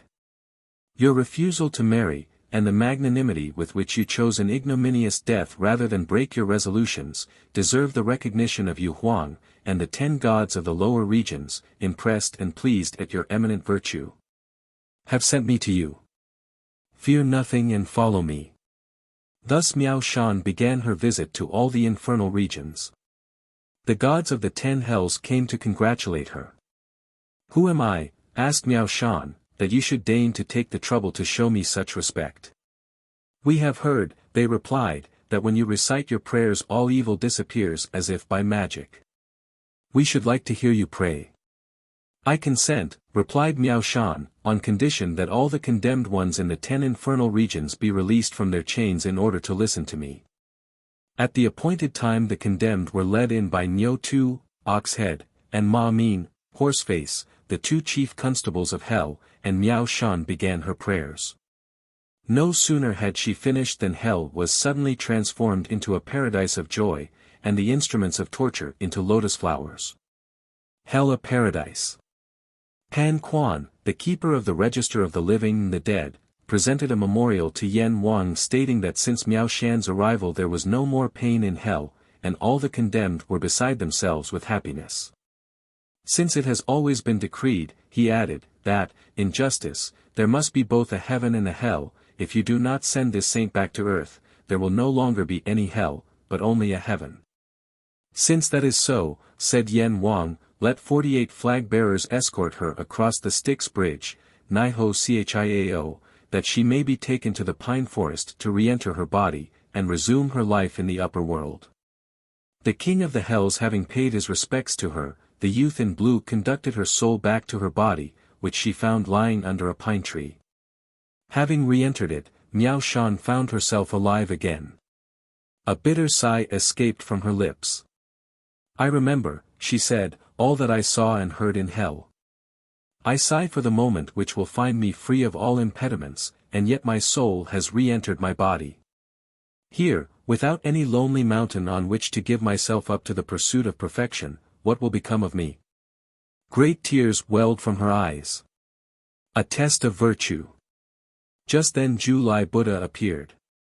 Why have you come to this place? He asked. Miao Shan explained why the king had put her to death, and how after her descent into hell her soul had re-entered her body. I greatly pity your misfortune, Ju-Lai said, but there is no one to help you. I also am alone. Why should we not marry? We could build ourselves a hut, and pass our days in peace. What say you? Sir, she replied, you must not make impossible suggestions. I died and came to life again. How can you speak so lightly? Do me the pleasure of withdrawing from my presence. Well, said the visitor, he to whom you are speaking is no other than the Buddha of the West. I came to test your virtue. This place is not suitable for your devotional exercises. I invite you to come to Xiangshan. Miao Shan threw herself on her knees and said, my bodily eyes deceived me. I never thought that your majesty would come to a place like this. Pardon my seeming want of respect. Where is this Xiangshan? Xiangshan is a very old monastery, Ju-Lai replied, built in the earliest historical times. It is inhabited by immortals. It is situated in the sea, on Puto Island, a dependency of the kingdom of Annam. There you will be able to reach the highest perfection.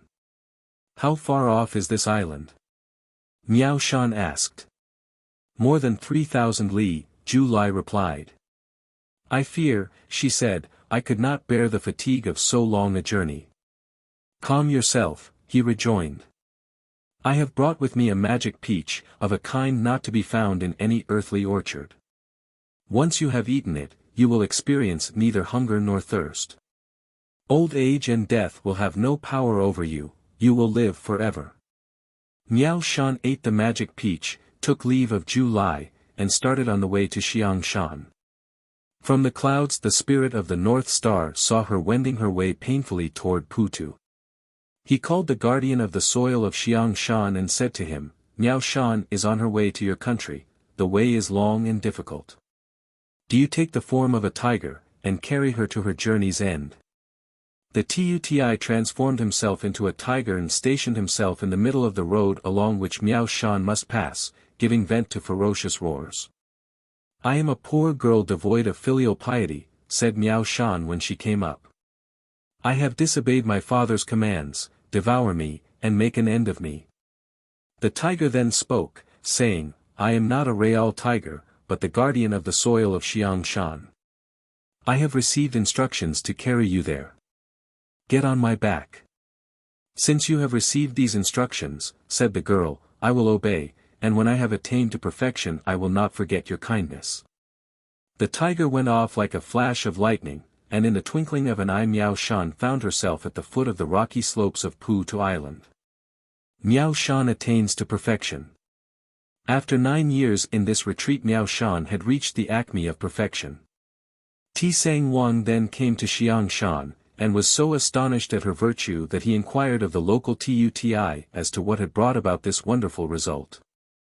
With the exception of Ju-Lai, in all the West no one equals her in dignity and perfection. She is the queen of the 3,000 Pu'sas and of all the beings on earth who have skin and blood. We regard her as our sovereign in all things. Therefore, on the 19th day of the 11th moon we will enthrone her, that the whole world may profit by her beneficence. The Tuti sent out his invitations for the ceremony. The Dragon King of the Western Sea, the gods of the 5 sacred mountains, the emperor saints to the number of 120, the 36 officials of the Ministry of Time, the celestial functionaries in charge of wind, rain, thunder, and lightning, the 3 causes, the 5 saints, the 8 immortals, the 10 kings of the hells, all were present on the appointed day. Miao Shan took her seat on the lotus throne, and the assembled gods proclaimed her sovereign of heaven and earth, and a Buddha. Moreover, they decided that it was not meet that she should remain alone at Xiangshan. So they begged her to choose a worthy young man and a virtuous damsel to serve her in the temple. The Tuti was entrusted with the task of finding them. While making search, he met a young priest named Shan Tsai. After the death of his parents he had become a hermit on Taoishan, and was still a novice in the science of perfection. Miao Shan ordered him to be brought to her. "Who are you?" she asked. "I am a poor orphan priest of no merit," he replied. "From my earliest youth I have led the life of a hermit. I have been told that your power is equaled only by your goodness, so I have ventured to come to pray you to show me how to attain to perfection." "My only fear," replied Miao Shan, "is that your desire for perfection may not be sincere." "I have now no parents," the priest continued, "and I have come more than 1,000 li to find you. How can I be wanting in sincerity? What special degree of ability have you attained during your course of perfection?" asked Miao Shan. "I have no skill," replied Shan Tsai, "but I rely for everything on your great pity, and under your guidance I hope to reach the required ability." "Very well," said Miao Shan, "take up your station on the top of yonder peak, and wait till I find a means of transporting you." A ruse. Miao Shan called the Tuti and bade him go and beg all the immortals to disguise themselves as pirates and to besiege the mountain, waving torches, and threatening with swords and spears to kill her. "Then I will seek refuge on the summit, and thence leap over the precipice to prove Shan Tsai's fidelity and affection." A minute later a horde of brigands of ferocious aspect rushed up to the temple of Xiangshan. Miao Shan cried for help, rushed up the steep incline, missed her footing, and rolled down into the ravine. Shan Tsai, seeing her fall into the abyss, without hesitation flung himself after her in order to rescue her. When he reached her, he asked, "What have you to fear from the robbers? You have nothing for them to steal, why throw yourself over the precipice, exposing yourself to certain death?" Miao Shan saw that he was weeping, and wept too. "I must comply with the wish of heaven," she said. The transformation of Shan Tsai. Shan Tsai, inconsolable, prayed heaven and earth to save his protectress. Miao Shan said to him, "You should not have risked your life by throwing yourself over the precipice, I have not yet transformed you. But you did a brave thing, and I know that you have a good heart. Now, look down there." "Oh," said he, "if I mistake not, that is a corpse." "Yes," she replied, "that is your former body. Now you are transformed, you can rise at will and fly in the air." Shan Tsai bowed low to thank his benefactress, who said to him, "Henceforth you must say your prayers by my side, and not leave me for a single day." Brother and sister. With her spiritual sight Miao Shan perceived at the bottom of the southern sea the third son of Lung Wang, who, in carrying out his father's orders, was cleaving the waves in the form of a carp. While doing so, he was caught in a fisherman's net, taken to the market at Yuchou, and offered for sale. Miao Shan at once sent her faithful Shan Tsai, in the guise of a servant, to buy him, giving him 1,000 cash to purchase the fish, which he was to take to the foot of the rocks at Putu and set free in the sea. The son of Lung Wang heartily thanked his deliverer, and on his return to the palace related to his father what had occurred. The king said, "As a reward, make her a present of a luminous pearl, so that she may recite her prayers by its light at night time."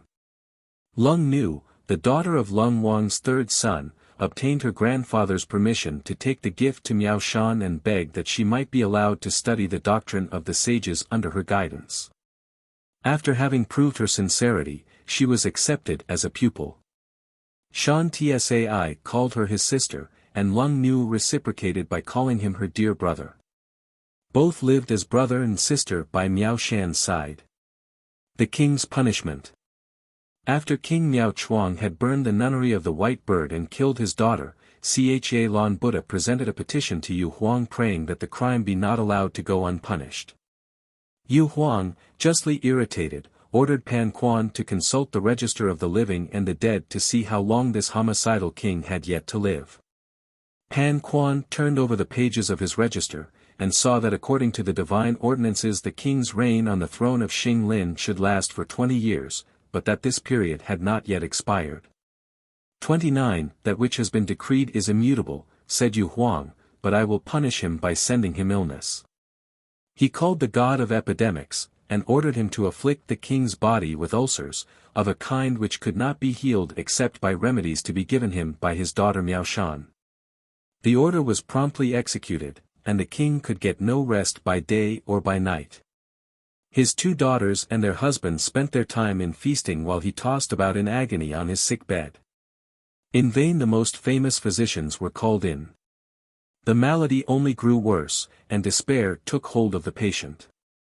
He then caused a proclamation to be made that he would grant the succession to the throne to any person who would provide him with an effectual remedy to restore him to health. The disguised priest-doctor. Miao Shan had learnt by revelation at Xiangshan all that was taking place at the palace. She assumed the form of a priest-doctor, clothed herself in a priest's gown, with the regulation headdress and straw shoes, and attached to her girdle a gourd containing pills and other medicines. In this apparel she went straight to the palace gate, read the royal edict posted there, and tore it down. Some members of the palace guard seized her, and inquired angrily, "Who are you that you should dare to tear down the royal proclamation?" "I, a poor priest, am also a doctor," she replied. "I read the edict posted on the palace gates. The king is inquiring for a doctor who can heal him. I am a doctor of an old cultured family, and propose to restore him to health." "If you are of a cultured family, why did you become a priest?" they asked. "Would it not have been better to gain your living honestly in practicing your art than to shave your head and go loafing about the world? Besides, all the highest physicians have tried in vain to cure the king. Do you imagine that you will be more skillful than all the aged practitioners?" "Set your minds at ease," she replied. "I have received from my ancestors the most efficacious remedies, and I guarantee that I shall restore the king to health." The palace guard then consented to transmit her petition to the queen, who informed the king. And in the end the pretended priest was admitted. Having reached the royal bedchamber, he sat still a while in order to calm himself before feeling the pulse, and to have complete control of all his faculties while examining the king.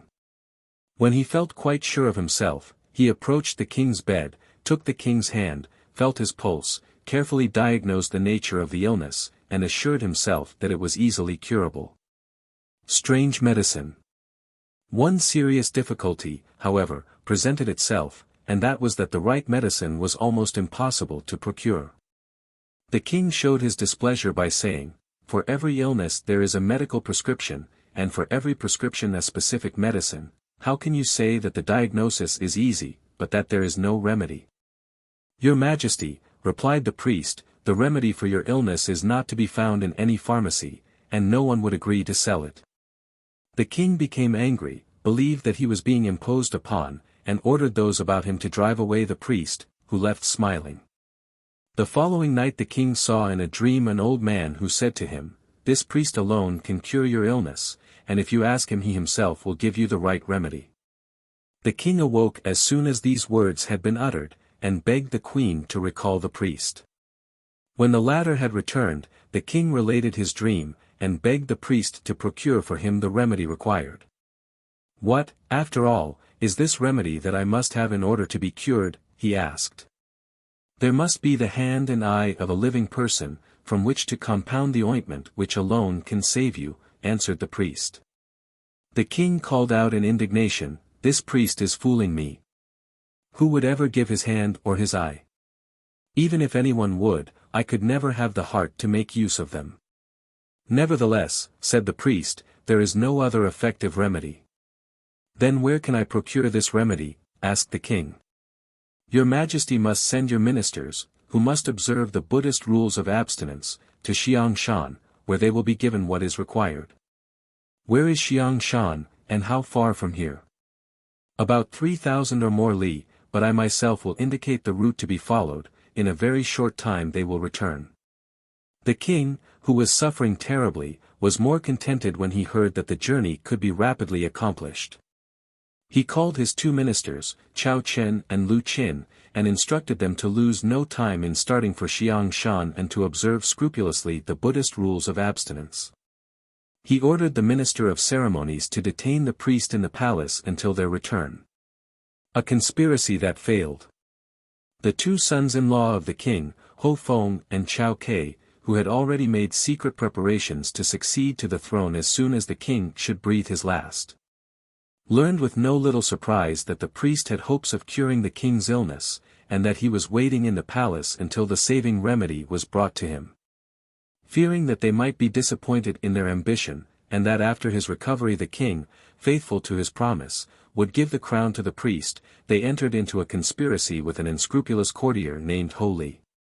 They were obliged to act quickly, because the ministers were traveling by forced marches, and would soon be back. That same night Ho Li was to give to the king a poison drink, composed, he would say, by the priest with the object of assuaging the king's pain until the return of his two ministers. Shortly after, an assassin, Su Ta, was to murder the priest. Thus at one stroke both the king and the priest would meet their death, and the kingdom would pass to the king's two sons-in-law. Miao Shan had returned to Xiangshan, leaving in the palace the bodily form of the priest. She saw the two traitors Ho Feng and Chao Ke preparing the poison, and was aware of their wicked intentions. Calling the spirit Ui, who was on duty that day, she told him to fly to the palace and change into a harmless soup the poison about to be administered to the king and to bind the assassin hand and foot. At midnight Ho Li, carrying in his hand the poison drink, knocked at the door of the royal apartment, and said to the queen that the priest had prepared a soothing potion while awaiting the return of the ministers. "I come," he said, "to offer it to his majesty." The queen took the bowl in her hands and was about to give it to the king, when Ui arrived unannounced. Quick as thought he snatched the bowl from the queen and poured the contents on the ground. At the same moment he knocked over those present in the room, so that they all rolled on the floor. At the time this was happening the assassin Su Ta entered the priest's room, and struck him with his sword. Instantly the assassin, without knowing how, found himself enwrapped in the priest's robe and thrown to the ground. He struggled and tried to free himself, but found that his hands had been rendered useless by some mysterious power, and that flight was impossible. The spirit Ui, having fulfilled the mission entrusted to him, now returned to Xiangshan and reported to Miao Shan. A confession and its results. Next morning, the two sons-in-law of the king heard of the turn things had taken during the night. The whole palace was in a state of the greatest confusion. When he was informed that the priest had been killed, the king called Chu Tingli and ordered him to have the murderer arrested. Su Ta was put to the torture and confessed all that he knew. Together with Ho Li he was condemned to be cut into 1,000 pieces. The two sons-in-law were seized and ordered to instant execution, and it was only on the queen's intercession that their wives were spared. The infuriated king, however, ordered that his two daughters should be imprisoned in the palace. The gruesome remedy. Meantime Chao Chen and Lu Qin had reached Xiangshan. When they were brought to Miao Shan the ministers took out the king's letter and read it to her. "I, Miao Chuang, king of Xinglin, have learned that there dwells at Xiangshan an immortal whose power and compassion have no equal in the whole world. I have passed my 50th year, and am afflicted with ulcers that all remedies have failed to cure. Today a priest has assured me that at Xiangshan I can obtain the hand and eye of a living person, with which he will prepare an ointment able to restore me to my usual state of health. Relying upon his word and upon the goodness of the immortal to whom he has directed me, I venture to beg that those 2 parts of a living body necessary to heal my ulcers be sent to me. I assure you of my everlasting gratitude, fully confident that my request will not be refused." The next morning Miao Shan bade the ministers take a knife and cut off her left hand and gouge out her left eye. Lu Qin took the knife offered him, but did not dare to obey the order. "Be quick," urged the immortal, "you have been commanded to return as soon as possible, why do you hesitate as if you were a young girl?" Lu Qin was forced to proceed. He plunged in the knife, and the red blood flooded the ground, spreading an odor like sweet incense. The hand and eye were placed on a golden plate, and, having paid their grateful respects to the immortal, the envoys hastened to return. When they had left, Miao Shan, who had transformed herself in order to allow the envoys to remove her hand and eye, told Shan Tsai that she was now going to prepare the ointment necessary for the cure of the king. Should the queen, she added, send for another eye and hand, I will transform myself again, and you can give them to her. No sooner had she finished speaking than she mounted a cloud and disappeared in space. The two ministers reached the palace and presented to the queen the gruesome remedy which they had brought from the temple. She, overcome with gratitude and emotion, wept copiously. What immortal, she asked, can have been so charitable as to sacrifice a hand and eye for the king's benefit? Then suddenly her tears gushed forth with redoubled vigor, and she uttered a great cry, for she recognized the hand of her daughter by a black scar which was on it. Half measures. Who else, in fact, but his child, she continued amid her sobs, could have had the courage to give her hand to save her father's life? What are you saying? Said the king. In the world there are many hands like this. While they thus reasoned, the priest entered the king's apartment. This great immortal has long devoted herself to the attainment of perfection, he said. Those she has healed are innumerable. Give me the hand and eye. He took them and shortly produced an ointment which, he told the king, was to be applied to his left side. No sooner had it touched his skin than the pain on his left side disappeared as if by magic. No sign of ulcers was to be seen on that side, but his right side remained swollen and painful as before. Why is it, asked the king, that this remedy, which is so efficacious for the left side, should not be applied to the right? Because, replied the priest, the left hand and eye of the saint cures only the left side. If you wish to be completely cured, you must send your officers to obtain the right eye and right hand also. The king accordingly dispatched his envoys anew with a letter of thanks, and begging as a further favor that the cure should be completed by the healing also of his right side. The king cured. On the arrival of the envoys, Shan Tsai met them in the mutilated form of Miao Shan, and he bade them cut off his right hand, pluck out his right eye, and put them on a plate. At the sight of the 4 bleeding wounds, Lu Qin could not refrain from calling out indignantly, "This priest is a wicked man, thus to make a martyr of a woman in order to obtain the succession." Having thus spoken, he left with his companion for the kingdom of Xinglin. On their return the king was overwhelmed with joy. The priest quickly prepared the ointment, and the king, without delay, applied it to his right side. At once the ulcers disappeared like the darkness of night before the rising sun. The whole court congratulated the king and eulogized the priest. The king conferred upon the latter the title Priest of the Brilliant Eye. He fell on his face to return thanks, and added, "I, a poor priest, have left the world, and have only one wish, namely, that your majesty should govern your subjects with justice and sympathy, and that all the officials of the realm should prove themselves men of integrity. As for me, I am used to roaming about. I have no desire for any royal estate. My happiness exceeds all earthly joys." Having thus spoken, the priest waved the sleeve of his cloak, a cloud descended from heaven, and seating himself upon it he disappeared in the sky. From the cloud a note containing the following words was seen to fall: "I am one of the teachers of the West. I came to cure the king's illness, and so to glorify the true doctrine." The king's daughter. All who witnessed this miracle exclaimed with one voice, "This priest is the living Buddha, who is going back to heaven." The note was taken to King Miao Chuang, who exclaimed, "Who am I that I should deserve that one of the rulers of heaven should deign to descend and cure me by the sacrifice of hands and eyes? What was the face of the saintly person like who gave you the remedy?" he then asked Chao Chen. "It was like unto that of your deceased daughter, Miao Shan," he replied. "When you removed her hands and eyes did she seem to suffer? I saw a great flow of blood, and my heart failed, but the face of the victim seemed radiant with happiness. This certainly must be my daughter Miao Shan, who has attained to perfection," said the king. "Who but she would have given hands and eyes? Purify yourselves and observe the rules of abstinence, and go quickly to Xiangshan to return thanks to the saint for this inestimable favor."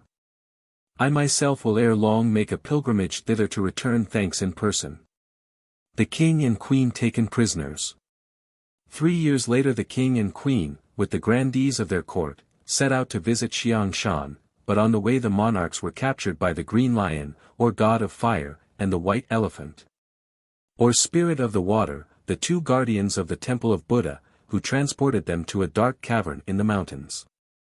A terrific battle then took place between the evil spirits on the one side and some hosts of heavenly genii, who had been summoned to the rescue, on the other. While its issue was still uncertain, reinforcements under the Red Child Devil, who could resist fire, and the Dragon King of the Eastern Sea, who could subdue water, finally routed the enemy, and the prisoners were released. The King's Repentance. The king and queen now resumed their pilgrimage, and Miao Shan instructed Shan Tsai to receive the monarchs when they arrived to offer incense. She herself took up her place on the altar, her eyes torn out, her hands cut off, and her wrists all dripping with blood. The king recognized his daughter, and bitterly reproached himself. The queen fell swooning at her feet. Miao Shan then spoke and tried to comfort them. She told them of all that she had experienced since the day when she had been executed, and how she had attained to immortal perfection. She then went on, in order to punish you for having caused the deaths of all those who perished in the wars preceding your accession to the throne, and also to avenge the burning of the nunnery of the White Bird.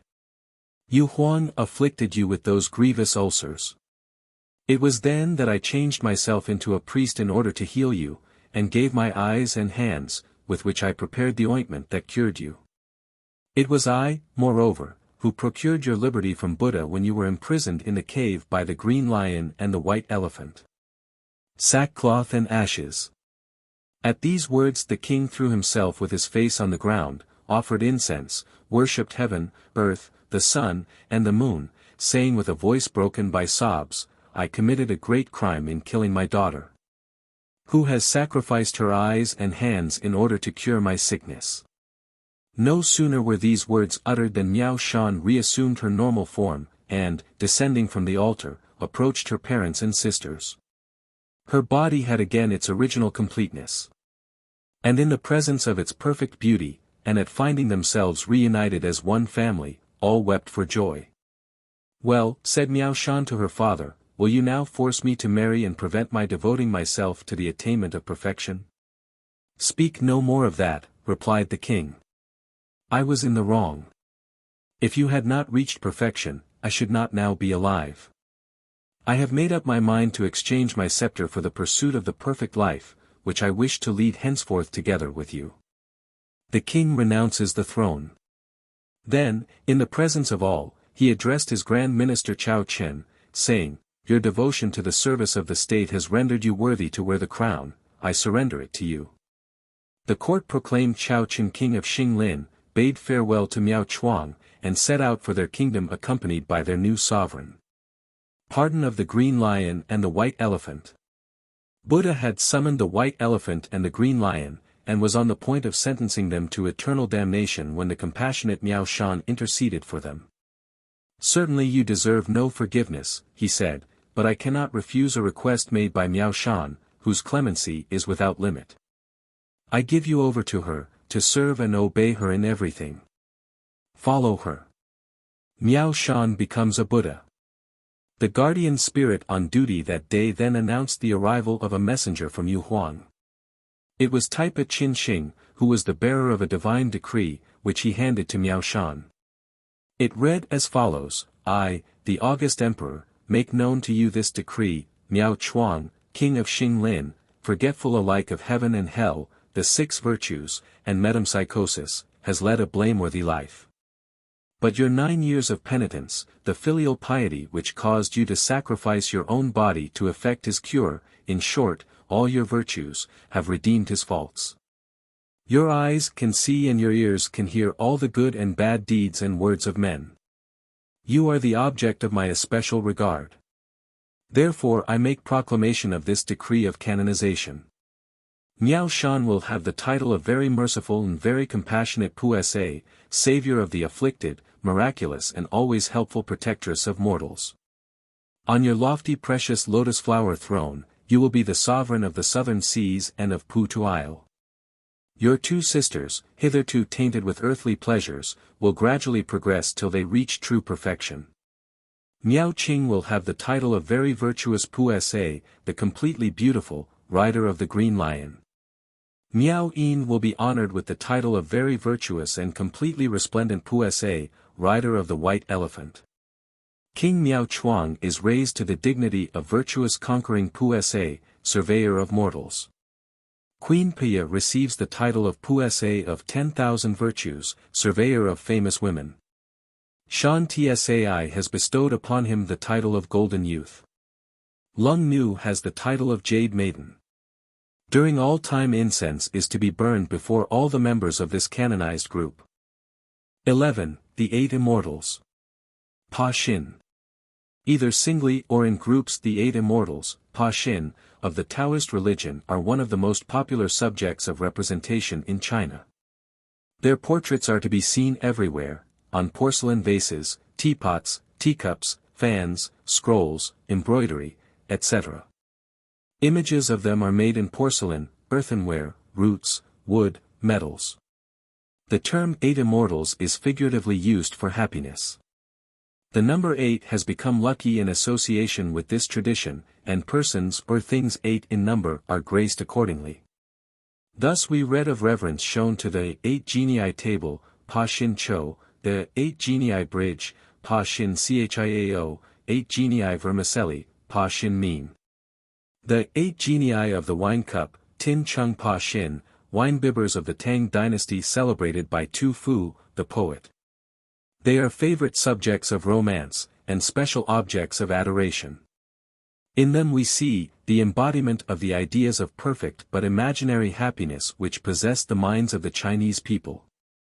3 of them, Chun-Li Chichuan, Chang'e, and Lu Yan, were historical personages, the others are mentioned only in fables or romances. They represent all kinds of people, old, young, male, female, civil, military, rich, poor, afflicted, cultured, noble. They are also representative of early, middle, and later historical periods. The legend of the Eight Immortals is certainly not older than the time of the Sung dynasty, AD 960 to 1280, and is probably to be assigned to that of the Yuan dynasty, 1280 to 1368. But some, if not all, of the group seem to have been previously celebrated as immortals in the Taoist legends. Their biographies are usually arranged in the order of their official eminence or seniority in age. Here I follow that adopted in Su Xiang Pa Xin Tung Yu Qi 30, in which they are described in the order in which they became immortals. Li Ti Kuai. Li Ti Kuai, depicted always with his crutch and gourd full of magic medicines, was of the family name of Li, his own name being Li Yuan, H.S. Yuan, now Red Yuan. He is also known as Kung Mu. Shi Wang Mu cured him of an ulcer on the leg and taught him the art of becoming immortal. He was canonized as Rector of the East. He is said to have been of commanding stature and dignified mien, devoting himself solely to the study of Taoist lore. Shi Wang Mu made him a present of an iron crutch, and sent him to the capital to teach the doctrine of immortality to Han Chengli. He is also identified with Li Ningyang, to whom Lao Tzu descended from heaven in order to instruct him in the wisdom of the gods. Soon after he had completed his course of instruction, his soul left his body to go on a visit to Huashan. Some say he was summoned by Lao Tzu, others that Lao Tzu engaged him as escort to the countries of Shiyu. He left his disciple Lang Ling in charge of his body, saying that if he did not return within 7 days he was to have the body cremated. Unfortunately, when only 6 days had elapsed, the disciple was called away to the deathbed of his mother. In order to be able to leave at once, he cremated the body forthwith, and when the soul returned it found only a heap of ashes. Some say the body was not cremated, but only became devitalized through neglect or through being uninhabited for so long a time. The object of the setting of the watch was not only to prevent injury to or theft of the body, but also to prevent any other soul from taking up its abode in it. In a forest nearby, a beggar had just died of hunger. Finding this corpse untenanted, the wandering spirit entered it through the temples, and made off. When he found that his head was long and pointed, his face black, his beard and hair woolly and disheveled, his eyes of gigantic size, and one of his legs lame, he wished to get out of this vile body. But Lao Tzu advised him not to make the attempt and gave him a gold band to keep his hair in order, and an iron crutch to help his lame leg. On lifting his hand to his eyes, he found they were as large as buckles. That is why he was called Li Kung Mu, Li Hollow Eyes. Popularly he is known as Li Ti Kwai, Li with the iron crutch. No precise period seems to be assigned to his career on earth, though one tradition places him in the Yuan dynasty. Another account says that he was changed into a dragon, and in that form ascended to heaven. Elsewhere it is related that Ti Kwai, after entering the body of the lame beggar, benevolently proceeded to revive the mother of Yang, his negligent disciple. Leaning on his iron staff and carrying a gourd of medicines on his back, he went to Yang's house, where preparations were being made for the funeral. The contents of the gourd, poured into the mouth, revived the dead woman. He then made himself known, and, giving Yang another pill, vanished in a gust of wind. 200 years later he effected the immortalization of his disciple. During his peregrinations on earth he would hang a bottle on the wall at night and jump into it, emerging on the following morning. He frequently returned to earth, and at times tried to bring about the transmigration of others. An example is the case of Chao, the watchman. Ti Kwai walked into a fiery furnace and bade Chao follow. The latter, being afraid of imitating an act evidently associated with the supernatural world of evil spirits, refused to do so. Ti Kwai then told Chao to step onto a leaf floating on the surface of the river, saying that it was a boat that would bear him across safely. Again the watchman refused, whereupon Ti Kwai, remarking that the cares of this world were evidently too weighty for him to be able to ascend to immortality, stepped on to the leaf himself and vanished. Chang'e Ch'ien. Regarding the origin and life of this immortal several different accounts are given. One states that his family name was Chang'e, and that he lived in the Han dynasty, being therefore called Han Chang'e. His cognomen was Ch'ien, his literary appellation Chi Tao, and his pseudonyms Ho Ho Tzu and Wang Yang Tzu, his style Yunfang. He was born in the district of Xinyang Xin, a sub-prefecture of the ancient capital Xianfu, in Shenxi. He became marshal of the empire in the cyclic year 2496. In his old age he became a hermit on Yangqiu Shan, 30 li northeast of Ichang Xin in the prefecture of Pingyangfu in Shanxi. He is referred to by the title of King Emperor of the True Active Principle. Another account describes Chang'e Ch'ien as merely a vice-marshal in the service of Duke Chou Xiao. He was defeated in battle, and escaped to Chengnan Shan, where he met the 5 heroes, the flowers of the East, who instructed him in the doctrine of immortality. At the end of the Tang dynasty Han Chang'e taught this same science of immortality to Lu Tungpin, c. 297, and took the pompous title of the only independent one under heaven. Other versions state that Han Chang'e is not the name of a person, but of a country, that he was a Taoist priest Chang'e Tzu, and that he was a beggar, Chang'e by name, who gave to one Lao Chi a pill of immortality. No sooner had the latter swallowed it than he went mad, left his wife, and ascended to heaven. During a great famine he transmuted copper and pewter into silver by amalgamating them with some mysterious drug. This treasure he distributed among the poor, and thousands of lives were thus saved. One day, while he was meditating, the stone wall of his dwelling in the mountains was rent asunder, and a jade casket exposed to view. This was found to contain secret information as to how to become an immortal. When he had followed these instructions for some time, his room was filled with many-colored clouds, music was heard, and a celestial stork came and bore him away on its back to the regions of immortality. He is sometimes represented holding his feather fan, Yumao Shan, at other times the peach of immortality.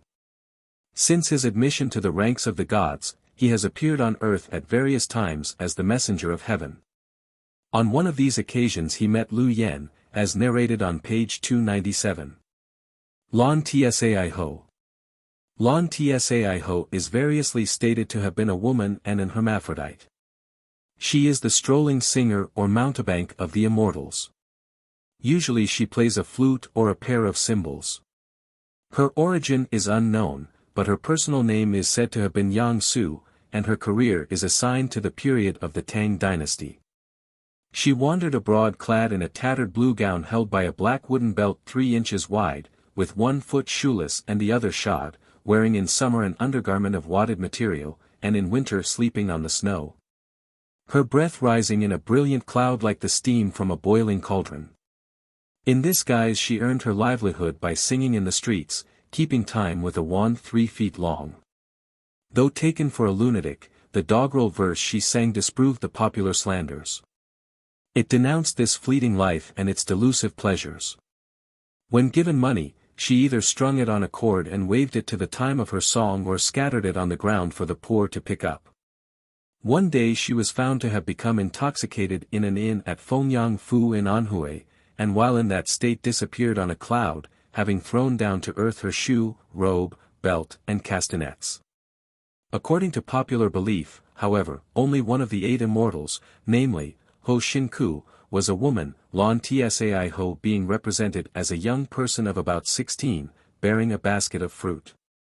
According to the Su Xiang Pa Xin Tung Yu Chi, he was the red-footed great genius, Chh Chao Ta Xin incarnate. Though he was a man, adds the writer, he could not understand how to be a man, which is perhaps the reason why he has been supposed to be a woman. Chang'e. The period assigned to Chang'e is the middle or close of the 7th to the middle of the 8th century AD. He lived as a hermit on Chengtiao Shan, in the prefecture of Pingyangfu in Shanxi. The emperors Taizong and Cao-tsung of the Tang dynasty frequently invited him to court, but he persistently refused to go. At last, pressed once more by the Empress Wu, AD 684 to 705, he consented to leave his retreat, but was struck down by death at the gate of the temple of the jealous woman. His body began to decay and to be eaten by worms, when lo! He was seen again, alive and well, on the mountains of Hengzhou in Pingyangfu. He rode on a white mule, which carried him thousands of miles in a day, and which, when the journey was finished, he folded up like a sheet of paper and put away in his wallet. When he again required its services, he had only to spurt water upon the packet from his mouth and the animal at once assumed its proper shape. At all times he performed wonderful feats of necromancy, and declared that he had been Grand Minister to the Emperor Yao, 2357 to 2255 BC, during a previous existence. In the 23rd year, AD 735, of the reign period Kai Yuan of the Emperor Suan-tsung of the Tang dynasty, he was called to Luoyang in Honan, and elected chief of the Imperial Academy, with the honorable title of very perspicacious teacher. It was just at this time that the famous Taoist Ye Fa Shan, thanks to his skill in necromancy, was in great favor at court. The emperor asked him who this Chang'e Lao, he usually has the epithet Lao, old, added to his name, was. I know, replied the magician. But if I were to tell your majesty I should fall dead at your feet, so I dare not speak unless your majesty will promise that you will go with bare feet and bare head to ask Chang'e to forgive you, in which case I should immediately revive. Suan-tsung having promised, Fa Shan then said, Chang'e is a white spiritual bat which came out of primeval chaos. No sooner had he spoken than he dropped dead at the emperor's feet. Suan-tsung, with bare head and feet, went to Chang'e as he had promised, and begged forgiveness for his indiscretion. The latter then sprinkled water on Fa Shan's face and he revived. Soon after Chang'e fell sick and returned to die in the Hangzhou Mountains during the period AD 742 to 746. When his disciples opened his tomb, they found it empty. He is usually seen mounted on his white mule, sometimes facing its head, sometimes its tail. He carries a phoenix feather or a peach of immortality. At his interviews with the Emperor Ming Huang in AD 723, when he was alive still, Chang'e entertained the emperor with a variety of magical tricks, such as rendering himself invisible, drinking off a cup of aconite, and felling birds or flowers by pointing at them. He refused the hand of an imperial princess, and also declined to have his portrait placed in the Hall of Worthies. A picture of Chang'e sitting on a donkey and offering a descendant to the newly married couple is often found in the nuptial chamber. It seems somewhat incongruous that an old ascetic should be associated with matrimonial happiness and the granting of offspring, but the explanation may possibly be connected with his performance of wonderful feats of necromancy. Though he is said not to have given encouragement to others in these things during his lifetime. Ho Shin Ku. A maiden holding in her hand a magic lotus blossom, the flower of open-heartedness, or the peach of immortality given her by Lu Tungpin in the mountain gorge as a symbol of identity, playing at times the sheng or reed organ. Or drinking wine, this is the picture the Chinese paint of the immortal Ho Shin Ku. She was the daughter of Ho Tai, a native of Sangxie Xin in Guangdong. Others say her father was a shopkeeper at Lingling in Hunan. She lived in the time of the usurping Empress Wu, AD 684 to 705, of the Tang dynasty. At her birth 6 hairs were found growing on the crown of her head, and the account says she never had any more, though the pictures represent her with a full head of hair. She elected to live on Yunmu Ling, 20 li west of Sangxie Xin. On that mountain was found a stone Kaladian Shi, mother of pearl. In a dream she saw a spirit who ordered her to powder and eat one of these stones, by doing which she could acquire both agility and immortality. She complied with this injunction, and also vowed herself to a life of virginity. Her days were thenceforth passed in floating from one peak to another, bringing home at night to her mother the fruits she collected on the mountain. She gradually found that she had no need to eat in order to live. Her fame having reached the ears of the empress, she was invited to court, but while journeying thither suddenly disappeared from mortal view and became an immortal. She is said to have been seen again in AD 750 floating upon a cloud of many colors at the temple of Ma Ku, the famous female Taoist magician, and again, some years later, in the city of Canton. She is represented as an extremely beautiful maiden, and is remarkable as occupying so prominent a position in a cult in which no system of female asceticism is developed. Lu Tungpin. Lu Tungpin's family name was Lu, his personal name Tungpin.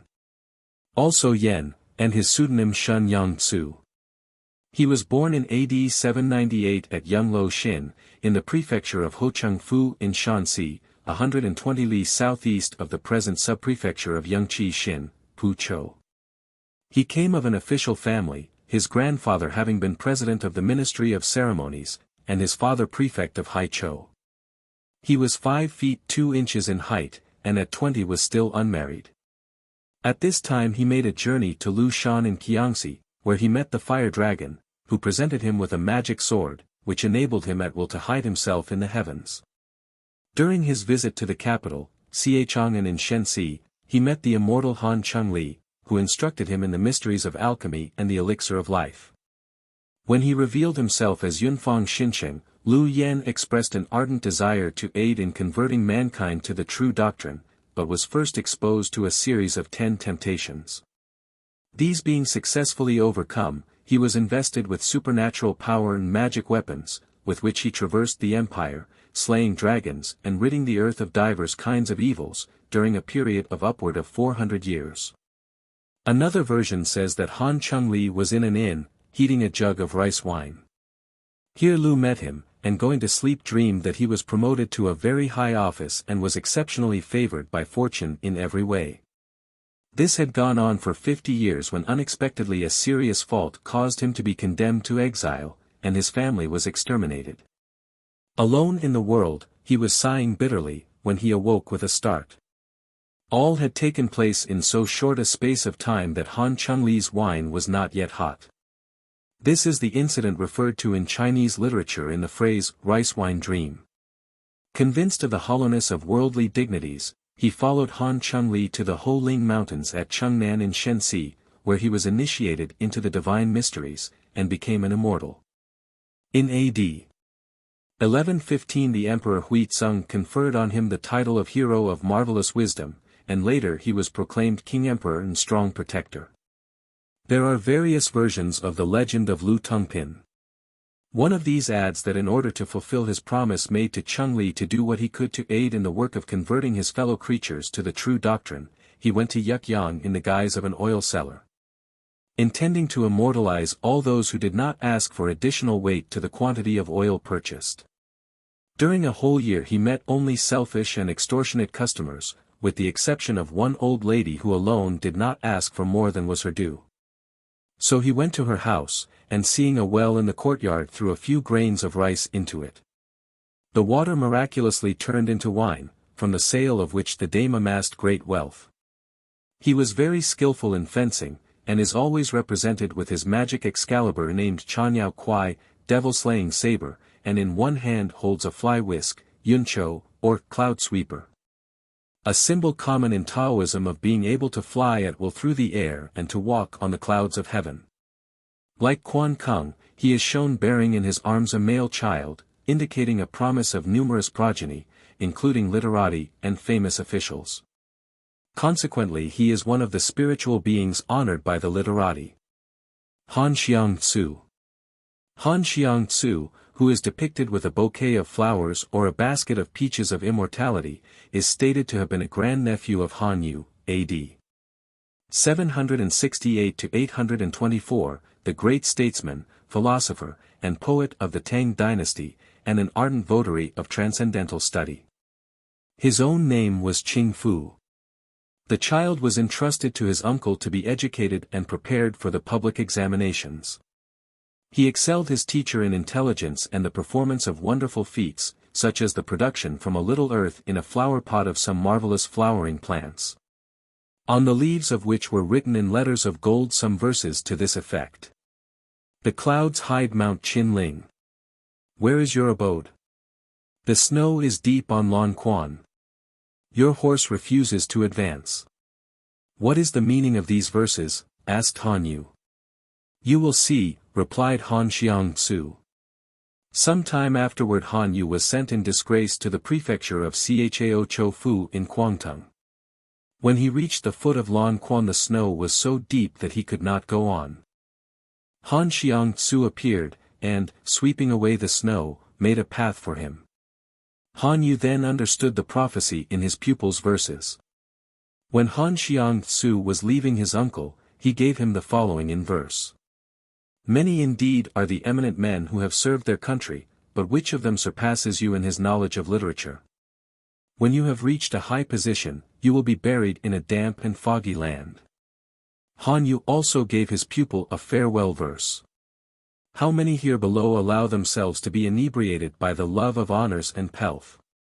Alone and watchful you persevere in the right path. But a time will come when, taking your flight to the sky, you will open in the ethereal blue a luminous roadway. Han Yu was depressed at the thought of the damp climate of his place of exile. I fear there is no doubt, he said, that I shall die without seeing my family again. Han Xiang Tzu consoled him, gave him a prescription, and said, not only will you return in perfect health to the bosom of your family, but you will be reinstated in your former offices. All this took place exactly as he had predicted. Another account states that he became the disciple of Lu Tungpin, and, having been carried up to the supernatural peach tree of the genii, fell from its branches, but during his descent attained to the state of immortality. Still another version says that he was killed by the fall, was transformed, and then underwent the various experiences with Han Yu already related. Tsao Kuo-chiu. Tsao Kuo-chiu was connected with the imperial family of the Sungs, and is shown with the tablet of admission to court in his hand. He became one of the 8 immortals because the other 7, who occupied 7 of the 8 grottos of the upper spheres, wished to see the 8th inhabited, and nominated him because his disposition resembled that of a genie. The legend relates that the Empress Tsao, wife of the Emperor Zhen Sung, AD 1023-64, had 2 younger brothers. The elder of the 2, Qingsu, did not concern himself with the affairs of state. The younger, Chang'e, was notorious for his misbehavior. In spite of all warnings he refused to reform, and being at last guilty of homicide was condemned to death. His brother, ashamed at what had occurred, went and hid in the mountains, where he clothed his head and body with wild plants, resolved to lead the life of a hermit. One day Han Chengli and Lu Tungpin found him in his retreat, and asked him what he was doing. "I am engaged in studying the way," he replied. "What way, and where is it?" they asked. He pointed to the sky. "Where is the sky?" they went on. He pointed to his heart. The two visitors smiled and said, "The heart is the sky, and the sky is the way. You understand the origin of things." They then gave him a recipe for perfection, to enable him to take his place among the perfect ones. In a few days only he had reached this much sought-after condition. In another version we find fuller details concerning this immortal. A graduate named Yuan Wensheng of Chao Yangshin, in the subprefecture of Chao Choufu in Guangdong, was traveling with his wife to take his examinations at the capital. Tsao Chingqi, the younger brother of the empress, saw the lady, and was struck with her beauty. In order to gratify his passion he invited the graduate and his young wife to the palace, where he strangled the husband and tried to force the wife to cohabit with him. She refused obstinately, and as a last resort he had her imprisoned in a noisome dungeon. The soul of the graduate appeared to the imperial censor Pao Laoya, and begged him to exact vengeance for the execrable crime. The elder brother, Qingsu, seeing the case put in the hands of the upright Pao Laoya, and knowing his brother to be guilty of homicide, advised him to put the woman to death. In order to cut off all sources of information and so to prevent further proceedings. The young voluptuary thereupon caused the woman to be thrown down a deep well, but the star-type Qin Xing, in the form of an old man, drew her out again. While making her escape, she met on the road an official procession which she mistook for that of Pao Laoya, and, going up to the sedan chair, made her accusation. This official was no other than the elder brother of the murderer. Qingsu, terrified, dared not refuse to accept the charge, but on the pretext that the woman had not placed herself respectfully by the side of the official chair, and thus had not left a way clear for the passage of his retinue. He had her beaten with iron-spiked whips, and she was cast away for dead in a neighboring lane. This time also she revived, and ran to inform Pao Laoya. The latter immediately had Tsao Qingsu arrested, caned, and fettered. Without loss of time he wrote an invitation to the second brother, Tsao Qingqi, and on his arrival confronted him with the graduate's wife, who accused him to his face. Pao Laoya had him put in a pit, and remained deaf to all entreaties of the emperor and empress on his behalf. A few days later the murderer was taken to the place of execution, and his head rolled in the dust. The problem now was how to get Tsao Qingsu out of the hands of the terrible censor. The Emperor Zheng, to please the empress, had a universal amnesty proclaimed throughout the empire, under which all prisoners were set free. On receipt of this edict, Pao Laoya liberated Tsao Qingsu from the Chang'e, and allowed him to go free. As one risen from the dead, he gave himself up to the practice of perfection, became a hermit, and, through the instruction of the perfect ones, became one of the Eight Immortals. Pa Xin Qua Hai. The phrase Pa Xin Qua Hai, the Eight Immortals crossing the sea, refers to the legend of an expedition made by these deities. Their object was to behold the wondrous things of the sea not to be found in the celestial sphere. The usual mode of celestial locomotion, by taking a seat on a cloud, was discarded at the suggestion of Lu Yen, who recommended that they should show the infinite variety of their talents by placing things on the surface of the sea and stepping on them. Li Tiquai threw down his crutch, and scud rapidly over the waves.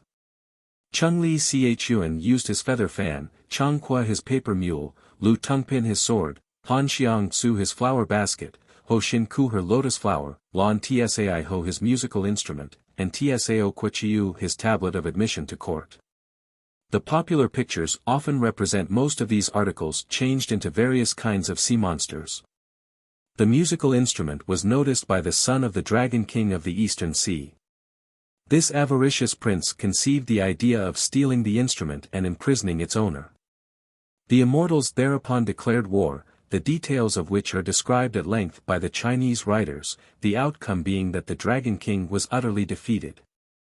After this the Eight Immortals continued their submarine exploits for an indefinite time, encountering numberless adventures, but here the author travels far into the fertile region of romance, beyond the frontiers of our present province. 12. The Guardian of the Gate of Heaven. Li, the pagoda bearer. In Buddhist temples there is to be seen a richly attired figure of a man holding in his hand a model of a pagoda. He is Li, the Prime Minister of Heaven and father of No Cha. He was a general under the tyrant Chou and commander of Chang'e at the time when the bloody war was being waged which resulted in the extinction of the Yin dynasty. No Cha is one of the most frequently mentioned heroes in Chinese romance. He is represented in one account as being Yu Huang's shield-bearer, 60 feet in height, his 3 heads with 9 eyes crowned by a golden wheel, his 8 hands each holding a magic weapon, and his mouth vomiting blue clouds. At the sound of his voice, we are told, the heavens shook and the foundations of the earth trembled. His duty was to bring into submission all the demons which desolated the world. His birth was in this wise. Li Qing's wife, Yin Shi, bore him 3 sons, the eldest Qin Cha, the second Mu Cha, and the third No Cha, generally known as the third prince. Yin Shi dreamed one night that a Taoist priest entered her room. She indignantly exclaimed, "How dare you come into my room in this indiscreet manner?" The priest replied, "Woman, receive the child of the unicorn." Before she could reply the Taoist pushed an object to her bosom. Yin Shi awoke in a fright, a cold sweat all over her body. Having awakened her husband, she told him what she had dreamed. At that moment she was seized with the pains of childbirth. Li Qing withdrew to an adjoining room, uneasy at what seemed to be inauspicious omens. A little later 2 servants ran to him, crying out, "Your wife has given birth to a monstrous freak. An avatar of the intelligent pearl." Li Qing seized his sword and went into his wife's room, which he found filled with a red light exhaling a most extraordinary odor. A ball of flesh was rolling on the floor like a wheel. With a blow of his sword he cut it open, and a babe emerged, surrounded by a halo of red light. Its face was very white, a gold bracelet was on its right wrist, and it wore a pair of red silk trousers, from which proceeded rays of dazzling golden light. The bracelet was the horizon of heaven and earth, and the 2 precious objects belonged to the cave Qinquang tongue of Tai Qingzhen, the priest who had bestowed them upon him when he appeared to his mother during her sleep. The child itself was an avatar of Ling Chu-tzu, the intelligent pearl. On the morrow Tai Qingzhen returned and asked Li Qing's permission to see the newborn babe. "He shall be called No Cha," he said, "and will become my disciple." A precocious youth. At 7 years of age No Cha was already 6 feet in height. One day he asked his mother if he might go for a walk outside the town. His mother granted him permission on condition that he was accompanied by a servant. She also counseled him not to remain too long outside the wall, lest his father should become anxious. It was in the 5th moon, the heat was excessive. No Cha had not gone a li before he was in a profuse perspiration. Some way ahead he saw a clump of trees, to which he hastened, and, settling himself in the shade, opened his coat, and breathed with relief the fresher air. In front of him he saw a stream of limpid green water running between 2 rows of willows, gently agitated by the movement of the wind, and flowing round a rock. The child ran to the banks of the stream, and said to his guardian, "I am covered with perspiration, and will bathe from the rock." "Be quick," said the servant, "if your father returns home before you he will be anxious." No Cha stripped himself, took his red silk trousers, several feet long, and dipped them in the water, intending to use them as a towel. No sooner were the magic trousers immersed in the stream than the water began to boil, and heaven and earth trembled. The water of this river, the Chiuwan Ho, 9 Bends River, which communicated with the eastern sea, turned completely red, and Lung Wang's palace shook to its foundations. The Dragon King, surprised at seeing the walls of his crystal palace shaking, called his officers and inquired, "How is it that the palace threatens to collapse? There should not be an earthquake at this time." He ordered one of his attendants to go at once and find out what evil was giving rise to the commotion. When the officer reached the river he saw that the water was red, but noticed nothing else except a boy dipping a band of silk in the stream. He cleft the water and called out angrily, "That child should be thrown into the water for making the river red and causing Lung Wang's palace to shake." "Who is that who speaks so brutally?" said No Cha. Then, seeing that the man intended to seize him, he jumped aside, took his gold bracelet, and hurled it in the air. It fell on the head of the officer, and No Cha left him dead on the rock. Then he picked up his bracelet and said smiling, "His blood has stained my precious horizon of heaven and earth." He then washed it in the water. The slaying of the Dragon King's son. "How is it that the officer does not return?" inquired Lung Wang. At that moment attendants came to inform him that his retainer had been murdered by a boy. Thereupon Ao Ping, the third son of Lung Wang, placing himself at the head of a troop of marines, his trident in his hand, left the palace precincts. The warriors dashed into the river, raising on every side waves mountains high. Seeing the water rising, No Cha stood up on the rock and was confronted by Ao Ping mounted on a sea monster. "Who slew my messenger?" cried the warrior. "I did," answered No Cha. "Who are you?" demanded Ao Ping. "I am No Cha, the third son of Li Qing of Xiantiang Quan. I came here to bathe and refresh myself, your messenger cursed me, and I killed him." Then, "Rascal! Do you not know that your victim was a deputy of the King of Heaven? How dare you kill him, and then boast of your crime?" So saying, Ao Ping thrust at the boy with his trident. No Cha, by a brisk move, evaded the thrust. "Who are you?" he asked in turn. "I am Ao Ping, the third son of Lung Wang." "Ah, you are a blusterer," jeered the boy, "if you dare to touch me I will skin you alive, you and your mud eels." "You make me choke with rage," rejoined Ao Ping, at the same time thrusting again with his trident. Furious at this renewed attack, No Cha spread his silk trousers in the air, and thousands of balls of fire flew out of them, felling Lung Wang's son. No Cha put his foot on Ao Ping's head and struck it with his magic bracelet, whereupon he appeared in his true form of a dragon. "I am now going to pull out your sinews," he said, "in order to make a belt for my father to use to bind on his cuirass." No Cha was as good as his word, and Ao Ping's escort ran and informed Lung Wang of the fate of his son. The Dragon King went to Li Qing and demanded an explanation. Being entirely ignorant of what had taken place, Li Qing sought No Cha to question him. An unruly son. No Cha was in the garden, occupied in weaving the belt of dragon sinew. The stupefaction of Li Qing may be imagined. "You have brought most awful misfortunes upon us," he exclaimed. "Come and give an account of your conduct." "Have no fear," replied No Cha superciliously, "his son's sinews are still intact. I will give them back to him if he wishes." When they entered the house he saluted the Dragon King, made a curt apology, and offered to return his son's sinews. The father, moved with grief at the sight of the proofs of the tragedy, said bitterly to Li Qing, "You have such a son and yet dare to deny his guilt, though you heard him haughtily admitting it. Tomorrow I shall report the matter to Yu Huang." Having spoken thus, he departed. Li Qing was overwhelmed at the enormity of his son's crime. His wife, in an adjoining room, hearing his lamentations, went to her husband.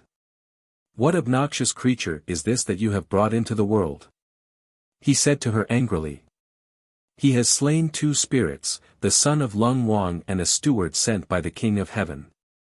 Tomorrow the Dragon King is to lodge a complaint with Yu Huang, and 2 or 3 days hence will see the end of our existence."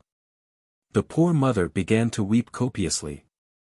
"What," she sobbed, "you whom I suffered so much for, you are to be the cause of our ruin and death." No Cha, seeing his parents so distracted, fell on his knees. "Let me tell you once for all," he said, "that I am no ordinary mortal. I am the disciple of Tai Chingen, my magic weapons I received from him, it is they which brought upon me the undying hatred of Lung Wang. But he cannot prevail. Today I will go and ask my master's advice. The guilty alone should suffer the penalty, it is unjust that his parents should suffer in his stead. Drastic measures."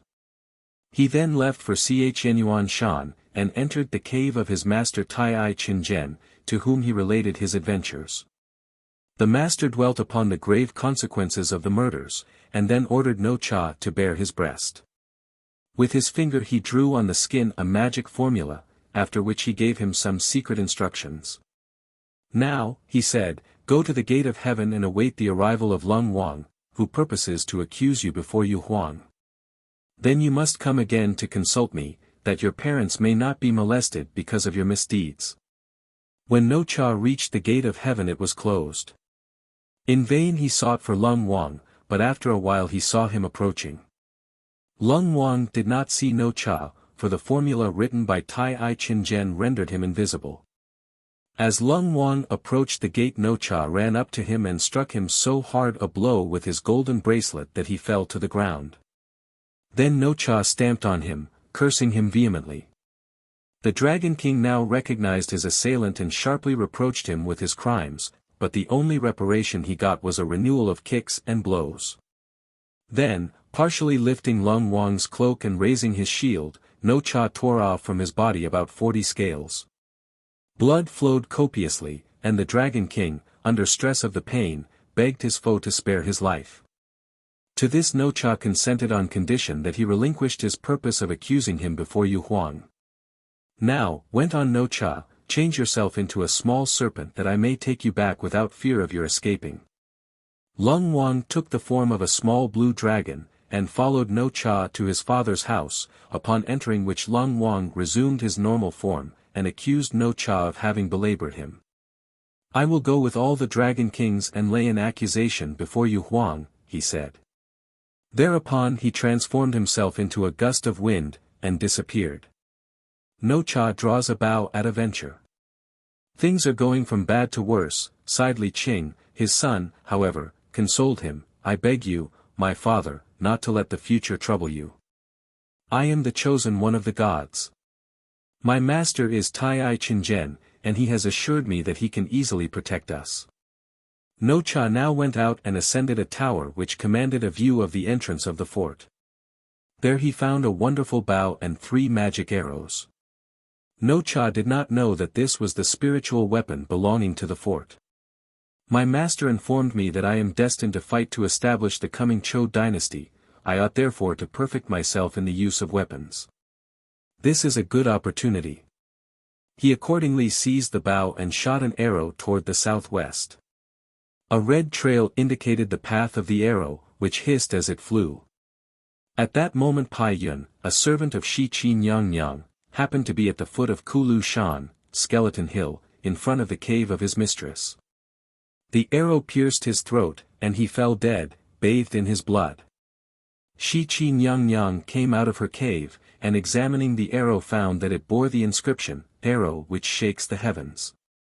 She thus knew that it must have come from Chang'e Quan, where the magic bow was kept. Another encounter.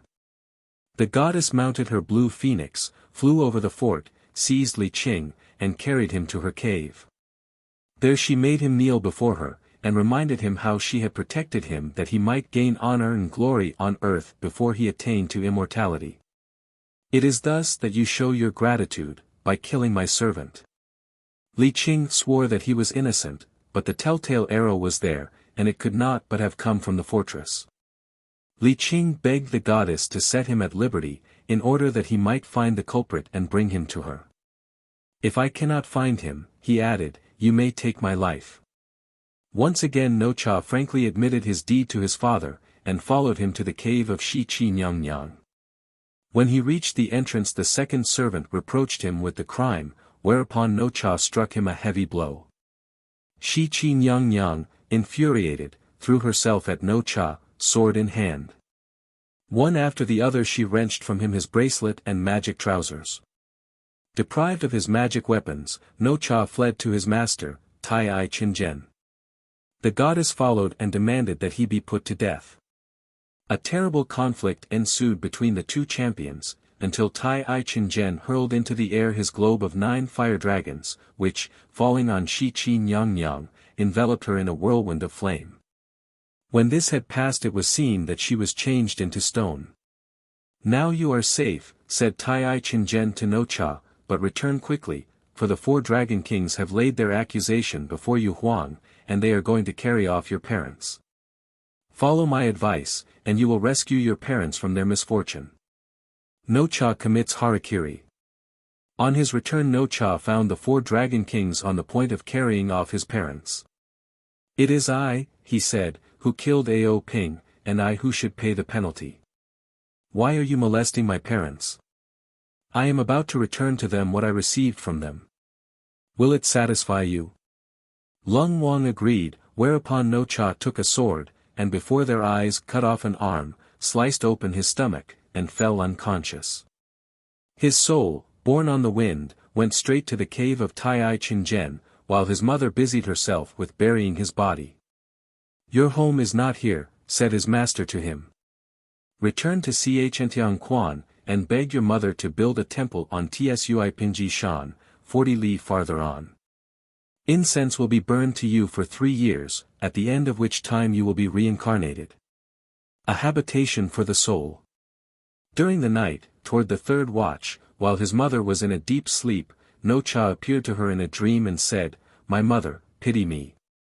Since my death, my soul, separated from my body, wanders about without a home.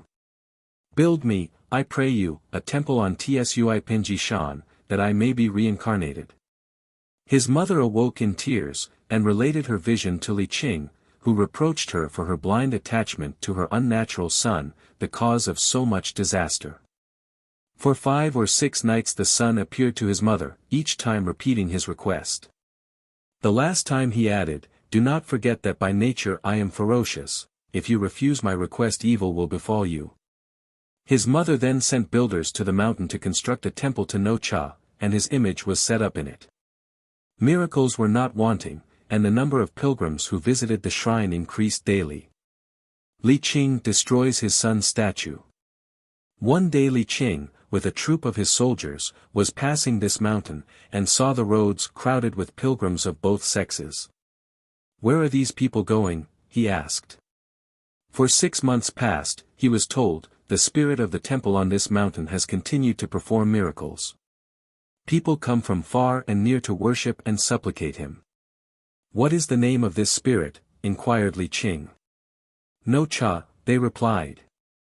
"No-cha," exclaimed the father. "I will go and see him myself." In a rage Li Qing entered the temple and examined the statue, which was a speaking image of his son. By its side were images of 2 of his servants. He took his whip and began to beat the statue, cursing it all the while. "It is not enough, apparently, for you to have been a source of disaster to us," he said, "but even after your death you must deceive the multitude." He whipped the statue until it fell to pieces. He then kicked over the images of the servants, and went back, admonishing the people not to worship so wicked a man, the shame and ruin of his family. By his orders the temple was burnt to the ground. When he reached Chang'e, his wife came to him, but he received her coldly. "You gave birth to that cursed son," he said, "who has been the plague of our lives, and after his death you build him a temple in which he deceives the people. Do you wish to have me disgraced? If I were to be accused at court of having instituted the worship of false gods, would not my destruction be certain? I have burned the temple, and intend that shall settle the matter once for all. If ever you think of rebuilding it I will break off all relations with you." No-cha consults his master. At the time of his father's visit No-cha was absent from the temple. On his return he found only its smoking remnants. The spirits of his 2 servants ran up lamenting.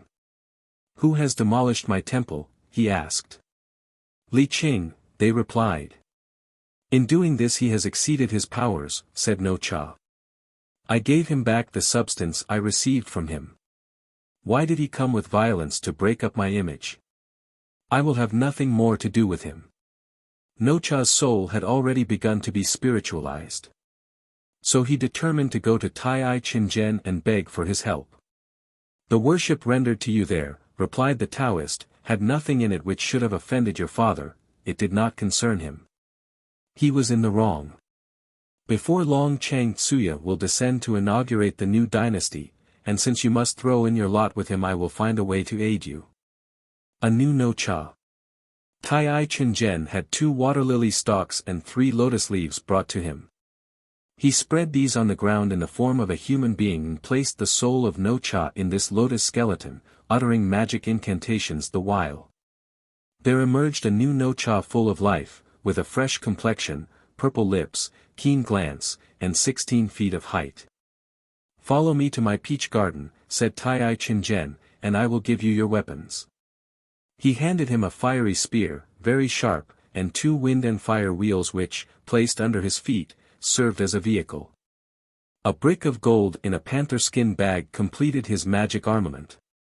The new warrior, after thanking his master, mounted his wind and fire wheels and returned to Xiantianquan. A battle between father and son. Li Qing was informed that his son No-cha had returned and was threatening vengeance.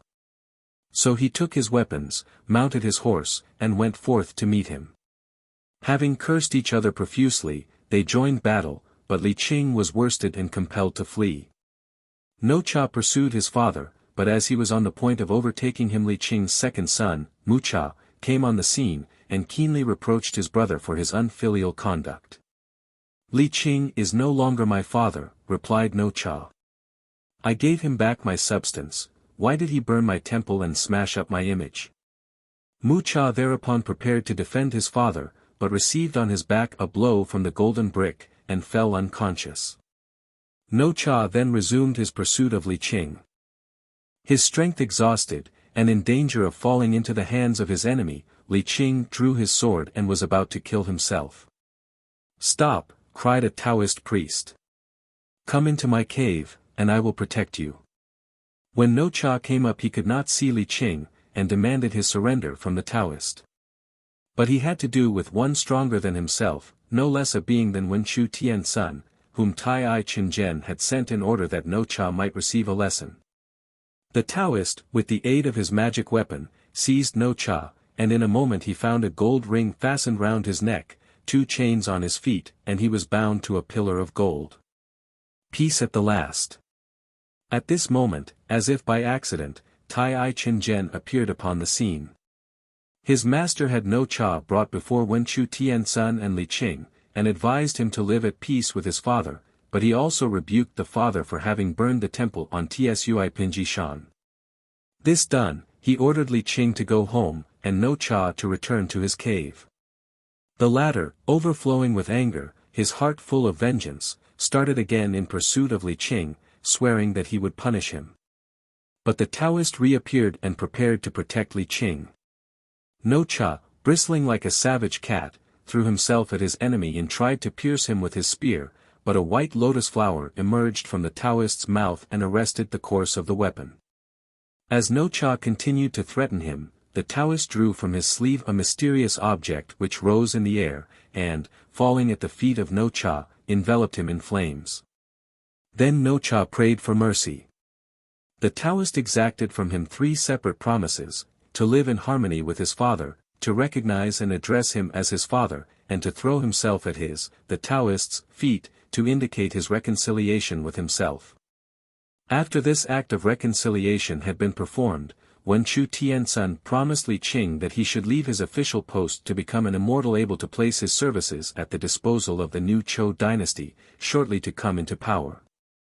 In order to ensure that their reconciliation should last forever, and to place it beyond No-cha's power to seek revenge, he gave Li Qing the wonderful object by whose agency No-cha's feet had been burned, and which had been the means of bringing him into subjection. It was a golden pagoda, which became the characteristic weapon of Li Qing, and gave rise to his nickname, Li the Pagoda Bearer.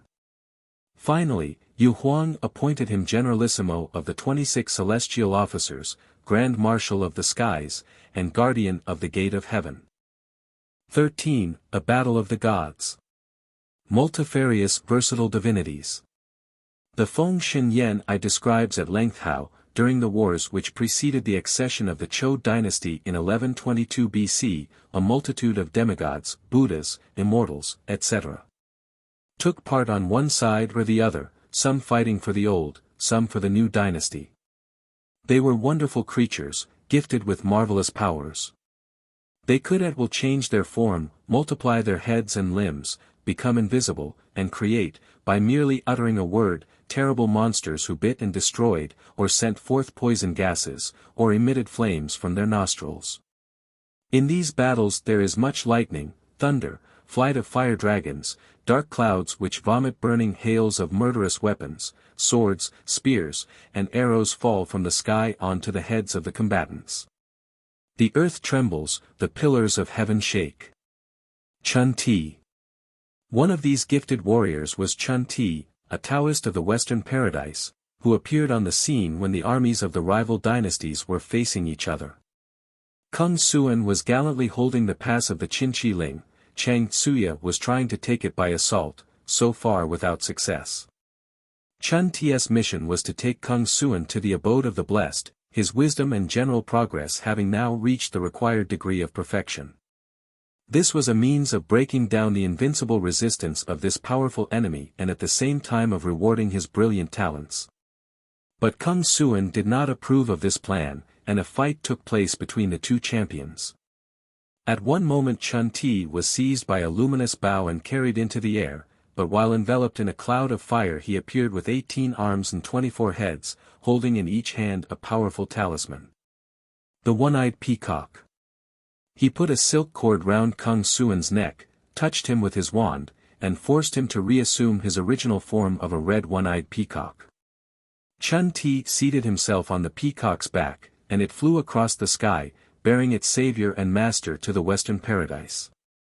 Brilliantly variegated clouds marked its track through space. Arrangements for the siege. On the disappearance of its defender the defile of Qinqiling was captured, and the village of Qi-Pai-Quan, the bulwark of the enemy's forces, reached. This place was defended by a host of genii and immortals, the most distinguished among them being the Taoist Tung Tien Chao Chu, whose specially effective charms had so far kept the fort secure against every attempt upon it. Lao Tzu himself had deigned to descend from dwelling in happiness, together with Yuanshi Tiansun and Qin Tao Zhen, to take part in the siege. But the town had 4 gates, and these heavenly rulers were only 3 in number. So Chang'e was recalled, and each member of the quartet was entrusted with the task of capturing one of the gates. Impediments. Chang'e's duty was to take the Chushan men, defended by Tung Tien Chao Chu. The warriors who had tried to enter the town by this gate had one and all paid for their temerity with their lives.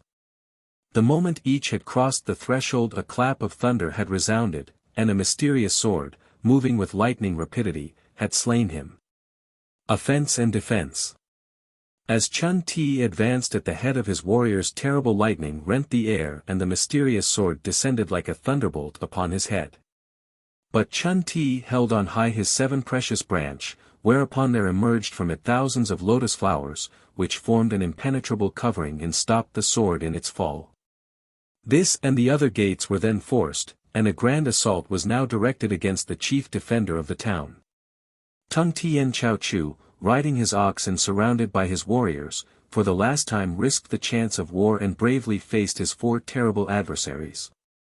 With his sword held aloft, he threw himself on Qin Tao Zhen, whose only weapon was his fly whisk.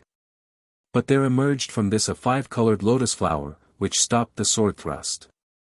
While Lao Tzu struck the hero with his staff, Yuanshi Tiansun warded off the terrible sword with his jade Juai. Chang'e now called to his help the spiritual peacock, and took the form of a warrior with 24 heads and 18 arms. His mysterious weapons surrounded Tung Tien Chao Chu, and Lao Tzu struck the hero so hard that fire came out from his eyes, nose, and mouth. Unable to parry the assaults of his adversaries, he next received a blow from Chang'e's magic wand, which felled him, and he took flight in a whirlwind of dust. The defenders now offered no further resistance, and Yuanshi Tiansun thanked Chang'e for the valuable assistance he had rendered in the capture of the village, after which the gods returned to their palace in the western heaven. Attempts at revenge. Tung Tien Chao Chu, vanquished and routed, swore to have his revenge.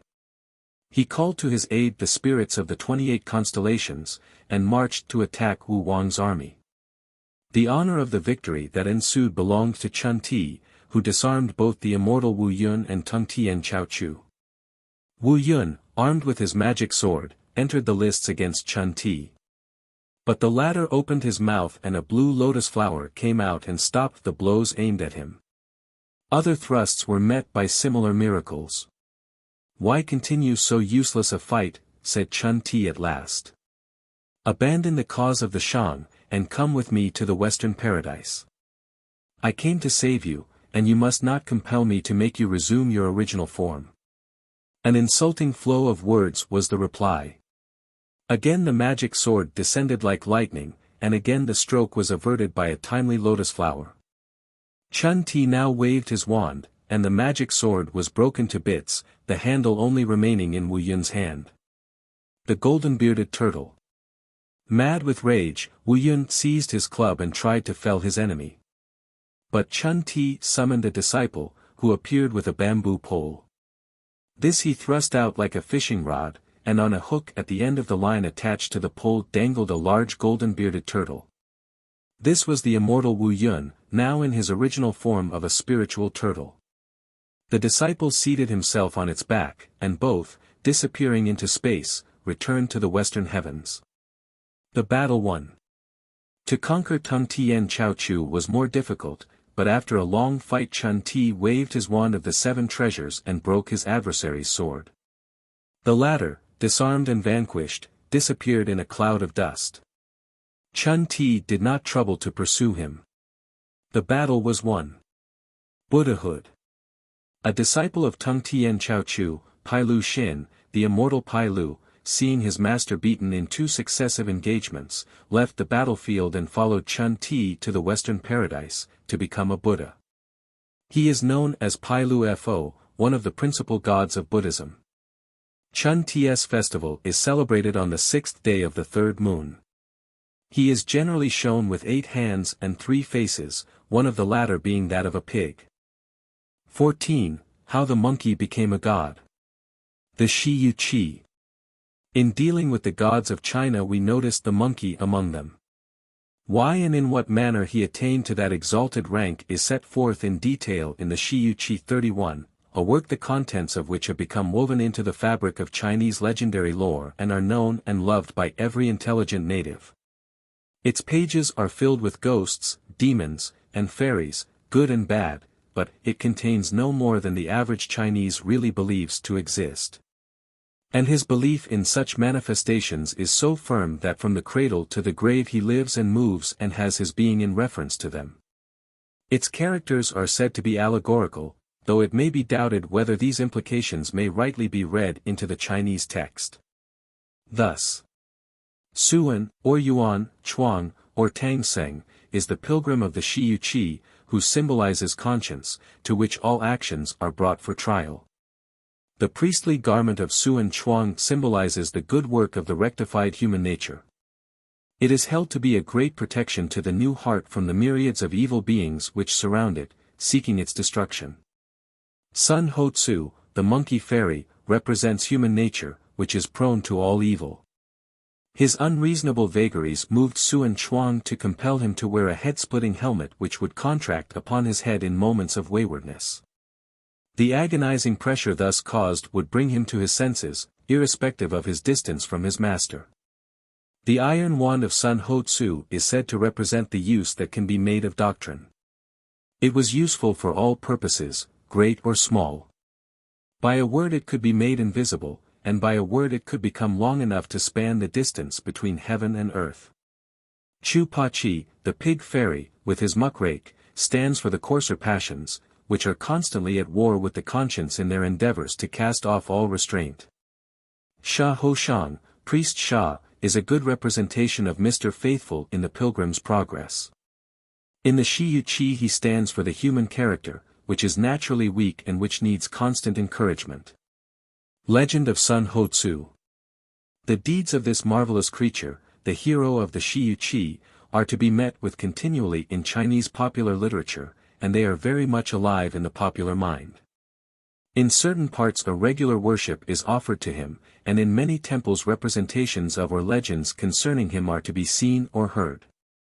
Other names by which Sun Ho Tzu is referred to are, Sun Xingche, Sun Wu Keung, Mei Ho Wang, Chitn Ta Sheng, and Pai Ma Wen.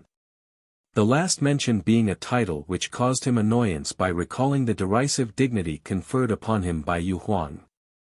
Throughout the remainder of this chapter Sun Hotsu will be shortly referred to as Sun. Beyond the seas, in the eastern continent, in the kingdom of Aolai, is the mountain Huaquashan. On the steep sides of this mountain there is a rocky point 36 feet 5 inches high and 24 feet in circumference. At the very top an egg formed, and, fructified by the breath of the wind, gave birth to a stone monkey. The newly born saluted the 4 points of the horizon, from his eyes shone golden streaks of lightning, which filled the palace of the North Pole Star with light. This light subsided as soon as he was able to take nourishment. Today, said Yu Huang to himself, I am going to complete the wonderful diversity of the beings engendered by heaven and earth. This monkey will skip and gambol to the highest peaks of mountains, jump about in the waters, and, eating the fruit of the trees, will be the companion of the gibbon and the crane. Like the deer he will pass his nights on the mountain slopes, and during the day will be seen leaping on their summits or in their caverns. That will be the finest ornament of all for the mountains. The creature's exploits soon caused him to be proclaimed king of the monkeys. He then began to try to find some means of becoming immortal. After traveling for 18 years by land and sea he met the immortal Pu'tiai Tsushi on the mountain Lingtiai Fangtiesan. During his travels the monkey had gradually acquired human attributes. His face remained always as it had been originally, but dressed in human apparel he began to be civilized. His new master gave him the family name of Sun, and personal name of Wu Keung, discoverer of secrets.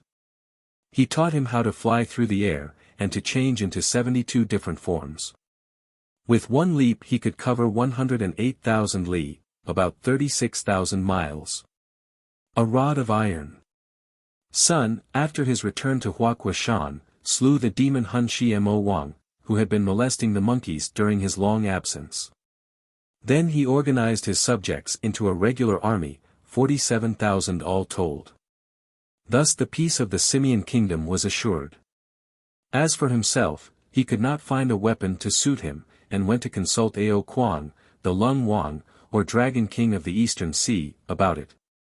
It was from him that he obtained the formidable rod of iron, formerly planted in the ocean bed by the great Yu Wang, to regulate the level of the waters. He pulled it out, and modified it to suit his tastes. The two extremities he bound round with gold bands, and on it engraved the words, Gold-bound wand of my desires. This magic weapon could accommodate itself to all his wishes.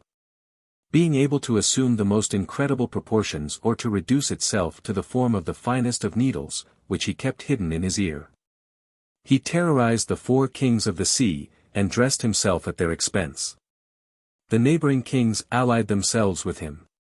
A splendid banquet with copious libations of wine sealed the alliance of friendship with the 7 kings, but alas! Sun had partaken so liberally that when he was seeing his guests off, no sooner had he taken a few steps than he fell into a drunken sleep. The undertakers of Yen Wang, the king of the hells, to whom Lung Wang had accused him as the disturber of his watery kingdom, seized his soul, put chains round its neck, and led it down to the infernal regions.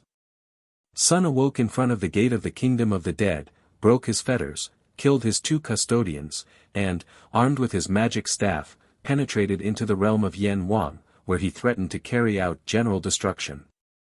He called to the 10 infernal gods to bring him the register of the living and the dead, tore out with his own hand the page on which were written his name and those of his monkey subjects.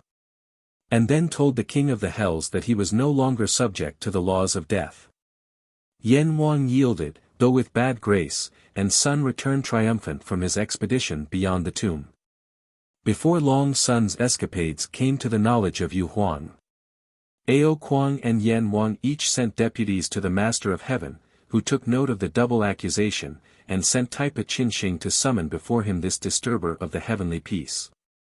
Grand Master of the Heavenly Stables. In order to keep him occupied, Sun was appointed Grand Master of the Heavenly Stables, and was entrusted with the feeding of Yu Huang's horses, his official celestial title being Paimawan. Later on, learning the object of the creation of this derisory appointment, he overturned the master's throne, seized his staff, broke down the south gate of heaven, and descended on a cloud to Huaquashan. Grand Superintendent of the Heavenly Peach Garden. Yu Huang in great indignation organized a siege of Huaquashan, but the kings of heaven and the generals with their celestial armies were repulsed several times. Sun now arrogated to himself the pompous title of Grand Saint, Governor of Heaven. He had this emblazoned on his banners, and threatened Yu Huang that he would carry destruction into his kingdom if he refused to recognize his new dignity. Yu Huang, alarmed at the result of the military operations, agreed to the condition laid down by Sun.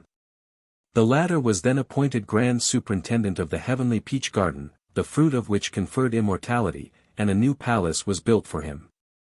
Double immortality. Having made minute observations on the secret properties of the peaches, Sun ate of them and was thus assured against death. The time was ripe for him to indulge in his tricks without restraint, and an opportunity soon presented itself. Deeply hurt at not having been invited to the feast of the Peach Festival, Pantheon Hui, given periodically to the immortals by Wangmu Nyang, the goddess of the immortals, he resolved upon revenge. When the preparations for the feast were complete, he cast a spell over the servants, causing them to fall into a deep sleep, and then ate up all the most juicy meats and drank the fine wines provided for the heavenly guests. Sun had, however, indulged himself too liberally. With heavy head and bleary eye he missed the road back to his heavenly abode, and came unaware to the gate of Lao Chun, who was, however, absent from his palace. It was only a matter of a few minutes for Sun to enter and swallow the pills of immortality which Lao Chun kept in 5 gourds. Thus Sun, doubly immortal, riding on the mist, again descended to Huaquashan. Sun Hotsu captured. These numerous misdeeds aroused the indignation of all the gods and goddesses. Accusations poured in upon Yu Huang, and he ordered the 4 gods of the heavens and their chief generals to bring Sun to him.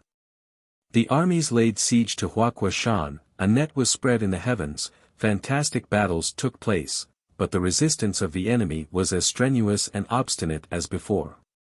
Lao Chun and Erlang, nephew of Yu Huang, then appeared on the scene.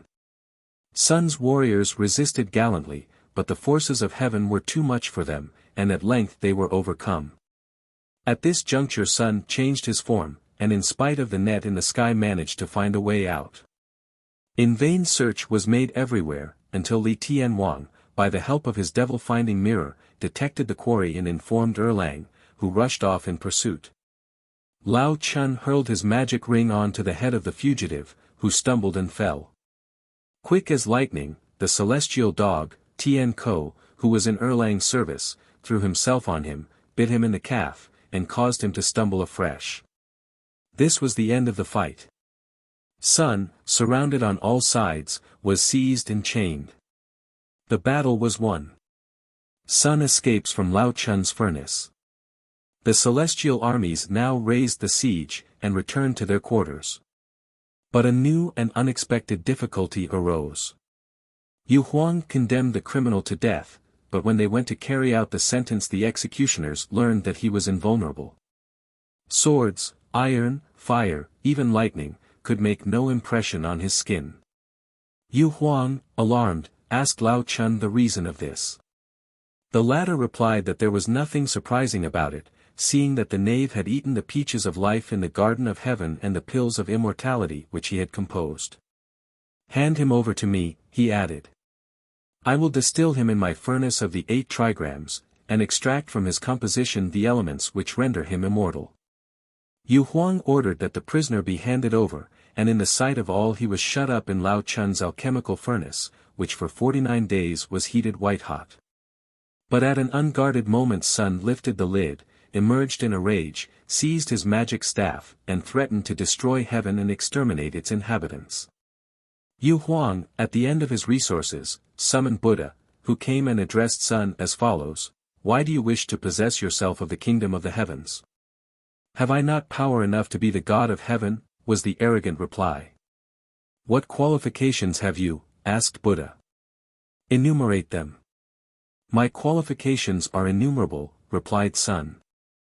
I am invulnerable, I am immortal, I can change myself into 72 different forms, I can ride on the clouds of heaven and pass through the air at will, with one leap I can traverse 108,000 li. Well, replied Buddha, have a match with me, I wager that in one leap you cannot even jump out of the palm of my hand. If you succeed, I will bestow upon you the sovereignty of heaven. Broad jump competition. Sun rose into space, flew like lightning in the great vastness, and reached the confines of heaven, opposite the 5 great red pillars which are the boundaries of the created universe. On one of them he wrote his name, as irrefutable evidence that he could reach this extreme limit. This done, he returned triumphant to demand of Buddha the coveted inheritance. But, wretch, said Buddha, you never went out of my hand. How is that? Rejoined Sunday, I went as far as the pillars of heaven, and even took the precaution of writing my name on one of them as proof in case of need. Look then at the words you have written, said Buddha, lifting a finger on which Sun read with stupefaction his name as he had inscribed it. Buddha then seized Sun, transported him out of heaven, and changed his 5 fingers into the 5 elements, metal, wood, water, fire, and earth, which instantly formed 5 high mountains contiguous to each other. The mountains were called Wuxing Shan, and Buddha shut Sun up in them. Conditions of release. Thus subdued, Sun would not have been able to get out of his stone prison but for the intercession of Kuan Yin Pusa, who obtained his release on his solemn promise that he would serve as guide, philosopher, and friend to Suan Chuang, the priest who was to undertake the difficult journey of 108,000 li to the western heaven. This promise, on the whole, he fulfilled in the service of Suan Chuang during the 14 years of the long journey. Now faithful, now restive and undisciplined, he was always the one to triumph in the end over the 81 fantastical tribulations which beset them as they journeyed. Sha Hoshang. One of the principal of Sun's fellow servants of the master was Sha Hoshang. He is depicted wearing a necklace of skulls, the heads of the 9 Chinese deputies sent in former centuries to find the Buddhist canon, but whom Sha Hoshang had devoured on the banks of Lusha River when they had attempted to cross it. He is also known by the name of Sha Wuqing, and was originally Grand Superintendent of the manufactory of stores for Yu Huang's palace. During a great banquet given on the Peach Festival to all the gods and immortals of the Chinese Olympus, he let fall a crystal bowl, which was smashed to atoms. Yu Huang caused him to be beaten with 800 blows, drove him out of heaven, and exiled him to earth. He lived on the banks of the Lu Sha Ho, where every 7th day a mysterious sword appeared and wounded him in the neck. Having no other means of subsistence, he used to devour the passers-by. Sha Hoshang becomes baggage coolie. When Kuan Yin passed through that region on her way to China to find the priest who was predestined to devote himself to the laborious undertaking of the quest of the sacred Buddhist books, Sha Hoshang threw himself on his knees before her and begged her to put an end to all his woes. The goddess promised that he should be delivered by the priest, her envoy, provided he would engage himself in the service of the pilgrim. On his promising to do this, and to lead a better life, she herself ordained him priest. In the end it came about that Suan Chuang, when passing the Sha Ho, took him into his suite as coolie to carry his baggage. Yu Huang pardoned him in consideration of the service he was rendering to the Buddhist cause. Chu Pa Chi.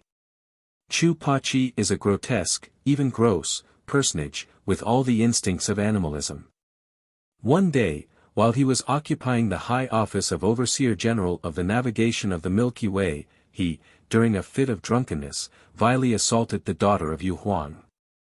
The latter had him beaten with 2,000 blows from an iron hammer, and exiled to earth to be reincarnated. During his transition a mistake was made, and entering the womb of a sow he was born half man, half pig, with the head and ears of a pig and a human body. He began by killing and eating his mother, and then devoured his little porcine brothers. Then he went to live on the wild mountain Fuling Shan, where, armed with an iron rake, he first robbed and then ate the travelers who passed through that region. Mao Er-chi, who lived in the cave Yunchan Tung, engaged him as carrier of her personal effects, which she afterward bequeathed to him. Yielding to the exhortations of the goddess Kuan Yin, who, at the time of her journey to China, persuaded him to lead a less dissolute life, he was ordained a priest by the goddess herself, who gave him the name of Chu, pig, and the religious name of Wuneng, seeker after strength. This monster was knocked down by Sun when the latter was passing over the mountain accompanied by Suan Chuang, and he declared himself a disciple of the pilgrim priest. He accompanied him throughout the journey, and was also received in the Western paradise as a reward for his aid to the Buddhist propaganda. Suan Chuang, the Master. The origin of this priest was as follows. In the reign of the Emperor Tai-tsung of the Tang dynasty, Chn Kuang-ji, a graduate of Haichou, in his examination for the doctor's degree came out as Chuang Yuan. First on the list. Wen Chao, also named Mantiang Chao, the daughter of the minister Yin Kai-shan, meeting the young academician, fell in love with him, and married him. Several days after the wedding the emperor appointed Chn Kuang-ji governor of Changchou, modern Xinchangfu, in Jiangsu. After a short visit to his native town he started to take up his post. His old mother and his wife accompanied him. When they reached Hangzhou his mother fell sick and they were forced to stay for a time at the Inn of 10,000 Flowers, kept by one Lu Xiaoer. Days passed. The sickness did not leave her, and as the time for her son to take over the seals of office was drawing near, he had to proceed without her. The released carp. Before his departure he noticed a fisherman holding in his hand a fine carp. This he bought for a small sum to give to his mother. Suddenly he noticed that the fish had a very extraordinary look, and, changing his mind, he let it go in the waters of the Hengchang, afterward telling his mother what he had done. She congratulated him on his action, and assured him that the good deed would not go unrewarded. The Chuang Yuan murdered. Chn Kuang-ji re-entered his boat with his wife and a servant. They were stopped by the chief waterman, Lu Heng, and his assistant. Struck with the great beauty of Chn Kuang-ji's wife, the former planned a crime which he carried out with the help of his assistant. At the dead of night he took the boat to a retired spot, killed Chn and his servant, threw their bodies into the river, seized his official documents of title and the woman he coveted, passed himself off as the real Chuang Yuan, and took possession of the magistracy of Changchou. The widow, who was with child, had two alternatives, silence or death. Meantime she chose the former. Before she gave birth to her child, Taipa Qin Xing, the spirit of the South Pole Star, appeared to her, and said he had been sent by Kuan Yin, the goddess of mercy, to present her with a son whose fame would fill the empire. Above all, he added, take every precaution lest Lu Heng kill the child, for he will certainly do so if he can. When the child was born the mother, during the absence of Lu Heng, determined to expose it rather than see it slain. Accordingly she wrapped it up carefully in a shirt, and carried it to the bank of the Blue River. She then bit her finger, and with the blood wrote a short note stating the child's origin, and hid it in its breast. Moreover, she bit off the infant's left little toe, as an indelible mark of identity. No sooner had this been done than a gust of wind blew a large plank to the river's edge. The poor mother tied her infant firmly to this plank and abandoned it to the mercy of the waves. The waif was carried to the shore of the Isle of Qinshan, on which stands the famous monastery of Qinshan Su, near Qinqiang. The cries of the infant attracted the attention of an old monk named Chang Lao, who rescued it and gave it the name of Chang Lu, waif of the river. He reared it with much care, and treasured the note its mother had written with her blood. The child grew up, and Chang Lao made him a priest, naming him Suan Chuang on the day of his taking the vows. When he was 18 years of age, having one day quarreled with another priest, who had cursed him and reproached him with having neither father nor mother, he, much hurt, went to his protector Chang Lao. The latter said to him, the time has come to reveal to you your origin. He then told him all, showed him the note, and made him promise to avenge his assassinated father. To this end he was made a roving priest, went to the official court, and eventually got into touch with his mother, who was still living with the prefect Lu Heng. The letter placed in his bosom, and the shirt in which he had been wrapped, easily proved the truth of his statements. The mother, happy at having found her son, promised to go and see him at Qinshan. In order to do this, she pretended to be sick, and told Lu Heng that formerly, when still young, she had taken a vow which she had not yet been able to fulfill. Lu Heng himself helped her to do so by sending a large gift of money to the priests, and allowed her to go with her servants to perform her devotions at Qinshan Su. On this second visit, during which she could speak more freely with her son, she wished to see for herself the wound she had made on his foot. This removed the last shadow of doubt. Suen Chuang finds his grandmother. She told Suen Chuang that he must first of all go to Hangzhou and find his grandmother, formerly left at the Inn of 10,000 Flowers, and then on to Chang'e to take to her father Yin Kai-shan a letter, putting him in possession of the chief facts concerning Lu Heng, and praying him to avenge her. She gave him a stick of incense to take to her mother-in-law. The old lady lived the life of a beggar in a wretched hovel near the city gate, and had become blind from weeping. The priest told her of the tragic death of her son, then touched her eyes with the stick of incense, and her sight was restored. "And I," she exclaimed, "have so often accused my son of ingratitude, believing him to be still alive." He took her back to the Inn of 10,000 Flowers and settled the account, then hastened to the palace of Yin Kai-shan. Having obtained an audience, he showed the minister the letter, and informed him of all that had taken place. The murderer executed. The following day a report was presented to the emperor, who gave orders for the immediate arrest and execution of the murderer of Ch'en Kuang-ji. Yin Kai-shan went with all haste to Xinjiang, where he arrived during the night, surrounded the official residence, and seized the culprit, whom he sent to the place where he had committed the murder. His heart and liver were torn out and sacrificed to the victim. The carp's gratitude. Now it happened that Ch'en Kuang-ji was not dead after all. The carp released by him was in fact no other than Lung Wang, the god of the river, who had been going through his kingdom in that guise and had been caught in the fisherman's net. On learning that his rescuer had been cast into the river, Lung Wang had saved him, and appointed him an officer of his court. On that day, when his son, wife, and father-in-law were sacrificing the heart of his assassin to his manes on the river bank, Lung Wang ordered that he return to earth. His body suddenly appeared on the surface of the water, floated to the bank, revived, and came out full of life and health. The happiness of the family reunited under such unexpected circumstances may well be imagined. Ch'en Kuang-ji returned with his father-in-law to Xinjiang, where he took up his official post, 18 years after his nomination to it. Suen Chuang became the emperor's favorite priest. He was held in great respect at the capital, and had innumerable honors bestowed upon him, and in the end was chosen for the journey to the Western Paradise, where Buddha in person handed him the sacred books of Buddhism. Pai Ma, the White Horse. When he left the capital, Suen Chuang had been presented by the emperor with a white horse to carry him on his long pilgrimage. One day, when he reached Shipian Shan, near a torrent, a dragon emerged from the deep river bed and devoured both the horse and its saddle. Sun tried in vain to find the dragon, and at last had to seek the aid of Kuan Yin. Now Yu Lung San Taitsu, son of Ao Jun, Dragon King of the Western Sea, having burnt a precious pearl on the roof of his father's palace, was denounced to Yu Huang, who had him beaten with 300 blows and suspended in the air. He was awaiting death when Kuan Yin passed on her way to China. The unfortunate dragon requested the goddess to have pity on him, whereupon she prevailed upon Yu Huang to spare his life on condition that he served as steed for her pilgrim on the expedition to the Western Paradise.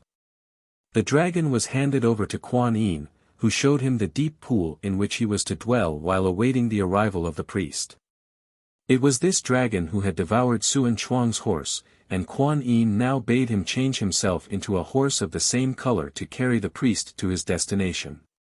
He had the honor of bearing on his back the sacred books that Buddha gave to Tai Tsung's deputy, and the first Buddhist temple built at the capital bore the name of Pai Ma Miao, Temple of the White Horse. Perils by the way. It is natural to expect that numberless exciting adventures should befall such an interesting quartet, and indeed the Shi Yu Qi, which contains 100 chapters, is full of them.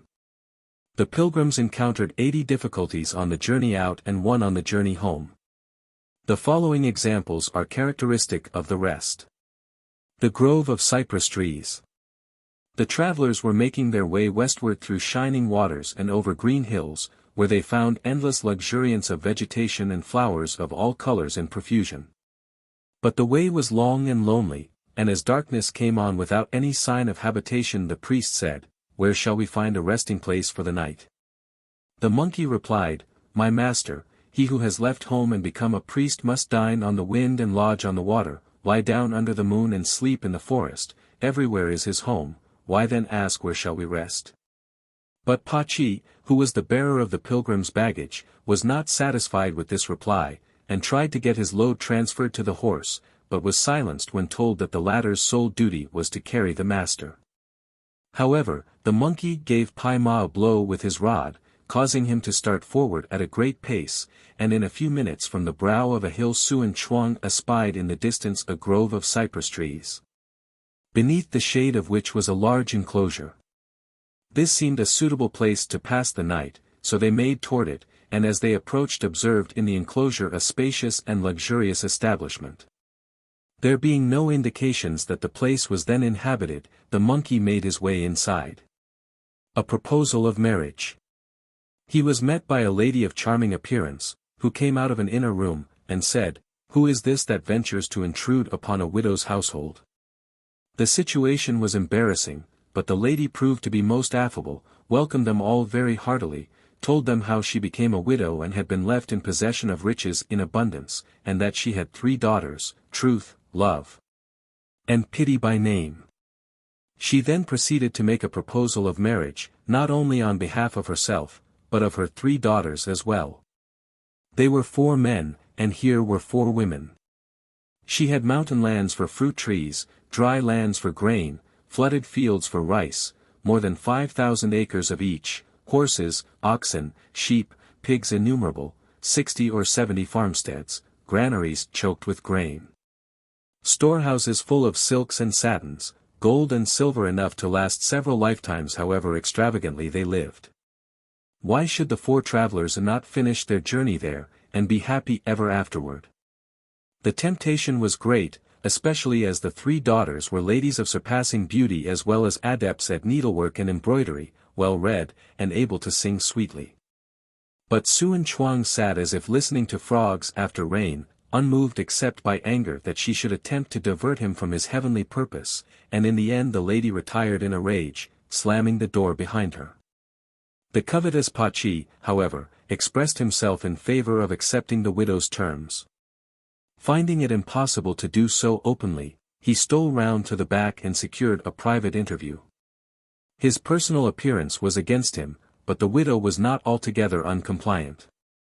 She not only entertained the travelers, but agreed to Pa-chi retiring within the household in the character of a son-in-law, the other 3 remaining as guests in the guest rooms. Blind man's buff. But a new problem now arose. If Pa-chi were wedded to one of the 3 daughters, the others would feel aggrieved. So the widow proposed to blindfold him with a handkerchief, and marry him to whichever he succeeded in catching. But, with the bandage tied over his eyes, Pa-chi only found himself groping in darkness. The tinkling sound of female trinkets was all around him, the odor of musk was in his nostrils. Like fairy forms they fluttered about him, but he could no more grasp one than he could a shadow. One way and another he ran till he was too giddy to stand, and could only stumble helplessly about. The prospective mother-in-law then unloosed the bandage, and informed Pa-chi that it was not her daughter's slipperiness, as he had called it, which prevented their capture, but the extreme modesty of each in being generous enough to forego her claims in favor of one of her sisters. Pa-chi thereupon became very importunate, urging his suit for any one of the daughters or for the mother herself or for all 3 or all 4. This was beyond all conscience, but the widow was equal to the emergency, and suggested another solution. Each of her daughters wore a waistcoat embroidered in jewels and gold. Pa-chi was to try these on in turn, and to marry the owner of the one which fitted him. Pa-chi put one on, but as he was tying the cord round his waist it transformed itself into strong coils of rope which bound him tightly in every limb. He rolled about in excruciating agony, and as he did so the curtain of enchantment fell and the beauties and the palace disappeared. Next morning the rest of the party on waking up also found that all had changed, and saw that they had been sleeping on the ground in the cypress grove. On making search they found Pa-chi bound fast to a tree. They cut him down, to pursue the journey a sadder and wiser pig, and the butt of many a quip from his fellow travelers. The Lotus Cave. When the party left the elephant country, seeing a mountain ahead, the master warned his disciples to be careful. Sun said, "Master, say not so. Remember the text of the sacred book, so long as the heart is right there is nothing to fear." After this Sun kept a close watch on Pa Chi, who, while professing to be on guard, slept most of the time.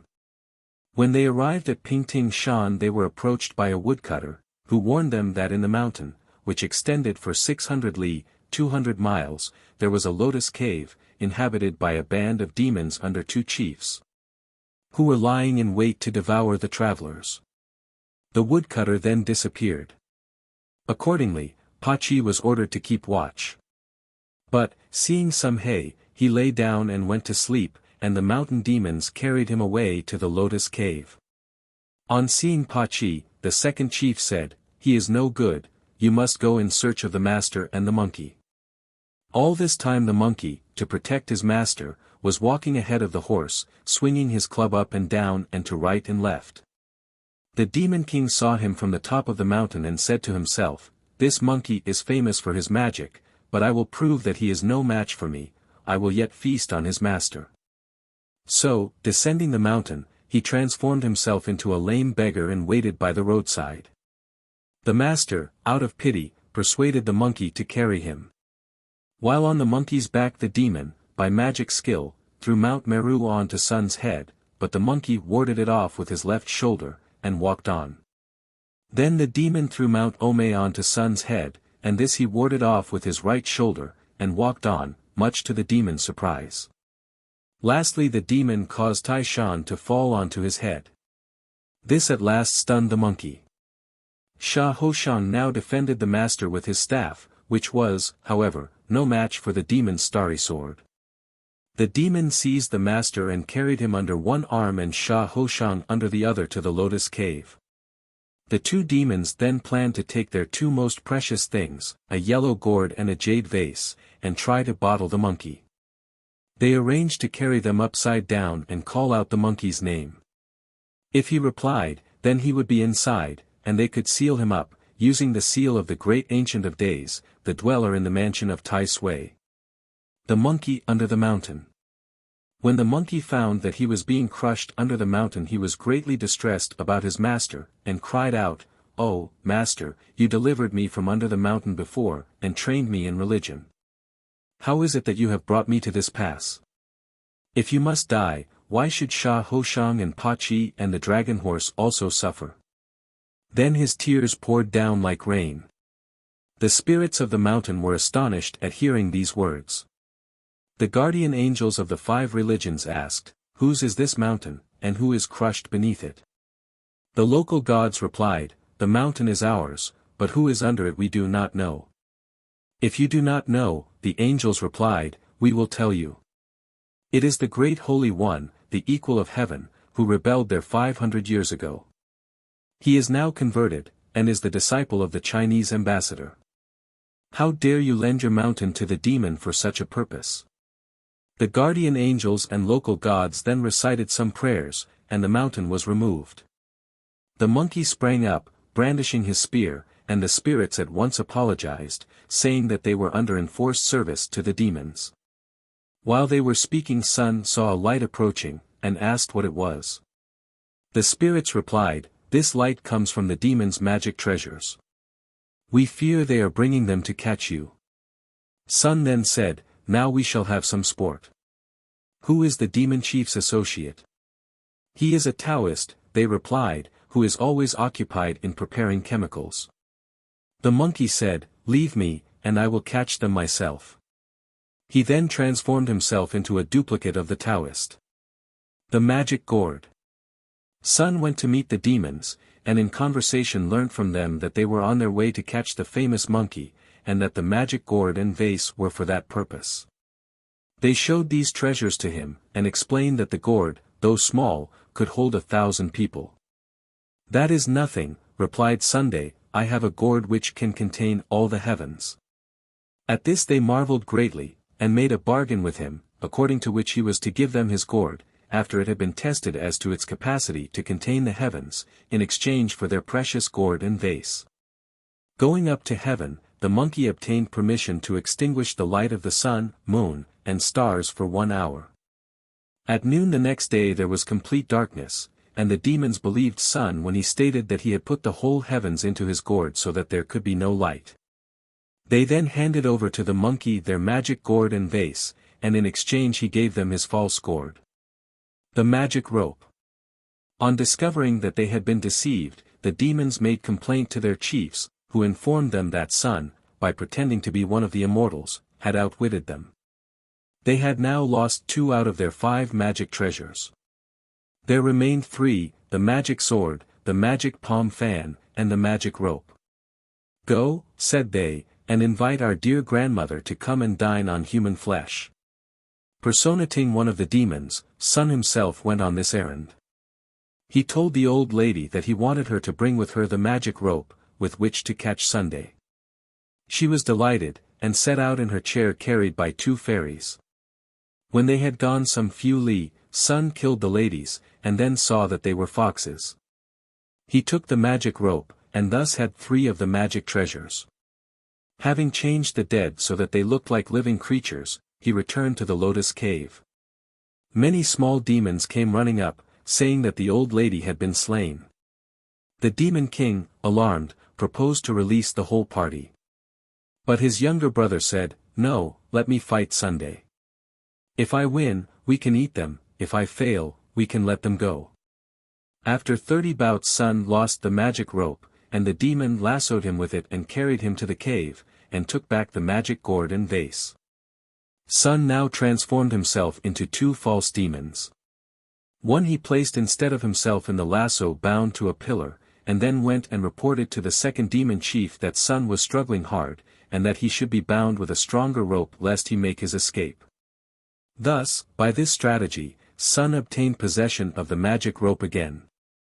By a similar trick he also got back the magic gourd and vase. The master rescued. Sun and the demons now began to wrangle about the respective merits of their gourds, which, each assured the other, could imprison men and make them obey their wishes. Finally, Sun succeeded in putting one of the demons into his gourd. There ensued another fight concerning the magic sword and palm fan, during which the fan was burnt to ashes. After more encounters Sun succeeded in bottling the second demon in the magic vase, and sealed him up with the seal of the Ancient of Days. Then the magic sword was delivered, and the demon submitted. Sun returned to the cave, fetched his master out, swept the cave clean of all evil spirits, and they then started again on their westward journey. On the road they met a blind man, who addressed them saying, "Whither away, Buddhist priest? I am the Ancient of Days. Give me back my magic treasures. In the gourd I keep the pills of immortality. In the vase I keep the water of life. The sword I use to subdue demons. With the fan I stir up enthusiasm. With the cord I bind bundles." One of these 2 demons had charge of the gold crucible. They stole my magic treasures and fled to the mundane sphere of mortals. You, having captured them, are deserving of great reward. But Sun replied, "You should be severely punished for allowing your servants to do this evil in the world." The Ancient of Days replied, "No, without these trials your master and his disciples could never attain to perfection."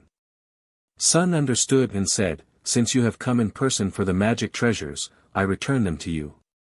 After receiving them, the Ancient of Days returned to his Tai Sui mansion in the skies. The Red Child Demon.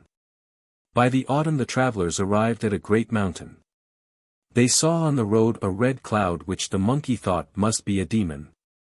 It was in fact a demon child who, in order to entrap the master, had had himself bound and tied to the branch of a tree.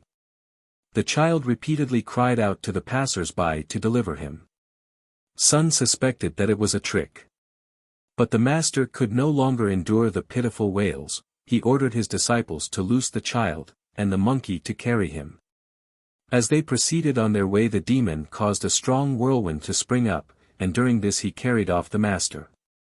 Sun discovered that the demon was an old friend of his, who, centuries before, had pledged himself to eternal friendship. So he consoled his comrades by saying that he felt sure no harm would come to the master. A prospective feast. Soon Sun and his companions reached a mountain covered with pine forests. Here they found the demon in his cave, intent upon feasting on the priest.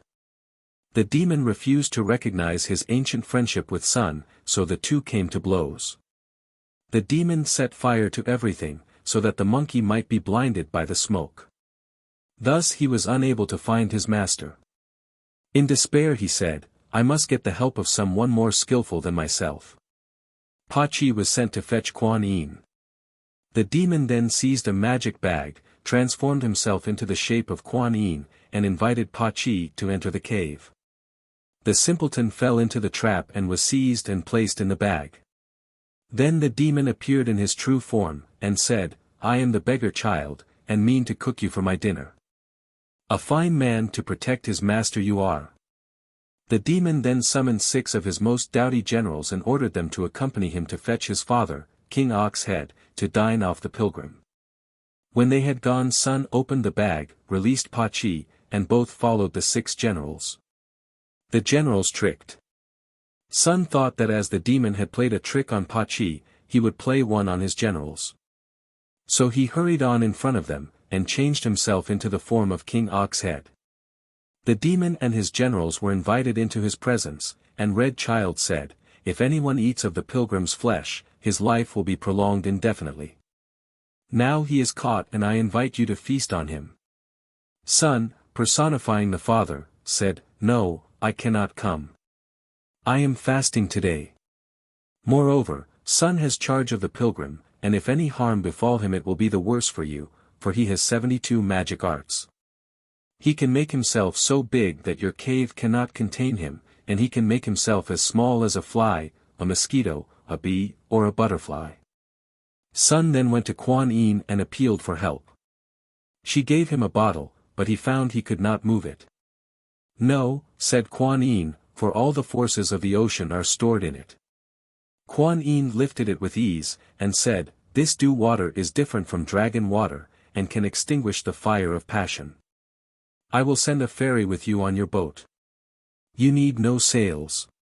The ferry needs only to blow a little, and the boat moves along without any effort." Finally, the Red Child, having been overcome, repented and begged to be received as a disciple. Kuan Yin received him and blessed him, giving him the name of Steward. The demons of Blackwater River. One day the master suddenly exclaimed, "What is that noise?" Sun replied, "You are afraid. You have forgotten the heart prayer, according to which we are to be indifferent to all the calls of the 6 senses, the eye, ear, nose, tongue, body, mind. These are the 6 thieves. If you cannot suppress them, how do you expect to see the great Lord?" The master thought a while and then said, "O disciple, when shall we see the incarnate model, July, face to face?" Pa Chi said, "If we are to meet such demons as these, it will take us 1,000 years to get to the west."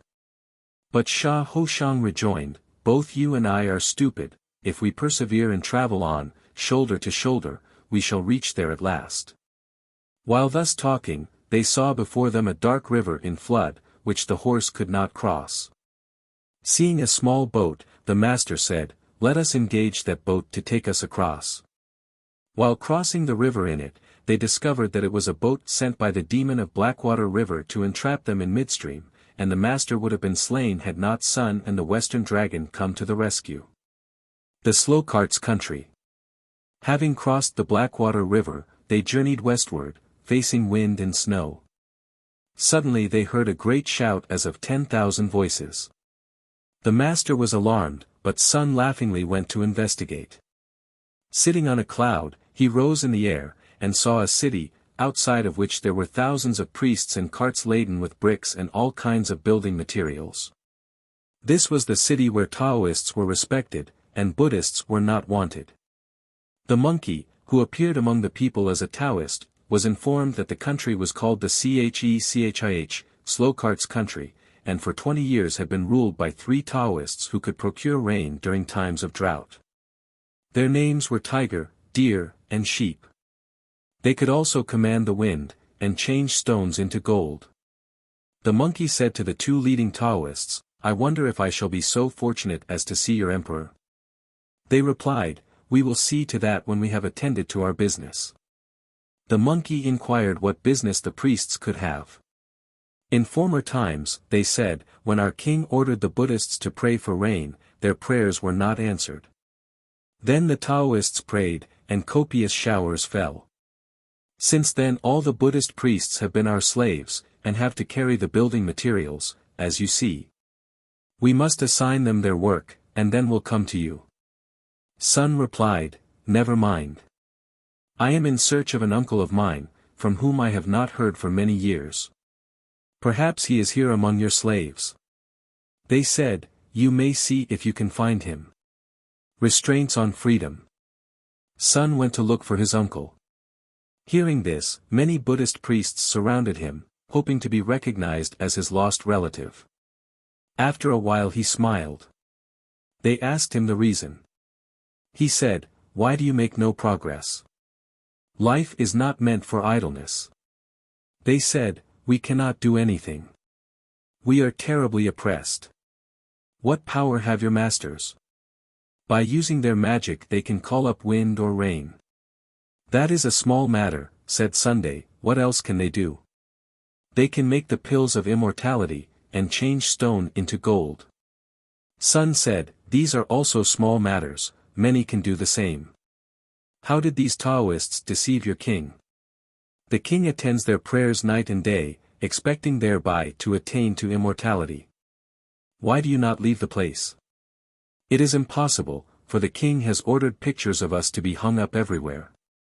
In all the numerous prefectures, magistracies, and marketplaces in Slokart's country are pictures of the Buddhist priests, and any official who catches a runaway priest is promoted 3 degrees, while every non-official receives 50 taels.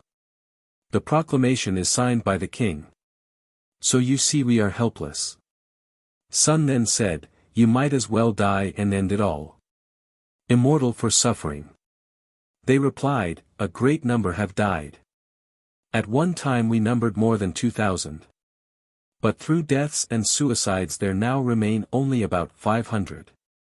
And we who remain cannot die. Ropes cannot strangle us, swords cannot cut us, if we plunge into the river we cannot sink, poison does not kill us. Sun said, then you are fortunate, for you are all immortals. Alas, said they, we are immortal only for suffering. We get poor food. We have only sand to sleep on. But in the night hours spirits appear to us and tell us not to kill ourselves, for an arhat will come from the east to deliver us. With him there is a disciple, the great Holy One, the equal of heaven, most powerful and tender-hearted. He will put an end to these Taoists and have pity on us Buddhists. The savior of the Buddhists. Inwardly Sun was glad that his fame had gone abroad. Returning to the city, he met the 2 chief Taoists. They asked him if he had found his relative. Yes, he replied, they are all my relatives.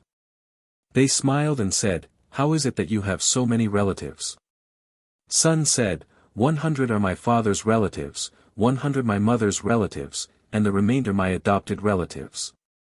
If you will let all these priests depart with me, then I will enter the city with you, otherwise I will not enter. You must be mad to speak to us in this way. The priests were given us by the king. If you had asked for a few only, we might have consented, but your request is altogether unreasonable. Sun then asked them 3 times if they would liberate the priests. When they finally refused, he grew very angry, took his magic spear from his ear and brandished it in the air, when all their heads fell off and rolled on the ground. Anger of the Buddhist priests. The Buddhist priests saw from a distance what had taken place, and shouted, murder, murder. The Taoist superintendents are being killed. They surrounded Sun, saying, these priests are our masters.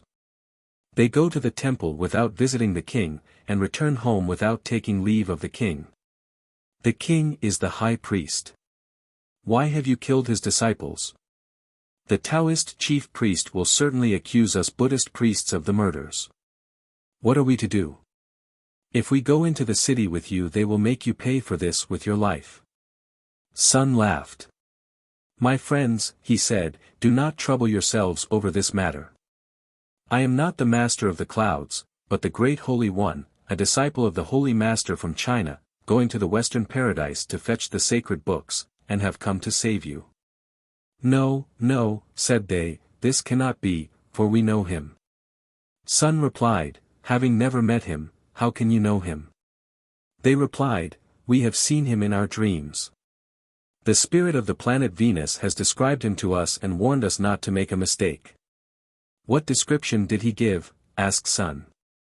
They replied, he has a hard head, bright eyes, a round, hairy face without cheeks, sharp teeth, prominent mouth, a hot temper, and is uglier than the thunder god.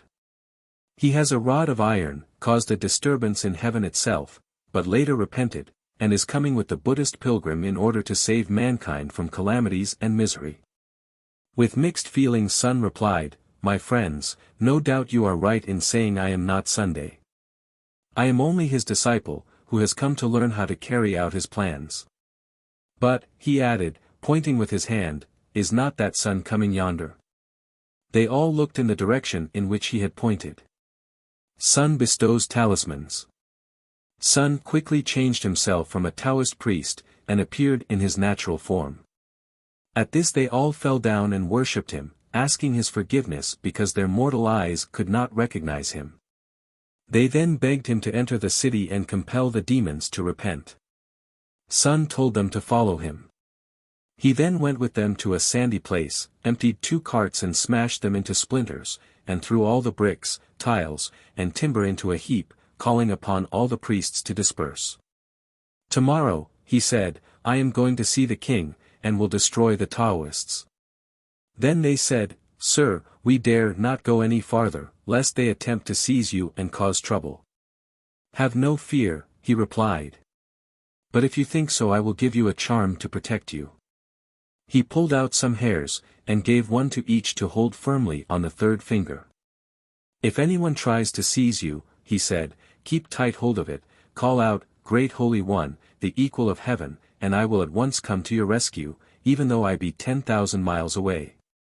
Some of them tried the charm, and, sure enough, there he was before them like the god of thunder. In his hand he held a rod of iron, and he could keep 10,000 men and horses at bay. The Magic Circle. It was now winter. The pilgrims were crossing a high mountain by a narrow pass, and the master was afraid of wild beasts.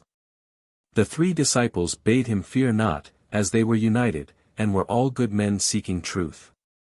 Being cold and hungry they rejoiced to see a fine building ahead of them, but Sun said, it is another devil's trap. I will make a ring round you. Inside that you will be safe. Do not wander outside it. I will go and look for food. Sun returned with his bowl full of rice, but found that his companions had got tired of waiting, and had disappeared. They had gone forward to the fine building, which Pachi entered. Not a soul was to be seen, but on going upstairs he was terrified to see a human skeleton of immense size lying on the floor. At this moment the demon of the house descended on them, bound the master, and said, We have been told that if we eat of your flesh our white hair will become black again, and our lost teeth grow anew. So he ordered the small devils who accompanied him to bind the others. This they did, and thrust the pilgrims into a cave, and then lay in wait for Sunday. It was not long before the monkey came up, when a great fight ensued. In the end, having failed, notwithstanding the exercise of numerous magic arts, to release his companions, Sun betook himself to the spiritual mountain and besought Ju Lai's aid. 18 Lohan were sent to help him against the demon. When Sun renewed the attack, the Lohan threw diamond dust into the air, which blinded the demon and also half buried him. But, by skillful use of his magic coil, he gathered up all the diamond dust and carried it back to his cave. The Lohan then advised Sun to seek the aid of the Ancient of Days. Accordingly, Sun ascended to the 33rd heaven, where was the palace of the god. He there discovered that the demon was none other than one of the god's ox spirits who had stolen the magic coil. It was, in fact, the same coil with which Sun himself had at last been subdued when he had rebelled against heaven. Help from Ju Lai. The Ancient of Days mounted a cloud and went with Sun to the cave. When the demon saw who had come he was terrified. The Ancient of Days then recited an incantation, and the demon surrendered the magic coil to him. On the recitation of a second incantation all his strength left him, and he appeared as a bull, and was led away by a ring in his nose.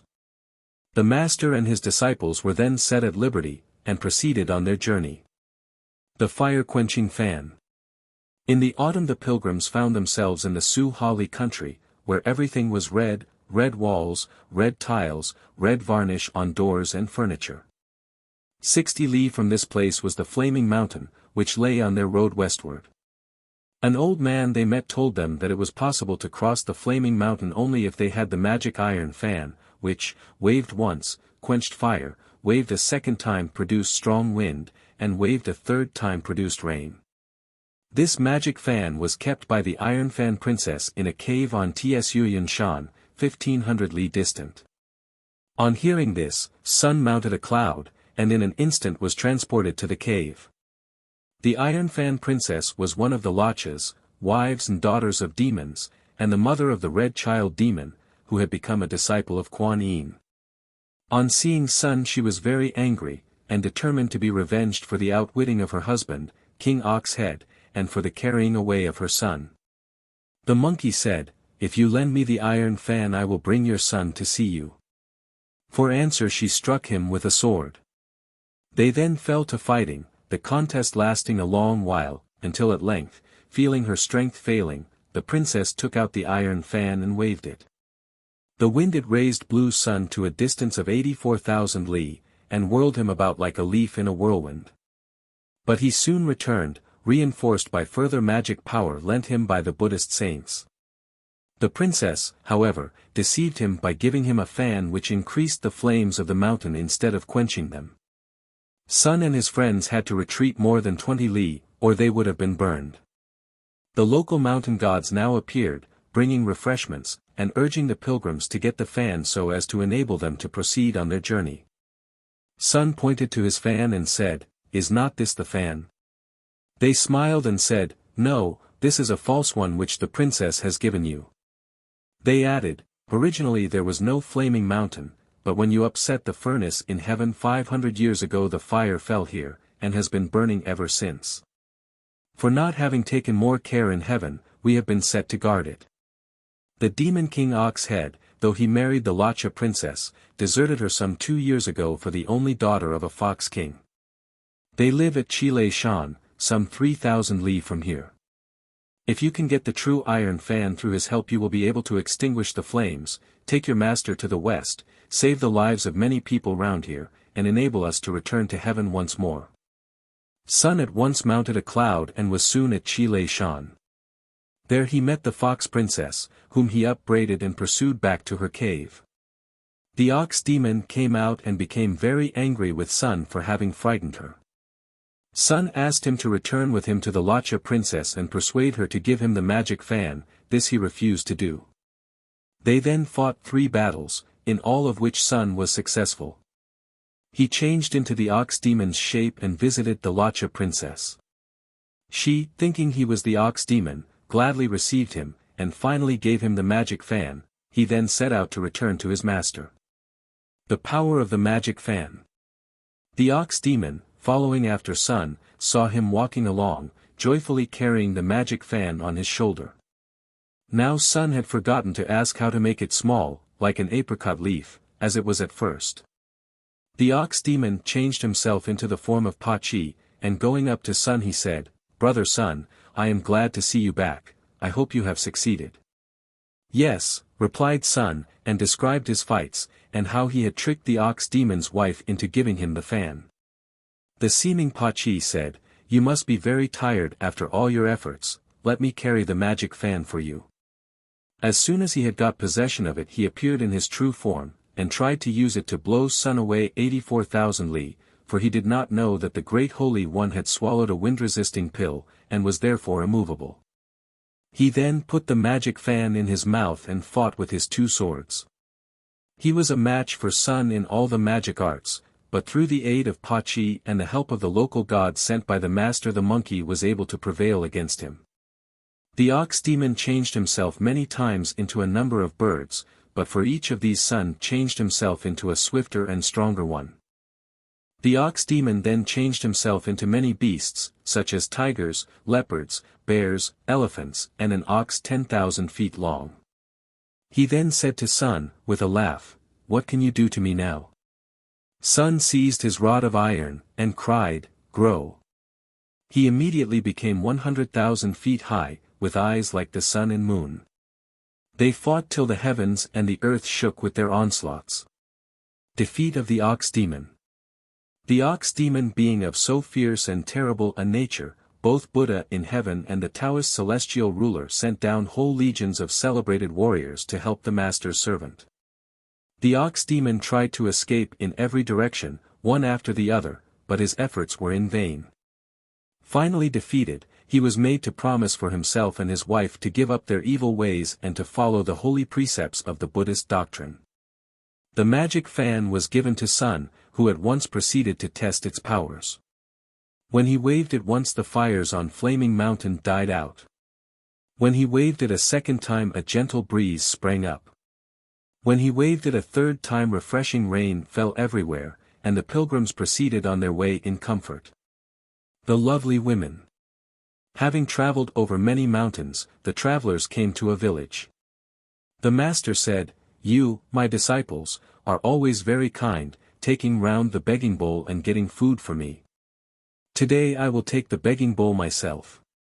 But Sun said, "That is not right, you must let us, your disciples, do this for you." But the master insisted. When he reached the village, there was not a man to be seen, but only some lovely women. He did not think that it was right for him to speak to women.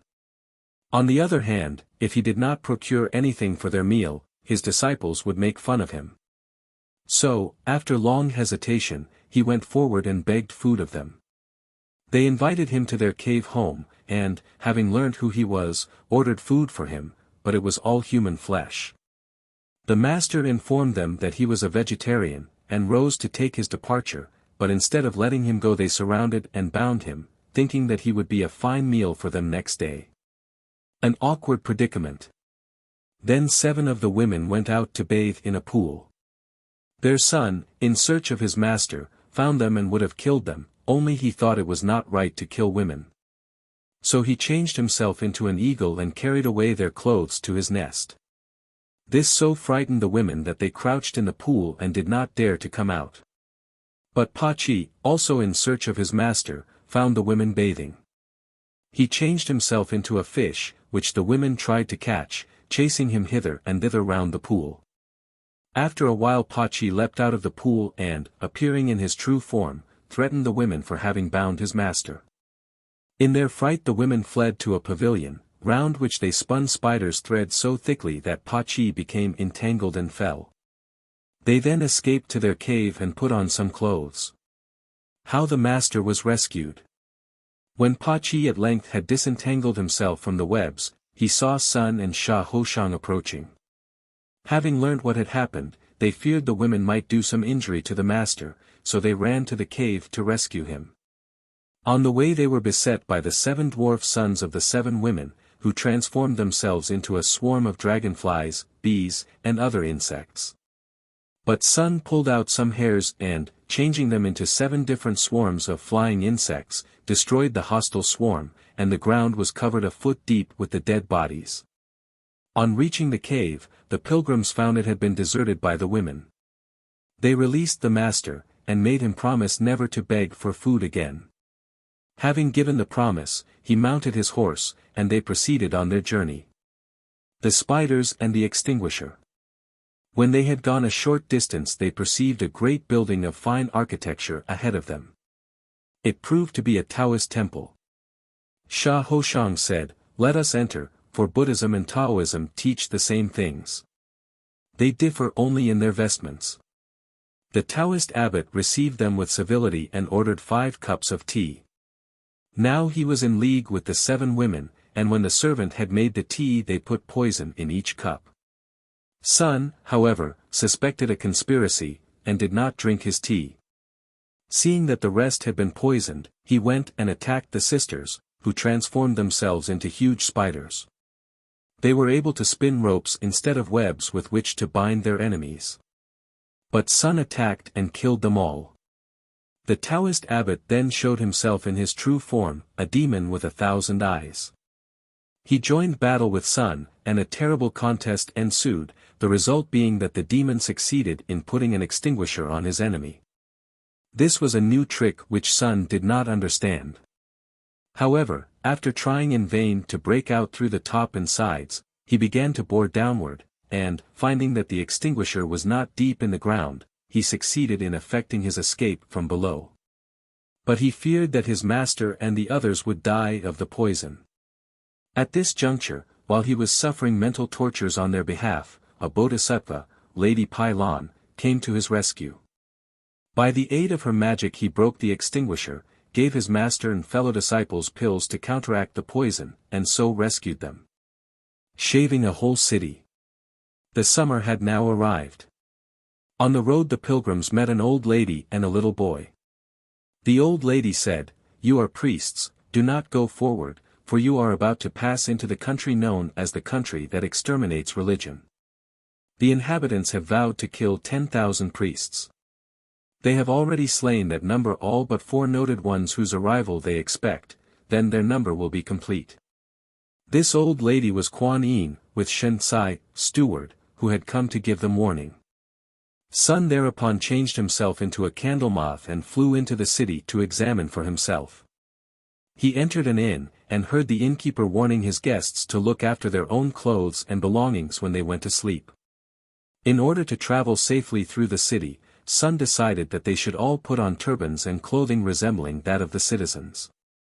Perceiving from the innkeeper's warning that thieving was common, Sun stole some clothing and turbans for his master and comrades. Then they all came to the inn at dusk, Sun representing himself as a horse dealer. Fearing that in their sleep their turbans would fall off, and their shaven heads be revealed, Sun arranged that they should sleep in a cupboard, which he asked the landlady to lock. During the night robbers came and carried the cupboard away, thinking to find in it silver to buy horses. A watchman saw many men carrying this cupboard, and became suspicious, and called out the soldiers. The robbers ran away, leaving the cupboard in the open. The master was very angry with Sun for getting him into this danger. He feared that at daylight they would be discovered and all be executed. But Sun said, "Do not be alarmed. I will save you yet." He changed himself into an ant, and escaped from the cupboard. Then he plucked out some hairs and changed them into 1,000 monkeys like himself. To each he gave a razor and a charm for inducing sleep. When the king and all the officials and their wives had succumbed to this charm, the monkeys were to shave their heads. On the morrow there was a terrible commotion throughout the city, as all the leaders and their families found themselves shaved like Buddhists. Thus the master was saved again. The return to China. The pilgrims having overcome the predicted 80 difficulties of their outward journey, there remained only one to be overcome on the homeward way. They were now returning upon a cloud which had been placed at their disposal, and which had been charged to bear them safely home. But alas! The cloud broke and precipitated them to the earth by the side of a wide river which they must cross. There were no ferry boats or rafts to be seen, so they were glad to avail themselves of the kind offices of a turtle, who offered to take them across on his back. But in midstream the turtle reminded Suan Chuang of a promise he had made him when on his outward journey, namely, that he would intercede for him before the ruler of the West, and ask His Majesty to forgive all past offenses and allow him to resume his humanity again. The turtle asked him if he had remembered to keep his word. Suan Chuang replied, "I remember our conversation, but I am sorry to say that under great pressure I quite forgot to keep my promise." "Then," said the turtle, "you are at liberty to dispense with my services." He then disappeared beneath the water, leaving the pilgrims floundering in the stream with their precious books. They swam the river, and with great difficulty managed to save a number of volumes, which they dried in the sun. The travelers honored. The pilgrims reached the capital of their country without further difficulty. As soon as they appeared in sight the whole population became greatly excited, and cutting down branches of willow trees went out to meet them. As a mark of special distinction the emperor sent his own horse for Sun Chuang to ride on, and the pilgrims were escorted with royal honors into the city, where the emperor and his grateful court were waiting to receive them. Sun Chuang's queer trio of converts at first caused great amusement among the crowds who thronged to see them, but when they learned of Sun's superhuman achievements, and his brave defense of the master, their amusement was changed into wondering admiration. But the greatest honors were conferred upon the travelers at a meeting of the immortals presided over by Milo Fo, the coming Buddha. Addressing Sun Chuang, the Buddha said, "In a previous existence you were one of my chief disciples. But for disobedience and for lightly esteeming the great teaching your soul was imprisoned in the eastern land. Now a memorial has been presented to me stating that you have obtained the true classics of salvation, thus, by your faithfulness, completing your meritorious labors. You are appointed to the high office of controller of sacrifices to His Supreme Majesty the Pearly Emperor." Turning to Sun, the Buddha said, "You, Sun, for creating a disturbance in the palace of heaven, were imprisoned beneath the mountain of the 5 elements, until the fullness of heaven's calamities had descended upon you. And you had repented and had joined the holy religion of Buddha. From that time you have endeavored to suppress evil and cherish virtue. And on your journey to the west you have subjugated evil spirits, ghosts, and demons. For your services you are appointed God of victorious strife. For his repentance, and for his assistance to his master, Chu-pa-chi, the pig fairy, was appointed head altar washer to the gods. This was the highest office for which he was eligible, on account of his inherent greed. Sha Ho-shang was elevated to the rank of golden body perpetual saint. Pai Ma, the white horse who had patiently carried Sun Chuang and his burden of books, was led by a god down the spirit mountain to the banks of the pool of dragon transformation. Pai Ma plunged in, when he changed at once into a 4-footed dragon, with horns, scales, claws, and wings complete. From this time he became the chief of the celestial dragon tribe. Sun's first thought upon receiving his promotion was to get rid of the head-splitting helmet. Accordingly he said to his master, "Now that I am, like yourself, a Buddha, I want you to relieve my head of the helmet you imposed upon me during the years of my waywardness." Sun Chuang replied, "If you have really become a Buddha, your helmet should have disappeared of itself. Are you sure it is still upon your head?" Sun raised his hand, and lo! The helmet was gone. After this the great assembly broke up, and each of the immortals returned in peace to his own celestial abode. 15. Fox Legends. The fox. Among the many animals worshipped by the Chinese, those at times seen emerging from coffins or graves naturally hold a prominent place. They are supposed to be the transmigrated souls of deceased human beings. We should therefore expect such animals as the fox, stoat, weasel, etc. to be closely associated with the worship of ghosts, spirits, and such like creatures, and that they should be the subjects of, or included in, a large number of Chinese legends. This we find. Of these animals the fox is mentioned in Chinese legendary lore perhaps more often than any other.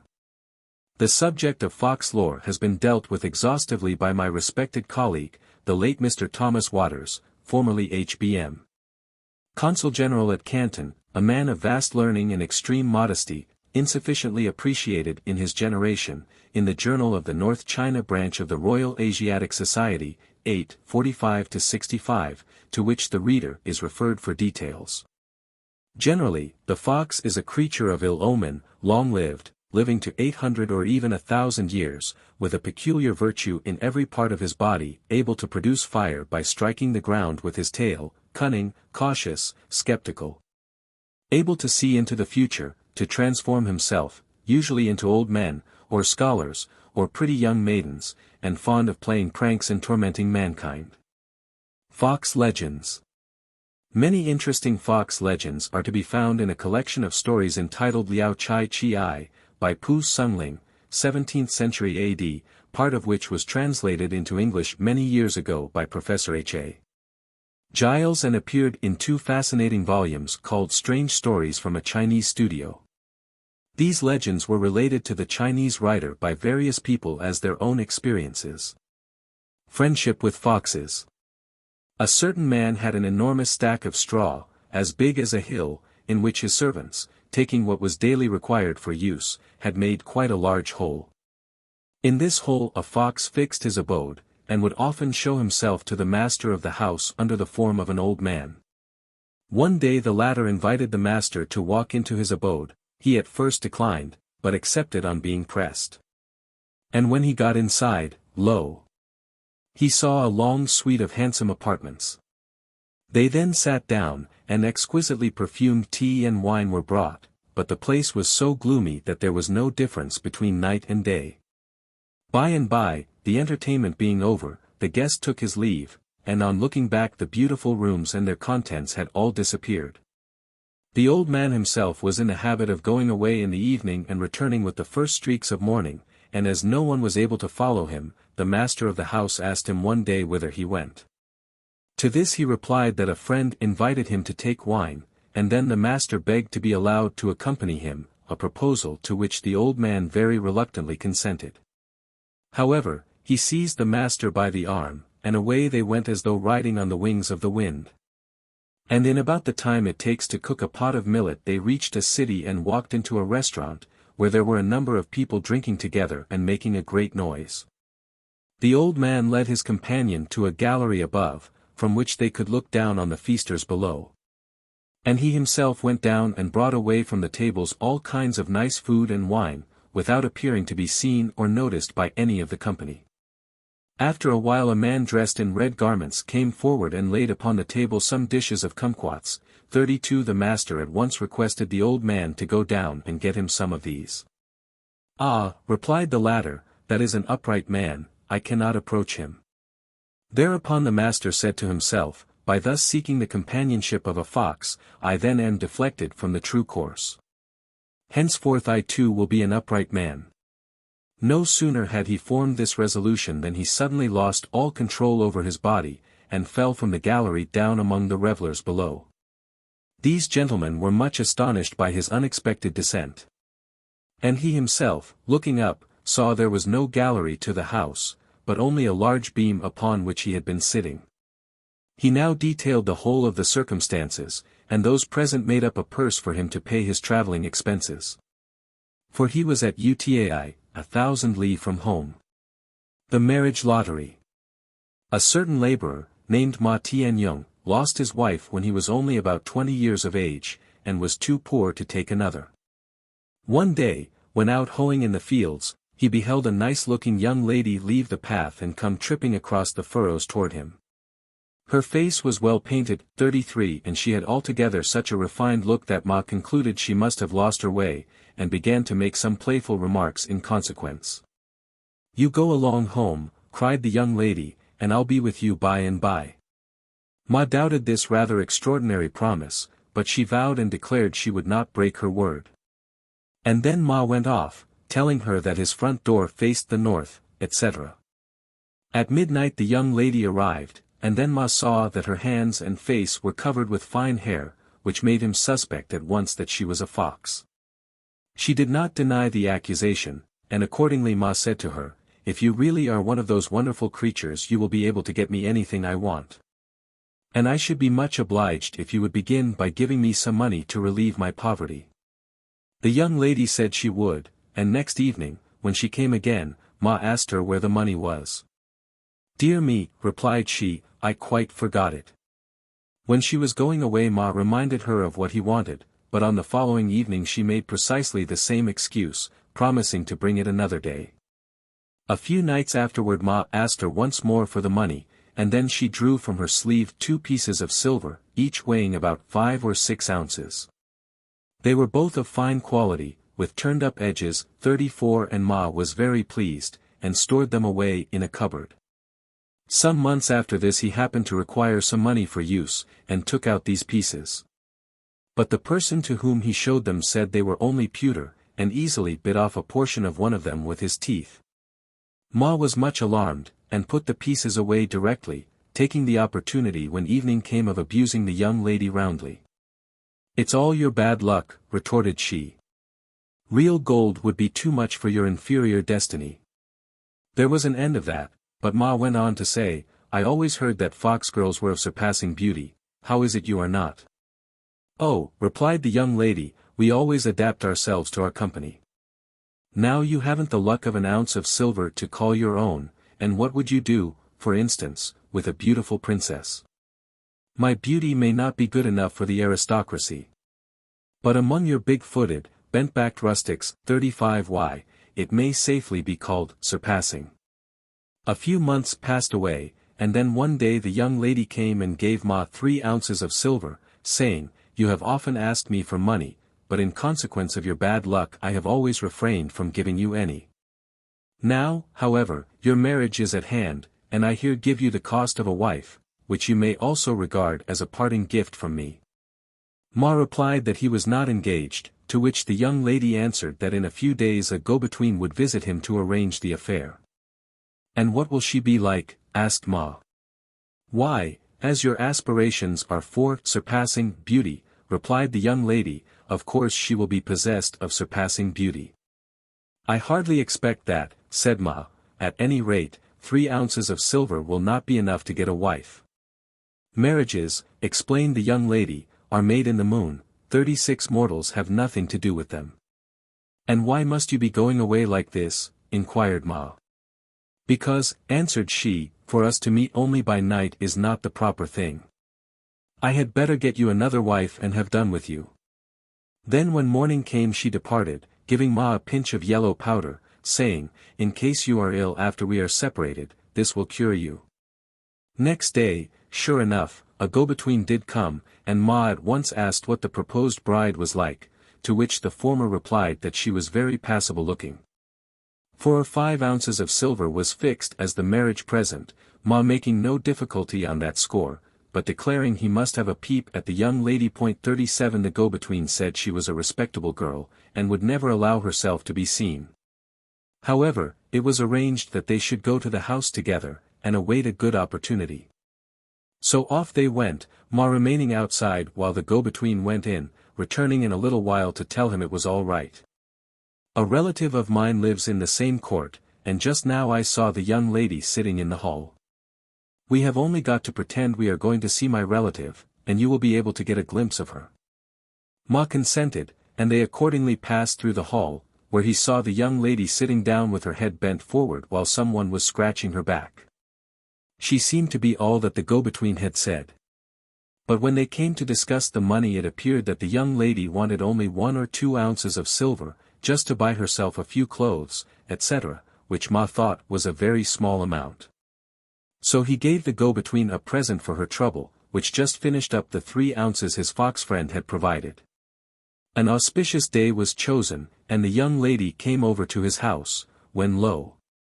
She was humpbacked and pigeon-breasted, with a short neck like a tortoise, and feet which were fully 10 inches long. The meaning of his fox friend's remarks then flashed upon him. The magnanimous girl. At Chinling there lived a young man named Ku, who had considerable ability, but was very poor, and having an old mother, he was very loath to leave home. So he employed himself in writing or painting 38 for people, and gave his mother the proceeds, going on thus till he was 25 years of age without taking a wife. Opposite to their house was another building, which had long been untenanted. And one day an old woman and a young girl came to occupy it, but there being no gentleman with them young Ku did not make any inquiries as to who they were or whence they hailed. Shortly afterward it chanced that just as Ku was entering the house he observed a young lady come out of his mother's door. She was about 18 or 19, very clever and refined looking, and altogether such a girl as one rarely sets eyes on. And when she noticed Mr. Ku she did not run away, but seemed quite self-possessed. It was the young lady over the way. She came to borrow my scissors and measure, said his mother, and she told me that there is only her mother and herself. They don't seem to belong to the lower classes. I asked her why she didn't get married, to which she replied that her mother was old. I must go and call on her tomorrow, and find out how the land lies. If she doesn't expect too much, you could take care of her mother for her. So next day Ku's mother went, and found that the girl's mother was deaf, and that they were evidently poor, apparently not having a day's food in the house. Ku's mother asked what their employment was, and the old lady said they trusted for food to her daughter's 10 fingers. She then threw out some hints about uniting the two families, to which the old lady seemed to agree. But, on consultation with her daughter, the latter would not consent. Mrs. Ku returned home and told her son, saying, "Perhaps she thinks we are too poor. She doesn't speak or laugh, is very nice looking, and as pure as snow, truly no ordinary girl." There ended that, until one day, as Ku was sitting in his study, up came a very agreeable young fellow, who said he was from a neighboring village, and engaged Ku to draw a picture for him. The two youths soon struck up a firm friendship and met constantly, and later it happened that the stranger chanced to see the young lady of over the way. "Who is that?" said he, following her with his eyes. Ku told him, and then he said, "She is certainly pretty, but rather stern in her appearance."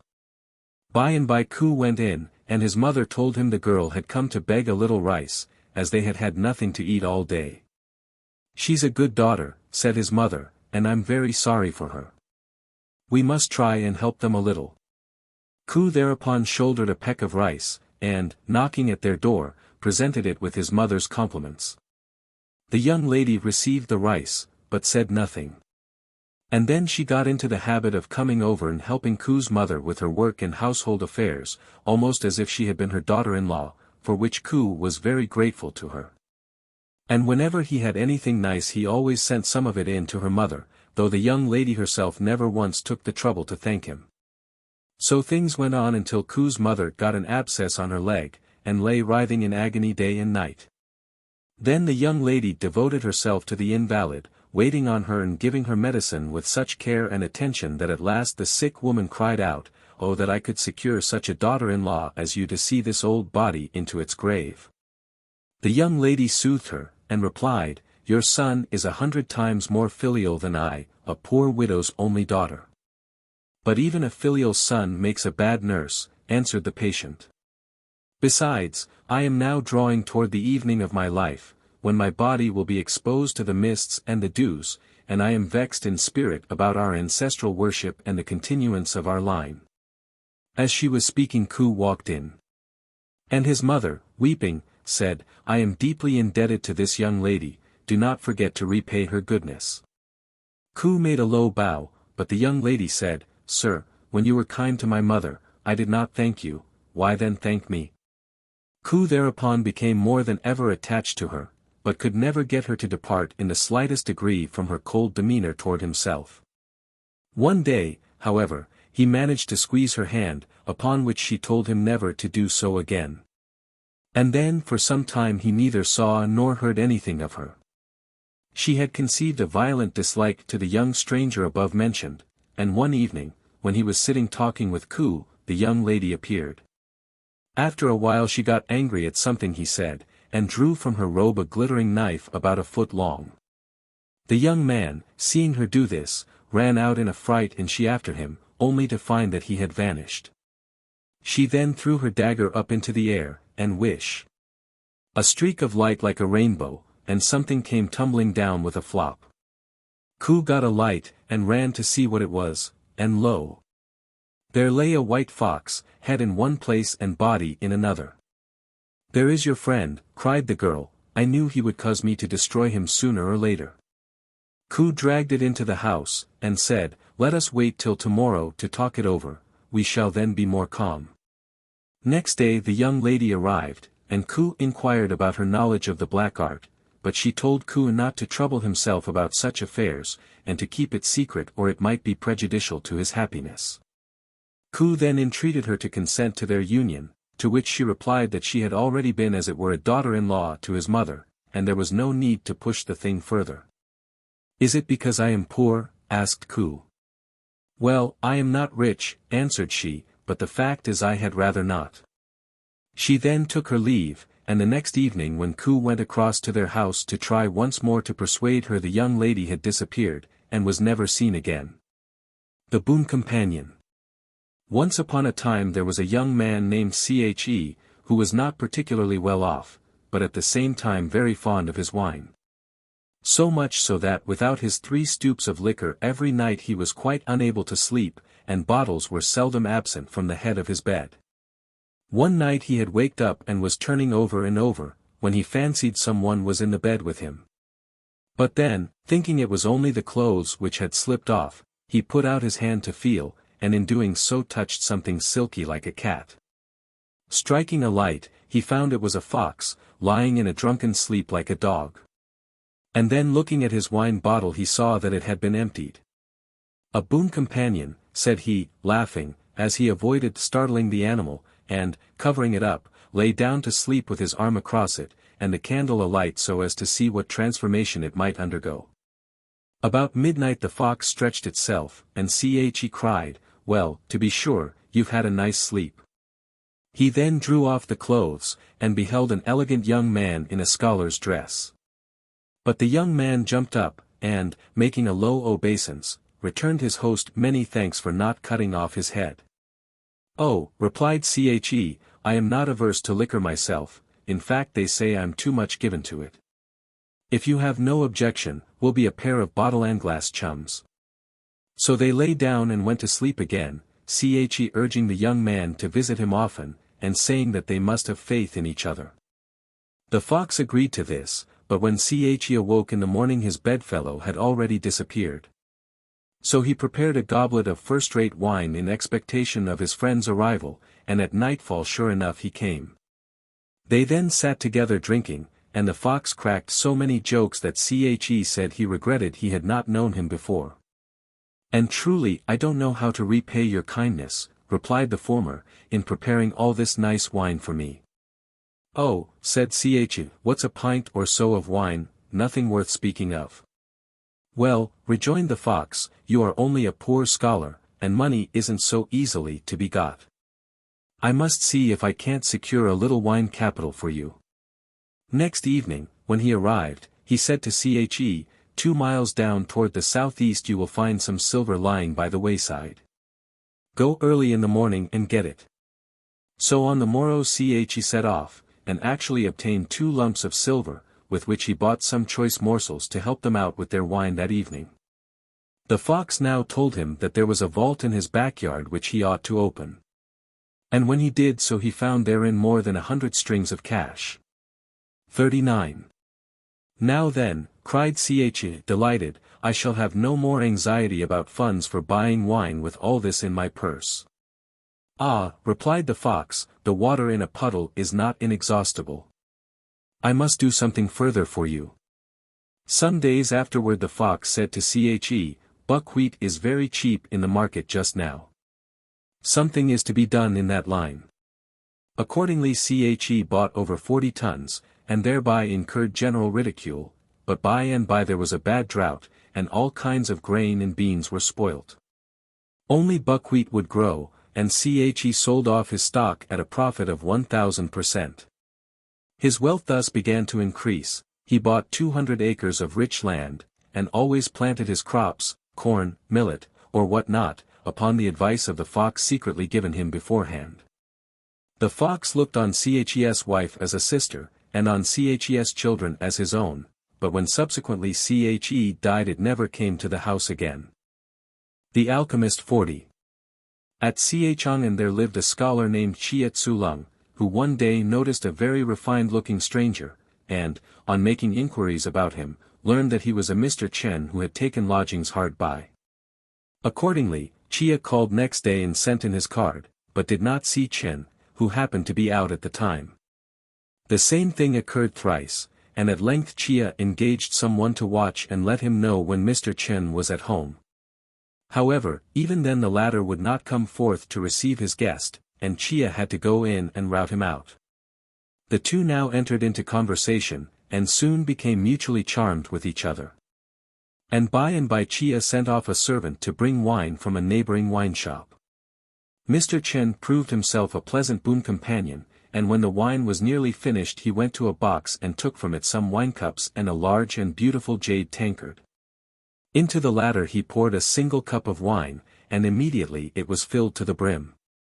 They then proceeded to help themselves from the tankard, but however much they took out, the contents never seemed to diminish. Chia was astonished at this, and begged Mr. Chen to tell him how it was done. "Ah," replied Mr. Chen, "I tried to avoid making your acquaintance solely because of your one bad quality, avarice. The art I practice is a secret known to the immortals only, how can I divulge it to you?"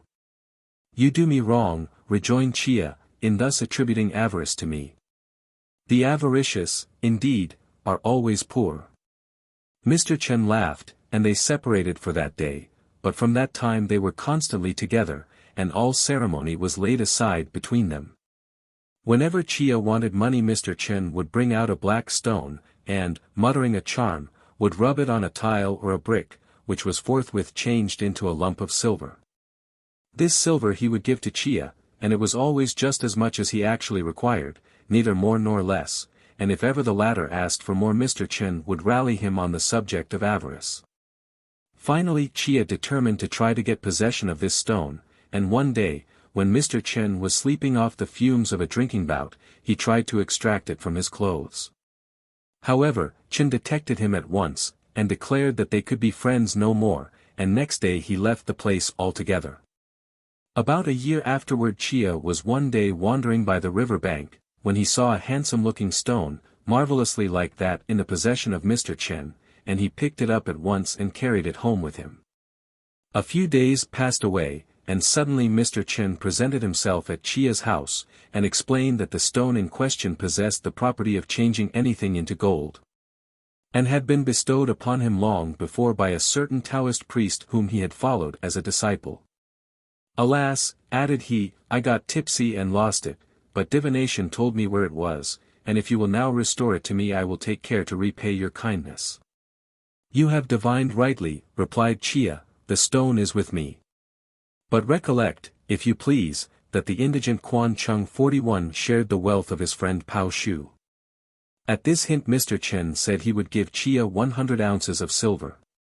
To which the latter replied that 100 ounces was a fair offer, but that he would far sooner have Mr. Chen teach him the formula to utter when rubbing the stone on anything, so that he might try the thing once himself. Mr. Chen was afraid to do this, whereupon Chia cried out, "You are an immortal yourself, you must know well enough that I would never deceive a friend." So Mr. Chen was prevailed upon to teach him the formula, and then Chia would have tried the art upon the immense stone washing block 42 which was lying near at hand had not Mr. Chen seized his arm and begged him not to do anything so outrageous. Chia then picked up half a brick and laid it on the washing block, saying to Mr. Chen, "This little piece is not too much, surely?" Accordingly Mr. Chen relaxed his hold and let Chia proceed, which he did by promptly ignoring the half-brick and quickly rubbing the stone on the washing block. Mr. Chen turned pale when he saw him do this, and made a dash forward to get hold of the stone, but it was too late. The washing block was already a solid mass of silver, and Chia quietly handed him back the stone. "Alas! Alas!" cried Mr. Chen in despair, "what is to be done now?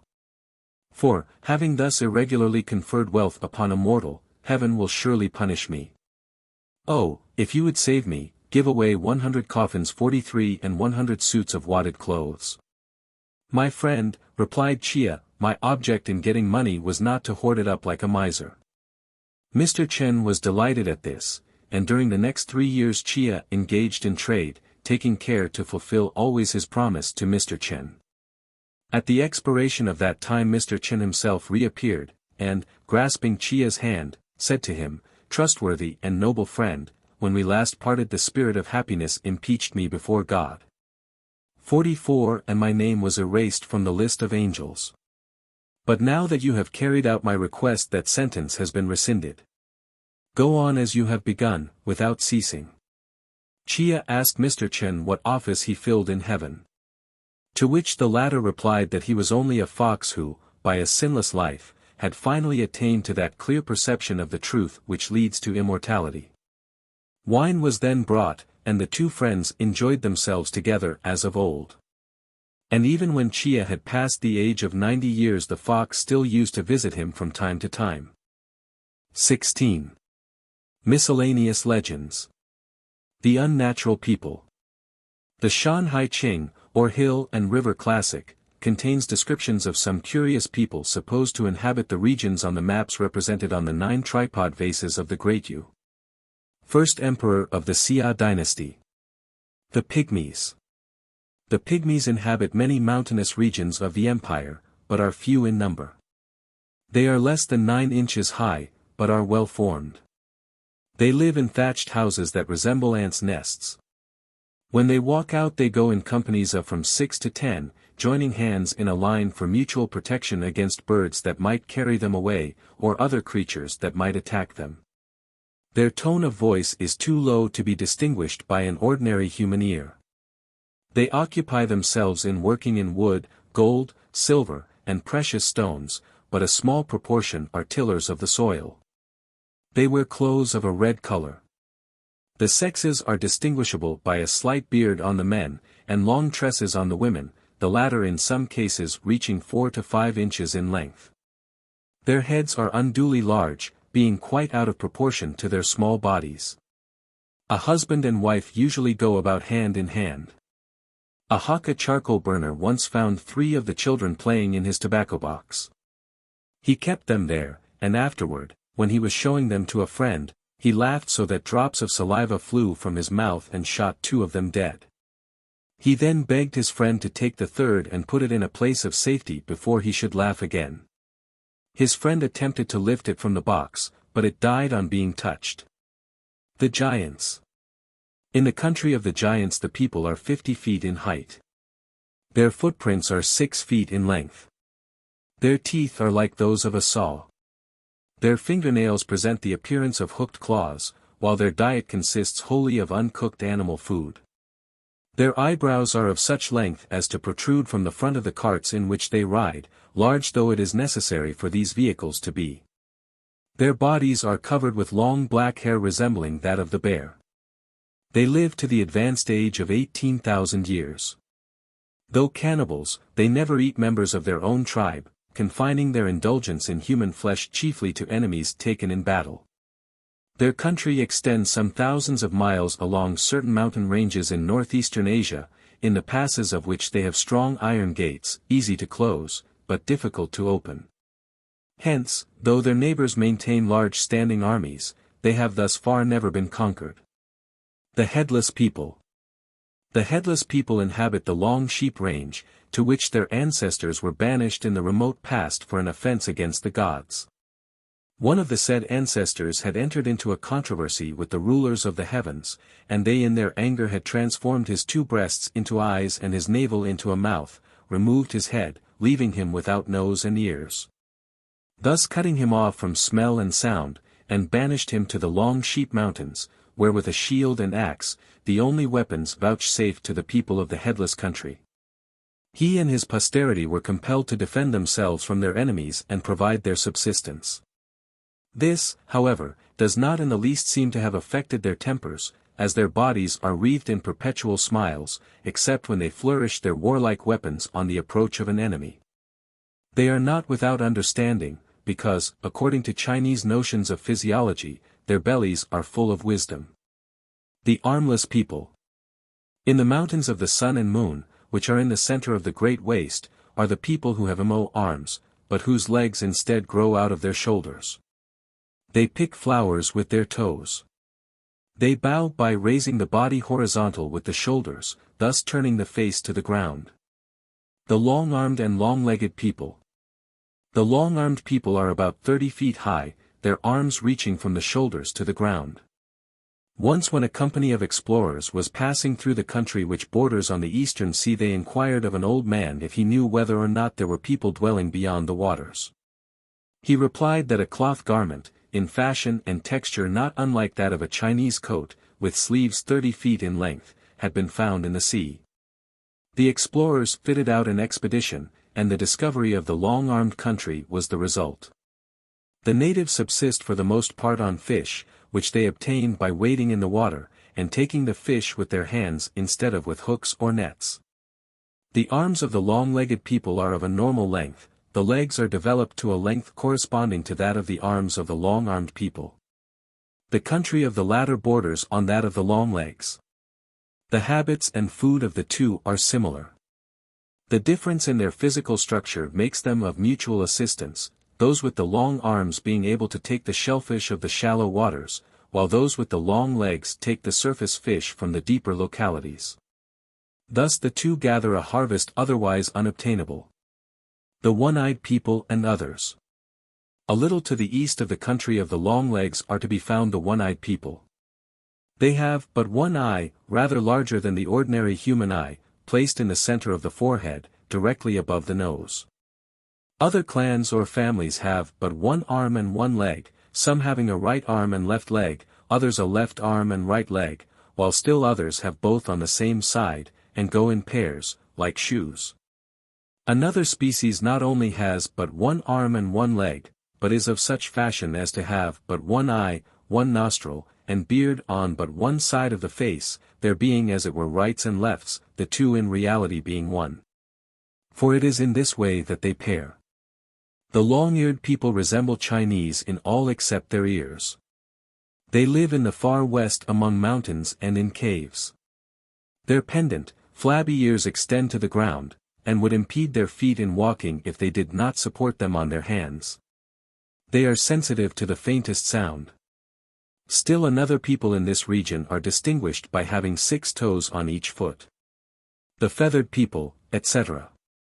The feathered people are very tall, and are covered with fluffy down. They have wings in place of arms, and can fly short distances. On the points of the wings are claws, which serve as hands. Their noses are like beaks. Gentle and timid, they do not leave their own country. They have good voices, and like to sing ballads. If one wishes to visit this people he must go far to the southeast and then inquire. There is also the land of the people with 3 faces, who live in the center of the great waste and never die. The land of the 3 heads, east of the Kunlun mountains, the 3-body country, the inhabitants of which have 1 head with 3 bodies, 3 arms, and but 2 legs. And yet another where the people have square heads, broad shoulders, and 3 legs, and the stones on the land are all gold and jade. The people of the punctured bodies.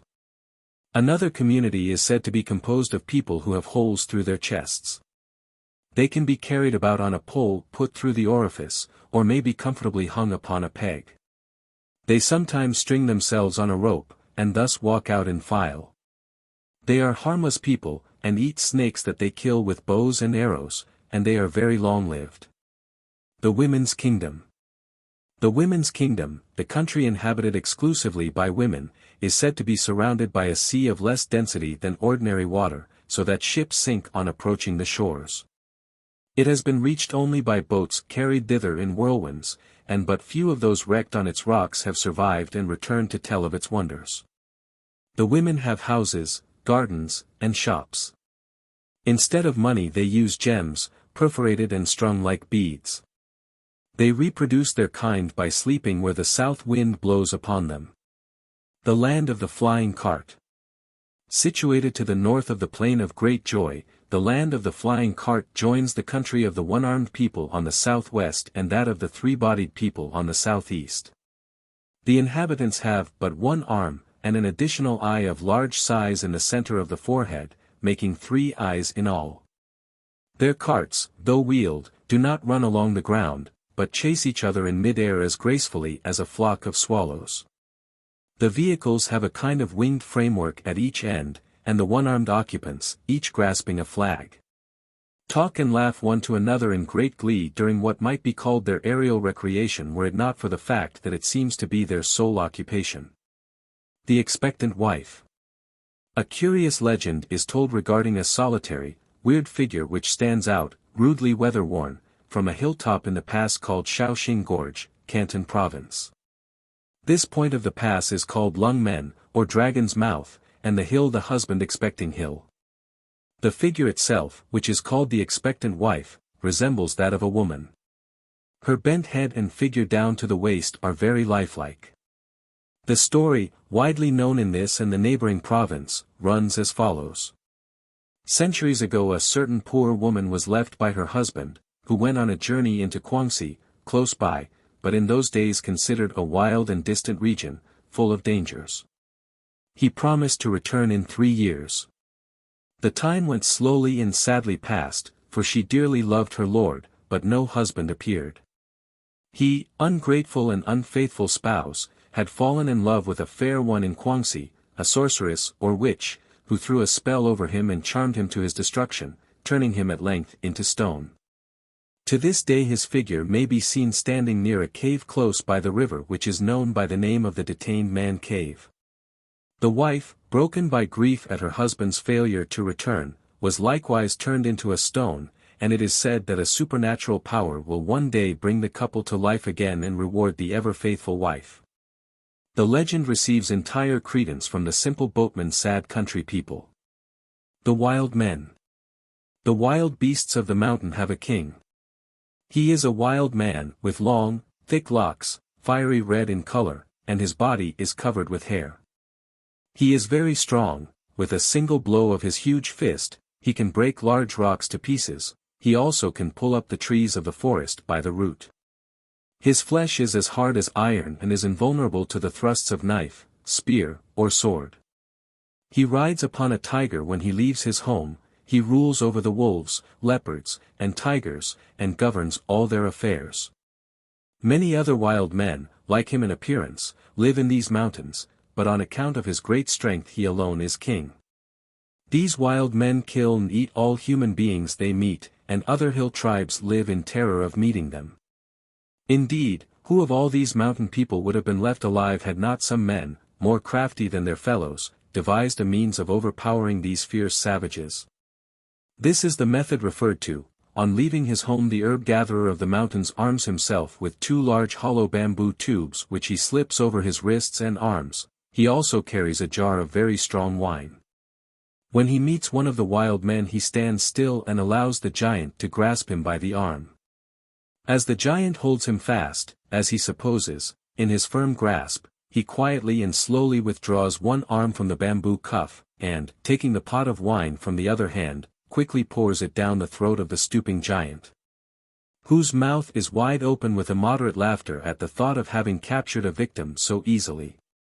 The potent draught of wine acts at once, causing the victim to drop to the ground in a dead sleep, whereupon the herb-gatherer either dispatches him summarily with a thrust through the heart, or leaves the drunken tyrant to sleep off the effect of his draught, while he returns again to his work of collecting the health-restoring herbs.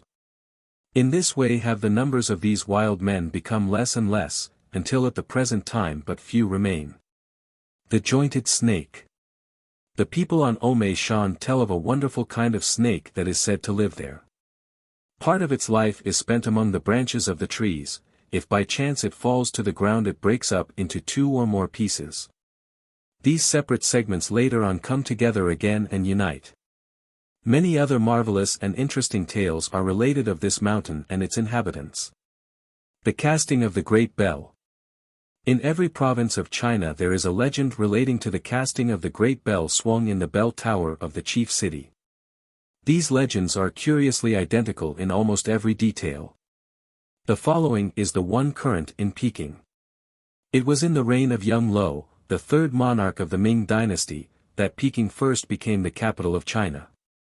Till that period the Son of Heaven had held his court at Nanking, and Peking had been of comparatively little note. Now, however, on being honored by the sacred presence, stately buildings arose in all directions for the accommodation of the emperor and his courtiers. Clever men from all parts of the empire were attracted to the capital, and such as possessed talent were sure of lucrative employment. About this time the drum tower and the bell tower were built, both of them as lookout and alarm towers. The drum tower was furnished with a monster drum, which it still possesses, of such a size that the thunder of its tones might be heard all over the city, the sound being almost enough to waken the dead. The bell tower had been completed some time before attempts were made to cast a bell proportionate to the size of the building. At length Young Lo ordered Kuan Yu, a mandarin of the 2nd grade, who was skilled in casting guns, to cast a bell the sound of which should be heard, on the least alarm, in every part of the city. Kuan Yu at once commenced the undertaking. He secured the services of a great number of experienced workmen, and collected immense quantities of material. Months passed, and at length it was announced to the emperor that everything was ready for the casting. A day was appointed. The emperor, surrounded by a crowd of courtiers, and preceded by the court musicians, went to witness the ceremony. At a given signal, and to the crash of music, the melted metal rushed into the mold prepared for it. The emperor and his court then retired, leaving Kuan Yu and his subordinates to await the cooling of the metal, which would tell of failure or success. At length the metal was sufficiently cool to detach the mold from it. Kuan Yu, in breathless trepidation, hastened to inspect it, but to his mortification and grief discovered it to be honeycombed in many places. The circumstance was reported to the emperor, who was naturally vexed at the expenditure of so much time, labor, and money with so unsatisfactory a result. However, he ordered Kuan Yu to try again. The Mandarin hastened to obey, and, thinking the failure of the first attempt must have resulted from some oversight or omission on his part, he watched every detail with redoubled care and attention. Fully determined that no neglect or remissness should mar the success of this second casting. After months of labor the mold was again prepared, and the metal poured into it, but again with the same result. Kuan Yu was distracted, not only at the loss of his reputation, but at the certain loss of the emperor's favor. Young Lo, when he heard of this second failure, was very wroth, and at once ordered Kuan Yu into his presence, and told him he would give him a third and last trial, and if he did not succeed this time he would behead him. Kuan Yu went home in a despairing state of mind, asking himself what crime he or any of his ancestors could have committed to have justified this calamity. Now Kuan Yu had an only daughter, about 16 years of age, and, having no sons, the whole of his love was centered in this girl, for he had hopes of perpetuating his name and fame through her marriage with some deserving young nobleman. Truly she was worthy of being loved. She had almond-shaped eyes, like the autumn waves, which, sparkling and dancing in the sun, seemed to leap up in very joy and wantonness to kiss the fragrant reeds that grow upon the river's banks. Yet of such limpid transparency that one's form could be seen in their liquid depths as if reflected in a mirror. These were surrounded by long silken lashes, now drooping in coy modesty, anon rising in youthful gaiety and disclosing the laughing eyes but just before concealed beneath them.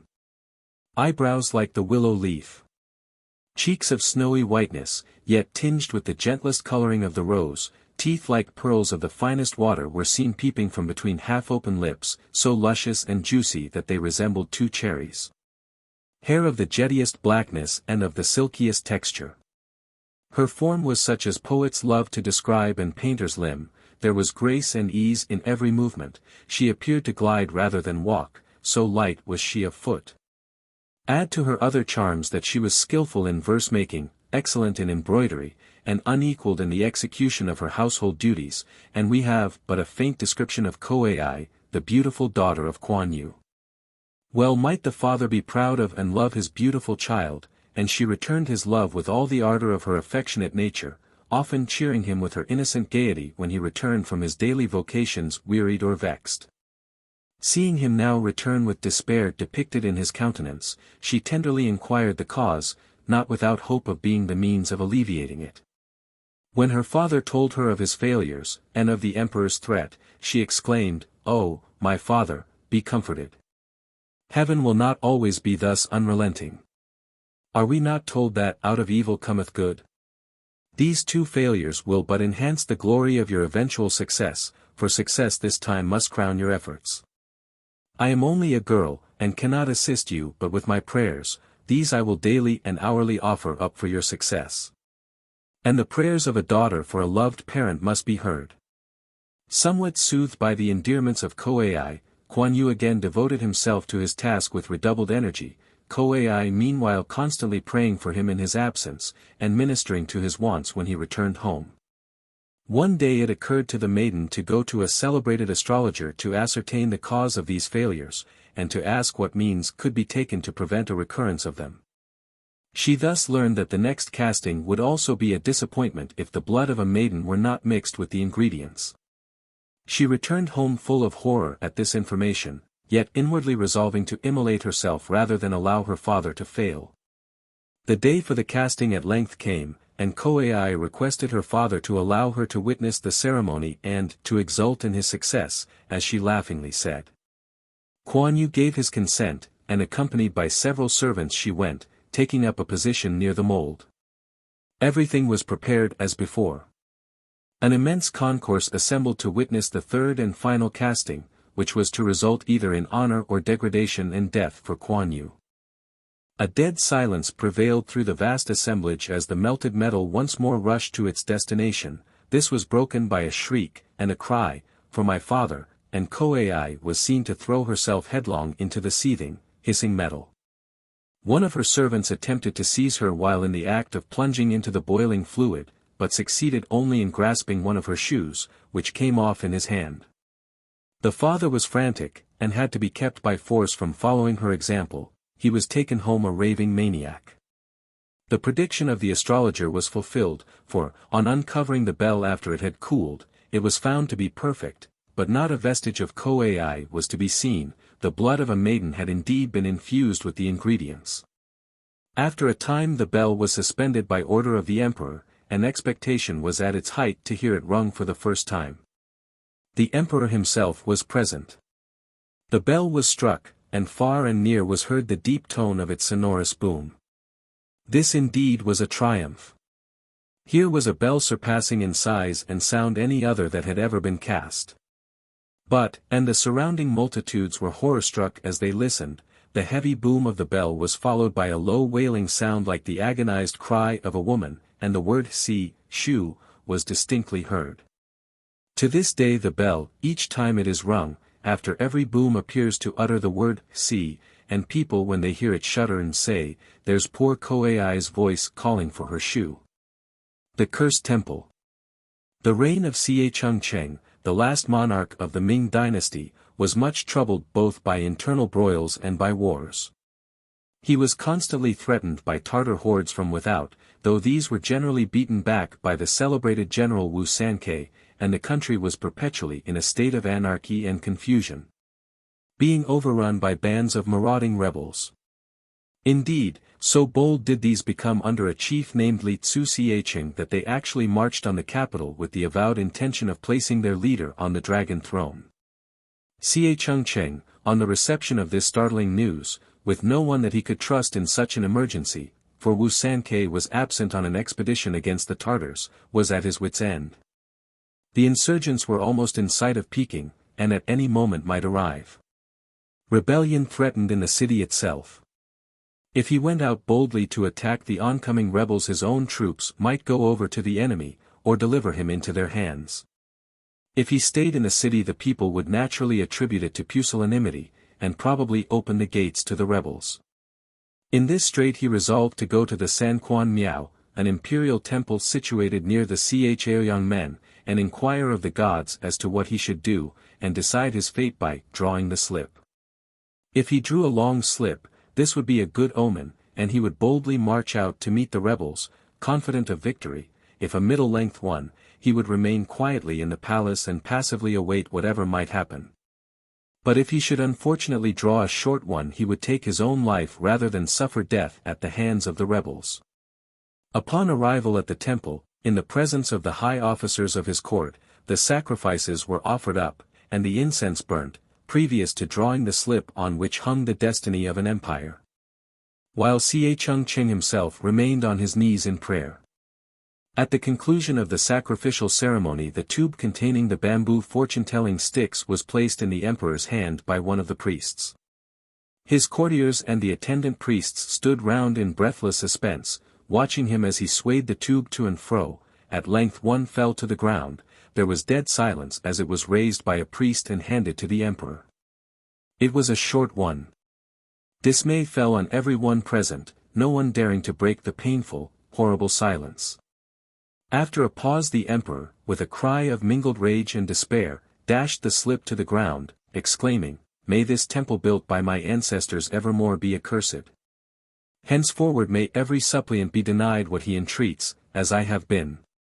Those who come in sorrow, may that sorrow be doubled, in happiness, may that happiness be changed to misery, in hope, may they meet despair, in health, sickness, in the pride of life and strength, death. I, Xiecheng, the last of the Mings, curse it." Without another word he retired, followed by his courtiers, proceeded at once to the palace, and went straight to the apartments of the empress. The next morning he and his empress were found suspended from a tree on Prospect Hill. In their death they were not divided. The scenes that followed. How the rebels took possession of the city and were driven out again by the Chinese general, assisted by the Tartars, how the Tartars finally succeeded in establishing the Manchu dynasty, are all matters of history. The words used by the emperor at the temple were prophetic: he was the last of the Mings.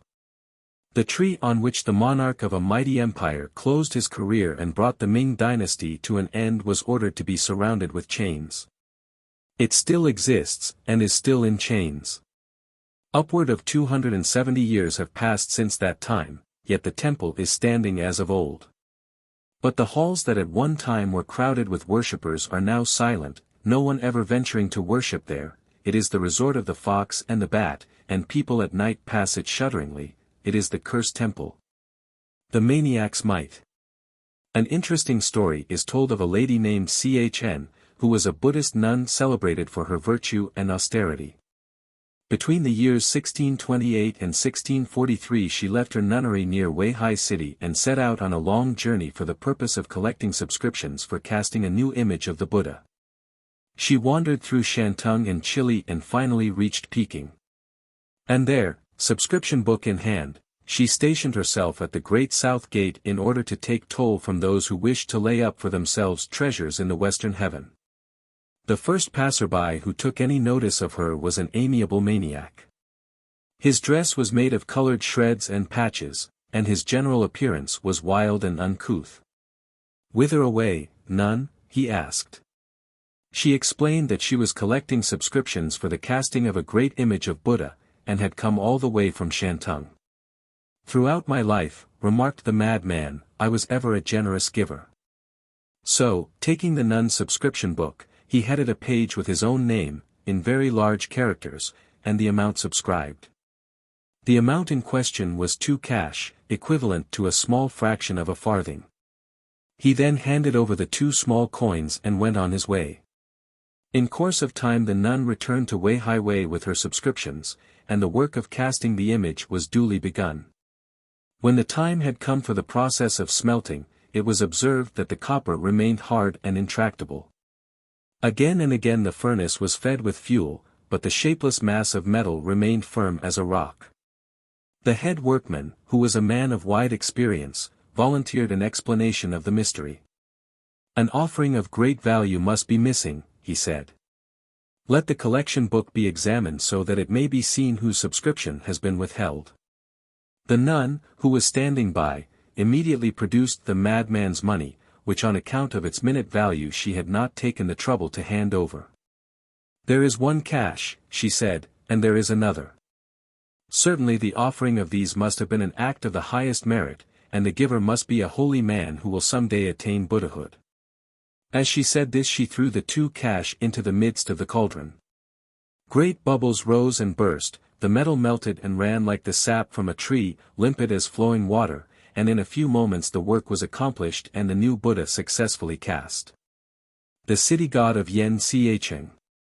The following story of the Chicheng Huang Pusa of Yen Chicheng, Salt City, is told by Helena von Possek in the East of Asia magazine, Volume 3, 1904, pages 169 to 171. This legend is also related of several other cities in China.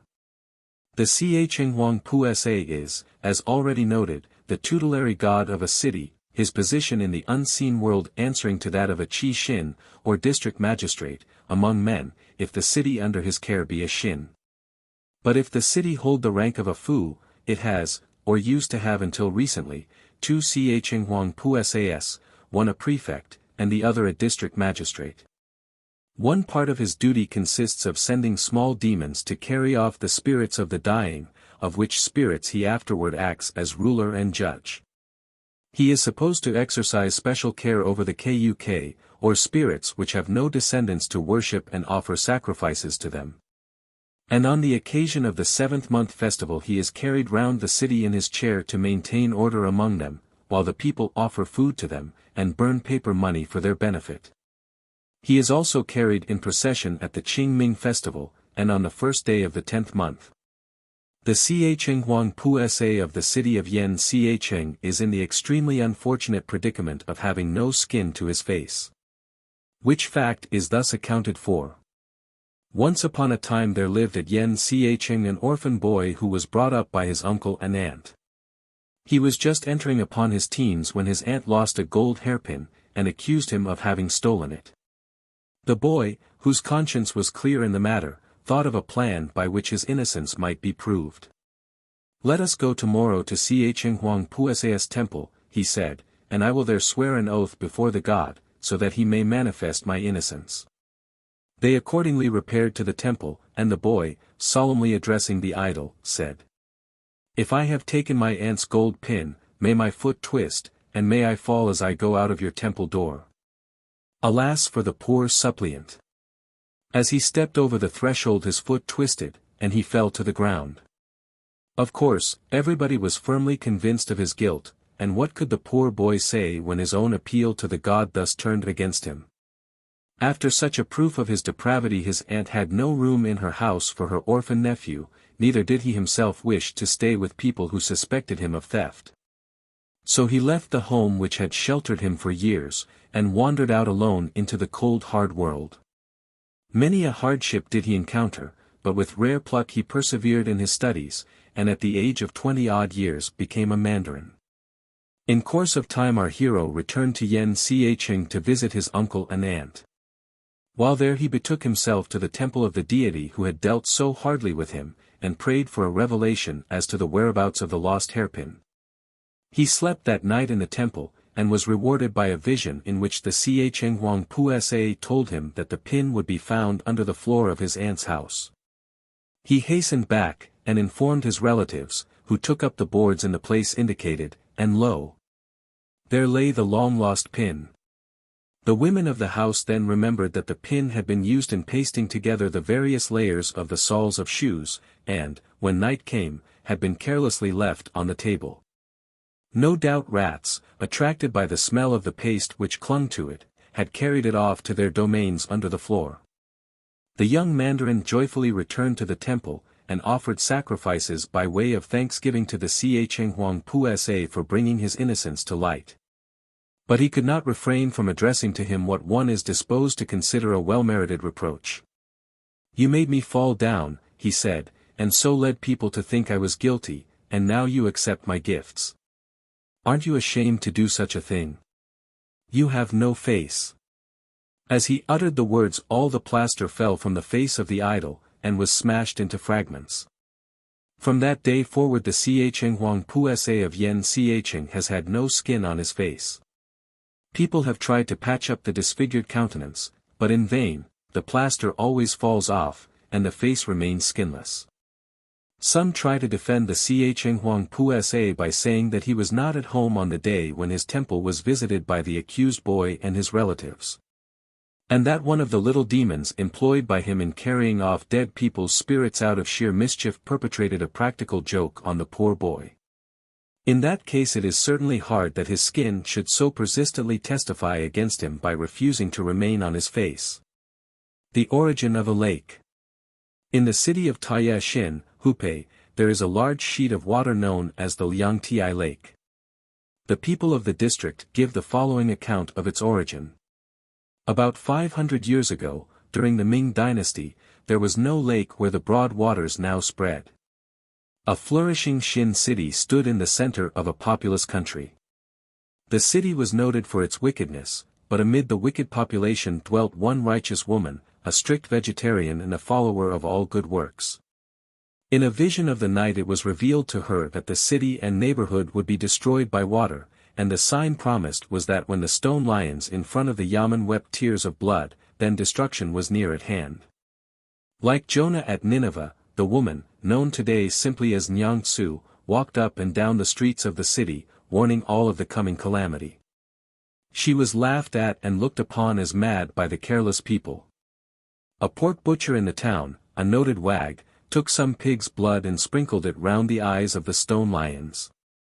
This had the desired effect, for when Nyang-tsu saw the blood she fled from the city amid the jeers and laughter of the inhabitants.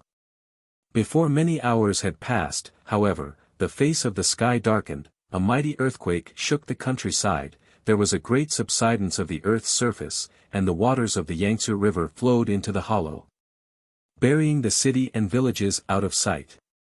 But a spot of ground on which the good woman stood, after escaping from the doomed city, remained at its normal level, and it stands today in the midst of the lake, an island called Nyang-tsu, a place at which boats anchor at night, or to which they fly for shelter from the storms that sweep the lake. They are saved today because of one good woman helped by the gods so long ago. As a proof of the truth of the above story, it is asserted that on clear days traces of the buried city may be seen, while occasionally a fisherman casting his net hauls up some household utensil or relic of bygone days. Miao Creation Legends. If the Miao have no written records, they have many legends in verse, which they learn to repeat and sing. The Hei Miao, or Black Miao, so called from their dark chocolate-colored clothes, treasure poetical legends of the creation and of a deluge. These are composed in lines of 5 syllables, in stanzas of unequal length, one interrogative and one responsive. They are sung or recited by 2 persons or 2 groups at feasts and festivals, often by a group of youths and a group of maidens. The legend of the creation commences. Who made heaven and earth? Who made insects? Who made men? Made male and made female? I who speak don't know. Heavenly King made heaven and earth. XIII made insects. XIII made men and demons. Made male and made female. How is it you don't know? How made heaven and earth? How made insects? How made men and demons? Made male and made female? I who speak don't know. Heavenly King was intelligent. Spat a lot of spittle into his hand.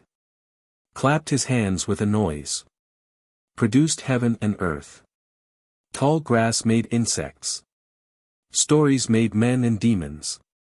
Made male and made female. How is it you don't know? The legend proceeds to state how and by whom the heavens were propped up and how the sun was made and fixed in its place, but the continuation is exceedingly silly. The legend of the flood is another very silly composition, but it is interesting to note that it tells of a great deluge. It commences. Who came to the bad disposition? To send fire and burn the hill?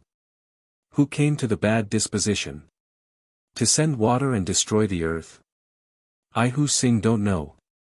Xi did. Xi was of bad disposition. Xi sent fire and burned the hill. Thunder did. Thunder was of bad disposition. Thunder sent water and destroyed the earth. Why don't you know? In this story of the flood only 2 persons were saved in a large bottle gourd used as a boat, and these were a Xi and his sister. After the flood the brother wished his sister to become his wife, but she objected to this as not being proper. At length she proposed that one should take the upper and one the nether millstone, and going to opposite hills should set the stones rolling to the valley between. If these should be found in the valley properly adjusted one above the other she would be his wife, but not if they came to rest apart.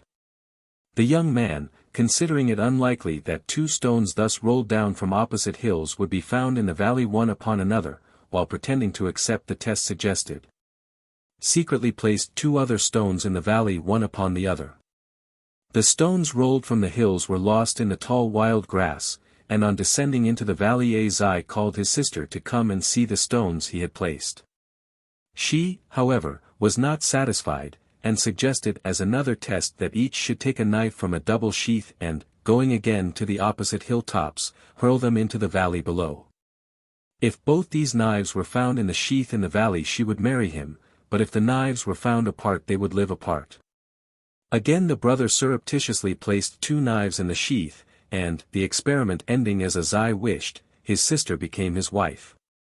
They had 1 child, a misshapen thing without arms or legs, which a Xi in great anger killed and cut to pieces.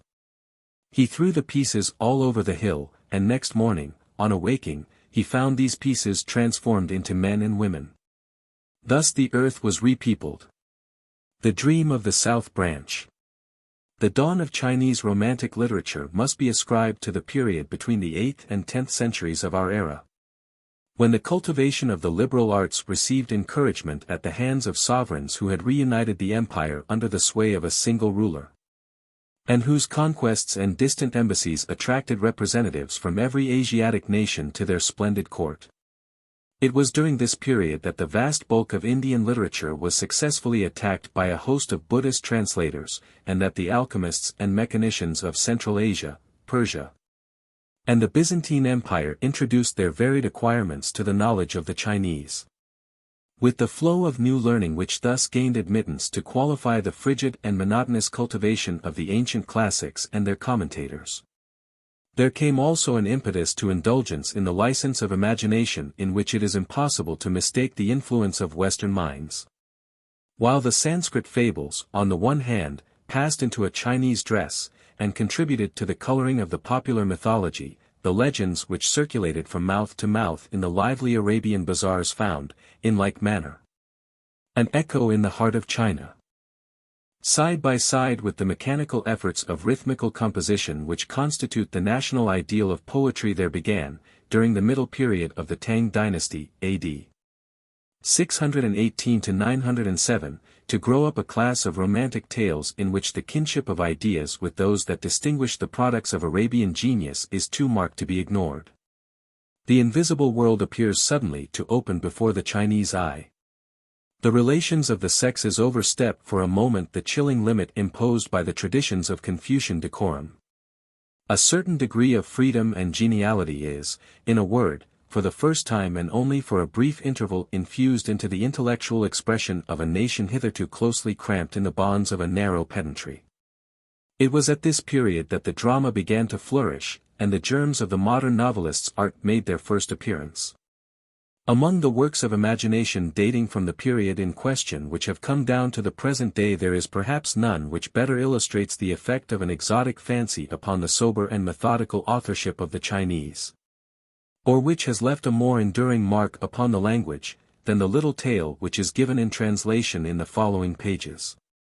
The Nan Ko Meng, or Dream of the South Branch, as the title, literally translated, should read, is the work of a writer named Li Kungtso, who, from an incidental mention of his own experiences in Jiangxi which appears in another of his tales, is ascertained to have lived at the beginning of the 9th century of our era. The Nan Ko, or South Branch, is the portion of a huai tree, Sephora japdonica, a tree well known in China, and somewhat resembling the American locust tree, in which the adventures narrated in the story are supposed to have occurred. And from this narrative of a dream, recalling more than one of the incidents recounted in the Arabian Nights, the Chinese have borrowed a metaphor to enrich the vocabulary of their literature.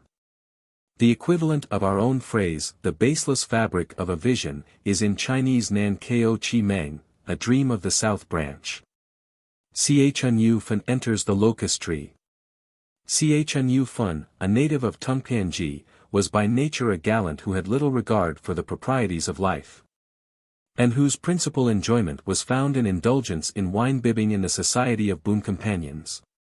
At one time he held a commission in the army, but this he lost through his dissipated conduct, and from that time he more than ever gave himself up to the pleasures of the wine-cup.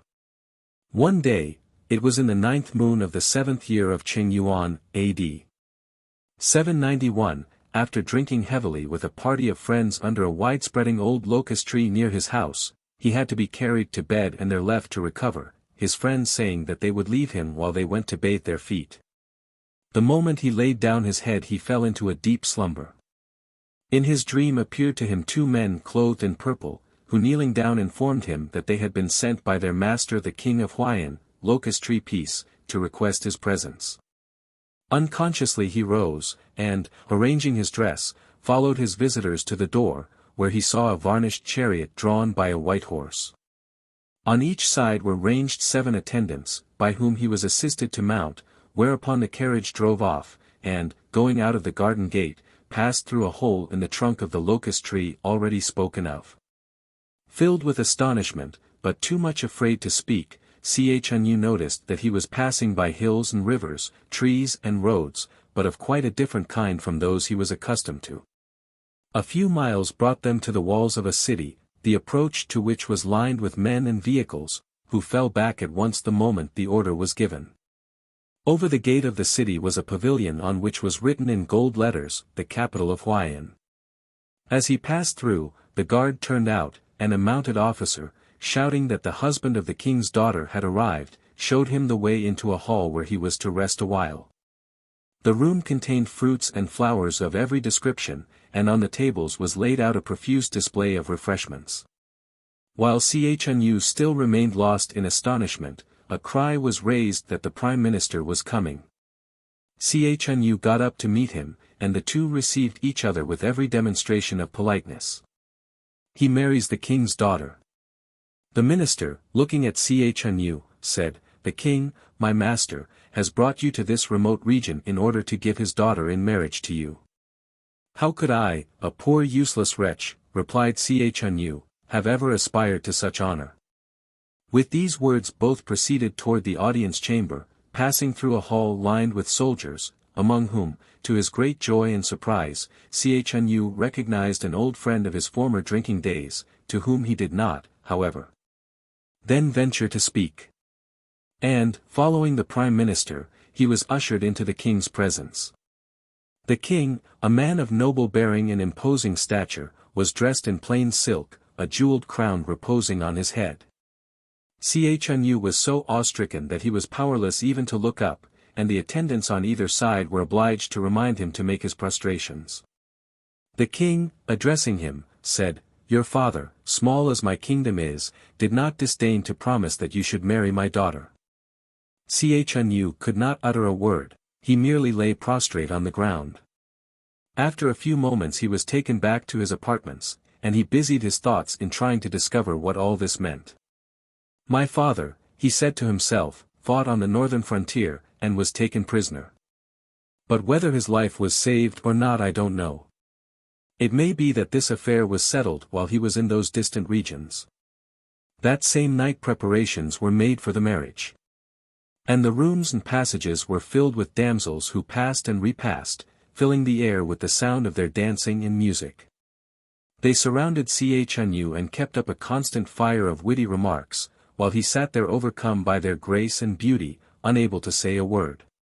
"Do you remember," said one of them, coming up to Chang'e, "the other day when with the lady Lingqi I was listening to the service in the courtyard of a temple, and while I, with all the other girls, was sitting on the window step. You came up to us, talking nonsense, and trying to get up a flirtation. Don't you remember how we tied a handkerchief on the stem of a bamboo?" Then she continued, "Another time at a temple, when I threw down 2 gold hairpins and an ivory box as an offering, you asked the priest to let you look at the things, and after admiring them for a long time you turned toward me and said that neither the gifts nor the donor were of this world. And you wanted to know my name, and where I lived, but I wouldn't tell you, and then you gazed on me so tenderly, and could not take your eyes off me. You remember this, without doubt. I have ever treasured the recollection in my heart." "How could I possibly forget it," was Chang'e's reply, whereat all the maidens exclaimed that they had never expected to see him in their midst on this joyful occasion.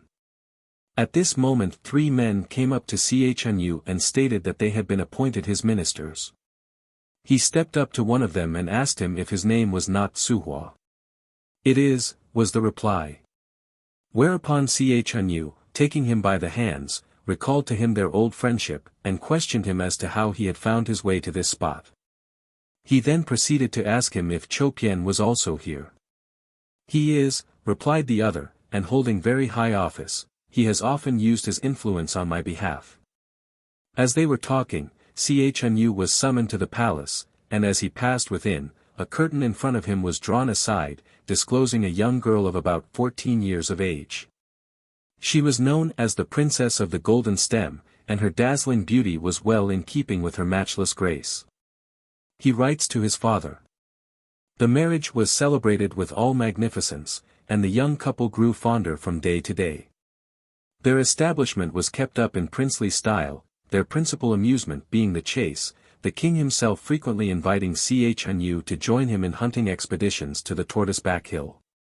As they were returning one day from one of these excursions, Chang'e said to the king, "On my marriage day your majesty told me that it was my father's desire that I should espouse your daughter. My father was worsted in battle on the frontier, and for 17 years we have had no news of him. If your majesty knows his whereabouts, I would beg permission to go and see him." "Your father," replied the king, "is frequently heard of.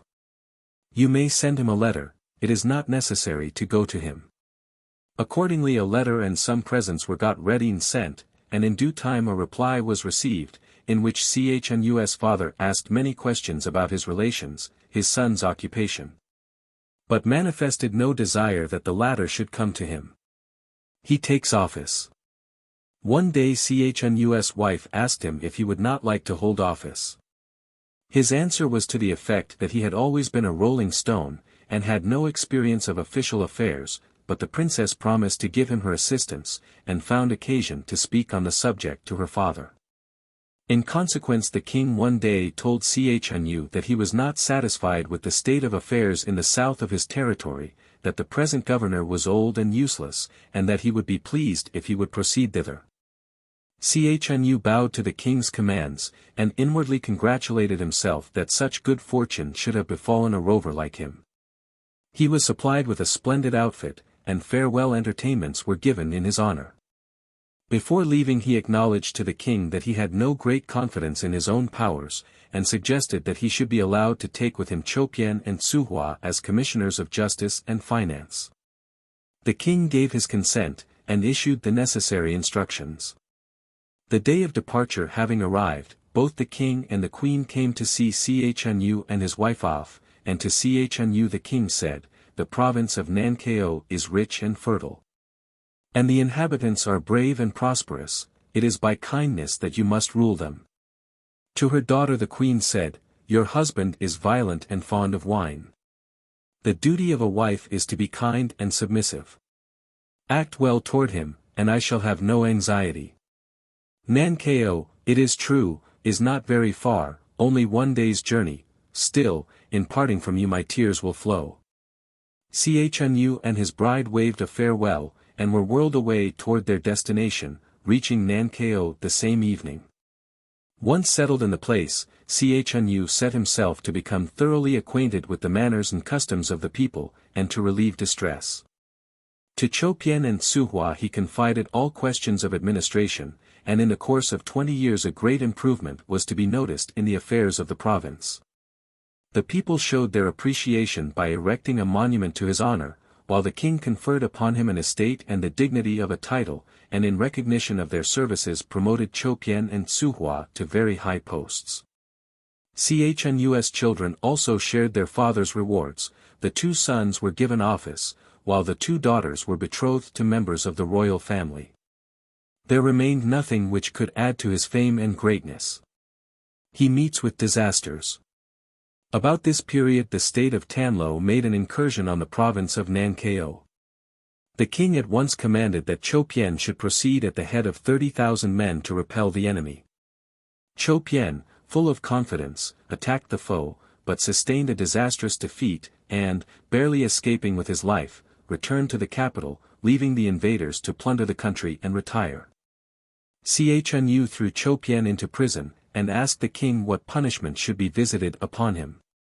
His Majesty granted Chopien his pardon, but that same month he died of disease.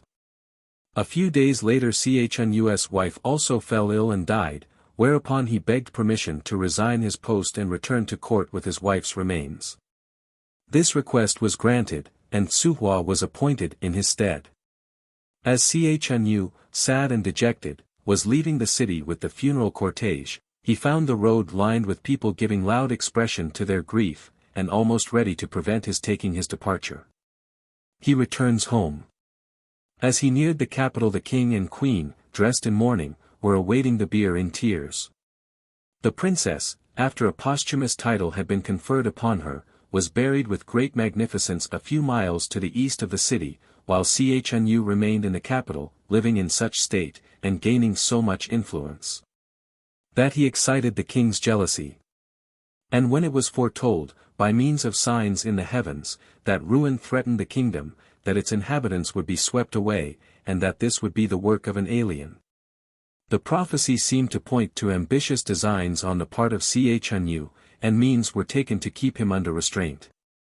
Chang'e, conscious that he had faithfully filled a high office for many years, felt greatly grieved by these calumnies, a result which the king could not avoid noticing. He accordingly sent for Chang'e, and said, "For more than 20 years we have been connections, although my poor daughter, unfortunately, has not been spared to be a companion to you in old age. Her mother is now taking care of her children. Your own home you have not seen for many years, return to see your friends, your children will be looked after, and in 3 years you will see them again. Is not this my home? Whither else am I to go?" was Chang'e's reply. "My friend," the king said laughingly, "you are a human being, you don't belong to this place." At these words Chang'e seemed to fall into a deep swoon, and he remained unconscious for some time, after which he began to recall some glimpses of the distant past. With tears in his eyes he begged that he might be allowed to return to his home, and, saying farewell, he departed. Outside the palace he found the same 2 officials in purple clothes who had led the way so many years ago. A conveyance was also there, but this time it was a mere bullock cart, with no outriders. He took the same road as before, and noticed the same hills and streams. The 2 officials were by no means imposing this time, and when he asked how far was his destination they continued to hum and whistle and paid no attention to him. At last they passed through an opening, and he recognized his own village, precisely as he had left it. The 2 officials desired him to get down and walk up the steps before him, where, much to his horror, he saw himself lying down in the porch. He was too much bedazed with terror to advance, but the 2 officials called out his name several times, and upon this he awoke. The servants were bustling about the house, and his 2 companions were still washing their feet. Everything was as he had left it, and the lifetime he had lived in his dream had occupied only a few moments. Calling out to his 2 friends, he made them follow him to the locust tree, and pointed out the opening through which he had begun his journey in dreamland. An axe was sent for, and the interior of the trunk thrown open, whereupon a series of galleries was laid bare. At the root of the tree a mound of earth was discovered, in shape like a city, and swarming with ants. This was the capital of the kingdom in which he had lived in his dream. A terrace surrounded by a guard of ants was the residence of the king and queen, 2 winged insects with red heads. 20 feet or so along another gallery was found an old tortoise shell covered with a thick growth of moss. It was the tortoise-back hill of the dream. In another direction was found a small mound of earth round which was coiled a root in shape like a dragon's tongue. It was the grave of the king's daughter, Chang'e's wife in the vision. As he recalled each incident of the dream he was much affected at discovering its counterpart in this nest of ants, and he refused to allow his companions to disturb it further. They replaced everything as they had found it. But that night a storm of wind and rain came, and next morning not a vestige of the ants was to be seen. They had all disappeared, and here was the fulfillment of the warning in the dream, that the kingdom would be swept away. Chang'e regenerate. At this time Chang'e had not seen Chopien and Suhua for some 10 days. He sent a messenger to make inquiries about them, and the news he brought back was that Chopien was dead and Suhua lying ill. The fleeting nature of man's existence revealed itself to him as he recalled the greatness of these 2 men in the ant world. From that day he became a reformed man, drink and dissipation were put aside. After 3 years had elapsed he died, thus giving effect to the promise of the ant king that he should see his children once more at the end of 3 years. Why the young tribe have heads of dogs. The wave of conquest which swept from north to south in the earliest periods of Chinese history 45 left on its way, like small islands in the ocean, certain remnants of aboriginal tribes which survived and continued to exist despite the sustained hostile attitude of the flood of alien settlers around them. When stationed at Fuqiao I saw the settlements of one of these tribes which lived in the mountainous country not very many miles inland from that place. They were those of the young tribe, the members of which wore on their heads a large and peculiar headgear constructed of bamboo splints resting on a peg inserted in the xinyan at the back of the head. The weight of the structure in front being counterbalanced by a pad, serving as a weight, attached to the end of the splints, which projected as far down as the middle of the shoulders. This framework was covered by a mantilla of red cloth which, when not rolled up, concealed the whole head and face. The following legend, related to me on the spot, explains the origin of this unusual headdress. Two tribes at war. In early times the chief of a Chinese tribe, another version says an emperor of China, was at war with the chief of another tribe who came to attack his territory from the west. The western chief so badly defeated the Chinese army that none of the generals or soldiers could be induced to renew hostilities and endeavor to drive the enemy back to his own country. This distressed the Chinese chief very much. As a last resort he issued a proclamation promising his daughter in marriage to anyone who would bring him the head of his enemy, the chief of the West. The chief's promise. The people in the palace talked much of this promise made by the chief, and their conversation was listened to by a fine large white dog belonging to one of the generals. This dog, having pondered the matter well, waited until midnight and then stole over to the tent of the enemy chief. The latter, as well as his guard, was asleep, or, if the guard was not, the dog succeeded in avoiding him in the darkness. Entering the tent, the dog gnawed through the chief's neck and carried his head off in his mouth. At dawn he placed it at the Chinese chief's feet, and waited for his reward. The chief was soon able to verify the fact that his enemy had been slain, for the headless body had caused so much consternation in the hostile army that it had already begun to retreat from Chinese territory. A strange contract. The dog then reminded the chief of his promise, and asked for his daughter's hand in marriage. "But how," said the chief, "can I possibly marry my daughter to a dog?" "Well," replied the dog, "will you agree to her marrying me if I change myself into a man?" This seemed a safe promise to make, and the chief agreed. The dog then stipulated that he should be placed under a large bell and that no one should move it or look into it for a space of 280 days. The chief's curiosity. This was done, and for 279 days the bell remained unmoved, but on the 280th day the chief could restrain his curiosity no longer, and tilting up the bell saw that the dog had changed into a man all except his head. The last day being required to complete the transformation. However, the spell was now broken, and the result was a man with a dog's head. Since it was the chief's fault that, through his over-inquisitiveness, the dog could not become altogether a man, he was obliged to keep his promise, and the wedding duly took place. The bridegroom's head being veiled for the occasion by a red mantilla. The origin of a custom. Unfortunately the fruit of the union took more after their father than their mother, and though comely of limb had exceedingly ugly features. 46 They were therefore obliged to continue to wear the head covering adopted by their father at the marriage ceremony, and this became so much an integral part of the tribal costume that not only has it been worn ever since by their descendants, but a change of headgear has become synonymous with a change of husbands or a divorce. One account says that at the original bridal ceremony the bride wore the red mantilla to prevent her seeing her husband's ugly features, and that is why the headdress is worn by the women and not by the men. Or more generally by the former than the latter, though others say that it was originally worn by the ugly children of both sexes. And of a worship. This legend explains the dog worship of the Jung tribe, which now consists of 4 clans, with a separate surname, Lei, Chang'e, Lang, and Pan, to each, has a language of its own, and does not intermarry with the Fuchao natives.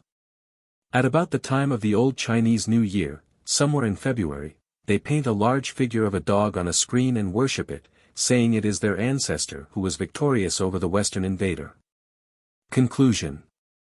If the greatness of nations is to be judged by the greatness of their myths, using the word great in the sense of world famous and of perennial influence, there would be few great nations, and China would not be one of them.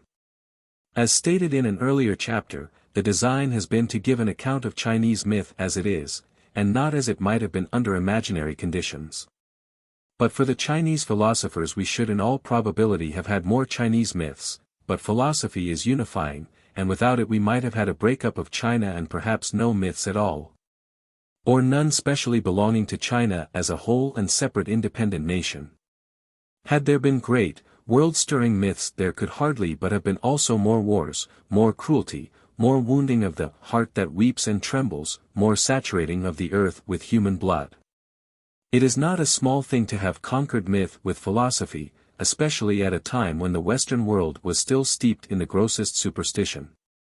Therefore we may be thankful that the Chinese were and are a peace-loving, sober, agricultural, industrial, non-military, non-priest-ridden, literary, and philosophical people, and that we have instead of great myths a great people. But if the real test of greatness is purity and justice, then Chinese myth must be placed among the greatest of all, for it is not obscene, and it is invariably just. Glossary. The pronunciation of Chinese words.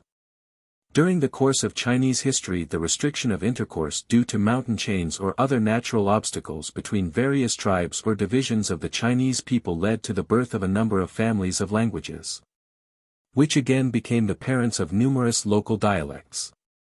These dialects have in most cases restricted ranges, so that of one district may be partially or wholly unintelligible to the natives of another situated at a distance of only 100 miles or less. The court or government language is that spoken in Peking and the metropolitan district, and is the language of official communication throughout the country. Though neither the oldest nor the purest Chinese dialect, it seems destined more than any other to come into universal use in China.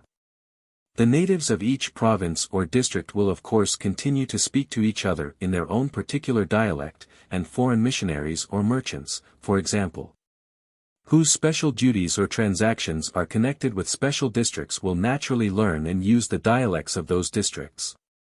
But as a means of intercommunication generally between natives of different provinces, or between natives and foreigners, the court language seems likely to continue in use and to spread more and more over the whole country. It is to this that the following remarks apply. The essentials of correct pronunciation of Chinese are accuracy of sound, tone, and rhythm. Sound. Vowels and diphthongs. A as in father. Ai as in Italian ami. Ao. Italian ao in aosta, sometimes aoo, the o in cotto. E in n, as in yet, lens. Ei. Nearly ey in gray, but more as in Italian lei, conti. E, the vowel sound in lurk. Ei. The foregoing e followed enclitically by y, money without the n equals may. The in per. I, as a single or final syllable, the vowel sound in ease, tree, in ih, in ing, as in chick, thing. Ia generally as in the Italian Maria. Iai. The iai in the Italian vecchiaia.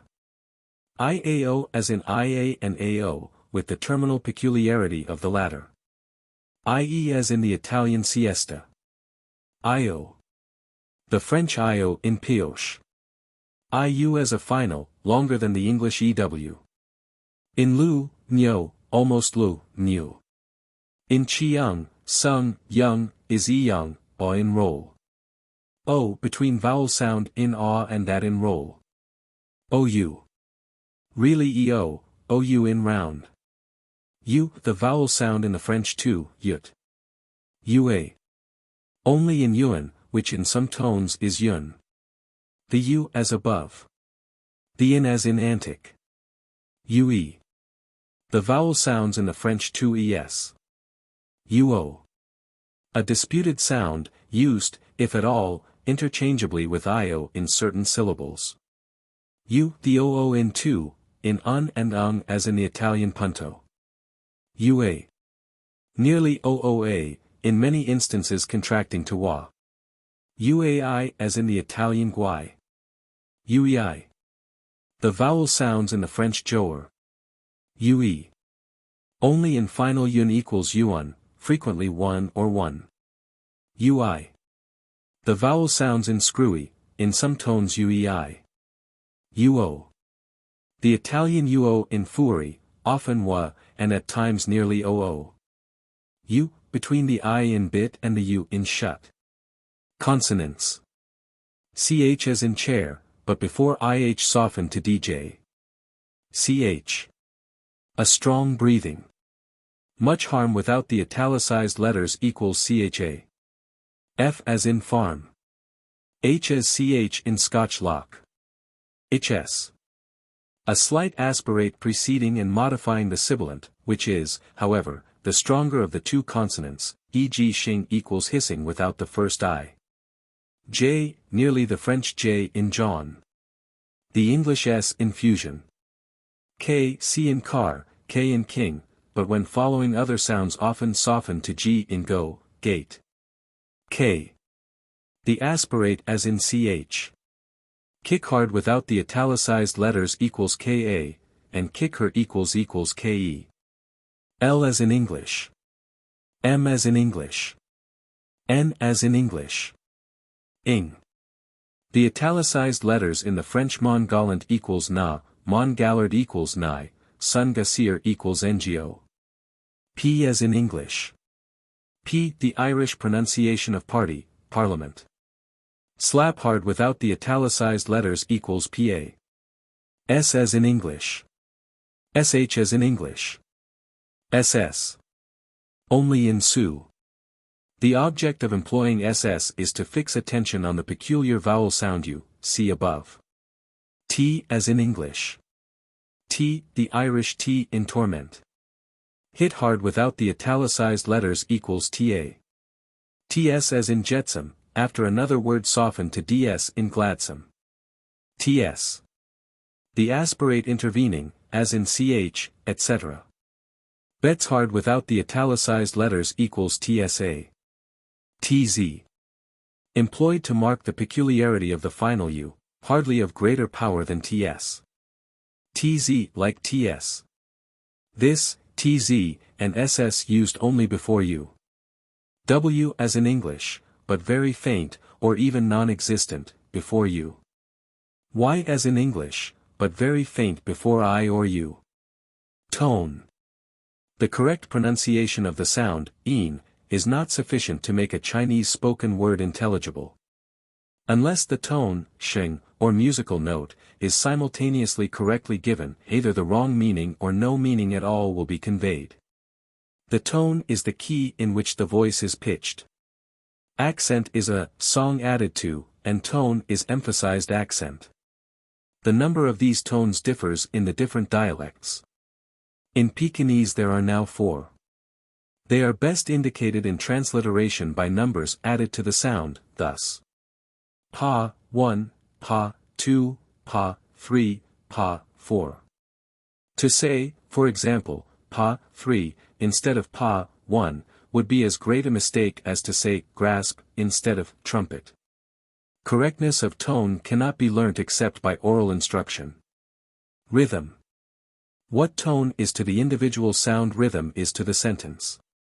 This also, together with proper appreciation of the mutual modifications of tone and rhythm, can be correctly acquired only by oral instruction. The end.